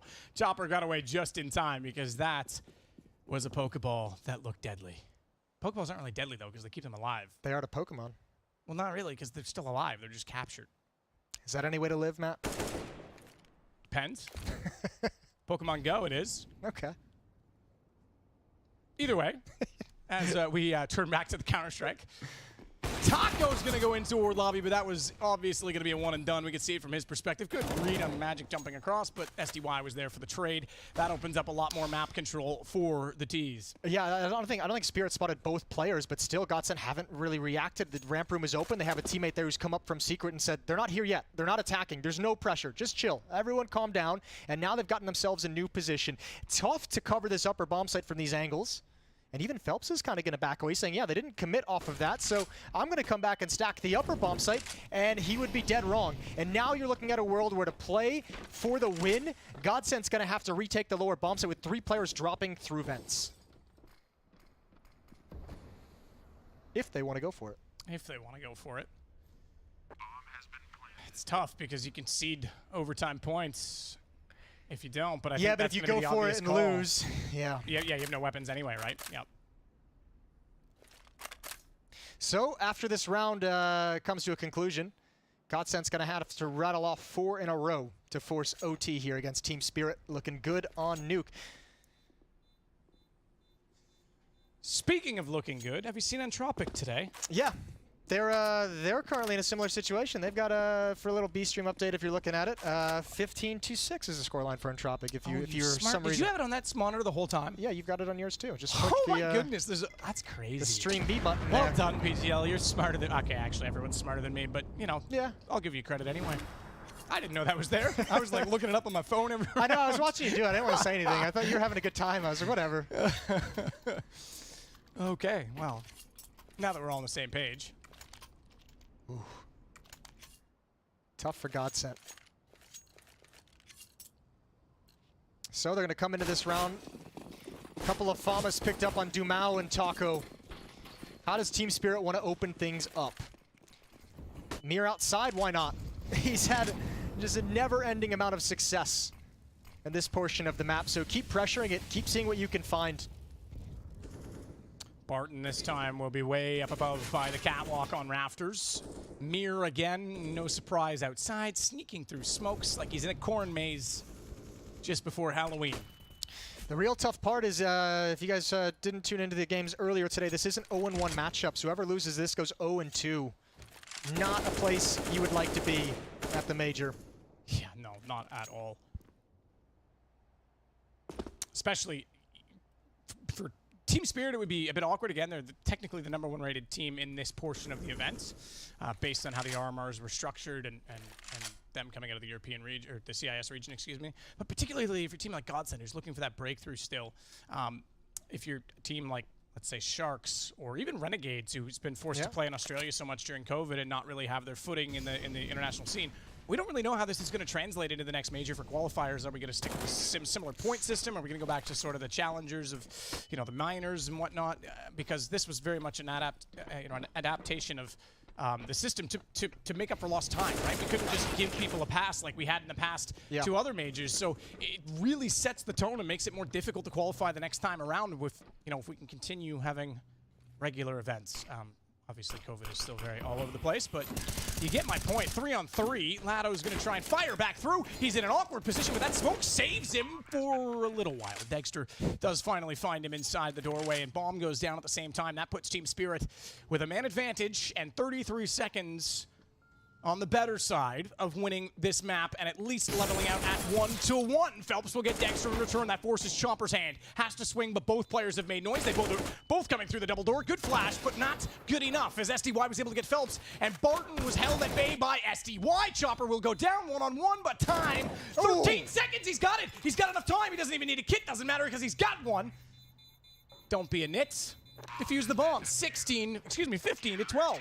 Yeah, that's a big clutch from Martin. That follow-up peak didn't need to happen. You can play the bomb a little bit more. Regardless, huge clutch in a big pressure situation. I think it was a miscommunication because as soon as the flash came out on SDY and he's actually able to get the first one, he thinks he has to fight. It's a fight or flight moment behind the orange box. And he went aggressive, but then his teammate was also doing the same to try and cover him and buy him space. Yeah. And I think they just overstepped each other. Like right here. Yeah, he doesn't need to repeat that. I think he's trying to catch him peering down at the bomb to start the defuse, and unfortunately just a good shot from Bart. Either way, when you're at 15-11, you don't want to lose that round because now you start feeling like, uh-oh, okay, got to keep working. That was a good advantage they had in the post plant. 15-12. Already outside, already towards Secret. This time it's Chopper and Dexter's holding for the peak. MOUZ gone down as well. 5-on-3 for the map. After such a miraculous clutch. What a turn for GODSENT. Oh, in a bad way. It gets even worse. That's the map. That's done. Taco knows it. He's desperately trying to spray toward a very low HP SDY inside of Squeaky, but they're all hunting. Mir's going to give himself up. We saw him jumping down over top of Mini as his teammates found the kills outside instead, and Taco on 19 has a bomb planted in a desperate attempt to try and wallbang someone through Hut. SDY will close it out. 3 in the rounds, and brilliantly they do win this 16-12. They go 1-1 in our Swiss system. I can't pronounce the other version of what we're doing now. Buchholz. Something like that. I think James had a very easy way to pronounce it. But something? Butthole. Yeah, that's it. Whatever. No, I mean, look, that's a good recovery from Spirit. Yeah. I don't know whether the team that's done well with pressure throughout the summer, and we saw even with James Banks, they talked about how they initially had a good trajectory and then it's kind of fallen off and gotten sloppy. So for them to get to stable ground and not be against the wall too early might give them a chance to build into this event. Yeah, you'd hope so. I mean, it's good to see them take this map against GODSENT on a nuke as well. But I mean, a lot of this, especially on the T side, predicated, we talked about it so much. Mir on the T side was such a monster. He was such a beast outside. But remember, this started out, GODSENT looking pretty good. A couple nice upper executes. A couple rounds they let slip away early on, which could have been a huge, huge difference. Still, you have to say, a good game, a well-played game from Team Spirit. Very much so. GODSENT, however, yeah, they go down to that 0-2 bracket. And chance you could play someone like Astralis in that bracket. Because they have lost to Entropiq. Pretty remarkable storyline. That might be a shocking piece of information to find when you exit a match like this that you lost and you go down 0-2 and you're like, all right, who can we possibly play to? Oh, yeah, God. Remember when that interview I was saying, like, oh, it doesn't matter who we play, we're going to win the major. No, like I said, it matters. You definitely have that in the back of your mind who you'd rather play. As we look back at some of the highlights from Nuke, we've got so many more matchups coming up today. Lots still to bring you. Of course, by the end of the day, we'll know who our 0-2, our 2-0, and our 1-1 games are. Our next game, obviously, is another 0-1, Jason. You know, yeah, it is going to be as well. It's going to be interesting to watch GODSENT throughout this group stage because it feels like now we've kind of lost. I feel like we've lost a hierarchy of like Brazilian Counter-Strike, like a clear-cut hierarchy. Yeah, I think FURIA for me still has that upper hand, but it was interesting as well, and I think a lot of it had to do, and this is just a personal rant about the RMRs. A lot of it had to do with COVID and sort of being location locked based on where teams needed to be to play and succeed. So having Brazilian teams in the minors, you used to have to go back to South America to play in that. Well, I guess it was the Americas minor for a while. Travel restrictions have wrecked everything, haven't they? Exactly. Yeah. So it was interesting as well, like a team like Sharks gets through to this event because obviously a lot of the Brazilian teams actually came through the North American RMR. Playing in Brazil. And it's, yeah, you're right. It's not playing in Brazil. They're playing in Serbia these days. Yeah, everyone the European, I think is playing in Serbia. Yanko's invited them all over. The home of Counter-Strike is Serbia, is Belgrade. I think Yanko knew it all along. But no, it's a very interesting thought about, Brazil's kind of on a downward turn. Yeah. North America pretty much is Brazil at this point in a lot of ways. And yeah, it's a bit of a mess. But we're going to have an order established at the end of this major. That's the other beautiful thing about having this major after so long. We get to be back on LAN. We get to see you guys in the arena, which I'm stoked about. And we get to see exactly where everyone does sort of stack up. And we get to go to a break. And then we'll be right back with the next match. That might be the best part of all. Coming up next, Pain Gaming versus Renegades.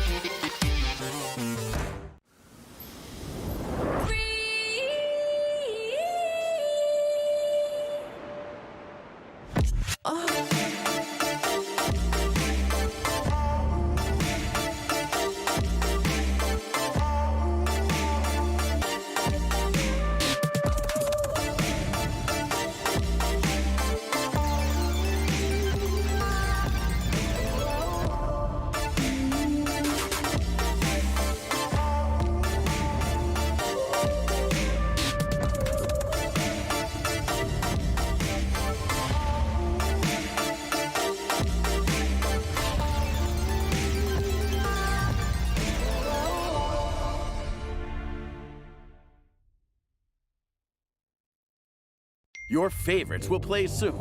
You hope for the win. Excited about the game. But something has changed. You start to doubt. Will they pull it off? Or will they drift away? You pull yourself together. Because you're sure they're revved up to win. You know they've prepared. They've picked the right course. And even when there's no chance, you believe they will win. GG Bet. Be excited.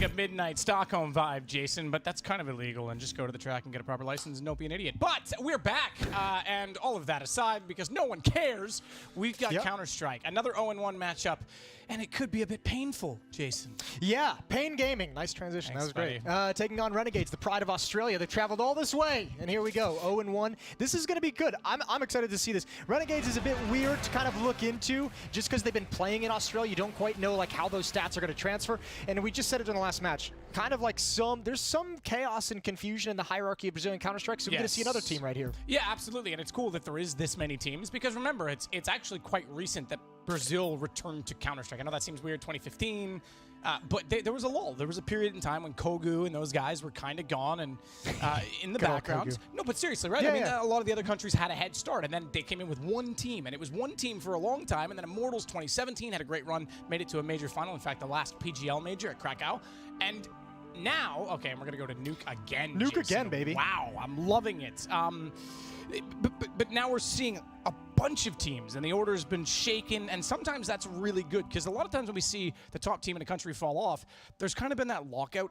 I think Sweden's a prime example. NIP Fnatic had a lockout of the top players for so long that there wasn't a lot of development of talent, and when those two teams started to fall off, it was like the whole scene fell off. Yeah, right? you got to go back to the basics and start building up some new guys, and all the Swedish teams have gone through it as well. Absolutely. And speaking of Australia, just want to give a shout out to New Zealand. Actually like it more, but Australia's a sweet country, and it's good to see them still here. Look, you dared me to say it. I'm just going to say I got better mountain bike. I did kind of dare you to say. I didn't know it was going to actually happen. I'm just straight to the point, Jason. Oh, but this the is a mustache. team. Yeah, absolutely. I might. You know what? November's coming up. I might shave into a mustache by the time we get to Stockholm. But this is a team that it's great to see them back at another major. We know they've had some turbulence as well and have been the most isolated, if you will, location-wise during COVID of anyone. Yeah, they've probably had the most pain in terms of wanting to be at events and so far away. Quickly a drop down from PGL. And to the lower bomb side we go for Renegades as well, but there's a decent enough crossfire here as long as neither of these CT defenders get picked off at range, and there goes Hardzao. PGL, Goosh behind the smoke, and he's going to back away. Plant is definitely going to go down. I actually don't mind that we're getting Nuke twice in a row, because sometimes it's a map that used to be very stale and static. Now we're seeing so many different metas. Now, yeah, it's actually a great map. And Malta. An Australian in Malta? Chad, is that you? Are you smurfing? He's going to get a kill back the other way as Safi and Hardzao are gone down. Alistar is going to take out PKL, and just like that, they're out looking far more secure for Renegades. Good start for them. I believe you actually leaned their way for the prediction on this one. I did, personally. I'm not sure what everyone else kind of selected, but I've got confidence in the boys. And oh, look at Alistar up top. Good damage done. Nekaz can't go anywhere. He's going to back away. Bomb's going to go off 1-0 for the Renegades. Yeah, hunt that down. You found another player. Now you're just going to blow up with the bomb. They both are. Honorable. It says Ninja Stars killed them in the top right. 10 years in. That's the first Ninja Star reference I've seen to the kill feed. Well done. I always find new things, things, back, Jason. boys. 1-0 for the Renegades. I don't color by numbers. I make up my own. 2 kills for Malta. You're the only person who can get it color by numbers wrong. What do you mean 2's not green? Which part am I getting wrong, though? The color or the number? That's the real question. That is the question. Safety's outside this time. Scouts in hand, and nothing to be found on the other side of the smoke, although he continues to spam diligently, hoping he'll collect some damage. And the rotation came around as well. We saw PKL trying to get up close, but a sicko's on the other side. And he's twisted. He's nice. Yeah, twisted. All right, 3 HP on Alistar. They have control of the secret stairs. They can go down lower if they need. They have 1 lurker back towards lobby or roof on the T side. Pretty decent defensive setup at the lower bomb site as well for Pain Gaming, so this could be a bit of a trap that Renegades are not even walking into, running into it, loudly stomping, and the Deagle's going to ring out from range. It cleans up that kill. We're at a 3v3, and Alistar is so low. Lovely shot on the Deagle. That's right, DDK. It is a Deagle. Malta. I don't know if you heard earlier. He called it whatever Valorant calls it. Yeah. Full disclosure, haven't even played Valorant yet. Yeah. I think it looks fine. I'm not going to get into that debate now. I'm not trying to actually ruffle feathers. I think it's fine. I have no issue with the game. I just haven't played it yet. I need to. Okay. Big Azira, meanwhile, though, holding on to that Deagle, is going to wait it out and hold and see if they cross over because bomb's down and he's got just enough of an angle that they would have to reveal a shoulder from the door. That exchange does happen, but everyone stays alive, at least for now. Oh my god, Malta's got so much work to cover his teammate. They are going to get the bomb down. He's tagged through the box, and oh, there's the kills coming in. They were boxed into their positions, couldn't escape, couldn't get anywhere safe, and that's a good return for Pain. If you're Renegades, that's a bummer. You feel like it's going to be a little bit easier. You stumble into that trap. Remember, Malta was the lurker on top of the T roof to have information in towards lobby to see if anyone's going to be flanking around. He was so far away by the time they got into the 3v3. The way Renegades had to kind of pause to actually take the site and get the bomb planted allowed Pain Gaming to get into nice positions and rotate and be prepared for the post plant. So we're all tied up at 1. Yeah, we got an eco victory in this game, tied up at 1. CT is back into the position of power. They will bring out some SMGs, however, on the T side. Look for a fast play, potentially, with a number of smokes. You've got 4 in play, and you've got 2 Molotovs, which are immediately going to go through the skylight. So this will be an upper charge, trying to get the bomb down. Pick up some kills on the way through, but anticipating that surely, with that many Molotovs down, coming from outside, you've got to be ready. And here's the defensive smokes in response. It's going to let the Lil get up close as Nikas tries to find one. Does get Malta through the smoke. Oh, Big Aziro's got to be efficient with his aim. He isn't, and didn't see that Hats pulled the trick and got inside of the site. Hard's out, though, and Nikas will hold it together, and ENCE is out. Kind of a cool idea. Like you said, you're trading the fact that you're giving away the game right at the start of the round by saying we don't have to worry about top hut, right? You throw that Molotov so fast that no one's really going to be there, but you are telegraphing what you're doing. 1 kill at the end in cleanup time. ENCE is going to take it, but 2-1 for Pain Gaming. Yeah, it got a little awkward when Big Azira didn't quite catch that a player had already gone out directly underneath of him, and that is still the one thing I know it gets scrappy during those executes at the upper bomb site. You never know like who's catching a flashbang at a weird time and who's going to progress somewhere. Well, and there's also, for me, it's a mental thing, even though it's not that significant, but there's less bullets in the A1S, so you miss a few shots and you're like, oh, I have to clean it up. And I don't know, for me, that kind of like, it gets in my mind, like, so you miss those first few, and all of a sudden it can get really sloppy. Ooh. Speaking of missing, Safi sends one whizzing past the attack, but his teammates are here to keep some space and make sure they can't progress towards the bomb site. Malta, good cleanup with the Glock, and actually the op on Safi has been brought down very low. He's got to play it passively. He's going to peek out anyways and find the kill.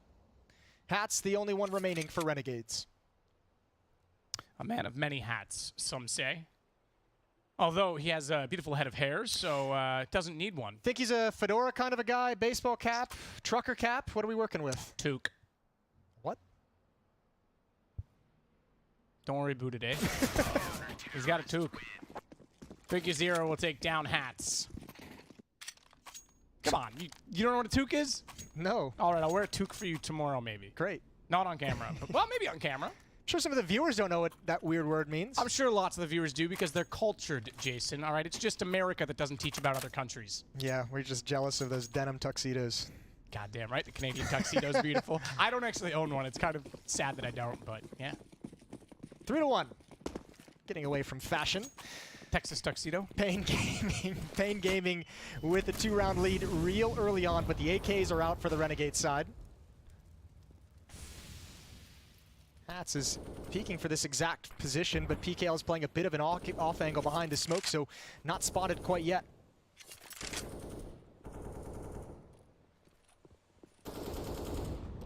He's still searching for a headshot, isn't he? He's not really committing to this. Teammate's just getting in position outside now. That's ENCE that's sneaking up the wall. Right, quietly as well, because they aren't sure what's going on toward Red Crate. Rightfully so. PKL is there. And this is such a tough position to be in. But there's the key. We just saw it. This the is crossfire is so... Yeah, this is a bait and switch. I mean, PKL needs one. If he gets one kill here, he's done a phenomenal job. The other problem with this is they just lost the man that was up above. We saw Hats was looking for the headshot, trying to find that angle. And now it's the bait and switch the other way instead. Nikas gets 3. PKL only needs 1. And it's done. And Malta was not in position. If they had one up above on Silo, they probably could have answered that a lot more quickly. But 4-1 now for Pain Gaming. Man, even if Nekas just gets like 1 kill there, the follow-up peak is going to be so brutal. Shout out for getting 3. He's actually, Nekas is 10-1, 5 rounds in. What a great start. That's brilliant. And this is nice. He's not having any issues with that M4A1, Matt. He's having a good time with it. No, absolutely not. I do, just to go back to that, I do love that it's been kind of buffed because I think the lack of tracers is actually something that, in certain situations, I would rather have an A1S than even an AK. If it's up close, if you know you're defensively holding a position and you're going to get rushed down, you can play behind the smoke and spam into it a little bit more. Obviously, the AK is everyone's favorite gun still, but like I do think there are situations where the A1S is super strong now. Oh, absolutely. Absolutely. Very powerful. A little bit of a pause here. Like, for example, in the last game, right? We saw Mir outside playing in the stairs. Yeah. That's a long enough angle that, and the smokes are pretty situational on sort of that wall, that you probably still want the AK, right? Because you've got the shot towards silo you can hit, you can play in the garage and hit the headshot on the boxes if they peek out. But let's say I'm playing Inferno at the top of Banana, and they're going to throw the smoke every time they come in. I could see wanting to just spam through that smoke a lot with the A1S and not give yourself away quite so easily. Like, it definitely, there's a time and a place for it. Have a good time with it. Go wild. All right.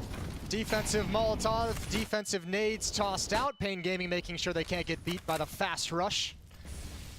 Renegades sending in massive bodies outside for the moment, but they're not well equipped. It's pistols. Couple deagles, a little bit of utility. One smoke, two flashes, and they're going to try and gain a lot of ground with this smoke wall, but there's a gap, and PKL is going to love it. Either way, traded. They know the exact position to look through that crack. They look through cracks often, Jason? Once in a while. Can we call that a colonoscopy? Is that, yeah. Are they good at that? Yeah, that's fine. Safi's going to work his way back around. Bomb was dropped, though. And one of those two players that did go down trying to get inside of Secret. Sicko's got Safi, so another deagle kill. We go back to 3-on-3. And Boogie Zero's already rotated back around. Shots coming out from the AK, but he's gone down as Alistar manages to at least get one back, but Hardzout comes in. This is as close as it gets. 100 HP on all 4 players that remain, 2 on each team. But again, that bomb is still down outside, and 44 seconds does seem like enough, but it's still a tough position to get to. It's this play from Neck is that, oh, I was going to say, I don't think they'll ever expect it, but Malta almost turned around as if he was going to check for it. Bomb now in the hands of Alistar, and he's going to hop up. No, he's not. In through the window, past the lockers. And this is a tough, hard angle to clear when you enter ramp room. And yeah, you can see, not expecting it whatsoever. He did spot the player towards ramp room and could have maybe bailed out, but Hardzout was always going to have his number. 5-1, paying out to a rip-roaring start. Yeah, very good start. Weirdly enough, like I went to World Renegades. I even asked in the green room, like, guess you can call me spineless on my prediction, because I said, what's everyone think about this one? And everyone was like, Renegades. And I was like, yeah, Renegades. It's all right to check in. But weirdly, Pain is like a team that I could see being annoying to play against if they're not someone you've seen often. And obviously we know, you mentioned Brazil, they don't look like the powerhouse before. Sure, I think statistically against the tier 1 teams and European teams and CIS teams that have the established meta, that's true. But when it's a team like Renegades who hasn't seen them before either and are also in a similar situation, yeah, this could scale really well for Pain. It's also sometimes hard to judge a team like Renegades that has so much success in their home region, but just can't, you know, and then you see them for the first time internationally. Ooh.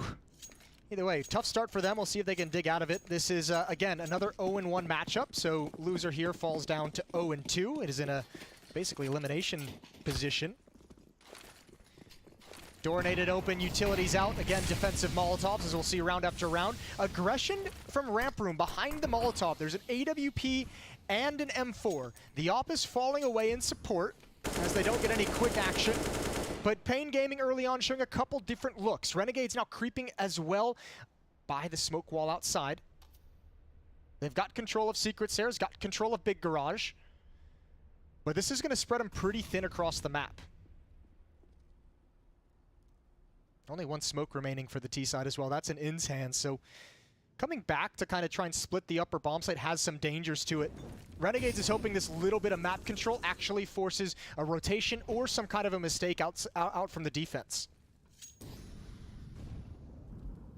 So PKL waiting as we'll switch our attention over toward the ramp room where Safi has the AWP. He's not up on the ledge, so he'd have to hit that shot, jump down. Tough position to get out of, as meanwhile, ENCE is taking out PKL. That's going to open up a lot of position. Safi goes aggressive instead, knowing he has to get it back in your right. 42 seconds, bomb down. It'll get smoked off and recovered, but that's exactly when Big Zero wants to go because he knows they're going to put their attention toward that bomb, and that smoke never landed. I could have swore we saw it be thrown as we jumped away, but apparently not. It was a flash. Okay, my mistake. I thought it was a smoke going down on the bomb. I got you, Doug. Thanks, bro. Chest bump, little chest bump. Hats takes down Negas. This bomb, yeah, that's massive now because Safi's just controlling this round. That I love the counter push inside of lobby, knowing that everyone was going to be staring in that direction. Yeah, as soon as that op kill comes out, they're like, all right, everyone's going to be focused on picking that bomb up and making sure that op isn't continuing to push. Let's just kind of take a free frag in lobby. That's massive. ENCE is going to find another kill in garbage time, but what a big lead for Pain Gaming, 6-1. And I mean, Renegades even getting that control outside and hitting the pause button, slow playing it. I mentioned they were looking for and hoping that it was going to cause a mistake, and it did. They got exactly what they wanted, kind of a freebie kill in towards Mini Garage, just couldn't build upon it. That bomb being dropped here in this kill, you could see Alistair's like, great, I can fall back. Now we can hit this upper bomb site, and just the timing of that peek is so brutal.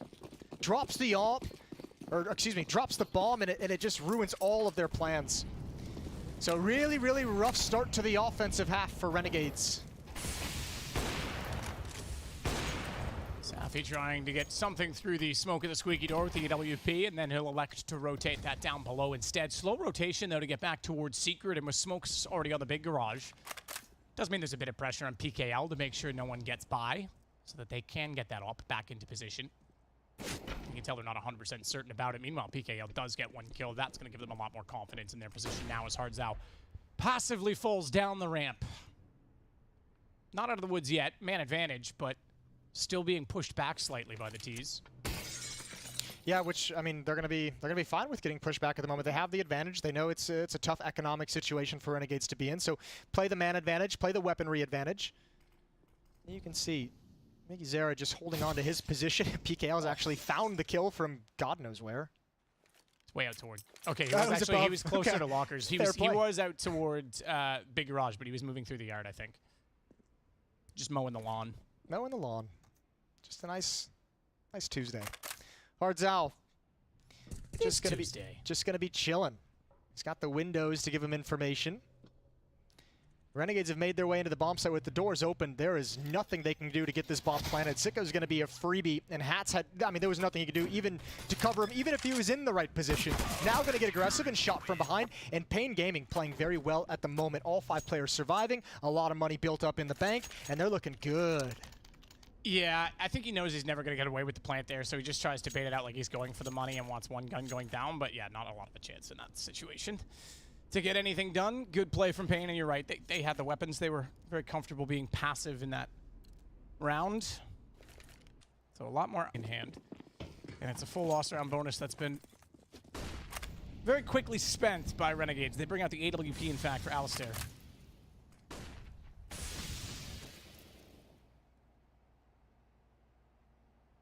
So a lot more op presence outside in this game already than the last game we saw in Nuke, which was very much Mir versus Phelps.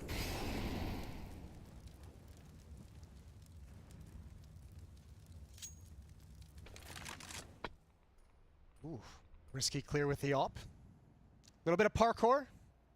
Yeah, not bad. There we go, quiet, patient from Renegades. Plenty of utility left, plenty of time left, 1 minute on the clock.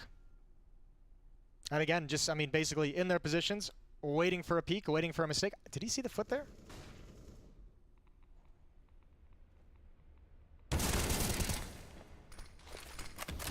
This finds the one on the Hats, falls off of Hut. PKL backs him up by getting down Alistair as well, so the op's gone. That was outside. Peeks toward Squeaky Door, knowing they have the advantage, and realizes that there's 2 players there, so information attained. Safi is gained as he takes down Malta coming back in from Mini, but they've gotten the vents.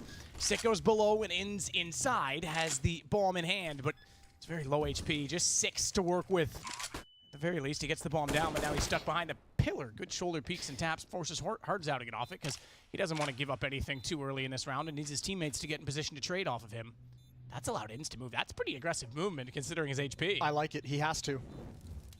They're never going to expect him this close. Well, that Molotov should reveal the fact that he's not there anymore, so where's he gone? Presumably, you would assume it's out the toxic doorway, but that's not open, so they're going to have to search for him. They do find it. PKL with the kill. Sicko now all alone, and they know exactly where he is. Good process of elimination, and we go to 8-1. I realized we missed a Brazil 7-1 meme. I'm sure Twitch chat had us covered. I'm sure they did. I'm sure plenty of people had us covered. Second timeout taken from Renegades, and there's just not enough production in the fragging department there. That round they gain some map territory, they gain ground, they get into the lower bomb site, but it's just too costly as they progress down. Alistair trying to clear and work outside on his own with an AWP. That's not going to pan out super well, and then just no options in the post plant. So Pain Gaming just, I don't know, they're piling it on. There's too many easy ways to tie in Pain with this one. Oh, I love being tied up and having pain at the same time. There you go. That's why I'm sadomasochistic. Classic. Is it a classic? Classic BDSM jokes. 8-1. Here we go. Live into round number 10, and Renegades need to get going real quick.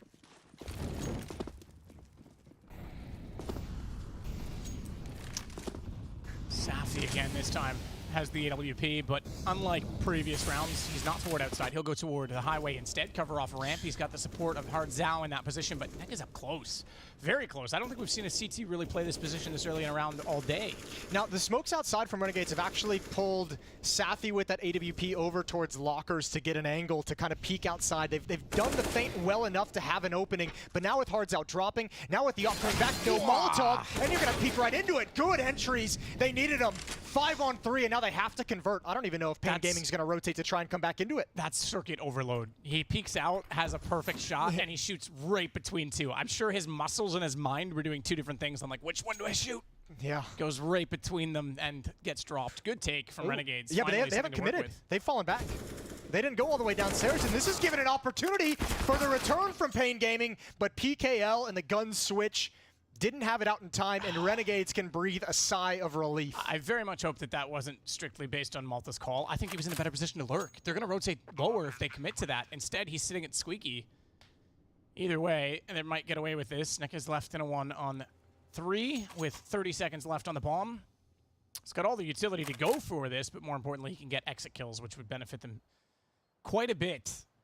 Yeah, but oof. Vigizera almost pulled him back into this round. He was almost able to make it happen. Nekis is going to have to fight to save this weapon. They're hunting him down, and there's not a lot of money for Renegades, so even if they lose the guns, that's a tough place to be, but Malta's going to handle it very well. Yeah, and to be fair, I think there's still quite a bit of money. I know that the HUD doesn't show us yet, because he had $4 grand post or pre-death. Still, no reason to lose money if you don't have to. No, sure, but I think I would have justified trying to go for exits, maybe even a little more aggressively. You can almost... It's tough when they're that spread up. You can buy yourself time, maybe get one with the bomb at the very least. But yeah, they're in a decent position still. Pain Gaming. Best of one again. Best of one all day today. All day, baby. And then the best of threes. We got a couple BO1s tomorrow, and then, yeah, best of threes. In the afternoon, I think, right? Yep. Yeah. For the matinee. The matinee. Well, it is in America, to be fair. We're in primetime television over. Well, not quite. We're still even early for that.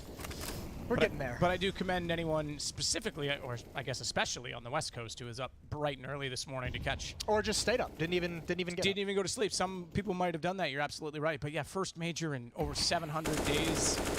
It's awesome. I'm pretty excited, genuinely, to be back, and I can't wait to get to the ENCE Arena in Stockholm and see all my friends again, Jason. To just get hyped. I think it's gonna be wicked.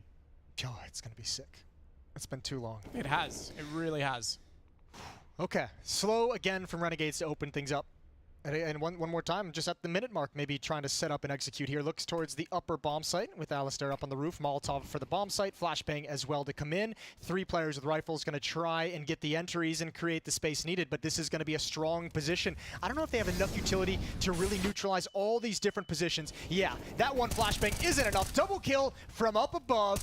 Alistair trying to recover with the ult. That's never going to happen. And Big Uzera is just racking up the kills. Now going to drop into the bomb site for safety, and there's no progress from Renegades. It's 9-2.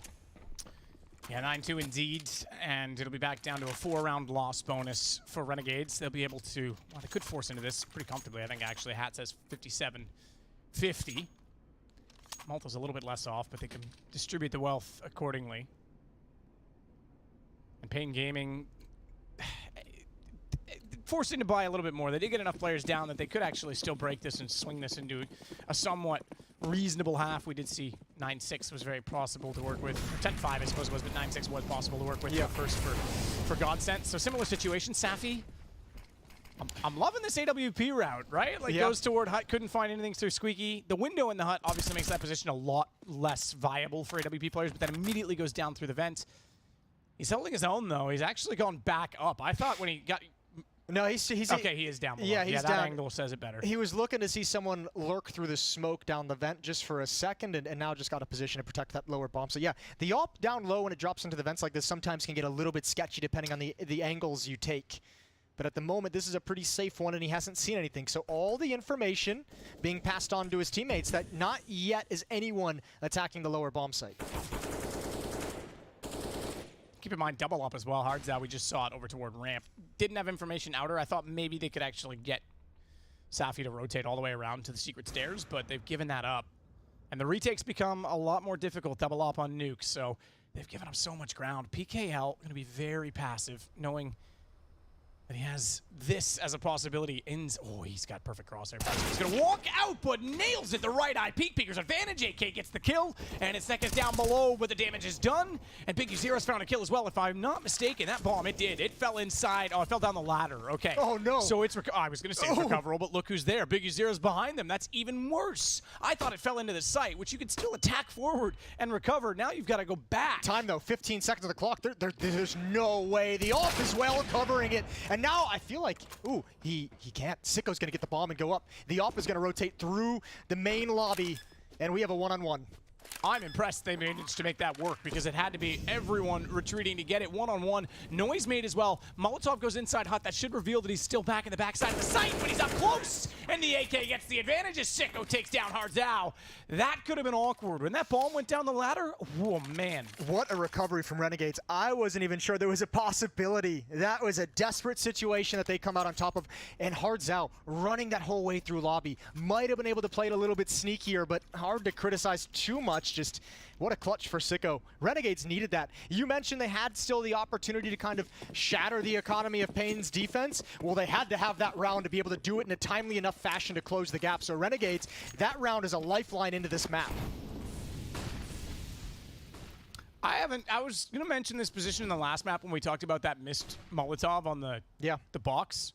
I haven't seen this used a lot lately. That guy's, the problem, it's great for Silo. You missed your timing. Now, did he hear that? I think he would have. He 100% did. Yep. Yeah. He called it out for sure. And I sometimes doubt it because I can't hear it because I'm talking and we have our own voices in our headsets. So sometimes I'm not sure the distance. But yeah, he's definitely there. What? Our heads? Headsets and our heads. Oh, the echo inside. Yeah, I get you. Okay. All right. Now, yours is probably quite an echo chamber, isn't it? There's no sound deadening on the top of it. Oh, bless my heart. That's a pretty strong defense at the upper bomb site, unfortunately, for Pain Gaming. Renegades at the moment looks geared up to attack towards ramp room. And just waiting for the moment as Hats is going to push up and lead the way. 4 attackers here for Renegades. Hardzao going to drop away, but that's a stellar shot. Goes down at J-Hall, and now ENCE has spotted a couple. He's going to hold on to the flank, but that actually, now he's kind of boxed in. He's going to be getting dropped down from Vent. He's going to be getting attacked from Secret as well. Tough thing to manage. ENCE goes down, but window control goes to Renegades. Shot from Biggie Zero, though. Still keeps us in a 3-on-3. Bomb not planted. 19 seconds, and they've got 2 players on the stairs that can actually attack together, and a perfect position in the offside of the site. But it's an AWP, and Safi's missed. They've managed to cross over. Safi needs to do something now, and Alistair's got him back on the AWP, and he does one better to swing out and find Big Uzira. It's all on to PKL, and what a pickle this man's in. 1-on-2, 30 seconds left on the bomb. He does not have a kit, and he doesn't have a head anymore either. Alistair, what a round with the AWP in lower, of all places. That's a sick triple kill with the AWP for Alistair and that lower bomb site. These last 2 rounds feel like they have really saved Renegades in this map for them to have a chance. And they've been real awkward and scrappy, but it's cool to see them come out on top of it. I think Alistair even jumping out into the smoke as well, getting a little bit crazy, and it somehow works.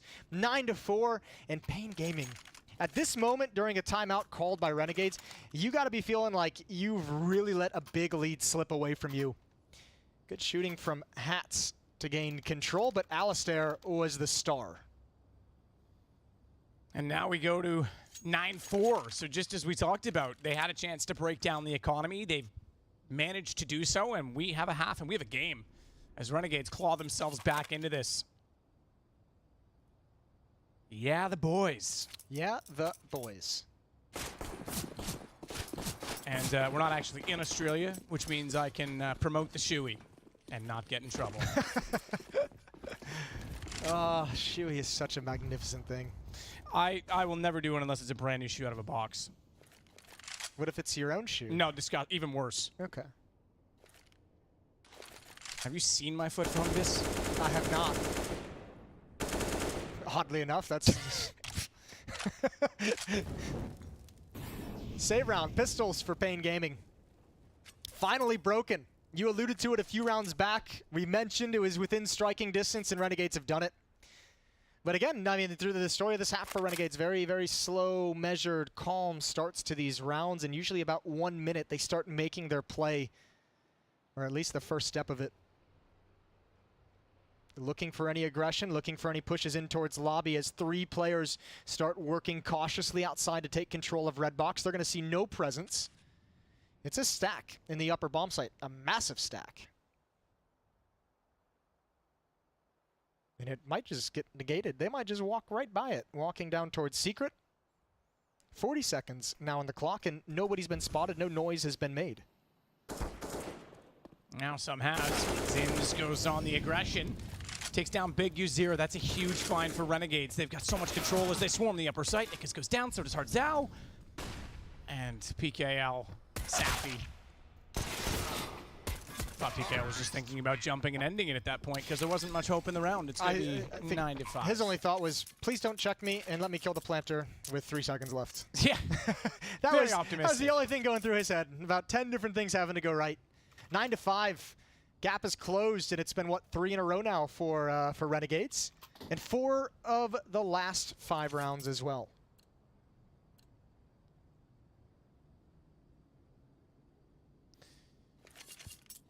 So again, the last round of the first half, and it's a chance for Renegades to win 5 on the bounce. And a timeout call, you can see finally like Pain Gaming feeling a little bit of pressure. They had such a great start. Pain. Yeah, that too. They were up 9-1 at some point. Could you imagine if Big and Pain played against each other?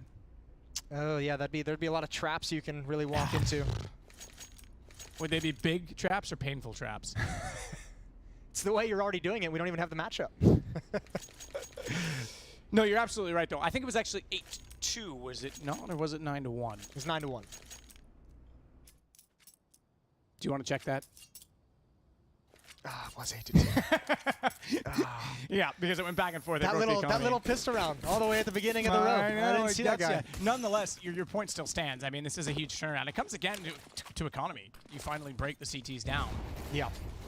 Just like what we saw in the first nuke game. Change of pace. It's been slow this whole half. Look at this. A fast play in towards Mini. And he somehow gets the kill. Nekus is going to be upset about that one. PKL let him down. And speaking of down, Renegades has got someone in the vents to the lower bomb site. It's Malta, who can now have a real effective lurk. I don't even think they saw it. I don't think they did either, because PKL was not very efficient with his aim and had to shoulder check as he reloaded to buy himself some space, and that's exactly when Malta got through. So this could be huge. He could reverse lurk this. He could actually go... I don't know if they're going to win this round, Matt, but I love the change of pace in round 15. This is exactly the call, though. He can go back through Secret, clear Mini, and unless... yeah, I don't know. Go on. I was going to say, the only way he gets caught is if the player, which was PKL, never left Mini and happens to be looking outside at the same angle by chance. There's no way... Okay, and he's got actually a better angle than that, because there's no way he anticipates he comes from the stairs themselves. Yeah, it feels like Renegades, again, like we've seen it a couple times in this half when they've slow played things. It almost feels like they're not even really applying pressure anywhere. They're looking for a push. They're looking for a mistake. They're looking for someone checking for information. They just want a freebie at this point. And they don't really seem like they have a plan of how to meet up with Malta. I think at the moment the idea's got to be drop down the vents to join up with him. They're going to lose a player in the attempt. Big Uzera going to back away. And does he want to press the issue? If he drops down vents, that would be a kill. It's a kill and he's waiting for that, but more importantly, it's now bomb down below with Malta already clearing. They've given up on the lurk going back toward upper, so he's bought some space. This bomb plant is actually possible, but Sappy's gonna try and work it in. Didn't necessarily need to because you just highlighted on your wrist, although no one could see that. Beautiful wrist, by the way. Thank you. There was only 10 seconds left. He didn't need to give himself up, and now the bomb goes down as a result of that kill. PGL does hold his nerve and waits for the rotation of ENCE to arrive, but they've got the advantage despite the HP, despite the weaponry. They've got the position, and the bomb is ticking in their favor. It's ticking against PGL, who finds himself in another 1-on-2 and no kit to work with. At least, okay, he's picked one up now. I was going to say, not in his hands. There should be one near the site, so that buys him another 5 seconds of grace in this 1-on-2, and they're going to know this. They're going to play this all the way out. He'll tap it, they'll peek it, he hears the doors, but that's just going to be a problem because Sicko's going to play the game with him, but he's actually got the silo. If he can figure out he's toward ramp, doesn't even need to do that. He gets the kill instead, and he's on it in time, just barely. They'll make it 10. Oh, no! Oh, that timer! It said 5, did it not, Jason? It juked you, baby. 9-6. PGL, why you gotta do me like that, man? I have been gone for 2 years, and that's how you play me? I like that. Everyone assumed he had it.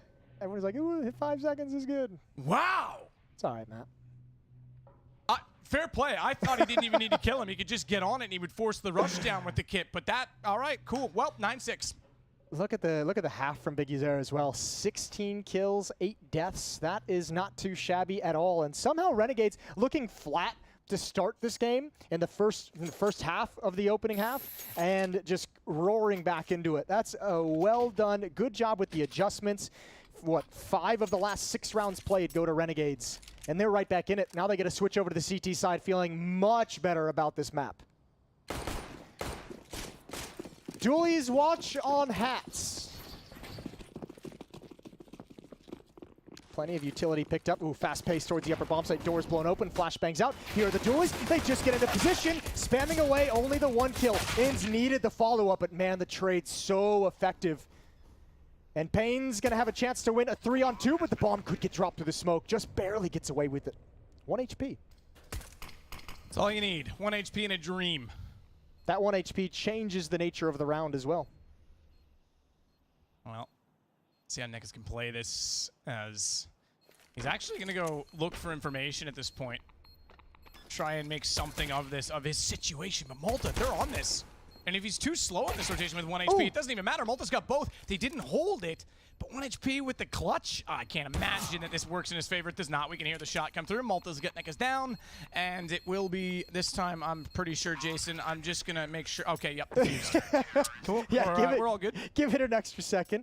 Ooh, that sucks for Pain Gaming. That is a rough round to lose. Bomb down, coming through the smoke is Malta. You got to say, I mean, Pain Gaming played it pretty well. These are spectacular shots for Malta to close it out. He has to defend. He's the bodyguard. All 3 kills at the end for him. That's huge. 9-7. The Renegades have caught in a real big momentum streak.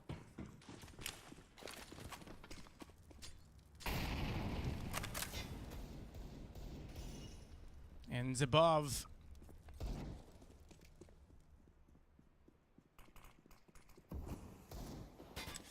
Big Vincere backs away, smoke down on Squeaky, but Sicko's got the drop shot position off angle at ramp with the M4.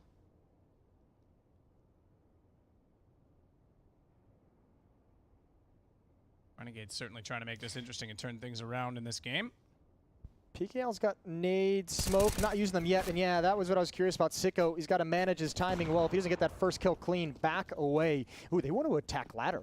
They're hoping somebody has a real lazy rotation. It's Malta. Nothing lazy about that, but the nade work. Oh, he spotted the shoulder. He's got to be real careful. You can see positioning himself so he can't be spotted from windows, but it doesn't matter. Alistair is going to pop up secret, and they've spotted him. They know his position. Outside. Oh, Alistair. Keep it calm. Keep it together. He does. Round goes their way. They only lose Malta in the process, but, you know, it's just a tiny island. No one really cares about it. They're from a much bigger island. So, Australia now within 1 of Brazil. Now within 1. The AKs are going to come out, though. Saving in the previous round. We'll see what Pain Gaming can bring to bear. That lead has just narrowed so quickly. 3 FAMAS on the board for the Renegades defense.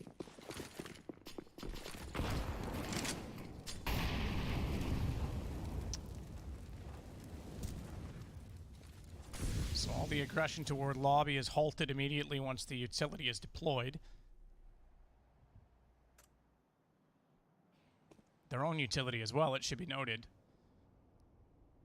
Because there's still quite a bit on the T side, or CT side, excuse me. 2 smokes left over. Hats and ins as they try and fire through the presumably now removed door with that much damage going its direction. All right, here we go. First step for Pain, taking control of outside. Just 1 smoke to start, 2 smokes to complete the wall. And all 5 players here using this wall for cover. Great pop flash. Great pop flash peek. Alistair's even going to get away. Molotov to buy more time. Oh, he's creeping into a sneaky corner. In's taking a lot of damage. They know he's here. Hard to clear him out, though, but he's spammed. Spam from the top of Secret Stairs. Malta backs off, knows that he has to, can't afford to go down as well, because if they lose the man advantage, or at least what is now a 4-on-4 situation, as well as give up lower, they've got a huge problem, and now we can at least work with Alistair. Sneaks back out, does find Sappy coming through the smoke. Nekaz gets the trade, but Alistair is still at the bottom of them, as Hard Zhao might find himself on the hard concrete in a second with the shot from the FAMAS. Now they know he's in position. He's trying to bait it out. He manages to at least pull one more on the angle. Nekaz gets the kill in return, but time is not in his favor. 16 seconds. He does have the bomb, but he has not spotted the Sicko. Yeah, he's got no time to clear anything. Man, I thought that was real risky for Malta to keep taking those fights outside, and it might have been if there was more time on the clock, but it really funneled them into just committing towards Secret, right into the trap. Good play from Alistair. They assumed he would have fallen all the way back. I mean, look, this peak, you see he's just the one, I don't know, all 5 players outside of there. At some point when you see so many bodies as the defense, you get the sense you can just keep throwing your own bodies at the problem, delay them as long as possible, run down the clock. 9-9.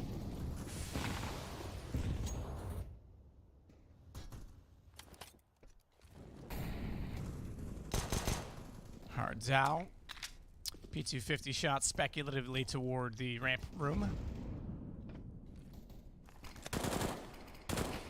Malta and ENCE have hats along with them in the upper position right now. So 3 players from the CT holding inside. Very passive hold outside right now as well from Alistair. And obviously ramp has been the location of Sicko throughout.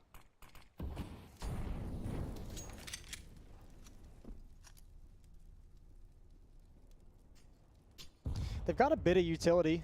So, I mean, plan just to get the bomb down. You'd imagine this is just going to end up being an upper execute. PGL obviously a late lurk in towards Mini to maybe grab 1 kill, give them some freedom. Maybe if they've accomplished something, you can work on it to win the round. It could be a turning point frag.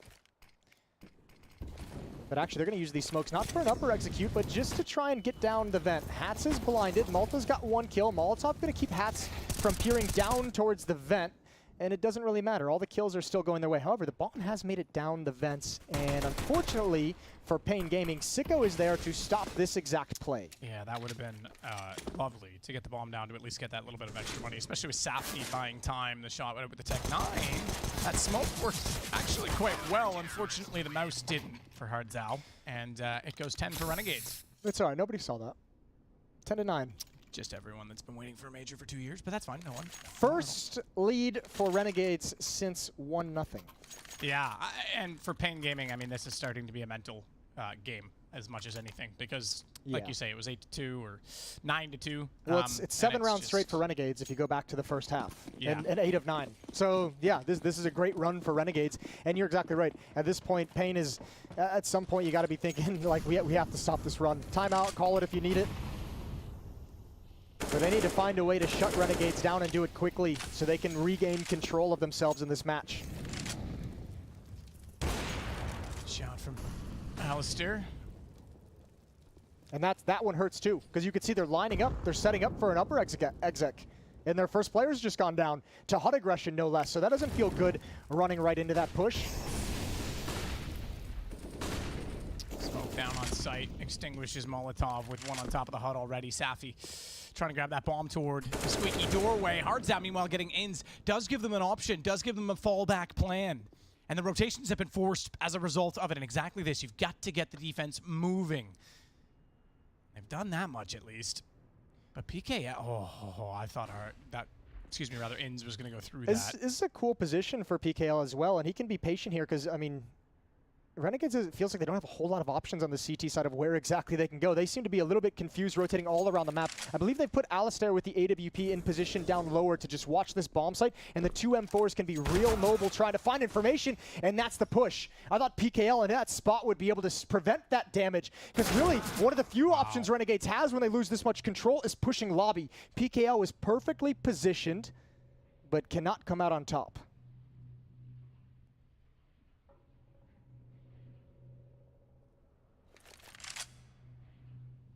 So 10 HP and no bomb. And 10 seconds. This one goes the way of Renegades as well. Pain Gaming need to hold on to this singular AK-47. They're spamming. You can hear the shots in the distance to try and find don't lose the op. out. Oh, yes. Okay. You're worried one thing about the op. I was more worried about the AK just because they're not going to have much to go along with it. You couldn't recover the op, at least, is the good news from the perspective of Renegades, but you're right, that's costly. Yeah, that's a first major mistake. First mistake out of major or first, like, major? No, that's like, this is my first major. I just made a silly mistake. Yeah. There was a third option I didn't even think of there. It's an inexperienced mistake. Like, there's not a whole lot you're going to gain by running into the bomb set like that. Like, what are you going to do? You grab the AK-47. That doesn't give you any huge benefit. Now you've lost an AWP. Now you have to reinvest a ton of money. So I mean, look, it's a small mistake, but the consequences can be big if Pain's able to capitalize on it, which they haven't shown us they're capable of doing that for the past 10 rounds or so.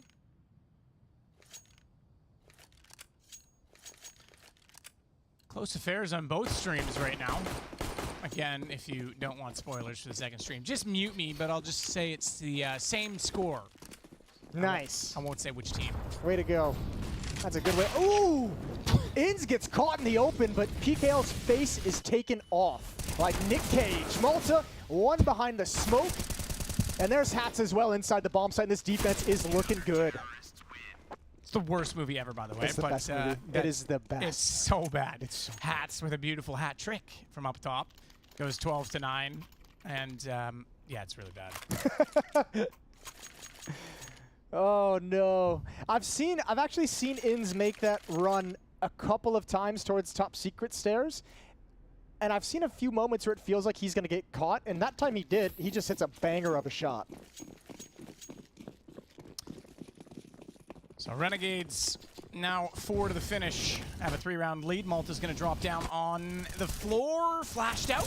How's he not dead yet? Surely someone has to take him down. They found his teammate first. That might have made things a little easier because he was still blinded up as Alistair now tries to get a ball with the 8WP, but shoots through the wickets of his intended target below. Bomb now planted as well for Pain.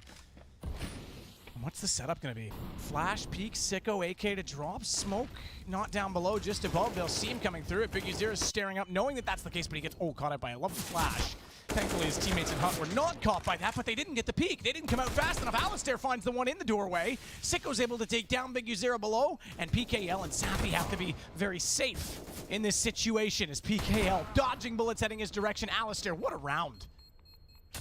Yes, yeah. Shake your head yes as he defuses the bomb. Yeah, I got him. Nicely done, 13-9. That's a good recovery. And Renegades has had a few rounds where they haven't thrown that Hut Molotov, so there's been an opening for fast kind of Hut hits like that from Pain Gaming, and this time they almost able to capitalize on it. A good retake from Renegades, though. And boy, no rounds yet on the board for Pain Gaming in the second half ever since they switched over to the offensive side. Hasn't been going well. 4-round deficit. They were once up. I don't even remember. Was it 9-1? 9-2? 9-2. It's fine. You never had it right to begin with. Oh, there's some kills. There's some opening frags. That's nice to see from Pain Gaming. 2 kills outside as Renegades tries to be aggressive. This time it fails. Does indeed, and that's Pain looking to exploit something out of this at least because they'll slow it down, which is probably the right call. Minute 30 to work a 2-man advantage. Yeah, don't let this one slip away. You can't. There's no worse disaster at this junction in the game than Pain somehow managing to lose a 5-on-3. CT's naturally going to try and group up, take some map control back. Malta's already looking outside, trying to clear from the stairs. That's an awkward corpse. to have sitting at the top of the stairs, because that could have made things very difficult from the headshot position. It made him have trouble spotting PKL, but they both managed to see each other, and Malta gets the better of the exchange. In fact, tagged down with still 41 HP left against the AK-47. They'll regroup outside, gather weapons, and I think concede on the Renegades side. So the first round for Pain Gaming in, what did you say was 9-10 rounds now? It's been an 11-0 run that Pain is finally putting a stop to. Pretty significant, but yeah, this, as we said, was one they absolutely had to win. If they didn't win this one, I think not only is the game over, but it would be a pretty bad way to lose it. Yeah, that pretty painful. Nice.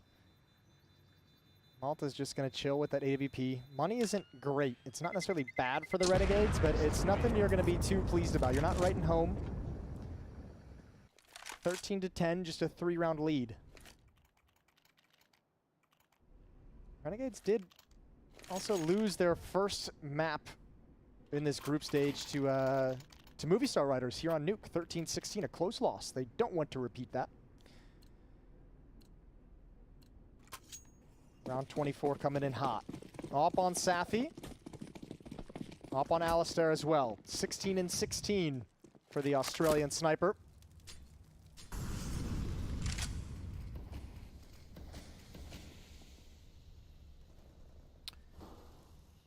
In's going to try and play this wall of smoke to his advantage. Uses it to look towards Silo and fall back. Does get the headshot angle on Hardzao. Oh, he knows he tagged him.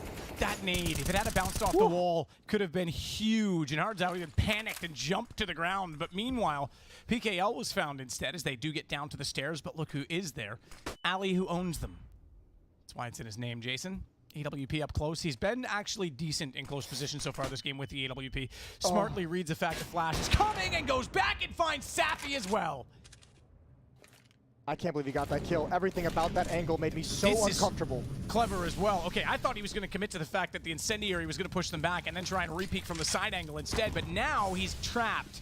He's pinched, and he knows he's in a very tight position. However, you don't really need a scope when you're that close with an AWP, and he shows us exactly that. Nearly finds another, and he will. Oh, no, not quite. Nekus just barely gets away from him, and down goes the op.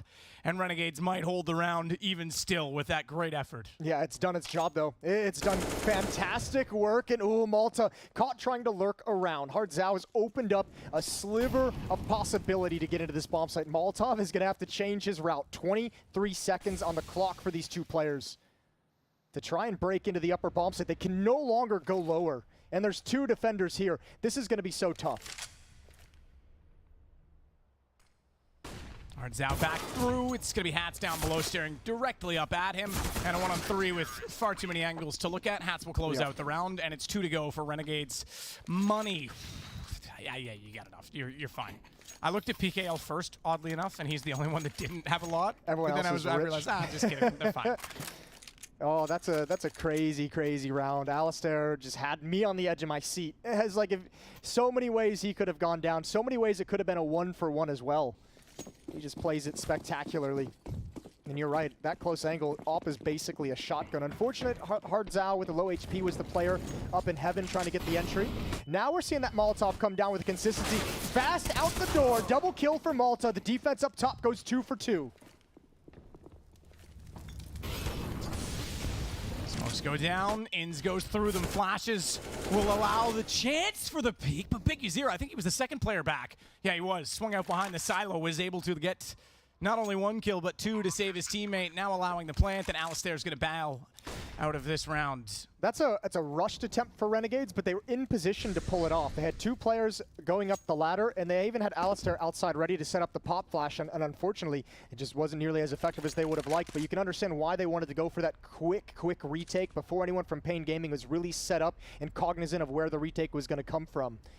Either way, 14-11 will be the scoreline. Pain Gaming finally fighting back. Guess better late than never. Remember, this is an 0-1 matchup. Yeah. Loser of this falls down to the elimination rounds. We've already got Astralis in the elimination rounds, which, yeah, that's as crazy as it sounds. Keep in mind that given the RMR and the time between majors, they've won 3 majors now as a team. And therefore, from Berlin, would have been automatically into the Legends stage. The current system, they have to go down to this, the Challenger stage, and might be out at this point as well, which makes it the long road back. It kind of reminds me of Nip's fall from grace in some ways. Remember how difficult it was for them to start qualifying for majors again once the minor circuit hit them? Yeah. Yeah, nobody... I mean, I know I'm getting ahead of myself on that, but that's it kind of has echoes I know what of you that. mean, though. Yeah, I see what you mean. Let's bring it in some nostalgia, some memories. Well, decisions for the Renegade side as few players running low on funds. They do have the op in Alistair's hands, but I think they're going to play conservatively with the economy. No force buy. They'll just play with some upgraded pistols and see what Alistair can give them. And I mean, look, his scoreline isn't necessarily anything too crazy on Alistair, 18 and 17, but he's had some highly impactful rounds with his AWP. He's pulled him back from the brink a number of times. This could be a cool round for him to make an even bigger mark on the map.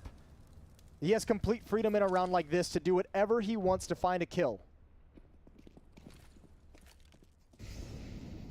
Ends with the Deagle outside. Deagle's certainly been getting a lot of credit lately.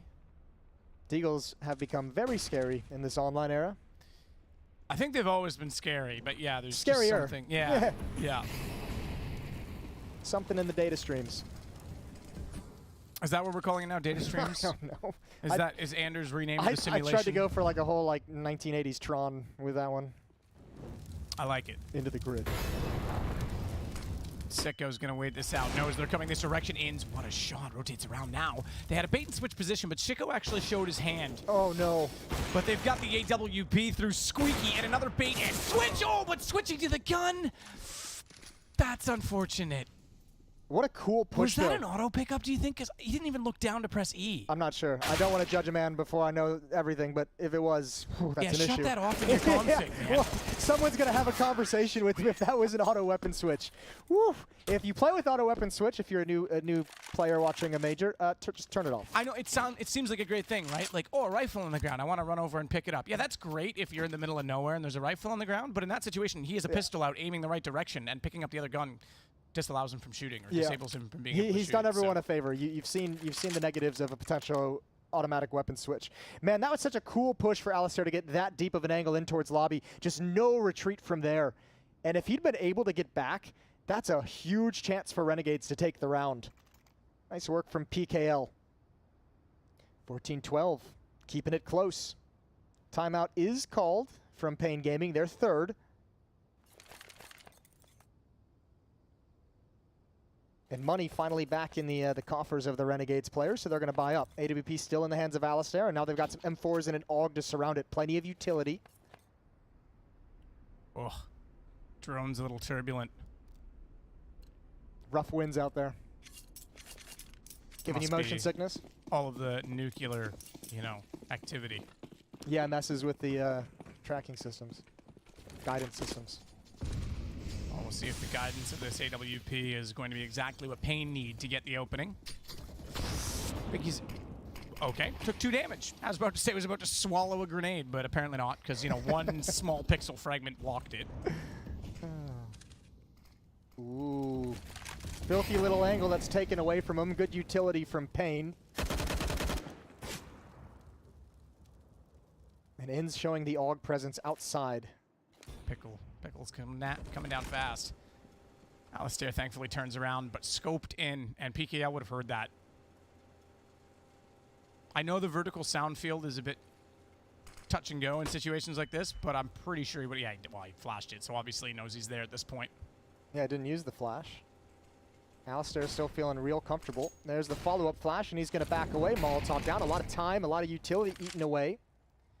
So, Pain have 2 players. They have secret control, or secret stairs at least, and they have a player pretty advanced outside, and you're never going to clear this angle. You're never even going to expect someone to come from there. What a huge power position. How are they going to utilize it with 38 seconds left on the clock? When does he make his play? Well, Sicko's not going to allow any plays to happen toward ramp as he gets the first shot on Biggie Zera, drops him down very effectively. He's moving now. He's moved out of position. He's going to flank towards heaven. Pain Gaming, they're playing a dangerous game with the clock, but that would be a huge kill, and he can't get it. Now Nekis has to hurry up. 15 seconds, and it's all gone horribly wrong. 15-12 for Renegades. What a turnaround in this game from them. What a great recovery, and now it's map point. A chance to level things out 1-1, and again, a lot of these teams, specifically the ones from outside of Europe, from outside of the CIS, they need some time to build into this event now that we're back into this environment of an international scale. So this will buy them space in the tournament. Yeah, get their sea legs under them with a couple of matches and obviously not having your back against the wall immediately after day one. 3 chances for Renegades to close this out. Bring their record here in the Swiss system up to 1-1.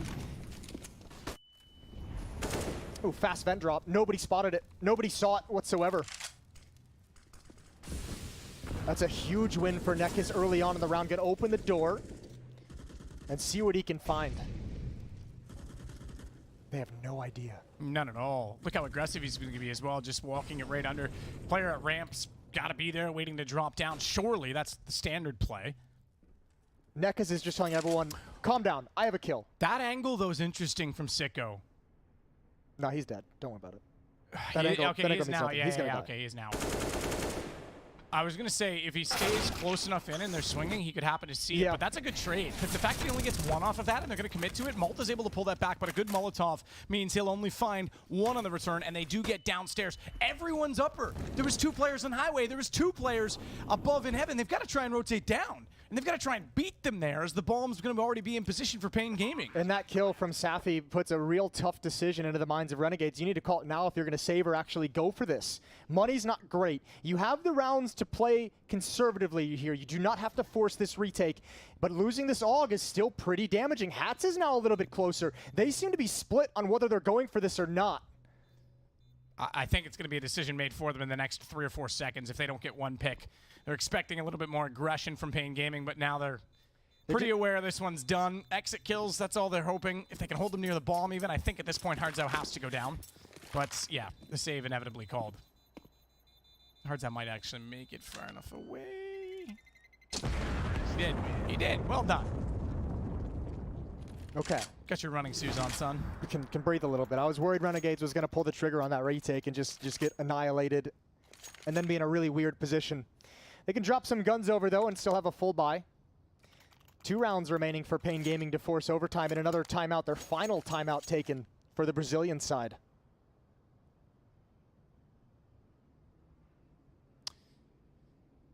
Yeah, that's a good point to make as well. We haven't really been mentioning the timeout structure. Obviously, back on a LAN environment. I know they're playing in the practice rooms today, which was in the best interest of keeping the schedule moving forward as quickly as possible, not having to change setup, not getting too carried away with people in different rooms. There is still an admin in the practice rooms with them, and unlike online where it was kind of hard to facilitate or to police. Just admins chilling in TeamSpeak.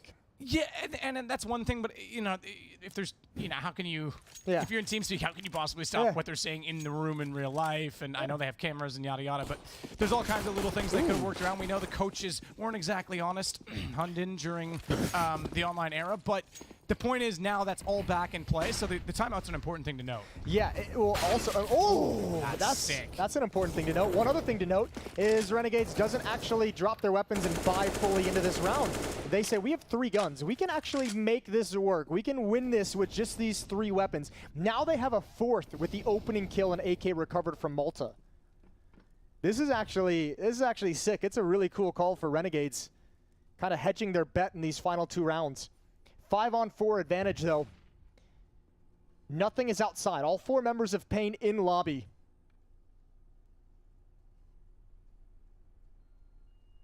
Alistair waiting.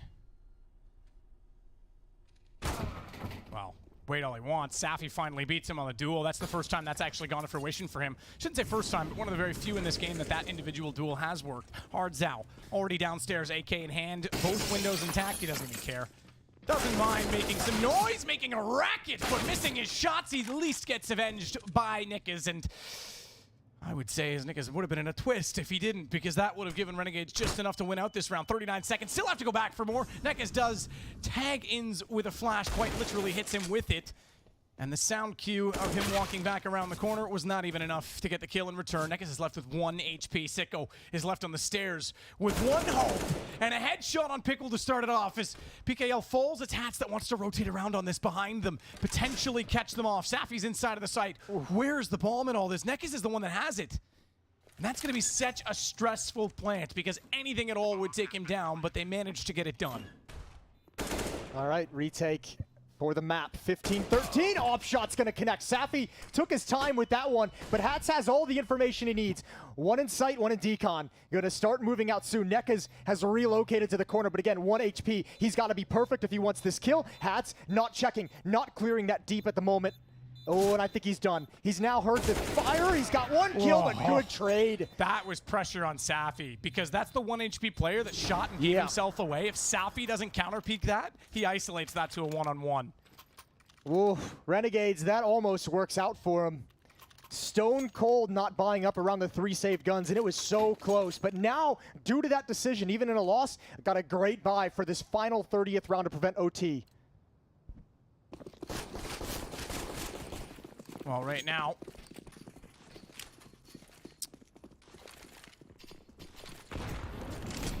smokes, nades, and utility used early, but it's back to guns. And Safi waiting outside, very indicative of the fact, as is the AWP, mind you, as well, that they want to try and take the upper site. They're going to Molotov behind the silo. That'll force more CTs out in front of the position at Squeaky, but Sicko's gone aggressive. Very aggressive. Safi, a great shot, but bomb already dropped down. It was all ruse. They were trying to sell the fact that they wanted to go toward upper and exploit the ramp, and Sicko does a phenomenal job of shutting the position down. And immediately, the round is pretty much wrapped up. Alistair's going to get the final shot. Great recovery in the round itself from Renegades, but great recovery overall in the game, going from 9-2 down. And I think probably still were the favorites coming into this, but tough call to make when you're that far down and things were slipping away as much as they were. Yeah, they came back with a huge vengeance. There was an 11-0 run in the middle of that game that brought Renegades right back. And I mean, from there, it's not smooth sailing, obviously. Didn't look great, but I mean, that's cool. We watched them. Renegades had to win some scrappy rounds. That was not an easy victory. So that was actually a very, very cool matchup. I loved it. Great opening from Alistair. Some very, very cool rounds from him. And some good stuff from both teams. Yeah, and in proof that we are sticking with the simulation, the other game just wrapped up as well with Anders and Semler, so we are perfectly on schedule. It's ridiculous. Both of our games have been in sync. Both matrices are plugged in. In sync like the Backstreet Boys. Yeah, there you go. But we look back. I mean, this was, again, the start of it.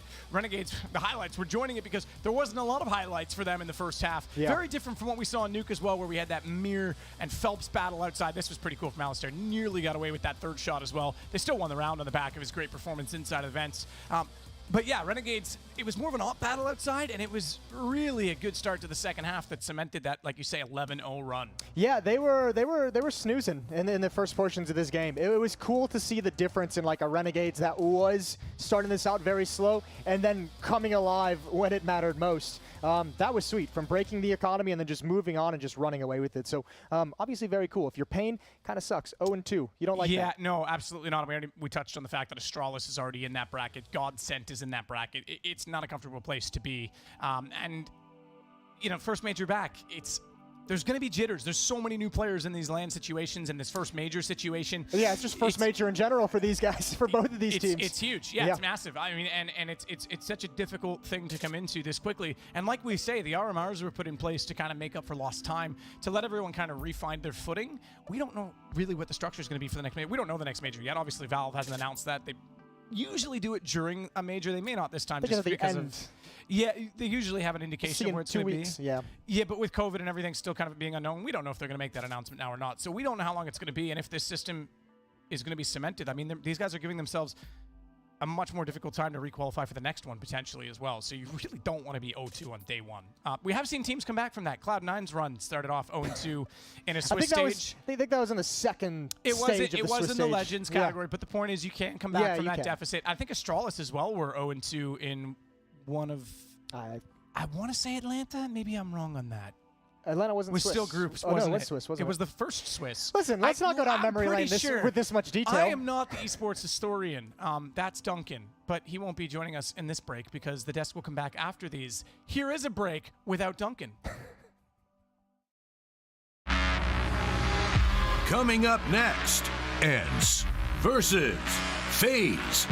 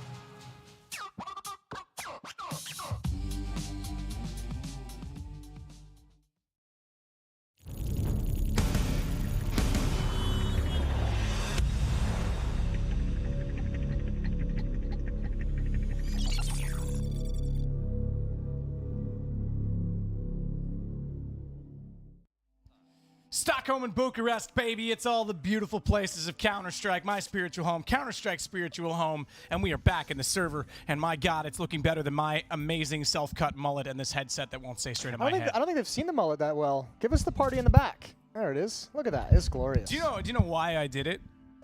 I mean, there's a lot you're of an reasons. idiot? Mostly. One, my barber retired during COVID, so I was like, well, I'll just do it myself. No Fair big deal. play. He Can't deserves really a break. cut the back. Yeah. Yeah, he's an Italian guy. He's been around a while. You know, he deserves his treatment. And no Italian's ever going to cut a mullet. No, he used to not like that I had a similar style in like 2009. 2, mullets are back in fashion. And 3 is my mount makes a mullet, so it has a bigger front wheel than a rear wheel. So I was like, well, if I'm gonna ride a mullet, gotta have a mullet. All right, cool. Back to FaZe versus Counter-Strike. ENCE is gonna be the next. This is actually going to be a sick match, so we should dive into it. FaZe ENCE. We've gotten away from the 0-1 matchups. Now we're heading into the 1-0 matchups. The teams who won their previous game earlier today. FaZe coming in a good way. Look, this is the whole story of FaZe. Sometimes struggling, sometimes a little bit shaky when they're online and playing, but they've always been able to lean on the experience. They've always been able to lean on Kerrigan, Olaf, and Rain coming back with a vengeance once we get to land, and then also powered by the young guns of Twist and Brokey. And this is where they have everything hanging on the line. And what a star Brokey has become coming into this team. I mean, it was the first time we saw this FaZe. It was kind of a gentleman's club in a way. It was an exclusive, old legends, kind of holding on. You gotta have the password to get in. Yeah, 100%. Like they were clutching to careers in a way. I don't want to sound You rude, only but get in this team if you've already established yourself. you already won a major. You've already had an HLTV top 5, like a bunch of MVPs to your name. And it was like the first sort of powerhouse superstar attempt, and it didn't work. Finally, they took a chance on new talent, just like a lot of teams have done to find success, and Brokey has been amazing. I also think Twist, I know I'm biased, he's Canadian. I think that guy, individually skilled, is... Oh, it's wild. I think he has enough skill to challenge up to Device's levels. Zywoo and Simple seem to be pretty clear-cut, but I think Twist is a potential top 3 player in the world. No questions asked, and I think Liquid's going to be kicking themselves. I know they had to make a change. It sounds, and from talking to Russell, genuinely, I know we hear the mutual all the time. I was there when that all. I'm sure you did, but from talking to Russell, I get the impression that it was pretty mutual from his perspective, or at least he was fine with it. We're not getting into we don't have to. any of that This drama. is my opinion. Jason can distance himself from this one for obvious reasons. And their opponent obviously is going to be ENCE on the other side. The Finns, and we're going to end this Veto heading to Dust 2. So we break that streak of nuke. Dust 2 is going to be the point of battle. Yeah, and just because obviously we talked a lot about FaZe, to go to the ENCE side of things, saw these guys at Gamers Without Borders, which was a charity event that was done to help get vaccines around the world, which is super important. Please get a vaccine if you haven't. Kind of important for us to get back to life and get things going again. So we saw them there, and it was the first time we saw this sort of changed lineup again. And Hades was kind of there and was the key, but we got this different look, ENCE, and man, they've looked good. The RMR, they looked solid. They've come in. I mean, they were phenomenal at IEM Fall. I think they're a real threat in this tournament. I think they can go deep. They're a little bit. They feel like a little bit of like a dark horse, a sleeper pick that you could come out with, and sneakily much better, I think, than people have expected. It's actually pretty. It's wild seeing this org. Remember, they had that meteoric rise going into Katowice a few years back, make it all the way, and then get shut down, obviously. But a year later, you're having this massive falling out. The team's blowing up. Alexi's gone. You're confused, and they just say, you know what? Screw it. We're hitting the reset button. They start all over, and now you have another ENCE coming into a major, looking dangerous. Yeah, and got away from just being a Finnish roster as well. Yeah. And there was other, I mean, I think it was iGamers had another Finnish lineup that had some decent talent on it as well. But now they've brought in some other players. You've got some Danes in there. You've got some international talent, and it's really working very well for them. So it's great to see they've had this recovery, because even when they were in the rebuild process, they were still winning a lot of Tier 2 events, but it was, were they going to take that next step? And what a time to do it, coming into the major, looking really hot, getting back on the LAN. Inexperienced team, sure, in a lot of ways, but everyone, you can take advantage of that. There's a lot of people here in that same boat. They seem to be finding that upward trajectory at just the perfect moment, which is kind of like, it's an interesting contrast to a FaZe team that is going to be playing well, that is going to be playing good, but like that's a team that's not necessarily on an upward trajectory. They're just relying on the return to LAN as being that impetus. See, I'm gonna counter you there. I think FaZe is a top 4 team in this major. Well, I think they'll be in the semifinals. You've lost your mind. Nope, they'll be in the semifinals. I'm calling it right now. I think FaZe is actually. You want to put a pie on it, Matt? Absolutely. Absolutely, I do. Oh, I hate chat. He put the thought in my brain on Twitter, and now See, the it's thing just is, like, if it's you there, put a it's pie like on a it, worm. it goes your way too, man. Like, if I win that, you realize you get hit with another I pie. take it back. I don't want to do anything like. I don't want to feed into pie world. Good kills. 2 opening kills for the ENCE side. Those USPs ringing out. And Olaf waiting outside of that B-bomb side. Another headshot coming in for Spinks, and Brokey has no idea where to go. Damned if you do, damned if you don't. Yeah, that's quite an awkward door. 1 foot on the both side of wrong as Dachi will take down Brocky, and now Twist follows him down. So ENCE get the opening pistol rounds. I haven't really seen a lot of Dust 2 in the flesh since the changes. Okay. As someone that's been around Counter-Strike as long as you have, and Dust 2 kind of being the face of the franchise in terms of maps for so long, what are your thoughts on some of these changes that kind of take away some of the legacy aspects of it? I feel like I was maybe one of the only remaining people in the world who really actually enjoyed the pickoff factor of the Dust 2 cross. And yeah, that's probably mostly nostalgia talking. Do you know what I think a lot of it is? And I'm going to be honest about it. I think it's modern internet being better.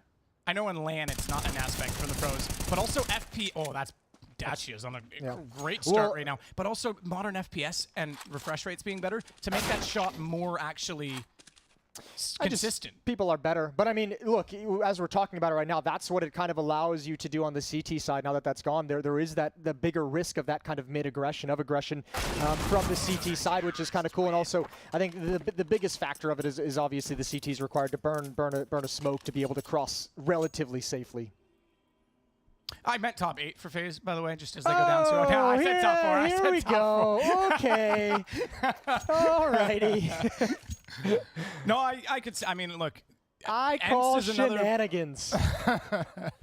ENCE is another team that could, like you say, be a dark horse in this whole event. It's weird that we're in the challenger stage and we're already picking out teams that could go far. But again, I think there's an advantage potentially for some of these teams to start on challenger because it's a reset for everyone and you get more time to play into this event. Yeah. Yeah, that's fair. Good tag with the scout. Snappy doing some work. Molotov to keep FaZe at bay and also give them the freedom to peek up through the crack of the double doors. Ooh, this is a nice little nade. Yeah, that's going to be a huge hit. Twist down to 29 from that. Olaf down to everyone's favorite number. And Kerrigan will work outside of the double doors at long, where none other than Chachi is waiting again, and he now sits at 6-0. Pretty remarkable score. Spinks is on 5-0, so 11 kills between those two out of the, well, I was going to say 12 they had before those two final ones came in, but now it's 3-0 for ENCE. A quick 3-0. Like, no problems in that 3-0. Actually, they've only lost 1 player, and that was on the pistol round. So, well done from ENCE so far. FaZe finally have the guns in hands. Brokey has that AWP, and I think that's been the real, like, the revelation when you mentioned how good of a star player he's kind of formed and become within this FaZe roster. His work with the AWP when he's in, like, high-pressure, chaotic situations is something special. It is very cool to watch.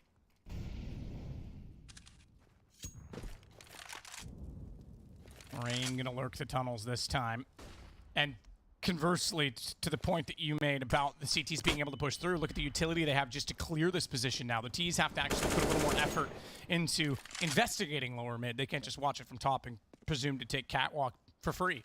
So it does change the map quite a bit. Still love that little smoke in the doorway. That'll cover off the Xbox, cover off the catwalk position for anyone that's sitting back.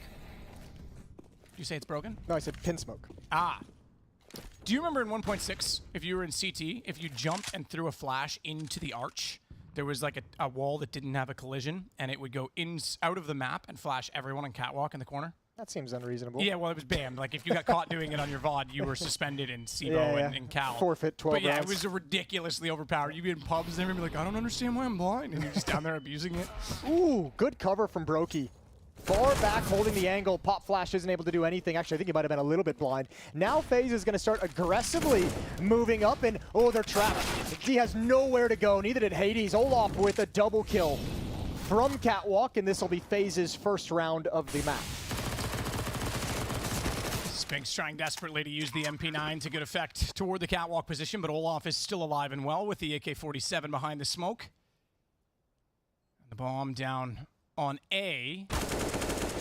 Twist will take Snappy at long. Good lord, good push to try and take control of it. But the bomb down on A, and it leaves just one CT remaining. It is toward the mid position. We can see him on X-ray.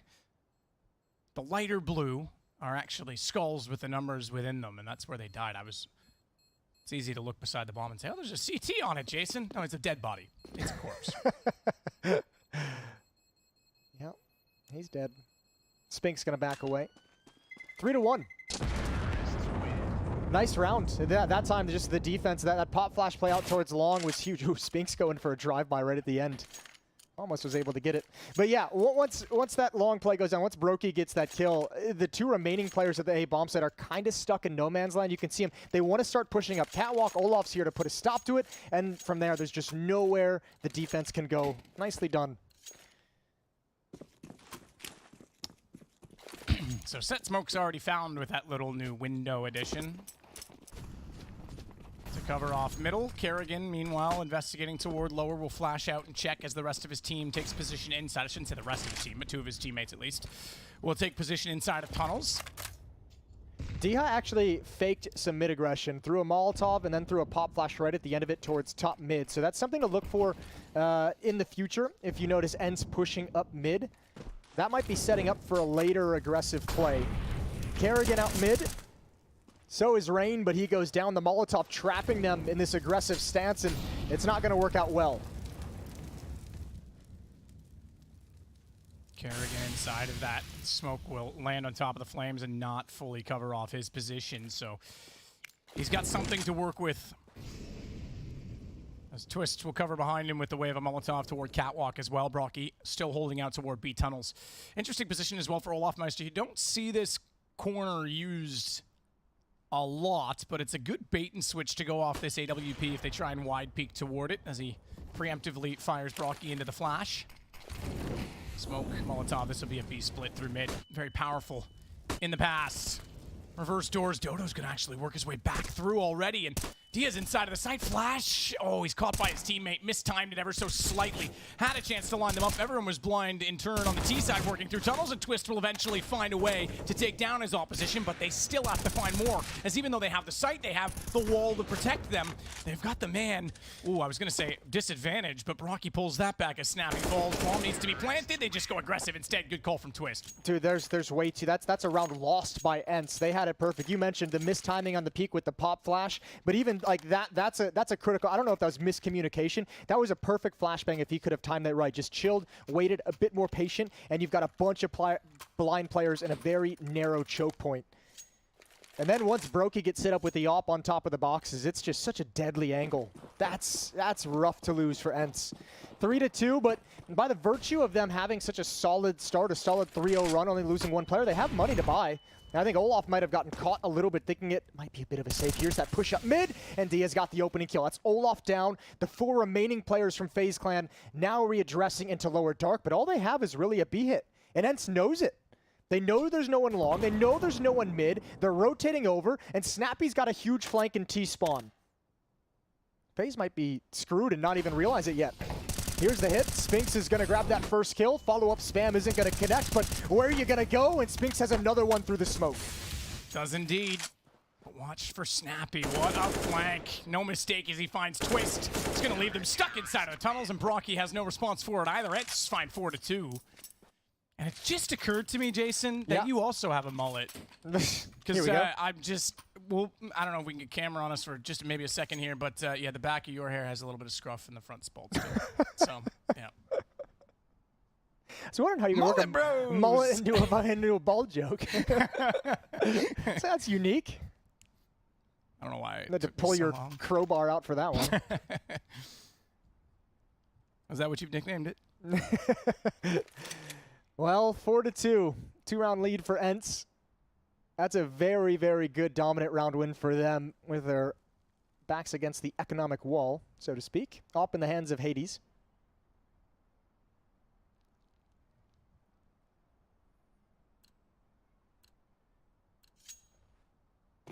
Kerrigan yet to get on the board. Actually was joint top fragger with Twists in this morning's matchup. I think it was 22 for each of them. Brocky led the way on the actual rating. He had 21, but had a little more contribution in each round as well.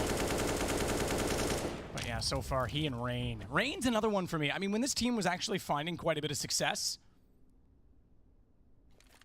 he was the consistent cornerstone of it. He was the guy that you kind of looked at and on paper was the one that wasn't the star. Yeah. That just kind of fit in, but now he's kind of fallen off, I think, as of late in this roster. I think they've had a tough. I think this is one of the teams that's probably struggled the most through the online era. The transition away from the events. I think they've had the most experienced players. It feels like kind of suffered the most. So, yeah, been a tough time. But he's experienced a bit of a resurgence, coming back into form a little bit here and there. It's just with this team, it's consistency that's the main issue. Not the peaks that they can hit. It's how often can they actually fight at that level. Dodo, ready and waiting. Pop Flash comes in, doesn't peek with it. There's Kerrigan, a dink with that Galil, and Dodo's forced passive.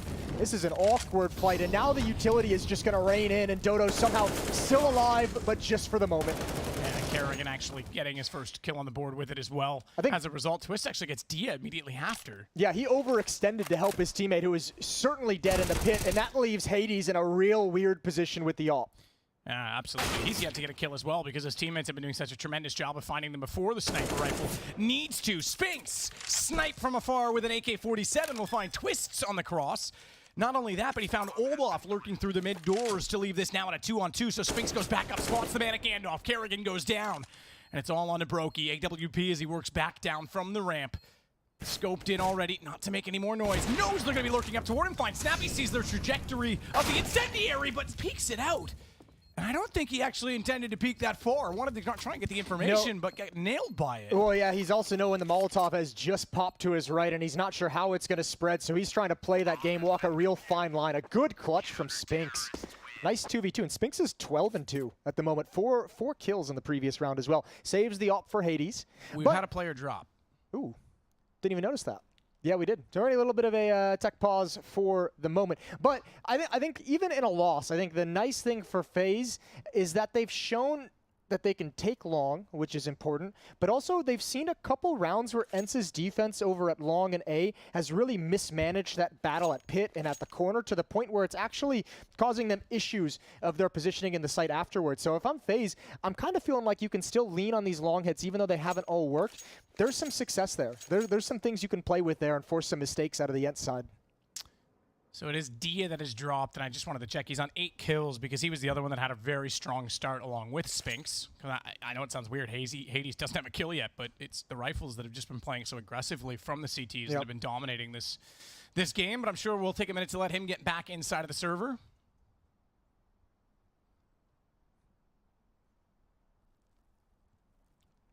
So the battle of Rain versus Hades. Who will find a kill first?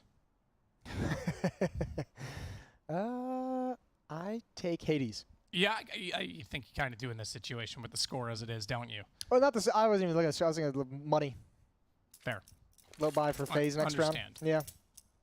We'll see. He should be loading in bet now. We're being told, so it was just a game crash. Nothing too, I guess, significant. Okay, so inconvenient, but not significant. This is gonna be cool to watch how this map progresses at the moment.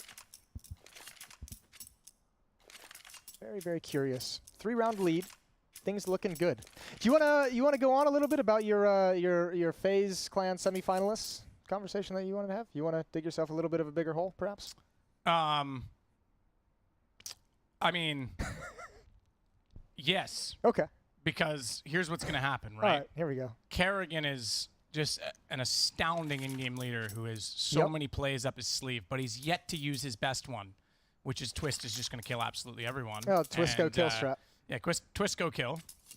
And Canada will finally get a player that wins a major. Can we actually talk since we have this moment right now? I know I introduced that subject to you. I'd like to shift really quick. Sure. Twist. I don't actually have a resounding counter argument anyway. I just believe it. I feel it in my loins. Twist's hair at the moment, is that silver? Is that white? What are we working on? Is it bleach? You know, the weird thing is he's not like, this is not a bizarre thing. I don't know what it is about the certain Canadians. Normally it's the French Canadians that do this with their hair, but like Jacques Villeneuve in like 1997 when he won the Formula 1 World Championship had like a different color hair every time he went to the racetrack. Now he doesn't have any left. But Twist, yeah, I don't know. I think it's platinum? Maybe he's trying to audition for Ciri in The Witcher Season 2. Okay. Yeah. Yeah. That's feels like the most likely of It options. almost has like a bit of a sheen that suggests there's like a purple undertone to it. Okay. But that could be the lighting. I need to see it in like real life. Yeah, well, we will soon. Yeah, we will. When he's in the semifinals and we're there. Oh, it's going to be so sad if they actually do. Yeah, it is. I'm never going to let you live that down. Oh, man. Yeah. Look, the weird thing is I don't actually think it's that unreasonable. I could be way wrong, and they could be Phil, and everyone will go, haha, told you so, but I don't actually see it as that unreasonable because they get a chance to play into this. You mentioned it. They've got a lot of experience on LAN. You say they haven't had that huge upward trajectory, but let's be honest. Considering where they were at the start of July and how few maps they played and how poor their actual results were, they've definitely taken an upturn to some extent. So if there's a time for them to show up, it's now. Well, I think that, yeah, I don't want to bag on them too hard. So, yeah, we all know the potential is there for them to get to the semifinal. It's just we haven't seen anything that would indicate that that's likely or in any way reasonable to, you know. That's exactly why I like my odds. Those are the only predictions I make, the unreasonable ones. Who was it at the E-League minor that literally picked Vega for all of it? Was it you? Yeah. It was you. Picked thought it was Bardolph for to some beat reason. FaZe. Yeah. I felt so bad. Because they were setting up like right next to the casting booth FaZe. And Kerrigan just like looked over and he was like, "You really picked him to win?" I was like, "Yeah, you guys are about to get stomped." And then they got beat 16-2 and I was like, I feel a little bit like a jerk. I'm from the future. Yeah. But also it was a lot of fun on Twitter. Shark gifs. That's true. There was a lot of them. Yeah, simpler times. Well, I said he was going to be on the way back any second. It was just a game crash. There might be a re-authentication Steam sort of situation. I know that for the majors, it's clients. We play it through the Valve client as opposed to some of the third-party softwares that are used for typical league matches and whatnot. And oftentimes there's a whitelisting process, and Valve has to be involved in that. So sometimes it takes a second or two to get back in. It's a whole thing. It's a whole process. It is. It is a process. Maybe it's like a computer crash turned into a bathroom break. I don't see any of those models moving. Ooh, you make a point. Nobody's quick switching back and forth. Nobody's. And there's an admin in the room, and they shouldn't be allowed to talk right now. So, all right, now Spinks has heard. Oh, now they're moving. Yeah. He's like, all right, guys, move the mouse. 5-2. I actually, I didn't really have anything to go with after that. What else have we got? What do we got on the B stream?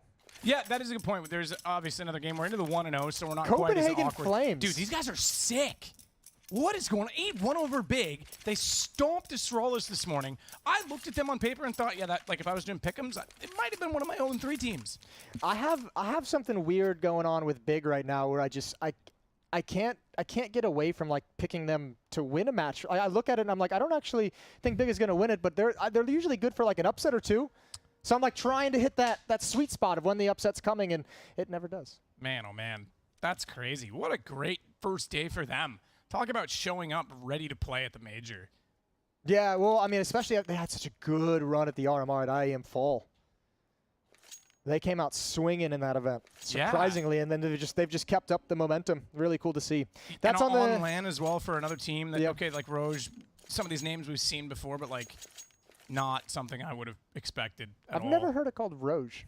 What do you say? What's his name, Roge? What do you say? Roy? Yeah, I guess it probably is Roy, isn't it? Look, it's been a while. I think it is. I think I asked him at one point. I think you're right. I think that is what we said it. Budapest. I think the last time Budapest, and I think I also saw him at, I want to say he played one of the Ice Challenges. Flashpoint. Good old Flashpoint 1. So there you go. Well, Thanks we're back. for reminding me. We're back, Matthew. 5-2. Round number 8 coming in hot. Diaz back in the server. Let's go, baby. Ooh, boost up. Drop down, boost up. Not quick enough. We'll try it again later. It's all right. You got some rounds to play with. Yeah, I do like there's still like a way to do it, and like to get that pick still. But yeah, you got to commit a little bit more to it now at least. And neither team really benefiting from either pushing from the CT perspective or trying to catch off a pick this time. Kerrigan will slide up catwalk, already pre-scoped in. Headshot showing as Dia back, and the server tries to get the kill toward Rain. He gets tagged, I think, before the nade, so the nade actually didn't do much. Either way, he's on 77 HP. He knew to back away as well. Catwalk. Oh, 80s. So close, and then breaks his legs as he falls down. Yeah, he really did. Dia off angle, taken down by Olaf. Ooh, this is actually pretty weird. There's only one defender at the B bomb site now. It's Spinks, and he doesn't want to play inside. It feels like he wants to actually move out and address this with a teammate, because if he stays in there, he's going to get split. He's got to find this kill. That's Olaf down, but he's still on his own. He's still got it all to do. They spotted him. Good kill. Better follow-up, and that's the danger pretty much swept aside.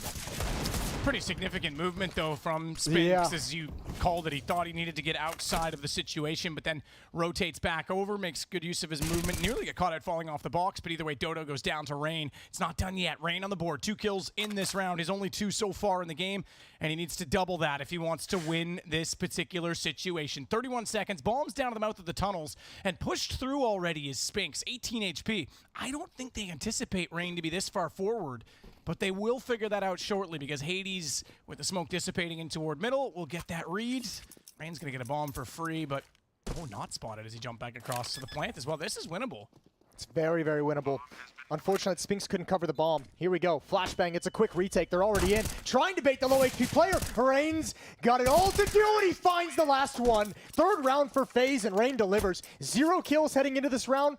4 kills in it. Remember that time you said that Hades would get a kill before Rain? It's kind of like how I said FaZe would make the semifinals. We'll I'm just see. preempting that as well. But either way, pretty remarkable that Rain's able to pull that off. Spinks, I thought, had it all done. And he pushes through the tunnels, commits to pushing that far with Hades already watching mid. They get together, but they give up the bomb. He had to. Low HP, you don't want to just be covering the bomb away from your teammate, so they circle around. And the whole point you can see is to bait Spinks' low health as he jumps in first. And Rain just wasn't looking there at the moment, but there's that precision. We know Rain 4. Perfect initial headshot and the cleanup afterwards. He'll be tasked with clearing out the bottom tunnels this time. Flash and Molotov already down, so it does take a little bit more utility from the T's. And he'll now advance toward the door where Dia's waiting in behind with the deagle in hand. What a turnaround. Snappy looking for something in mid. Ooh. That flash timing could have been really bad, but Rain was actually caught by it as well. Snappy would have been an open target for an M4 in that position, but they'll work toward Catwalk now as they bypass that threat in middle, and Spinks is waiting once again. Off to drop! Doesn't even land it! X-Ray was turned off at the right time because it looked like he was on the shoulder, but he was just above it, and what a headshot in return.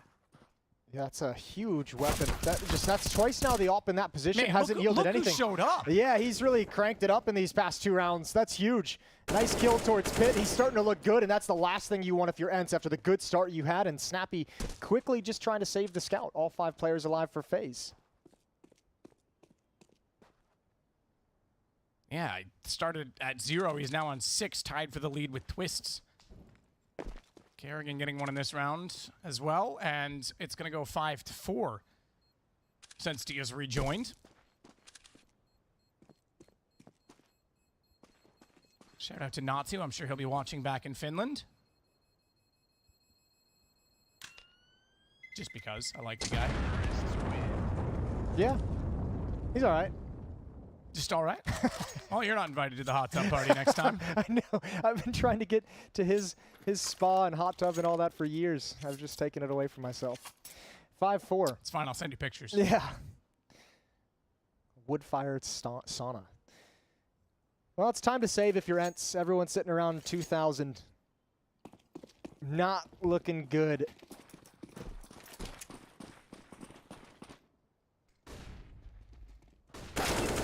Oh, that's not the best sound when you're up against USPs. I was going to say, they got to try something different to get aggressive, and Kerrigan gets caught.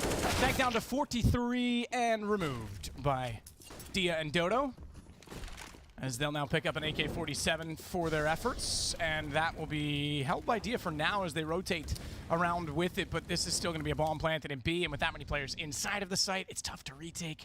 Probably just look for exits at this point, surround the perimeter, and try and get a few more guns. You could throw those USBs away if you really want, and yeah, they are going to, but also, I mean, the AK-47 is already far away. It's kind of like, if those USBs happen to get a kill or 2, I'll come back. When it rains, it pours? You know, I know it's a cliche, but I don't like, think man, anyone's used that line before. Never, actually. Yeah. I actually, I got the NFT on it. It's now mine. Forever. Yeah, never mind copyrights and metadata that had already existed forever, but now I own the NFT, which makes it definitely not official. But it, no joke, 3 rounds in a row, we said multi-kills. And I know this one's against Pistol, sure, it's not much, but it's just that momentum aspect, It all right? counts, Matt. Yep. It all counts. I usually count my anti-ego kills, too, because if I didn't, I wouldn't have any. So. Yeah, usually you count them double. Guys, I have 12 kills. Matt says 6. No, 12. 12, bro. 5-5. We're all tied up. And not only has FaZe just come right back into this with a good little win streak here, they've done it pretty clean as well. It hasn't really been costly, hasn't gotten too close. They got to be feeling good. Money's building up. Rain's got 8,900. And timeout taken from ENCE. They want to try and ice out this FaZe Clan run.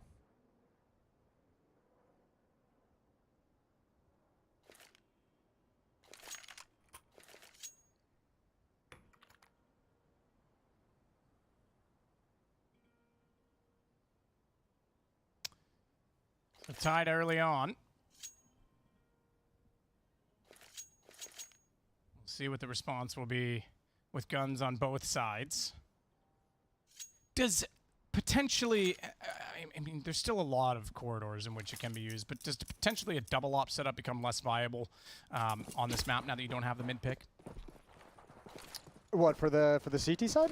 No. Sure. You can still play the sites. There's still enough position for it. T side, you're definitely probably not going to see it as much. No, not at all on the T side. But certainly no on the CT side. Doesn't diminish the double op at all for the defenders. Long take from FaZe. They've got control of it. They took a lot of damage for it. Rain and Brokey brought down by nades, but I mean, who cares about that when you've got the opening kill? Kerrigan has worked his way all the way up catwalk, and he's come back checking for the flank. Sees even one more, and Kerrigan delivering in spades. Ooh. Triple kill to open the round, and that pretty much seals it. And Dodo taking advantage of the lack of tracers through the smoke and a gap that did exist. He could spot them jumping over, but this is one of the worst positions to be in right now. All your teammates are dead. You know they've crossed. They've planted above you, and you're stuck inside CT. It is an awful feeling to be down there in that dark, damp, cold place knowing that the round is over. And FaZe have the lead 6-5. Okay, Kerrigan. That's a round and a half. And yeah, immediate timeout right out of it. There's some issues on this end side. Back-to-back timeouts after getting trounced by Kerrigan. Yeah. Again, he was slow to get started, but now finds himself on 7 kills. That's a semi-final Kerrigan that we just saw. I couldn't have said it better myself. I'm not normally the one that makes the ridiculous prediction. It's normally Anders, to be fair. It's always Anders. Yeah, it is always Anders. It's exhausting. Has he made one this event? No. Okay, good. Then I'll take it for him. I got this. I don't think he has. He hasn't told me yet. Usually can't wait. So back to pistols and a scout for the ENCE side of things.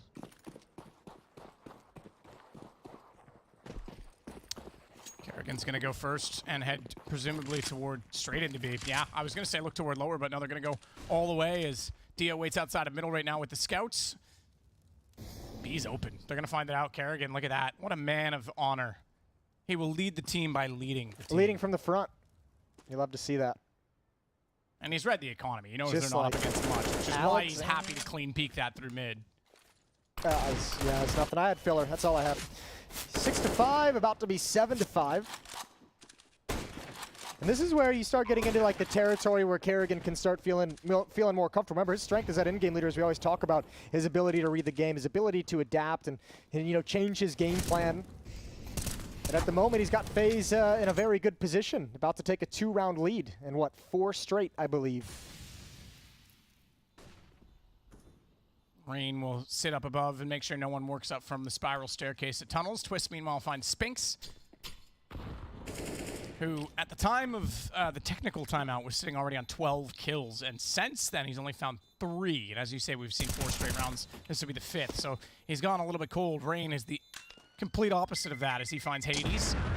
Yeah, it's like take your pick. Did they go cold or did FaZe kind of just catch fire and get hot? Because I mean, Rain certainly did. From as an individual, just coming out of the Diha drop, he came into the next round with a quad kill. Yeah, and I don't want to harp on too much about that technical drop because that just gives people an excuse. Yeah. Not even ENCE, but people on social media, etc. They'll pry at it. You have to be able to overcome those situations at this level, no matter what. Like that's not an excuse, no matter what team you are at this event. I don't think anyone's really making an excuse out of it these days anymore. But certainly it is inconvenient to have occurred, but it does from time to time happen. Long take again. This time Rain is going to get in towards pit. This time they don't take nearly as much damage. Last time they ran this strategy, it was a fast play up catwalk from Kerrigan, but this time not so much. Rain took a shot from that scout. If that was an AWP that got elevator boosted, they have the man advantage already in this round, but It was not. Hades is the one with the op instead. It's still significant because now the M4s can euthanize Rain with a single shot. Kerrigan has snuck up the inside wall, though, and he's got Rain with. Molotov and smoke down on top of it. Dodo this time makes no mistake firing into the smoke. Traces them perfectly, and Rain is gone, but he was the low HP player, so Kerrigan takes advantage of jumping across just after. Snappy's fallen away, and he'll sit behind the box in the corner, waiting for his time to pop out as Dodo looks for aggression, excuse me. Dodo, but it's Dia that's behind him. I thought maybe a double elevator boost. This round is going to come down a lot to how Olaf plays this lurk. Ooh. He's in a lower dark at the moment, just waiting. He does need his team to put down the bomb or get a kill, take some attention away to let him make his play. That's not what you want. Now it's going to force his hand to move a little bit earlier. Brokey's going to go down, and it all slips away. Olaf, one more kill. 2 on 3. Hades isn't looking. Where's the communication? Not turning. He wanted the kill into the site. But got the kill in the site, that's the bomb. So he still gives his teammates a very good fighting chance. It's Double D, Dia, and Dodo. And I thought they were going to go for that elevator boost with Twist behind Car. Instead, they found Twist cleanly. It's such a fragile position to play, and Olaf has a massive amount of work to do. Desperately fires at the same windows, but time is not on his side. 10 seconds. That op might have made the right call. As Olaf goes aggressive, they hear him. He spots the head, but he's got to hold the plant. Can't do it. Needs to get kills. Finds one, but he's not going to get the other. Smartly, they get away, and Dodo wins it on time. Ooh. FaZe almost turned that round. Kerrigan and Olaf almost bring that back, and that's a scary prospect. Good on ENCE to hold on, but it was so costly. I think that was, what, like a 4-on-2 or a 5-on-2 at one point? That's the round you kind of want if you're ENCE, so you can actually stabilize some of your money, build up a little bit of bank. Instead, Kerrigan and Olaf take so much cash away. 4 kills in a 2-on-5. Brutal. Brutal in victory. 6-7. Roki finds Dia getting aggressive through mid this time. First time they've done that with guns. They have got aggressive through the doors, but they haven't pushed top middle yet. So that's the first time they've shown that hand with weapons. Yeah, I mentioned Dia throwing that Molotov and flashbang to set up that mid push, and obviously didn't set it up nearly as well as he would have liked. Dodo trying to keep himself from going extinct. We know how that worked in the real world, but so far behind the smoke, it's actually done a lot better here as he finds Twist. Hits up above on the pit plat. Not a commonly played position, but kind of clever with his own smoke down, trying to see above it, but Olaf very wisely fires through it and still gets the kill. That's a cool way to kind of give yourself enough safety to get aggressive inside of the pit when you're in that sort of a scenario. If you're a long player on Dust 2, definitely steal that a little bit. Obviously, peering over the top afterwards as well. One player in the car position, that's Hades, and Spinks gonna move up, but look at this flank from Kerrigan. Oh, just missed the timing. Now the op can come into favor. Hades and Spinks both find a kill. From a 3-on-3 to a 3-on-1 in a split second. Brokey with everything to do for FaZe. Timing as well. Can't even get the gifted kill. I think Kerrigan was expecting a little more aggression out of him as he tried to just Hail Mary it out from Catwalk. Didn't try and play the shoulder peaks. Went all in, scoping in as he heard. Nope, Spinks hasn't caught wind of that just yet. In fact, timing's way off. This is weird. It's okay, so in the right direction. P250 in hand. Brokey down. ENCE finding the equalizer on 7, but that could have been a little awkward for a second. Could have gotten weird. It didn't. All tied up into the last round of the first half. Yeah, this is cool. Initial kill, use that smoke. They don't really expect you to swing and be aggressive, and you find another one. It's a nice way to go 2 for 1 as a solo long defender with no real help. ENCE seem to have at least recovered a little bit, averting disaster. Oh, I cannot believe that was not a kill. Through the door. I think D hit down to 5. Must have just been through the edge of the double door. Snappy in lower dark. Rain's got to be careful, and now he's going to get aggressive and immediate headshot. 11 kills for Rain. Good hold of lower tunnels. We've seen him tasked with that position a few times. Finally, someone comes knocking. So who takes the coveted 1-round lead into the second half? I'm not sure it's that coveted, to be fair, on a map like Dust 2, but... Every lead is coveted. Yes. There's your pin smoke again, Jason. I like it. I'm assuming it's because it's like a cotter pin dropped into the hinge. Nice. Yeah. I like that you know the name, though. Cotter pin? Yeah. It's my brother's dog named Cotter after a cotter pin because they're... Of course it would be a dog. It had to be a mountain bike reference for my brother's dog. Okay. So dogs and mountain bikes. There we go. Yeah. Well, low HP op positioned in the back of platform. Diha, ooh, doesn't get the shot baited out. Holds his nerve for the moment. with 5 HP as they close this gap, there's not a whole lot of mistakes you can make. And there goes his backup. There goes Spinks. Will he find a second? Tries to flick over. Twist puts him down. Ooh. Into a 2-on-2 we go. That was confusing for me as well when we snapped over. I thought it was actually going to be a cross in position holding, but Hades spots the dead body instead. Twist, very clinical and clerical as he jumps up on top of the boxes, knowing his angles well, gets above that smoke to catch off the AWP in the back of the site, but here's Dodo on a flank. Needs to time this well. Hades is not yet ready to challenge the B site. One flashbang for Twist, though. Oh, shot out Twist. Knows now that he's there. You're right. Still can work that. Kerrigan's got the shot out of Hades, and now they have the information. Molotov to buy some extra space. Twist hasn't brought the utility out. Okay, now he has. You can see it in his hand. Oh, not yet. He's going to walk into it. They'll hear the tag shortly, but Kerrigan just holds his nerve instead. The man is definitely AWP'd on the T and CT side of Dust 2 in the past, but FaZe will take the 1-round lead. Nicely done. Especially because ENCE came out swinging. Like, it wasn't like anything crazy dominant. It wasn't like the 9-1 scoreline or whatever we found in the previous match, 9-2, sorry. But they still, I mean, they looked good in that 5-2 start. Everything was looking great, and then Rain came to play. That quad kill really set the tone, really set a fire under FaZe, and a good comeback in that first half. As you said, 1-round lead into the second half pistol. Ooh. Brokey's not happy about that one, but he'll be okay.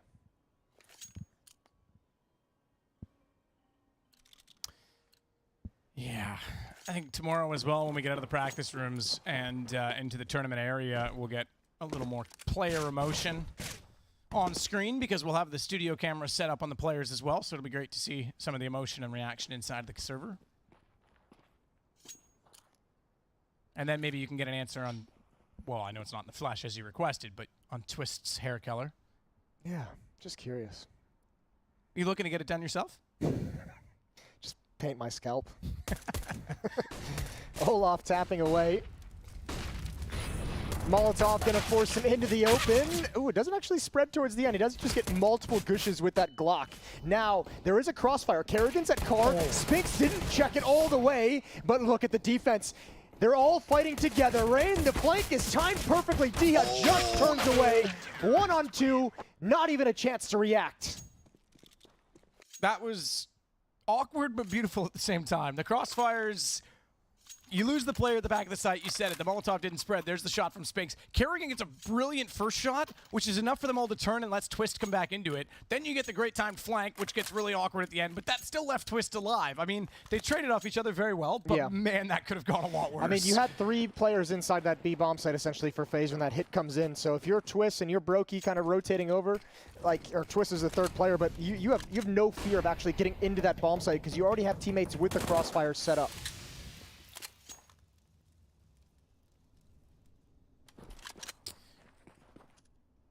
So Snappy with the Tech 9. Works up catwalk with the smoke down on top of the Xbox. You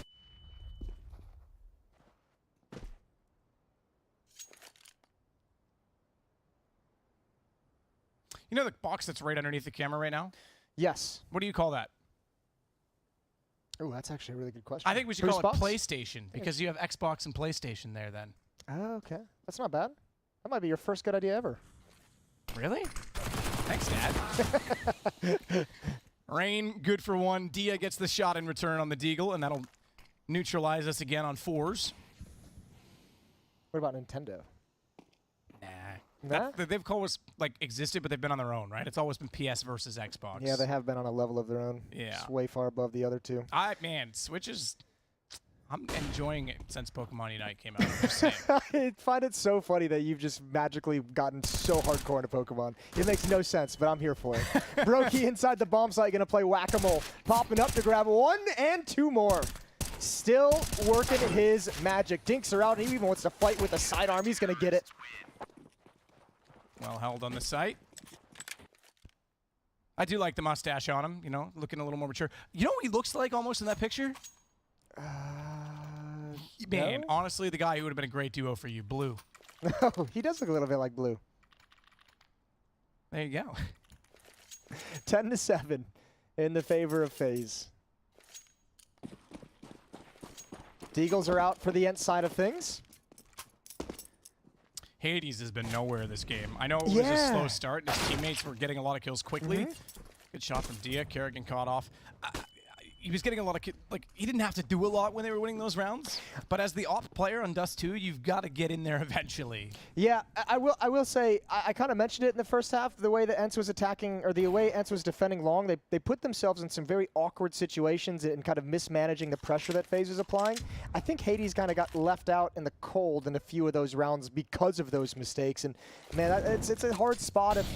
There was also, you got to keep in mind though, a few missed shots. He played the drop angle on Dust, on he had his on chances. Cat. Yeah, so it's a bit of both. I do agree, but he's got to find a way into this game, because if you look at the rest of the kill totals, Spinks is killing it right now. 19, 16 for Dia. The rest of the team, okay, 8 and 6 isn't amazing either. No, you know, to be fair, but he's got to help. He's got to get involved and have an impact. Dodo and Spinks, these Deagles are having a huge impact. This all started with Kerrigan aggressively pushing middle with an MP9. That may not seem like a big deal, but now it is. Now the round's gone. Oof, that timing is brutal. Those shots are brutal as well. All right, ENCE, get back on the board. 8-10. First round to ENCE in the second half.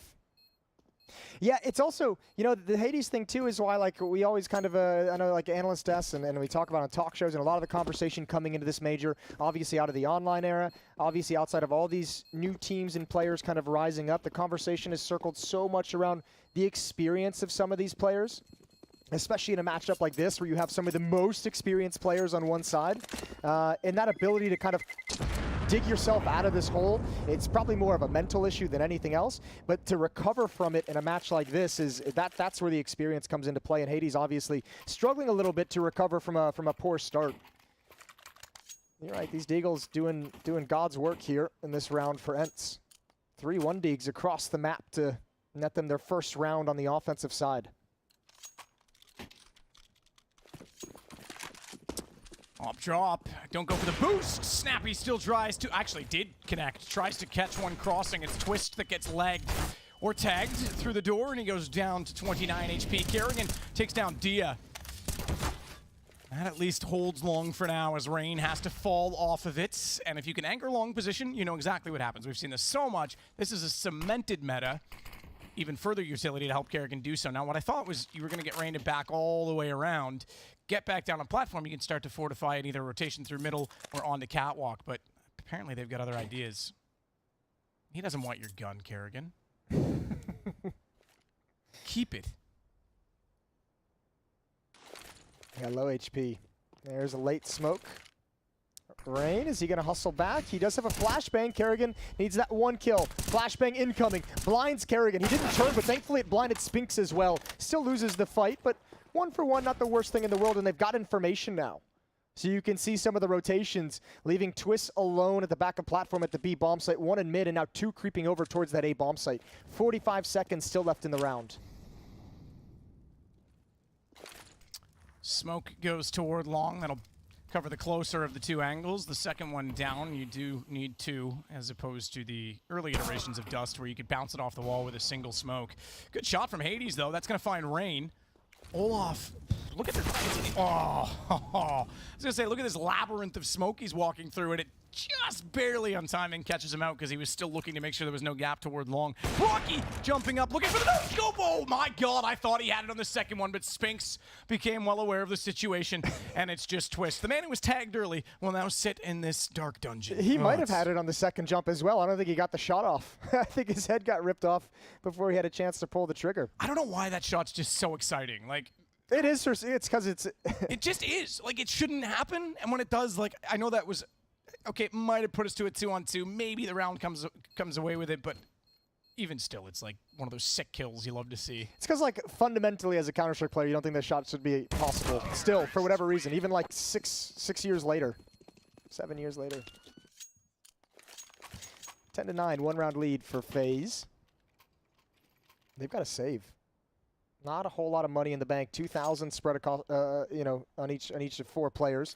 Olaf getting caught there, trying to work the smokes, and there's Spinks with some fine bodyguarding work.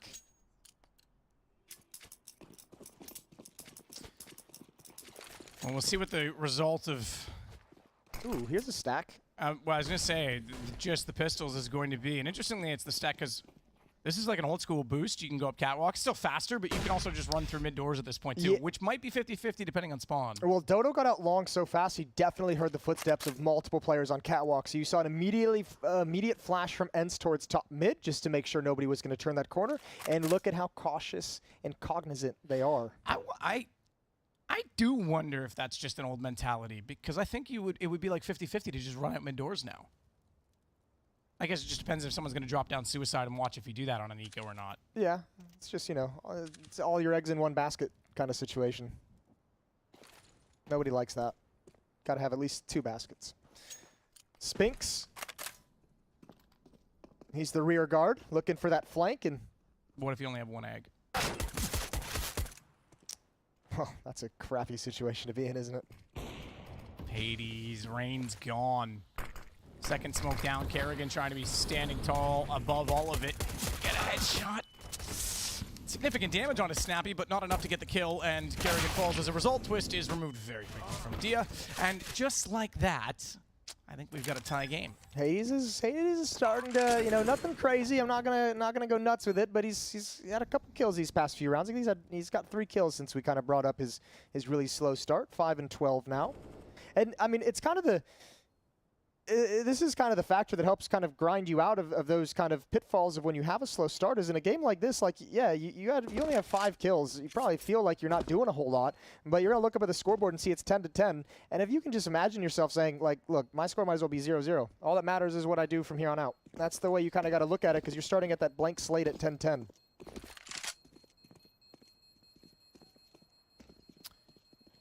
It's a good way to look at it. Definitely as a blank slate, more so because we are going to be back into a potential reset round for FaZe if they don't come away with this, but they've still got a bit of an economy. They've got to dwindle out of ENCE's hands.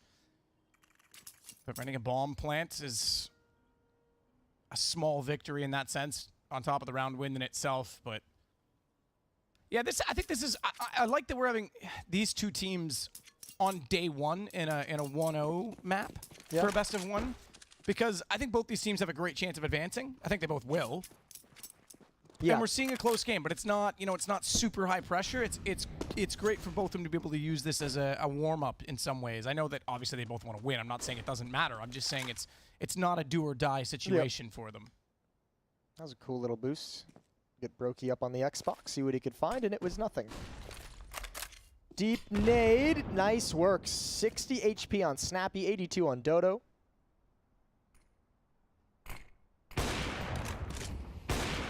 Couple players outside long for the ENCE attack, and other than that, the bomb and 2 other teammates huddled up in lower and upper dark.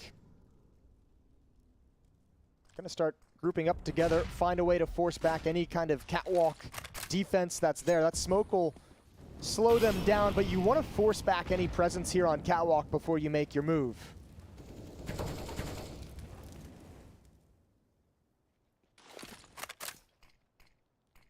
Kerrigan's going to push on the back of Rain's coverage, an additional smoke that's down. And Rain does not have any further utility to flash his teammate in. Olaf, in fact, has the only utility left on the CT side, on the defensive side of the map. So Kerrigan backs away from it. Oh, he's flashed, but he's far enough back, I don't think he'll get peeked. In fact, they're not even going to go on the back of it. So safe enough for now, but he falls off the angle.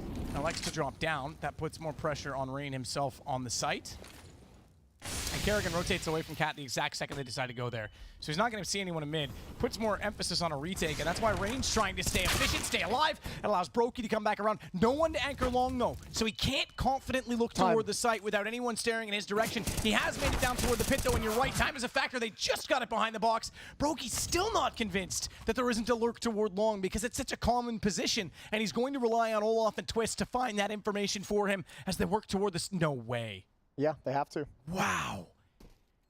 I know it's easy for me to say that, you're right, because we have the information, but they're so convinced there's someone at long where Brokey could have shut that whole play down by continuing to look toward Cat. It's just a risk, right? If he goes, I thought Kerrigan was going to kind of come up that ramp and just ignore everything and go for the jump kill on the planter. I thought he was just going to be fully focused on trying to kill the planter with, what, like 5 seconds left. That would have closed out the round, but tough scenario to do it, and he knows there's likely going to be streaming off Catwalk and be able to shut him down before he can do it. 11-10 for ENCE, 1-round lead now. It's a bitter pill to swallow, but I suppose it's The devil you know versus the devil you don't, right? You've got to get out and save these weapons because you can't afford to let the economy slip away at this point in the game. Yeah, I mean, that's saving and being able to bring guns into the next round, being able to still fight with those weapons is such a big deal at this stage in the game. So nice that they have the op and the 2 M4s. I'm curious what they're going to do. I guess maybe a half buy, half investment around this. Kerrigan's picked up a scout. Rain likely going for armor and deagle and maybe a little bit of utility, but you don't want to fully invest everything you got. Timeout is called by FaZe, so plenty of time for them to kind of talk it through. Yeah, see, the problem is, like, we know long is clear in this scenario, right? Yeah, like, it is easy for us to say, I guess, when I think about it from that perspective, yes. Because you're right, it's a common position. You normally have a late lurk. It's why I touched on it earlier with Kerrigan there, Rain. Yep. You know, he swings back, and then he doesn't have to worry about that position. Here's the other problem with it, too, is, like, ENCE, with the success they had getting into the bomb site, if there is a lurker at long, he can play that as slow as he wants. Like, you know, he can really kind of just out-patience you. So it's a really odd position to be in if you're Brokey. Olaf sliding up forward of that Molotov could have been a problem, but there's no one else left in middle. Tried to go for the boost. I gasped for a second because Brocky went back across late without that bait that they were trying to use. And I think he spotted them, but nothing came of it. Oh, I love this position from Twist. Goes early, though. Goes very early. Flash in. He needs to be aware of it. He needs to be aware of his ammunition because he's fired a lot of it. He's run out of life alongside of it. And with just the deagle in the sight, Rain can do nothing to hold it off as Hades finds Brokey as well. Olaf and Kerrigan left against Dodo. Somehow they still come out on the better side of the exchange. But Dodo's got the sight and the bomb to work with. Doesn't have the cross yet. Doesn't have a lot of position. Throwing the Molotov, they'll hear that. But missing a shot forces him back, and that gets Dodo the cross. He sits with 25 HP as a flash. Bounces out. He finds Olaf baited off that, and now Kerrigan with the AWP. Oh, it shows the barrel went through the door to betray, and it's ENCE to find 2 in a row. What a brilliant clutch from Dodo. I thought he was going to get screwed so many times pulling nades out throughout that sequence. That's actually a really cool B-pop. Really fast from start to finish of when that utility's coming in. And I just finished saying, and I'm going to call it out, Twist was in such a good position, and he shot at the first player at his back turned. I think Trigger Discipline could have gone further there. I think he was good for 2. Yeah, perhaps. It's a tough situation to be in when you know it's a full kind of exec coming right at you. You're the only player as well. Ooh, it was close, but it doesn't pan out for FaZe. Now Kerrigan's got the opening kill. Snappy trying to beat the smoke and beat the utility. He's punished. 4 on 5. And ENCE's response to seeing all that presence at long is quickly get out mid. Hades takes the gamble knowing 3 started today. He wants to peek up and grab this rotator. I think he's going to get it. Oh, an opportunity! An awkward jump from Rain, and Hades could not handle it. And this is exactly what I'm talking about. Yes, early in the game, he didn't need to do much and wasn't given those opportunities. Yes, there was times when he was hung out to dry, but yes, there have been key misses like that. That would have been a nice one to have. Not exactly an easy shot. You're really cognizant of like how far you're swinging out, like looking at the B defender, but still, you're right. It was an opportunity that he couldn't seize. So, another B-pop with just 3 players, 1 lurker in mid. It's going to be Hades to cut off rotations, but Twist can also op. It's a good effect in the back of the B site. 2-man advantage. Rain trying to fire through the smoke at mid will now nade it instead. A little late. Yeah, didn't catch anyone, in fact. As Brocky now sits on the ramp, self-smoke, hoping that it would extinguish any flames at his feet and he could stay alive longer, but he overstepped the mark, and Hades does not miss that time. Bomb to go for the plant. Hades to swing around. He'll play from the oak bags. And elevated above the smoke, he needs to be aware that Kerrigan is close as he looks away. Hades gets 1 shot, but that's Kerrigan's Q for 2, and just like that, the lead cut in half. We go 12-11. Yeah, if Kerrigan wasn't so close, maybe Hades can pull off some magic. Unfortunately, it's not to be. I honest to God, I thought ENCE was going to get their whole team out mid. I thought they were going to be very committed to that mid play after this kill goes down, after they feel the presence, and man, they were real scared of that op at that B bomb site. 12-11. Good recovery from FaZe. Good round from Kerrigan. I think a triple kill in it.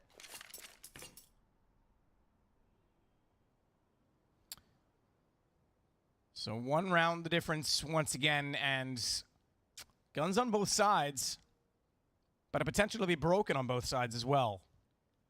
So this is a key round. Yeah, I think ENCE has like 1 round buffer, but certainly FaZe would be put in a weird economy if they're to drop this one. Here we go. Round 24 coming in. Hades with the AWP again. Twist still has his. So does Brokey. So there's that double up setup on the CT side we kind of touched on earlier. Had it in the previous round as well.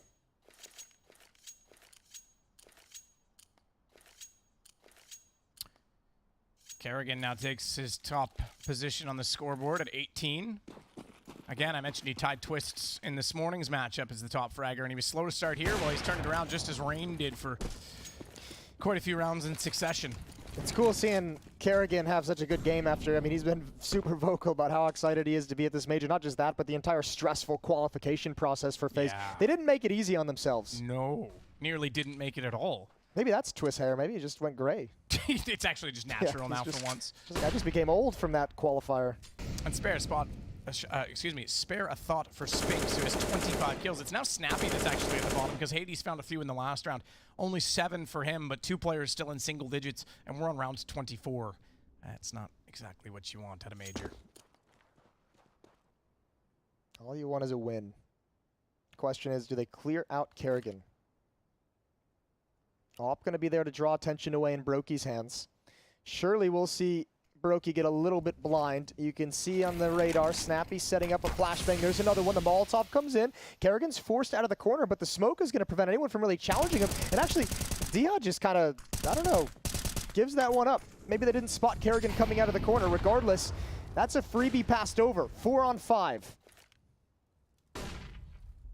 Snappy through smoke. Kerrigan in the pit. Will spot him up as he tries to get in behind the dumpster and get buried inside of it by Kerrigan's quick, clean shots from the M4A1S. I honestly, I thought they would have heard Kerrigan get ticked or leave, and apparently they didn't at all. He's on a tear. 3 kills. He's got a chance for the ace. He's got 4. 1 more. Go get it. Go get it, Kerrigan. Wants the AK. Now he's going to go. Oh, no. He's gone. He's too late. Right. Well, he actually was going to play it smart. He was going to back away, and I surely feel like maybe his teammates were like, go! It was definitely Olaf. It was 100% Olaf was like, bro, go get that ace. I love that you're calling that out. But 12-12, FaZe have managed to turn the tides. After 2 close rounds getting away from them. Oh, well, I should say the first of the 2 were close. The second one was pretty clean from ENCE, but now we find ourselves tied up yet again, and the money is going to be a factor. No bomb plant on the back of that. They were sitting around $3 grand, I would say, as sort of the mean for the team with residual cash. And yeah, they're going to force into it, but this is last buy if they don't win this round. Shouldn't say for the whole game, but certainly of the current situation. This is that cushion. Ooh, long play. This hasn't been successful for ENCE. Kind of cool that they're going to go back to it, but oh, it goes the other direction. They needed Rain to be traded. Just everybody blind. Good flashes, good support from Kerrigan. Talk about 2 players that had a slow start, turning it on when they needed to. That 1-2 punch at long of Rain and Kerrigan and the amount of action they've seen. If they stayed cold, this game was over a long time ago. Yeah, it's interesting. I can't recall ENCE having a whole lot of, like, I'm trying to think of a round in which they got out long with like an opening kill with success, and it feels like every time they go there, they lose at least 1. Interesting to see him continuously go back to it. Hades gonna, I mean, desperately try and make something happen at the B bomb site, but with the AWP as a solo player, you are never gonna hard clear to your left. Yeah, and this is exactly the spot I touched on. Twist playing it such a strong one, and even for that, you know, he doesn't even need to let them walk in. He can see the trajectory of the smokes, knows he's in that choke point, knows he's pushed up fairly far in it as well, and he's able to swing out and get the kill on what was a solo player at the time. Now, interestingly enough, Dia's not gone with his teammate over toward B, where they expected a little more activity, and he might get a plant off of this. He was hoping for like a kill from Hades. Maybe you pull the defense away, which he kind of did, to be honest. But yeah, if you get like even a 1v3. 3 would be. Yeah, possibly a 1-2. Well, he's got a 1-3 now, but he's got a 1-4, 1v4. He had. He said he has it now. Okay. Just all right. Calm down, Jason. Molotov is out. What kind of magic can Dia bring to the table? That would be something cool. But Kerrigan, he's feeling real confident at the moment. When Kerrigan gets in this mood where you can see him just swinging and taking fights, it doesn't happen too often, but you can tell. Guy's having a good time. I love seeing him. I wish we were there now because I love seeing him after the games he plays like this because he just walks around like, yeah, I know. He's got like a different. He's got like a different walk to him. Yeah. I just felt like playing today. It's like, all right, dude. Kerrigan's great, man. 13-12, 1-round lead for FaZe, and there's that kind of nightmare scenario that you kind of touched on. Money for ENCE, not pretty. You're in a weird place where you could probably force a rifle buy, but don't really want to quite yet. Not full desperate mode. So 1 AK, 3 Tech 9s, and just some utility on the offer.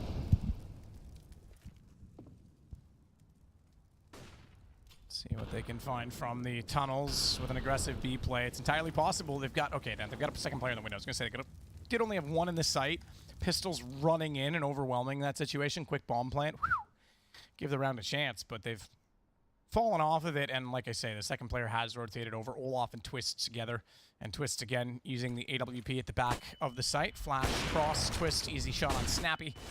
They'll retrieve the bomb and smoke down now. They'll fall back and think of something else. I feel like FaZe, as their defense has been so good since they brought out this double op setup, but funnily enough, it's not even because of the ops. it's just Kerrigan and Rain been dominating it long. Yeah. But the Twist has had this double op setup going and rolling for quite a number of rounds.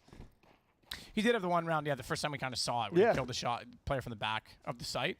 But yeah, other than that, they haven't really even challenged it. No, not so much. Even this time, just showing one player like, nope, we don't want that. We don't want the op. 4 on 5 again. No, one smoke, excuse me, on Diha. I guess it's just kind of walk out, try and get some safety of controlling mid, pop that mid to B smoke, and let's see what happens. Smoke in. Oh, gap in it. Okay. It's a gap that's low enough that they're far enough to the wall. They aren't quite spotted. Still some damage was inflicted as Twist inflicts a double kill from the site this time. Finally, he does get challenged, and he's able to confirm at least 3 kills in the round so far to his name. Finally, Kerrigan gets another on the board. It's Dodo that goes down, and Spinks, the last player alive, will get a bomb plant in. Oh, he's got to reload that AK quickly as well because they are on the pursuit. Then Olaf has the kill as FaZe will find round 14 to take now a 4 rounds sprint and a 2-round lead. I had to think about how I was going to say that. Yeah, it's like 2 to the end, 2 in the lead, 4, okay, 4 plus 4, 8, 9, negative 4, okay, we're good. We got this. Like, please don't say 4-round lead. Please don't say 4-round. Oh, timeout from ENCE, their final one, as they are stumped at the moment. I just feel like it's been so long since they've had a man advantage. I feel like I've said so many times 4 on 5 in the favor of FaZe, and ENCE have not been able to find any success at opening kills anywhere on the map. B-bomb site, you're facing off against Twist with an AWP. Long against Kerrigan and Rain has not worked for some time. Haven't really challenged mid with any kind of pace or catwalk as well. That might be something they could turn to, but that surely has got to be the conversation. Who's going to find us an opening kill and give us a little bit of breathing room in these rounds? FaZe is knocking on the door of a 15-round safety net.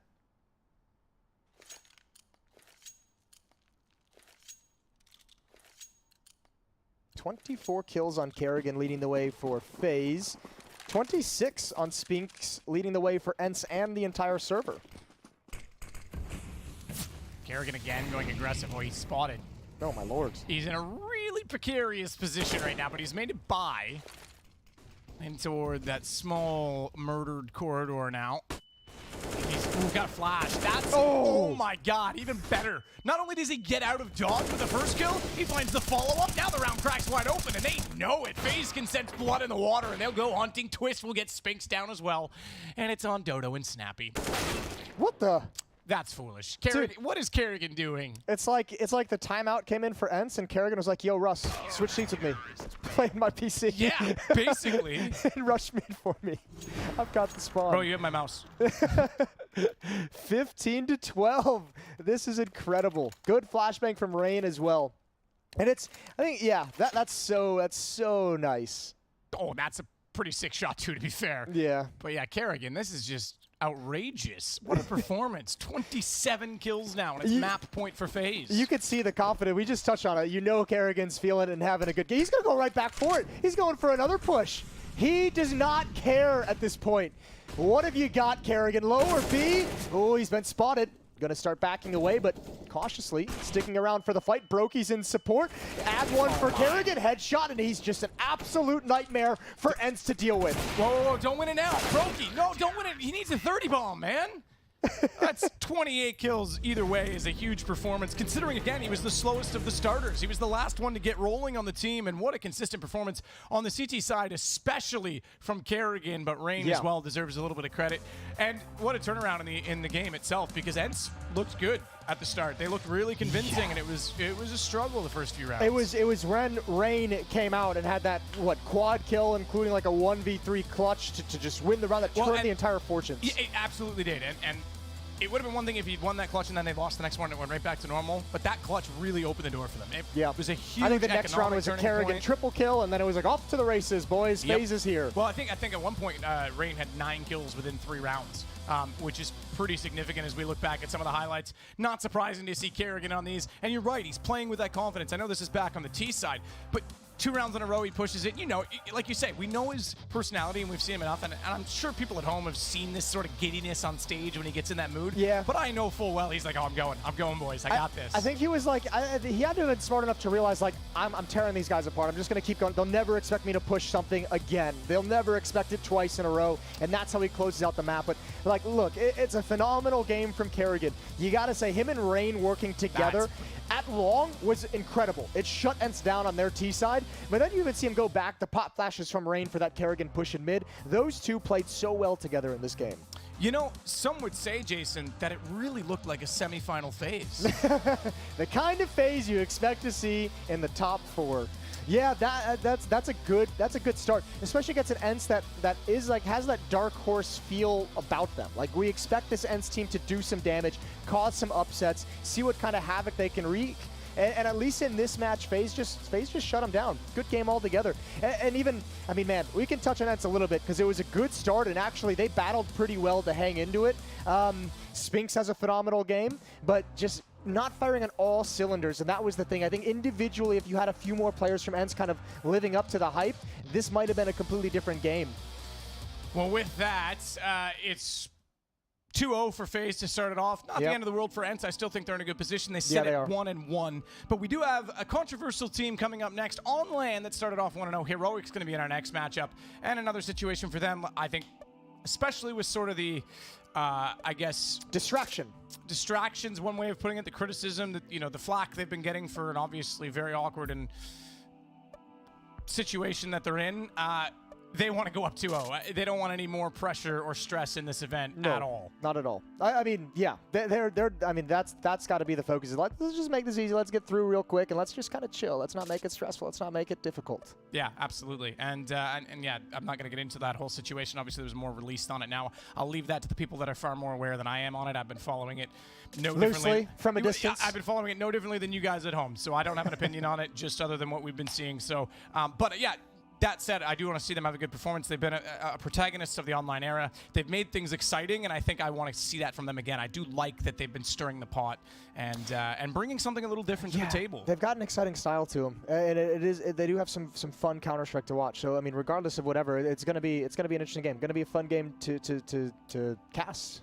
Yeah, next. Absolutely. Yeah. And obviously MOUZ Sports is who they're going against too. Yeah, it's going to be pretty fun for them. That's over on B, I should say, as well for that game, as just to be super clear on it. But yeah, that's I did want to get into that. I did juke you with the B stream up on the monitor. I'm not. Perfect. I thought I was like, oh yeah, there it is. I've got a monitor with my preview. It turns out Jason just has the other stream on there and just totally wrecked keep track of things, glance over once in a while, see what Anders and Semler are up to. Fine, I've just previewed their game for them. Yeah, so. You did their job. It's cool. You should take half the day rate. That's an idea. I will take half their day rate. I'm going to go negotiate that with them right now. We're going to take a break. We'll see you in just a second. Our final map of the day is coming up. Coming up next, Movistar Riders versus Virtus.pro.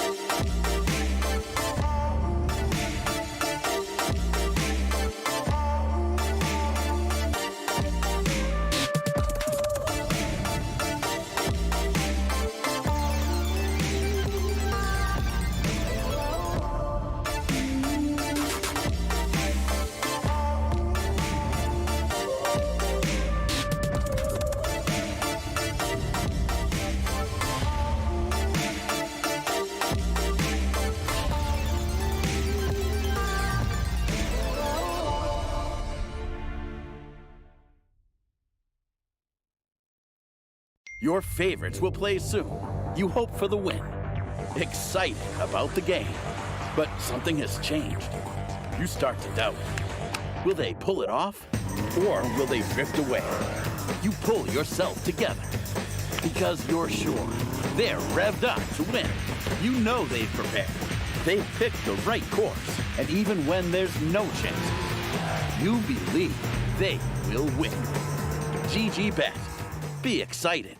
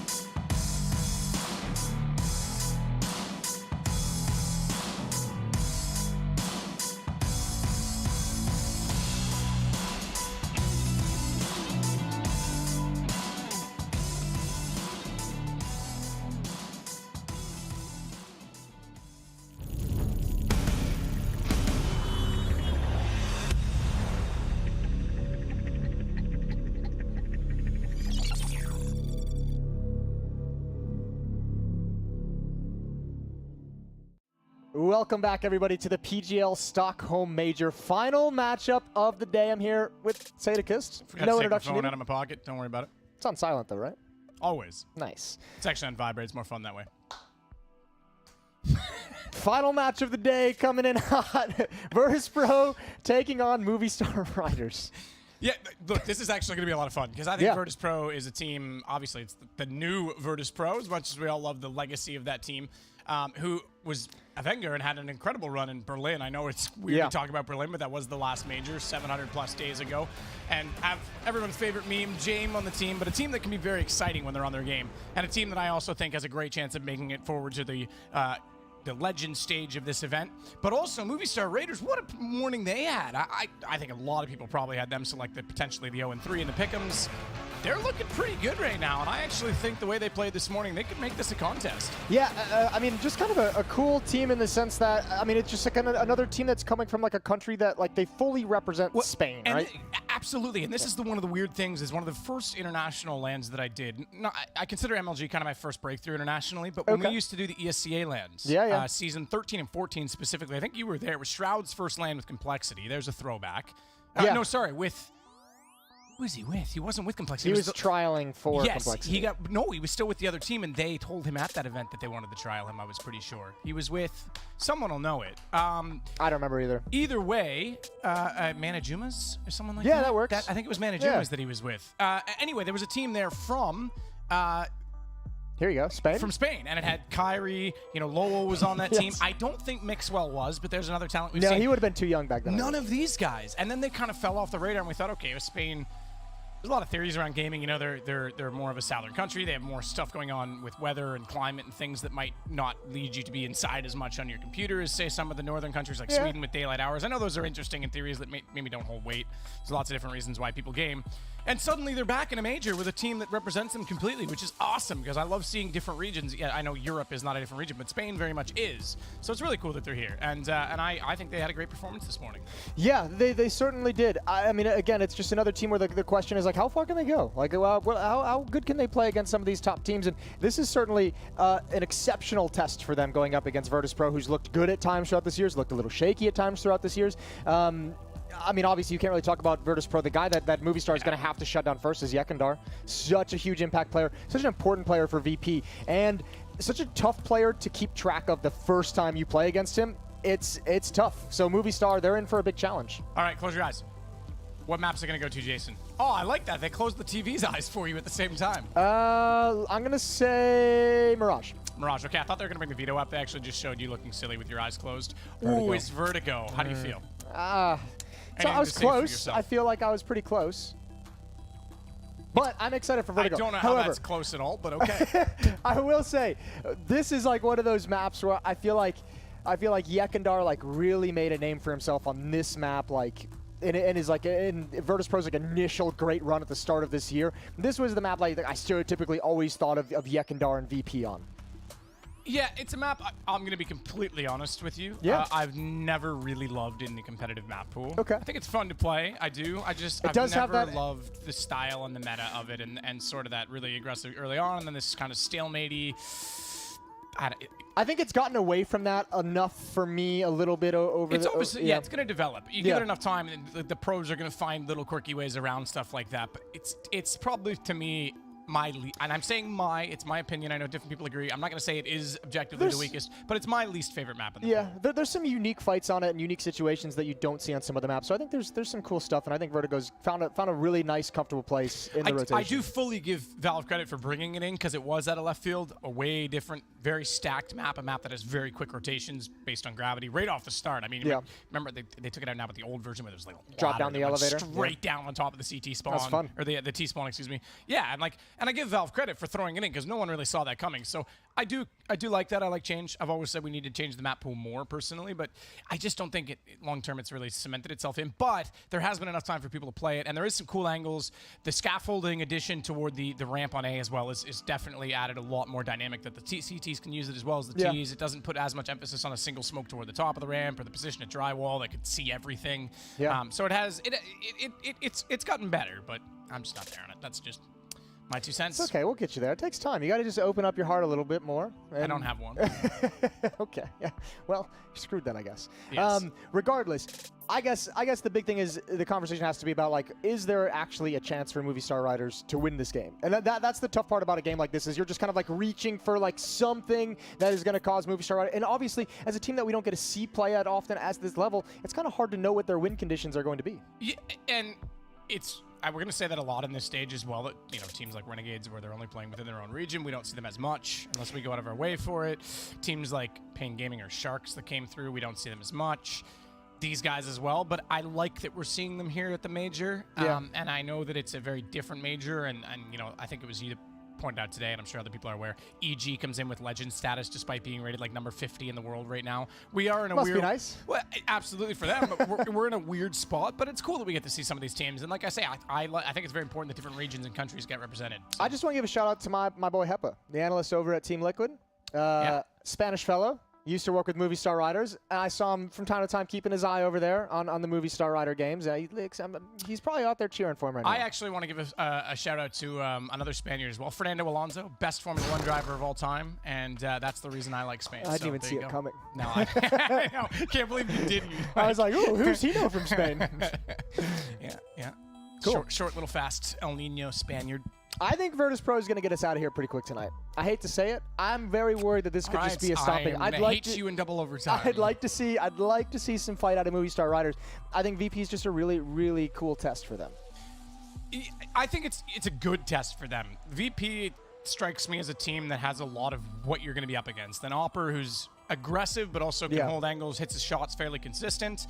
You got a Yukinder who's like a star player willing to be in your face, but they also play a CIS kind of slow structure at times as well. Oh, I almost forgot about. I did forget about that. I know, I and blocked it maybe. Well, and the James saving thing. But the point is, you're going to get a little bit of everything. So for a team like Movistar Raiders, yeah, it's a good test for them because it's not just like one style that they're going against. You've got a bit of spice in there that does give them a chance to kind of figure out what their strengths and weaknesses are potentially against other teams, right? So, yeah, the CIS thing is.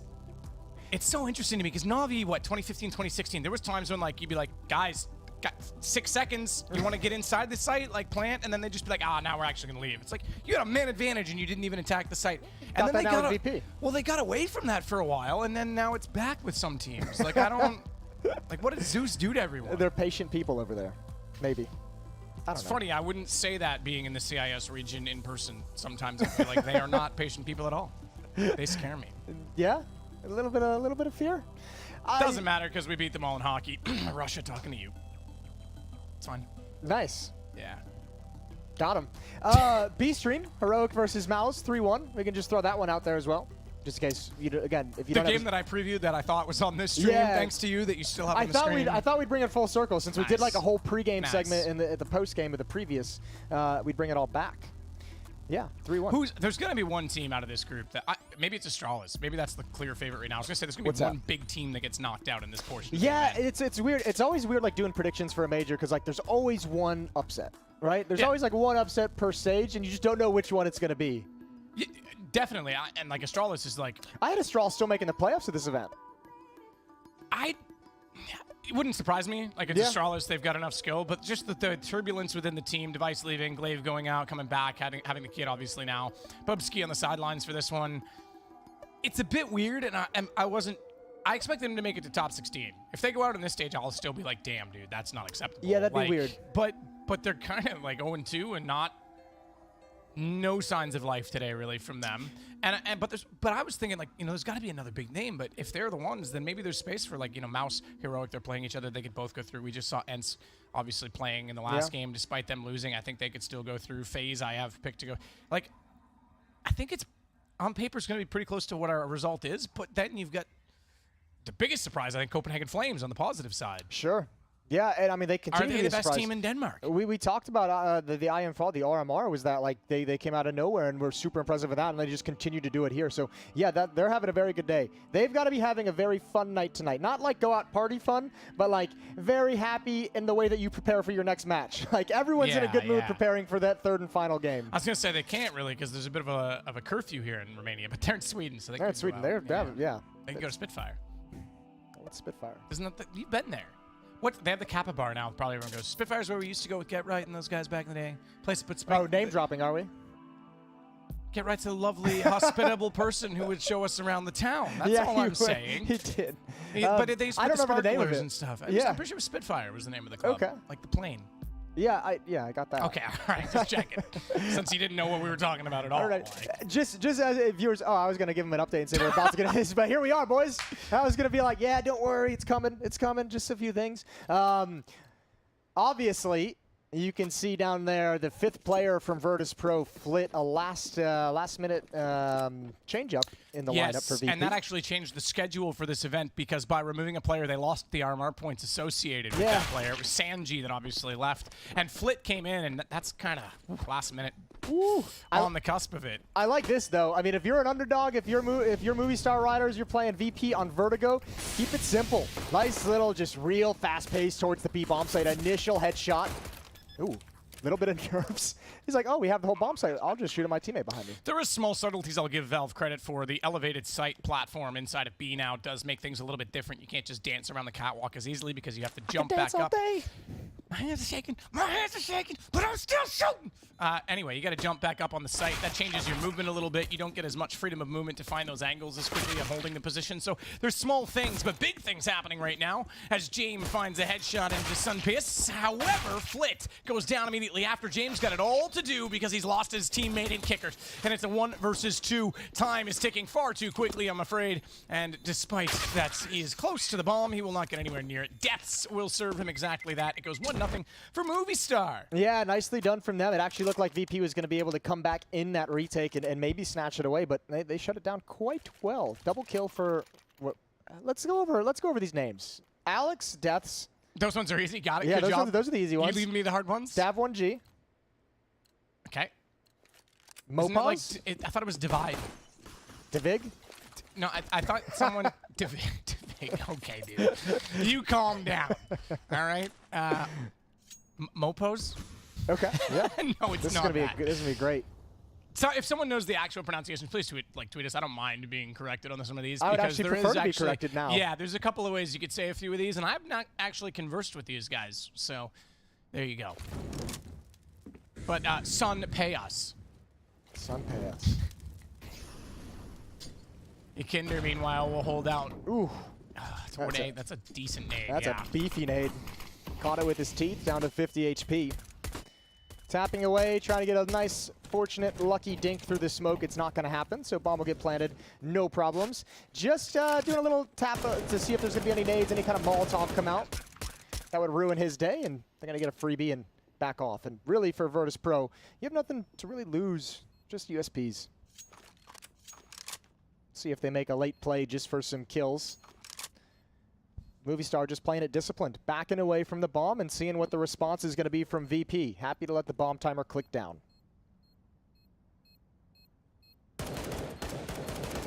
Shots back out. So I'm trying to do some work toward the site. Look at all the targets to fire at. They won't go for this bomb, but they just want to try and get some guns out of their possession. They'll tap on it nonetheless. That forces Deaths forward, so they do get 1 kill, at least a little bit of utility. Pick up that Galil as well and make good on it. Buster's got Alex. Yakinder goes down with the bomb, but so too does Sun. So, as a result, only 2 players survive. That's decent from Virtus.pro. Yeah. That is way better than expected, obviously. Kickert's going to snap by the M4 in this round. There's a Galil on Buster. He's got, plenty of money. So here we go. First gun round, first real contention here in round number 3.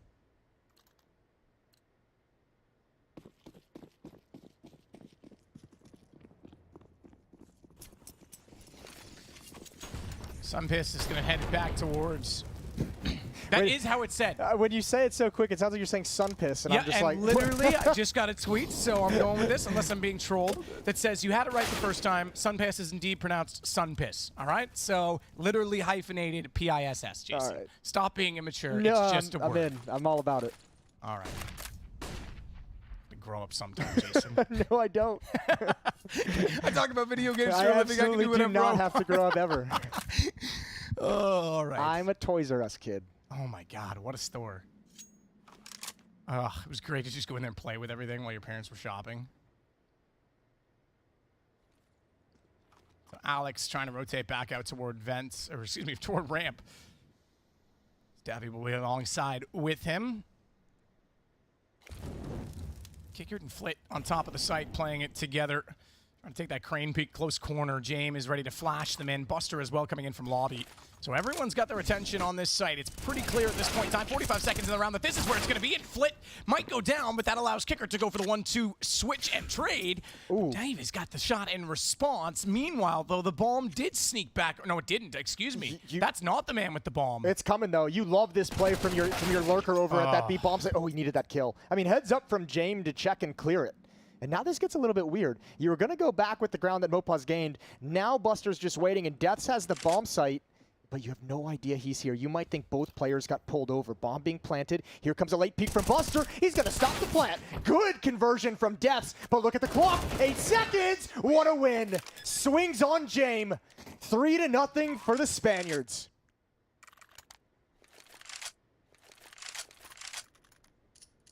Spaniard. Yeah. Let's get the vuvuzelas out and bring back some Euro and FIFA references. Yeah, this is a great start. Movistar, I don't know what it was this morning, but they looked really good. And, you know, just like Copenhagen Flames, massive underdogs, I would say, but having a great start. And sometimes you can catch off some of these better teams, you know, back on a land, maybe in different comfort zones, getting a little too complacent early on. James is certainly someone who can change that as he tries to get aggressive and look down toward the ramp. But it's this time going to be a hold toward mid and a swing rotation from Flit with a 2-2 split on the other defenders. And the close one, Buster, is going to have to watch very carefully as they try and work the stairway. 4 players on them and a flash out. Kinkert's able to assist Buster, but he has to extinguish flames at his feet. And a Molotov going to go behind him as well. That smoke didn't get all the way around. Doesn't matter. It forces him forward enough that even if he stands within it, Deaths is able to find the shot. Okay. They've had to fight tooth and nail to get this control at the top of these stairs. Flit's got low HP. I always think that on those stairs. I know it catches you, but every time I see it, I'm like, oh, God. They give you a little bit of like a feeling in your stomach, the falling feeling? Wow, Flit's been burned alive. Another kill for Deaths, and not only have they got that kill, Mopaz has gone very aggressive. Look how far forward he is, but nice boost. Ooh, that's on the off-site. That's Davy trying to lurk back through. He can cut them off now, working in through the lobby position. Excuse me. Mopaz, meanwhile, does spot the boost. James goes down, and Kickert. Man, oh, man, this is a solid take. You said this is like a great map for Virtus.pro. Love to see him on it. We don't get to see a lot from Movistars. Well, apparently they're very comfortable leaving it, and that's why they left it in the pool. Yeah, some pretty convincing kills popping off in that round for Movistar. That was very nice. 4-0. VP in an early hole. And they're going to be back onto just pistols. Armor's being bought up, a little bit of utility, Deagles and CZs. I mean, this is what, like two kills through smoke, great damage, and then cleaned up with a Molotov. This next kill, Mopaz gets one through the smoke as well later on. So this is a good little take with a bit of luck mixed in. He'll take it. 4-0. Another 1-0 matchup here in the Swiss system as well. Both these teams starting the day off with a victory. VP seemed a little, their victory seemed a little shaky. Didn't seem as convincing as I maybe would have liked to have seen for them coming in and getting their major campaign started. Alex down below.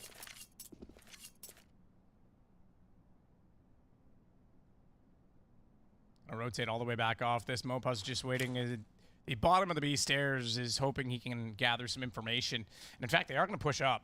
He's going to be left in a really awkward position. Spots one on catwalk, now sees the flash. They know he's down there. Does at least get him. Oh, smart. Okay, I like it. Yeah. I don't mind that at all. A bit early. And he's going to do it with the Glock anyways. 1 kill, but he spotted 2 more bodies. That's the signal, guys. There might be 2 there. Would have been even better if he just hailed his whole body off. Like, screw it, I'm going down too. But he gets a kill. I appreciate the AK toss. He's like, guys, I'm out. He's still got a kill with the pistols, so fair play. And it gave them the information that they were trying to push on to B, which is the confidence they needed to go toward A as Flit will try and work directly back through the bomb. He's getting close to Alex. If Alex wasn't wearing deodorant, you could smell him at this point in time. Or maybe if he is wearing really strong deodorant, he could still smell him at this point in time. But, you know, we don't have that in our world of Counter-Strike yet. They haven't created that sense. Jerks wearing all that body spray. Yep. Be done with it. Giving me allergies. 5-0, Movistar. And this is just a round that went up against Armored Pistols, but looking good. Looking very, very good. James just going to chill. He's got the armor he can upgrade.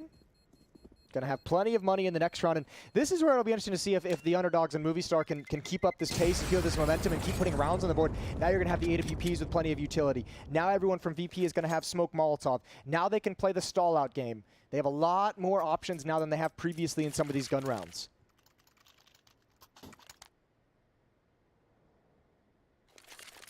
All right, I'm retweeting it out so everyone can get with it. Okay. What are you retweeting? All of the pronunciation.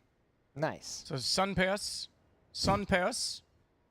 Davi G. That one I was right about. Deaths is deaths. Keek. Like I read it literally. What's Alex? W. Is that one? Alex is just Alex, surprisingly. Okay. But then he says, say the O like you would say ROPS. So same with... Mapas? Mapas? Mapas. But he also says, like, Movistar Riders is how they would say it. Okay. Interesting. Apparently there's accents that don't translate through to the game. Like there's an accent aggrave, agu, circumflex. I can't remember the name of the accents, but there's an accent above the O. Cool. Yeah. There you go. And now that I've bored you with that incredible lesson, just go check it out on Twitter, and I'll probably still butcher the names. So here we go. 5-0 though. This is a remarkable start. They definitely know what they're doing on Inferno. They might, but they know what they're doing on That'll be good when we get to the best of threes. But that'll be fantastic. But no, they definitely, because they're playing this lurk, and this is something I don't see enough, I think, on Vertigo. They're trying to force the rotations, similar to what we see on Nuke. You got to get the CTs moving at least. Well, they've hit some pretty nice bangers to open up the rounds, and that's always going to get the defense moving, those opening kills. Davi pushing forward. Not too committed. He's actually the only one here at this point. They've had a lot of presence, a decent amount of utility. It's kept 3 defenders at this A bomb site for Virtus.pro, but a little bit of a fake pressure as they only have the presence of 1 man. And he's even backed away.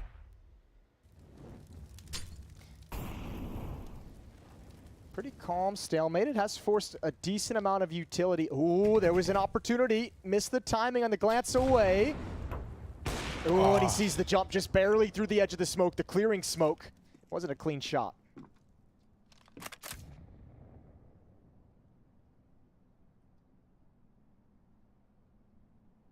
Jame, oh, he can... That's misleading, because the scaffolding makes it look like you can see through, but there's still a bit of drywall down there as well. It's not going to be dry anymore because it's going to be splattered with Death's blood as he gets nailed by James. He did find the Kinder before that, and Alex now left alone on top of the ramp, rather, not even on top, but at the corner. Ooh, this is a dangerous battle. We saw him previously make this play where he could open up the B bomb site. They're coming back to him now. There's 20 seconds of the clock, but man, I don't know if you want to give up the game with any utility. However, it is an AWP on the angle. There it is, deep, Buster. Ready and wait. Oh, but the Molotov. This is what I'm talking about. They have all the utility to stall you out. That late molly, the late smoke. Save it. Round's over. Get the hell out. Flit's going to push forward and maybe try and take some guns away right at the end. And he had the opportunity. But Virtus.pro want to preserve their own money. And their first round is on the board. Yep, goes the way of time, but they'll take it either way. AWP, Buster holds on. Jame has one as well. They'll immediately go to M4s to complement that as we look back. Well, we did look back at the round. Sunpace goes for an AWP as well on the T side. And we'll see if that slows it down a bit and try and play a pick and return from their perspective, but we're going to get a bit of chat about it first.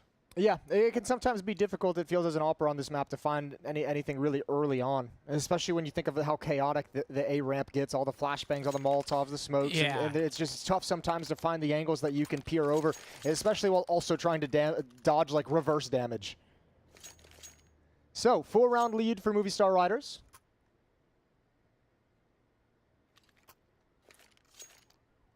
It's interesting that we didn't mention at the top of the show as well, the most famous esports figure of all time is Spanish, Carlos Ocelot. Yeah.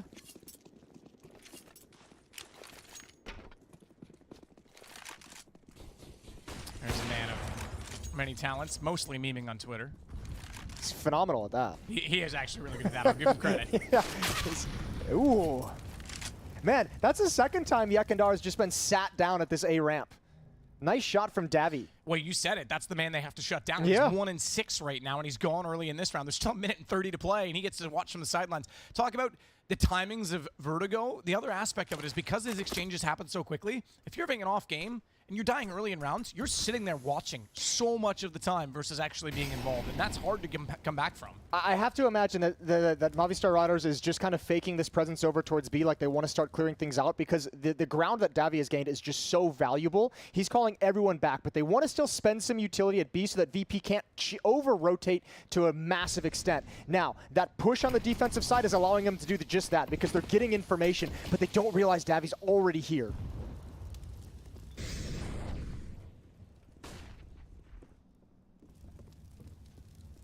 Davi waiting with the gaps in the smoke to look for the boost as well. They'll head toward heaven.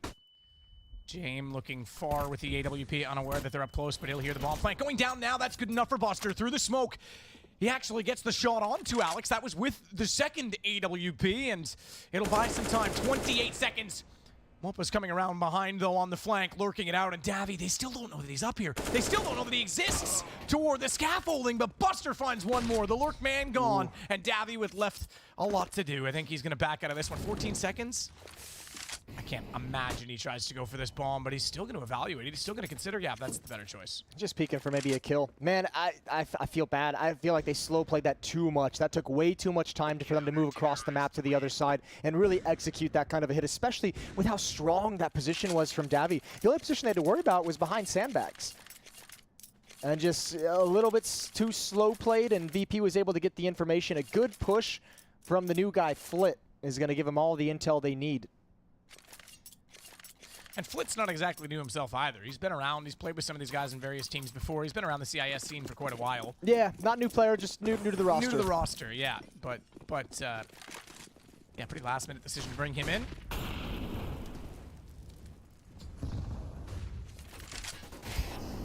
Davi just trying to Houdini his way through the smokes, but Kickert is above and has a magic trick of his own to take him down immediately with the M4A1S. Sunpius is going to wait down below at this point in time and see if anyone's going to drop down and try and swing out. No one really uses that elevator shaft as much as they, I think, could potentially. I think that's cool that Kickert comes over to help his boy out. Yekindar, couple tough rounds early on, and Kickert's like, I got you, man. I'll come help out. Let's just shut this guy down, and we'll get you back to normal. I mean, the other part of it, too, is, like I say, because the exchanges happen so quickly, you need someone else to be aggressive for you. Get yourself at least around where you live. Get your fingers warmed up on the keyboard. Don't just sit there and watch. So Molotovs go down, smokes as well. Mopa's already making his way up the top of the stairs. Alex will bait with shots from far.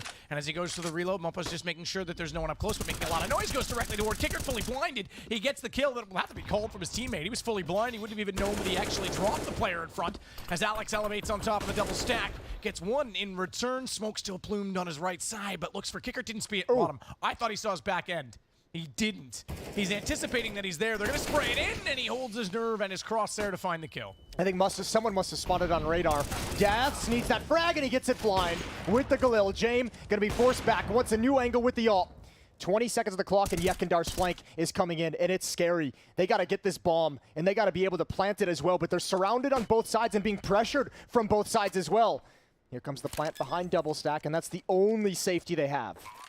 Doesn't give a lot in the post plant, but either way, they're trapped in the site, so they'll have to fight it. How does James survive here? It's an AWP. He can still make this work. Oh, he nearly does, but Sunpius is able to hold things down. And it goes 6 rounds for Movistar. I thought, you give James a chance like that? Oh. I'm curious, because he ran out of bullets with the Galil is what happened. He just, yeah. I'm wondering if he chose not to reload because of the sound cue, or if he just didn't realize it. Either way, doesn't necessarily matter. Got a bit awkward.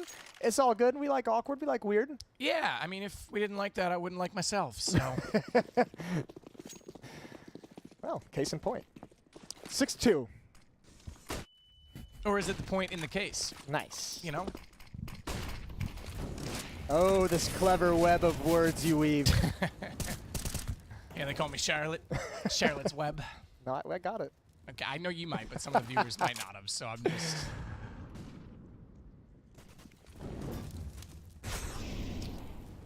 Davi between smoke and flames will try and walk out and emerge victorious in a battle that has Yekindar getting aggressive finally toward the ramp. In fact, very smartly so. Late smoke goes down deep and he's able to clear out all the angles. Ooh, okay, I thought he would just tuck into that corner, to be completely honest, but maybe he thinks they'll check that with smoke.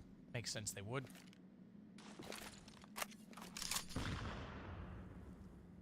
Deep nade Nade smoke dissipates. He's got to be careful now with utility in his hand. He's just jumping to make sure no one else is coming up. This does get them a lot of information, to be fair. He's playing it very smart and safely because look at the rotation in the top radar now. 3 players go back over toward B. They do leave Kicker close enough that he's able to support if he needs to, but they have the head start on exactly this, and Buster's ready for this stare Oh, they bit this fake. They bit this fake. If Buster goes down too easy, oh, now he's calling him back. He hears the utility.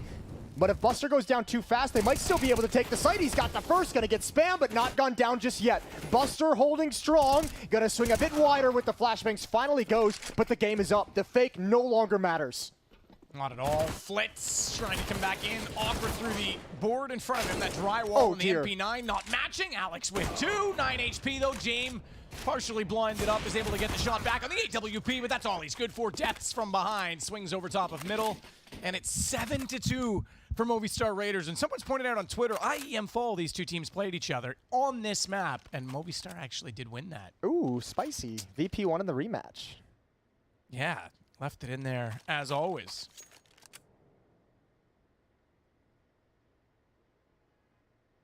Seven to 2, that's wild. That second shot from Alex on the entry was absolutely beautiful. This is cool. I mean, they faked this so well, and it kind of is a, I don't want to say a bummer that Buster kind of caught it and pulled him back, but I wanted to see what was going to happen there because they actually did Movistar pull like two of the players from this B bomb site to start rotating to A. They got all the way to CT spawn before they turned around. That's a great fake, and it seems like I mean, when you see someone bite on a fake like that, you just got to feel like this team is in their head. Just kind of has them strategically as just like one step ahead of the opposition. Or 5 steps. Yeah, in this case, if steps were rounds. I get it.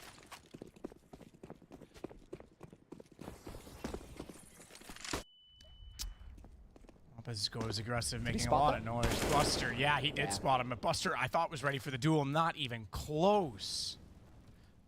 This VP looks flat. They do. Individually. Yo, Movistar could go up 2-0 right now. Copenhagen Flames, I think, already did.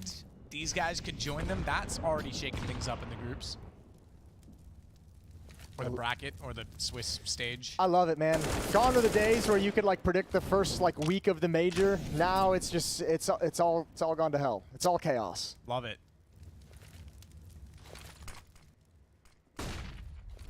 Yakinder and Flit, both limited to just the pistols. Headshot spotted, but cannot be attained as Davy ducks back down. It's Yakinder that's found instead as Deaths finds the shot. Flit wants more of it. He's rotated back around. He'll get the response, but Davy's there. No bomb plant required. It's 8 rounds again for Movistar. You're Movistar. That's what you are. That's been in my head the whole time, Jason. I had to get it out of the system.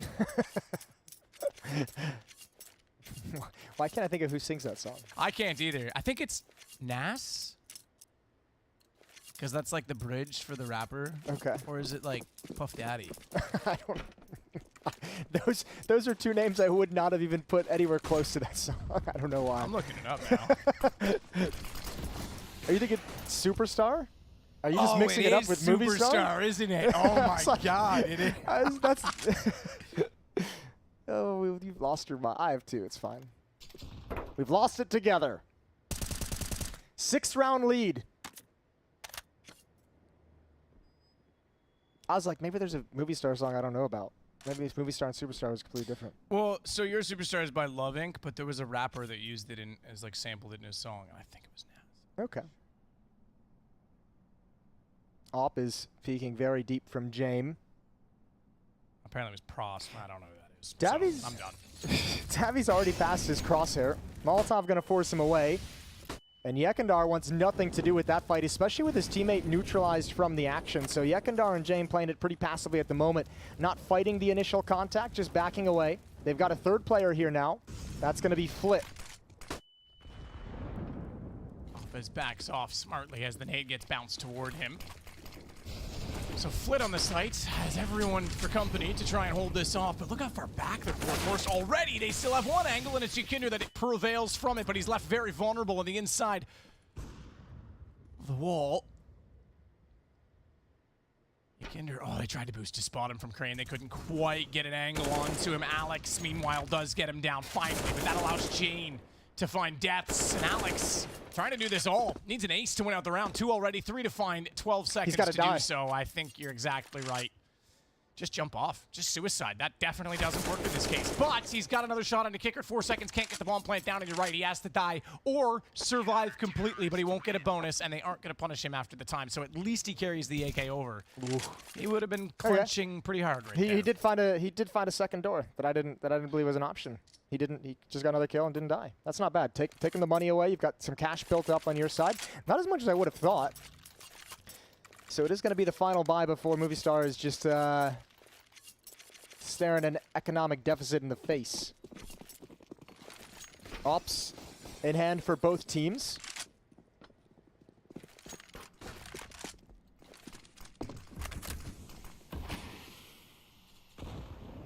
Yekindar going to try his luck again. Davy has already kind of made his way to Scav. He hasn't really shown the position. Yekindar's got to be careful again. He's the only one here for the moment and playing extremely aggressive. He must not believe that anyone got to Davi's position, which is crazy. Well, he's going to be forced passive inside of the site this time.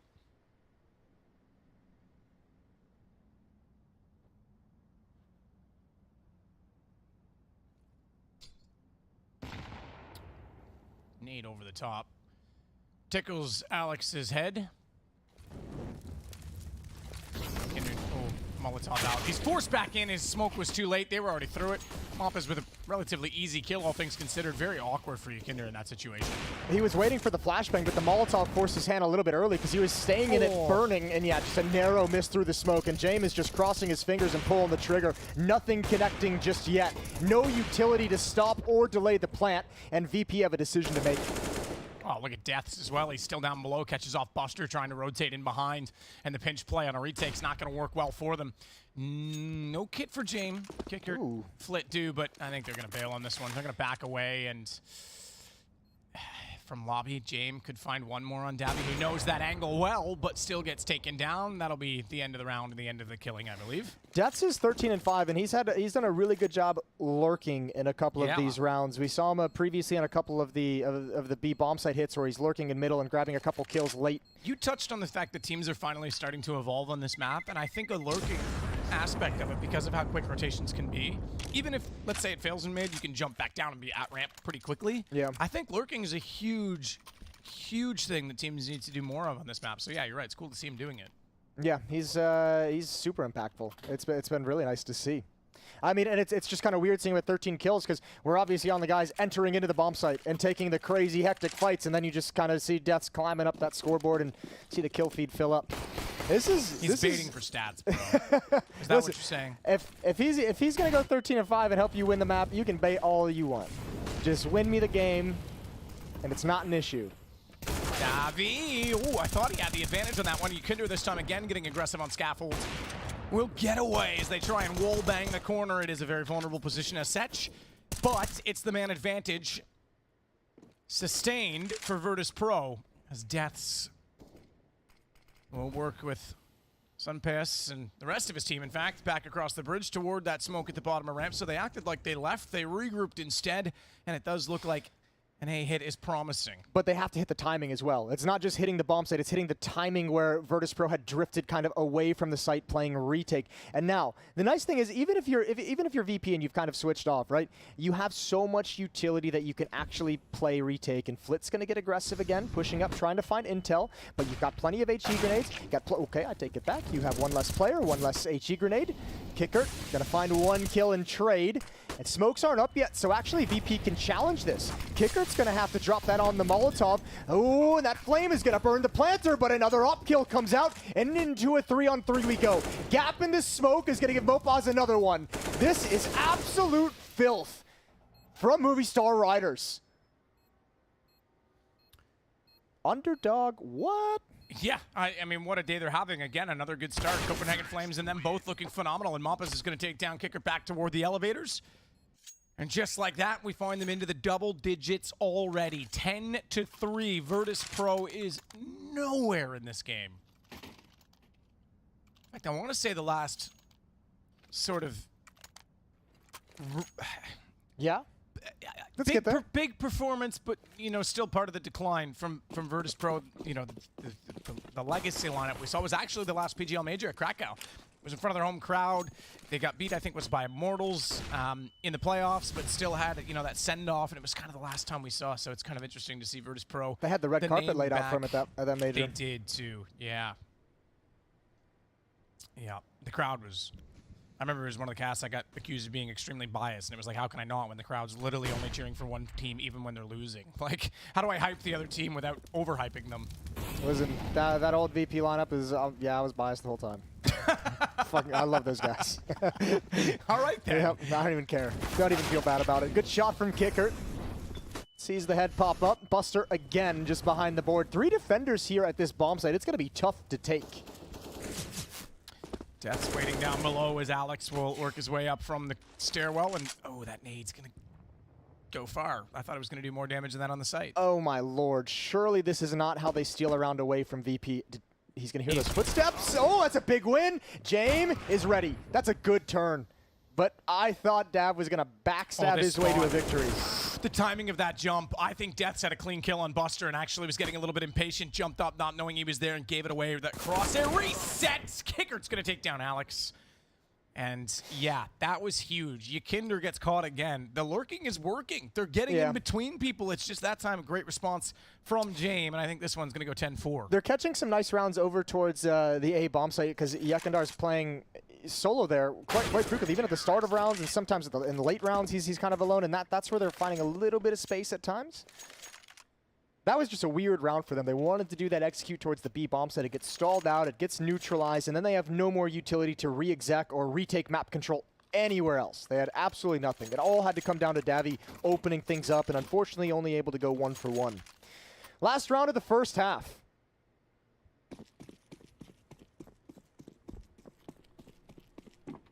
Virtus.pro want to convert on 2 back-to-back. Davi, oh, did he spot him? He did, absolutely did. As he threw the nade, but that gives away the crosshair, rather the tracers, excuse me, and Yakinder, with none firing out from his silenced weapon, is able to get the shot in return and get away with it. Tagged down to 30 in the process, but needs to be very aware of the fact that Moppes has gone so close. Keep going. And well, I don't think he stops now. Sees utility thrown, wants to go by his feet, and now spots him running back in. Did Flit must have been looking at radar or something? Did he not even see him standing in front? No, I mean, I don't think he expected it at all because Yakindar just fell back from this position. He felt safe. Ooh, the op. That would be a huge kill to get. That's a tough peek into Jame, though. And Mopas still, I think he's waiting for, oh my, Yakindar is a psychopath. That's mental. Yeah, he's putting himself in really precarious positions, getting caught out a lot this game. It's all good, at least this time. Is it? I mean, 3 HP. He's got to play off info. A nade toward the site right now takes him down. He's going to try and work over toward double boost. But that smoke, ooh, yeah. Just saw the edge of him, but couldn't do anything with it. Expecting perhaps someone's going to go toward heaven. He'll stay up on the handrail. No one revealing themselves just yet. Meanwhile, Alex has the bomb. He's going to try and flash his teammate in. Holds with the AWP back toward the connector. And no one revealing yet. This gets a little bit more tenuous now. A little bit more of a problem. Although it's 30 HP, it is the AWP. They've spotted one. That baits out the shot. Mappa's not ready for Kicker to swing. They'll take it down. Yakinder, okay, fair enough. The 3 HP gets the kill through the wall. Yeah, falling as well. Well, I mean, VP scraped together what they could towards the end. 5 rounds to the 10 of Movistar Riders. That's a great first half. If you're looking for an upset here, you cannot be bothered with that 10 rounds at all. Yakindar coming alive a little bit towards the end, but certainly that battle was going the other way for most of the half. Davi did a great job towards that A ramp on Yakindar, and obviously Deaths did a great job lurking wherever he was on the map. So, can the underdogs keep it up and close it out in the second half, or are they going to fall flat here on Vertigo?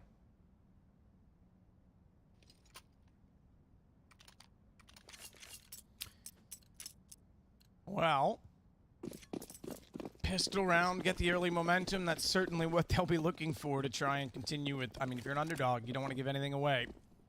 Death's a little bit of an aggressive peek down the B stairs. Oh, God. Yakinder holds his nerve this time. Muppes has been one of the players that in the first half was all over this position and was one of Yakinder's problems, but not this time. His 7th kill in the game.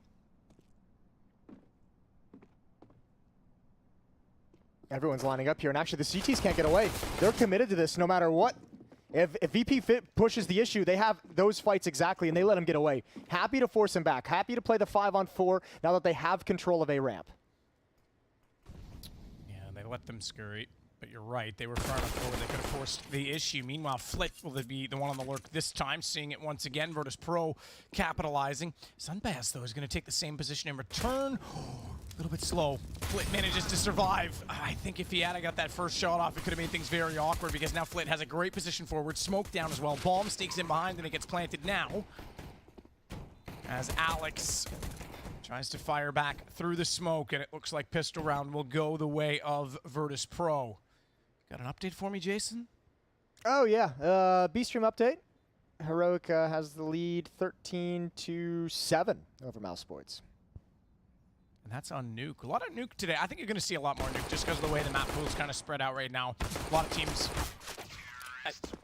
Well, it's always interesting too, seeing what teams are going to come into the major with, right? Because that's where you'd expect if someone is going to if someone's going to heavily focus on one map to improve it, it would be for the major. If someone's going to bring like a sneak pick in, but I think with Ancient still coming in and being relatively new, and certain teams not liking Vertigo, I mean, you have to play Nuke then, right? So you're going to see more and more that it becomes a staple of the map pool as opposed to kind of the outside map as it always has been for years. But yeah, you're right. Teams will definitely be focusing on having a strength for this tournament of all tournaments. Yakandar leading the way with the SMG is going to find the kill. There's the MAC-10. This is exactly what you wouldn't want if you're Movistar Riders. You don't want to see Yakandar starting to build some momentum and starting to build some confidence at this A ramp. And again, VP happy to take the 5-on-4 and slow things down and just chill.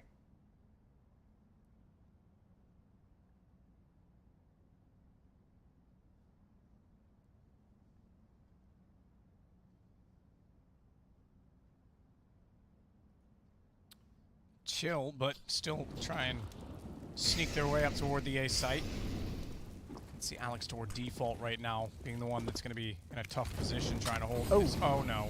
Maybe not as tough as I thought. Missed Molotov. In fact, they're going to take advantage of that because Davi's able to sneak up in the same position, but they don't spot you, Kinder. Slow it down, my friend. Get the shot. He manages to take him down in the end, but only good for one. Kicker will find the others. Alex pushes forward to get away from the potential threat beyond the smoke on the site. And it should now be 10-7. Still in favor of Movistars, but 2 in a row for Virtus.pro to start off their T-siding campaign. Yeah, they're creeping back into this one. Still obviously extremely early. But that 5-round lead is disappearing pretty quick, especially with the full investment in this second round. They're going to have to back off of any investment in the next, so a good chance for this to be 10-8 going into the first gun round. And not even really, I mean, no real danger in this round whatsoever. They got that opening kill, and it was like, all right, let's just pause for like 10 seconds. We'll walk right back up the ramp and take the bomb site, and there we go.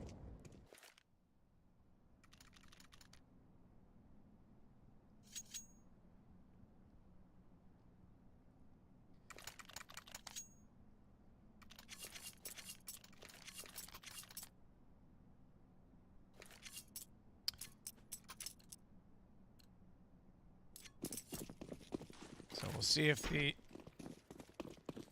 Deagles can do anything. I shouldn't, well, plural's fair enough. There's 2 of them. Sunpace and Deaths are the ones wielding. Ooh, that's an odd bounce. It's not going to work out well for Yukinder. You're right, the bounce doesn't go anywhere. In fact, comes back down around. Yukinder's got 2 nonetheless with the MAC-10. Pretty straightforward kills at that. They'll clear out sandbags as well, and he'll even pick up the secondary sidearm. They're all tripping over each other. Yeah, well, they want to be safe and put out the nades, but they also all can't wait to get in and start killing, start shooting their opposition. Flit's gonna find a kill onto Alex. Yakandar, I was gonna say surely you go farm with that MAC-10, but yeah, he's got the bomb, so chill for a moment. It's gonna be an 8th round for Virtus.pro. No chance of them losing this whatsoever. Yeah, fantastic start so far to their attacking side is. Their offensive campaign? Offensive campaign, that works. I like it. Counter-Strike offensive campaign. It sounds very official. does. But officially, they're making money because they've not lost too many players in this as well. Can even go for an additional bonus round. MP5 on the board, just to point out for Kickert. So much hype about that weapon. We get it back. It's not really that good. Sounds great, though. I use it anyways. Yeah, there's a nostalgia factor. I can understand all people like you not wanting to let go of things. Yeah, it makes perfect sense. That's actually exactly what it is. Yeah, that's why I said it, Jason. I know. I can relate. It's actually not even the nostalgia from 1.6. It's from GoldenEye. Ooh, wow. Yeah, that's a yeah, just make yourself sound even older. That's great. 10-8. But like a dwindled 10-8. Actually, it doesn't even feel like they're 2 rounds ahead. To me. I don't know why. I mean, the convincing rounds that Virtus.pro have just put together makes it seem like they're the ones in the driver's seat. Yeah, I feel like I've already seen the future of Virtus.pro regaining the lead quickly. It is starting to feel that way. Mumpa's trying to do something of it toward the ramp this time as Alex comes out from scaffolding. Actually, 1 step higher than the scaffold itself as he sits on the lane corner, but he'll fall back this time to a different or slightly different angle. Is getting desperate with some spam as well, looking to get some early damage in for free. Our Movistar Riders.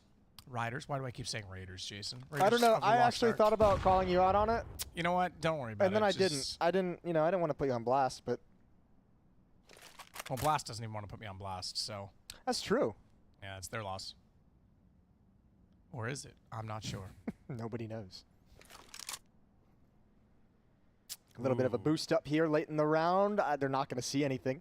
A little bit of a probe towards this B-bomb site as well. Could be an odd timing. Deaths gets... Oh, he gets aggressive. I can't believe he pushed forward. There could have easily been... Well, there was a second player, but there could have easily been a crossfire setup that would have taken him down. Fortunately for him, in that sense, Jame had an 8 out. But yeah, there's no need to give himself up that early. It sits to a 4-on-4, 30 seconds, and now they've thinned out the defense. This boost could still come to fruition. Yeah, if they don't molly this corner off...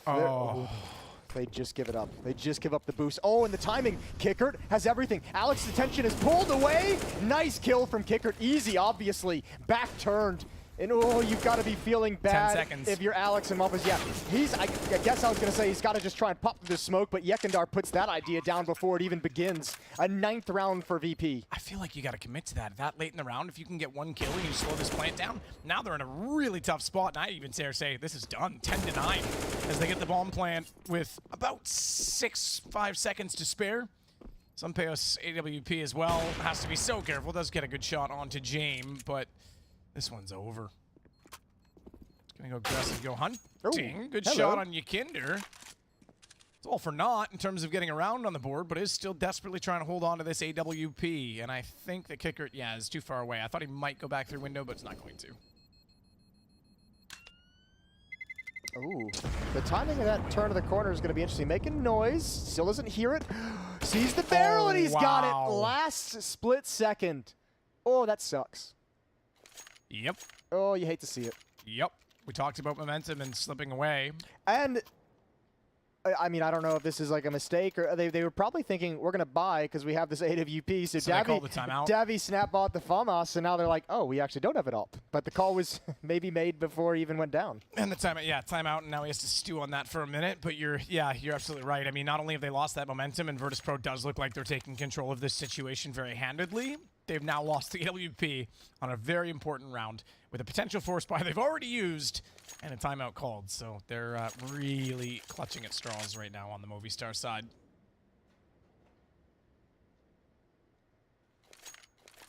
Virtus.pro, meanwhile, Yakinder gets up to 14 kills to lead the way after us calling him out so frequently in the first half for putting himself in awkward situations. He's looked very good to start off the, what was it, offensive campaign? The offensive campaign, yes. That's Twitter these days, right? It's always been Twitter. You just didn't know it until now. I'm learning. Oh, dear. Well, 10-9. Round number 20. Back to pistols and just, they're like, all right, man, you already snapbot? It's fine. We're just going to save around you. You're going to be that guy in matchmaking.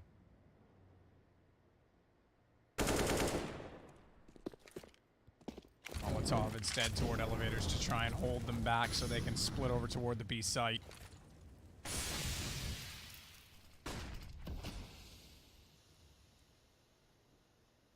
All for naught, going back down the shaft instead. And it'll be back over toward A on a full committal fake. Yeah, I think maybe just showing a little bit of a different look where the opening this time was attempted to come towards middle. I think they were spotted. I think we snapped to it late enough that my eyes are a little slow in Looks their like age, you could but see, I think he spotted them. You could see the whole Movistar team just kind of moving across the map in their different positions, pushing up, rotating over towards the A bomb site. Question is, can they actually do anything with these CZs? I think there's a potential to get Kicker down. That's a trade position with a CZ up close. He does isolate very well. Kicker, I apologize for ever doubting you, my dear. Yep. As Buster will take down Sunpiss as well, and it's going to be all on deaths in a 1-on-5. And I would say death is certain, as this looks like a tie game, 10-10. You're right, Jason. You were from the future. Yeah, I don't even know. It's just, yeah. I'm worried. I'm scared. I liked what I saw in the first half. They got away with a couple scrappy rounds, a couple rounds that didn't seem likely, which is fine. But I don't know, something about the pistol in the second, I was just like, oh, VP's going to come back in this. VP's coming back in a big way. 10-10, and they don't look like they're really stressed. They don't look like they're having problems, Virtus.pro. This T-side has just been all according to plan.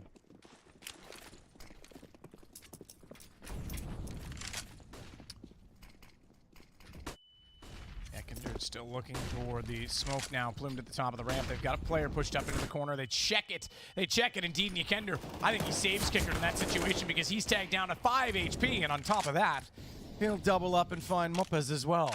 Yeah, they telegraphed that push. Not even telegraphed, really. They just gave it away. The sound of them rushing down the whole way. Virtus.pro knew exactly what was happening, and a perfect play from Yekindar and Kicker. Nice reaction, nice protocols to shut down 2 players. And for that, it's hard. I'm not trying to, it's not a critical thing, but what a tough round coming out of a save, your first gun round in 1 or 2 rounds, or your first gun round where you feel good about getting back into this game. You call that push and you lose both players. That's heartbreaking for a round with such investment in it. And when it happens so early as well, you're just like, where can I actually push to get information? Now, knowing VP and knowing the way Virtus.pro plays, you know they're just going to hit the pause button for the next minute and wait for you to make the next move.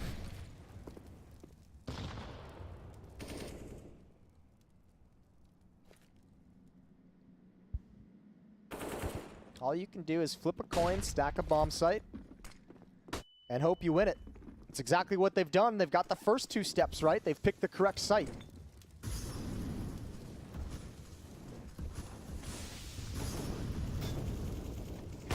Oh, Sunpiss up close, trying to do something of it, but Kicker is looking very sharp in that position when he jumps up to the lane. Deaths, though, Davy finally something going. Last 2 alive, but Death elevated up above. He goes for the double boost position. Nothing to find until Davy arrives as well and takes down Flit, and they do not relinquish the lead. 11-10 for the Spaniards. I cannot believe they held on to that bomb site. 3-on-5, a great turnaround.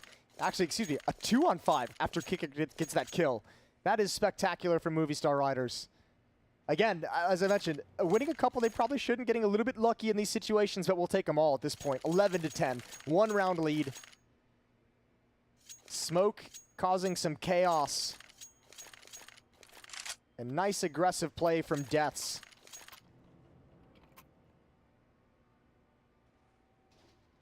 But I mean, it's almost like the poison chalice. It's almost like, you know, winning but losing 4 players, and yeah, you could still buy, especially with those M4s as powerful, the M4A1 as powerful as it is. You're going to be missing some kits, going to be missing some nades, going to be missing just a little bit extra. And you certainly have no money built up, no buffer for Movistar's defense. Smoke and a flash. In fact, smokes go both directions on the ramp. At Vertigo, Yekender going to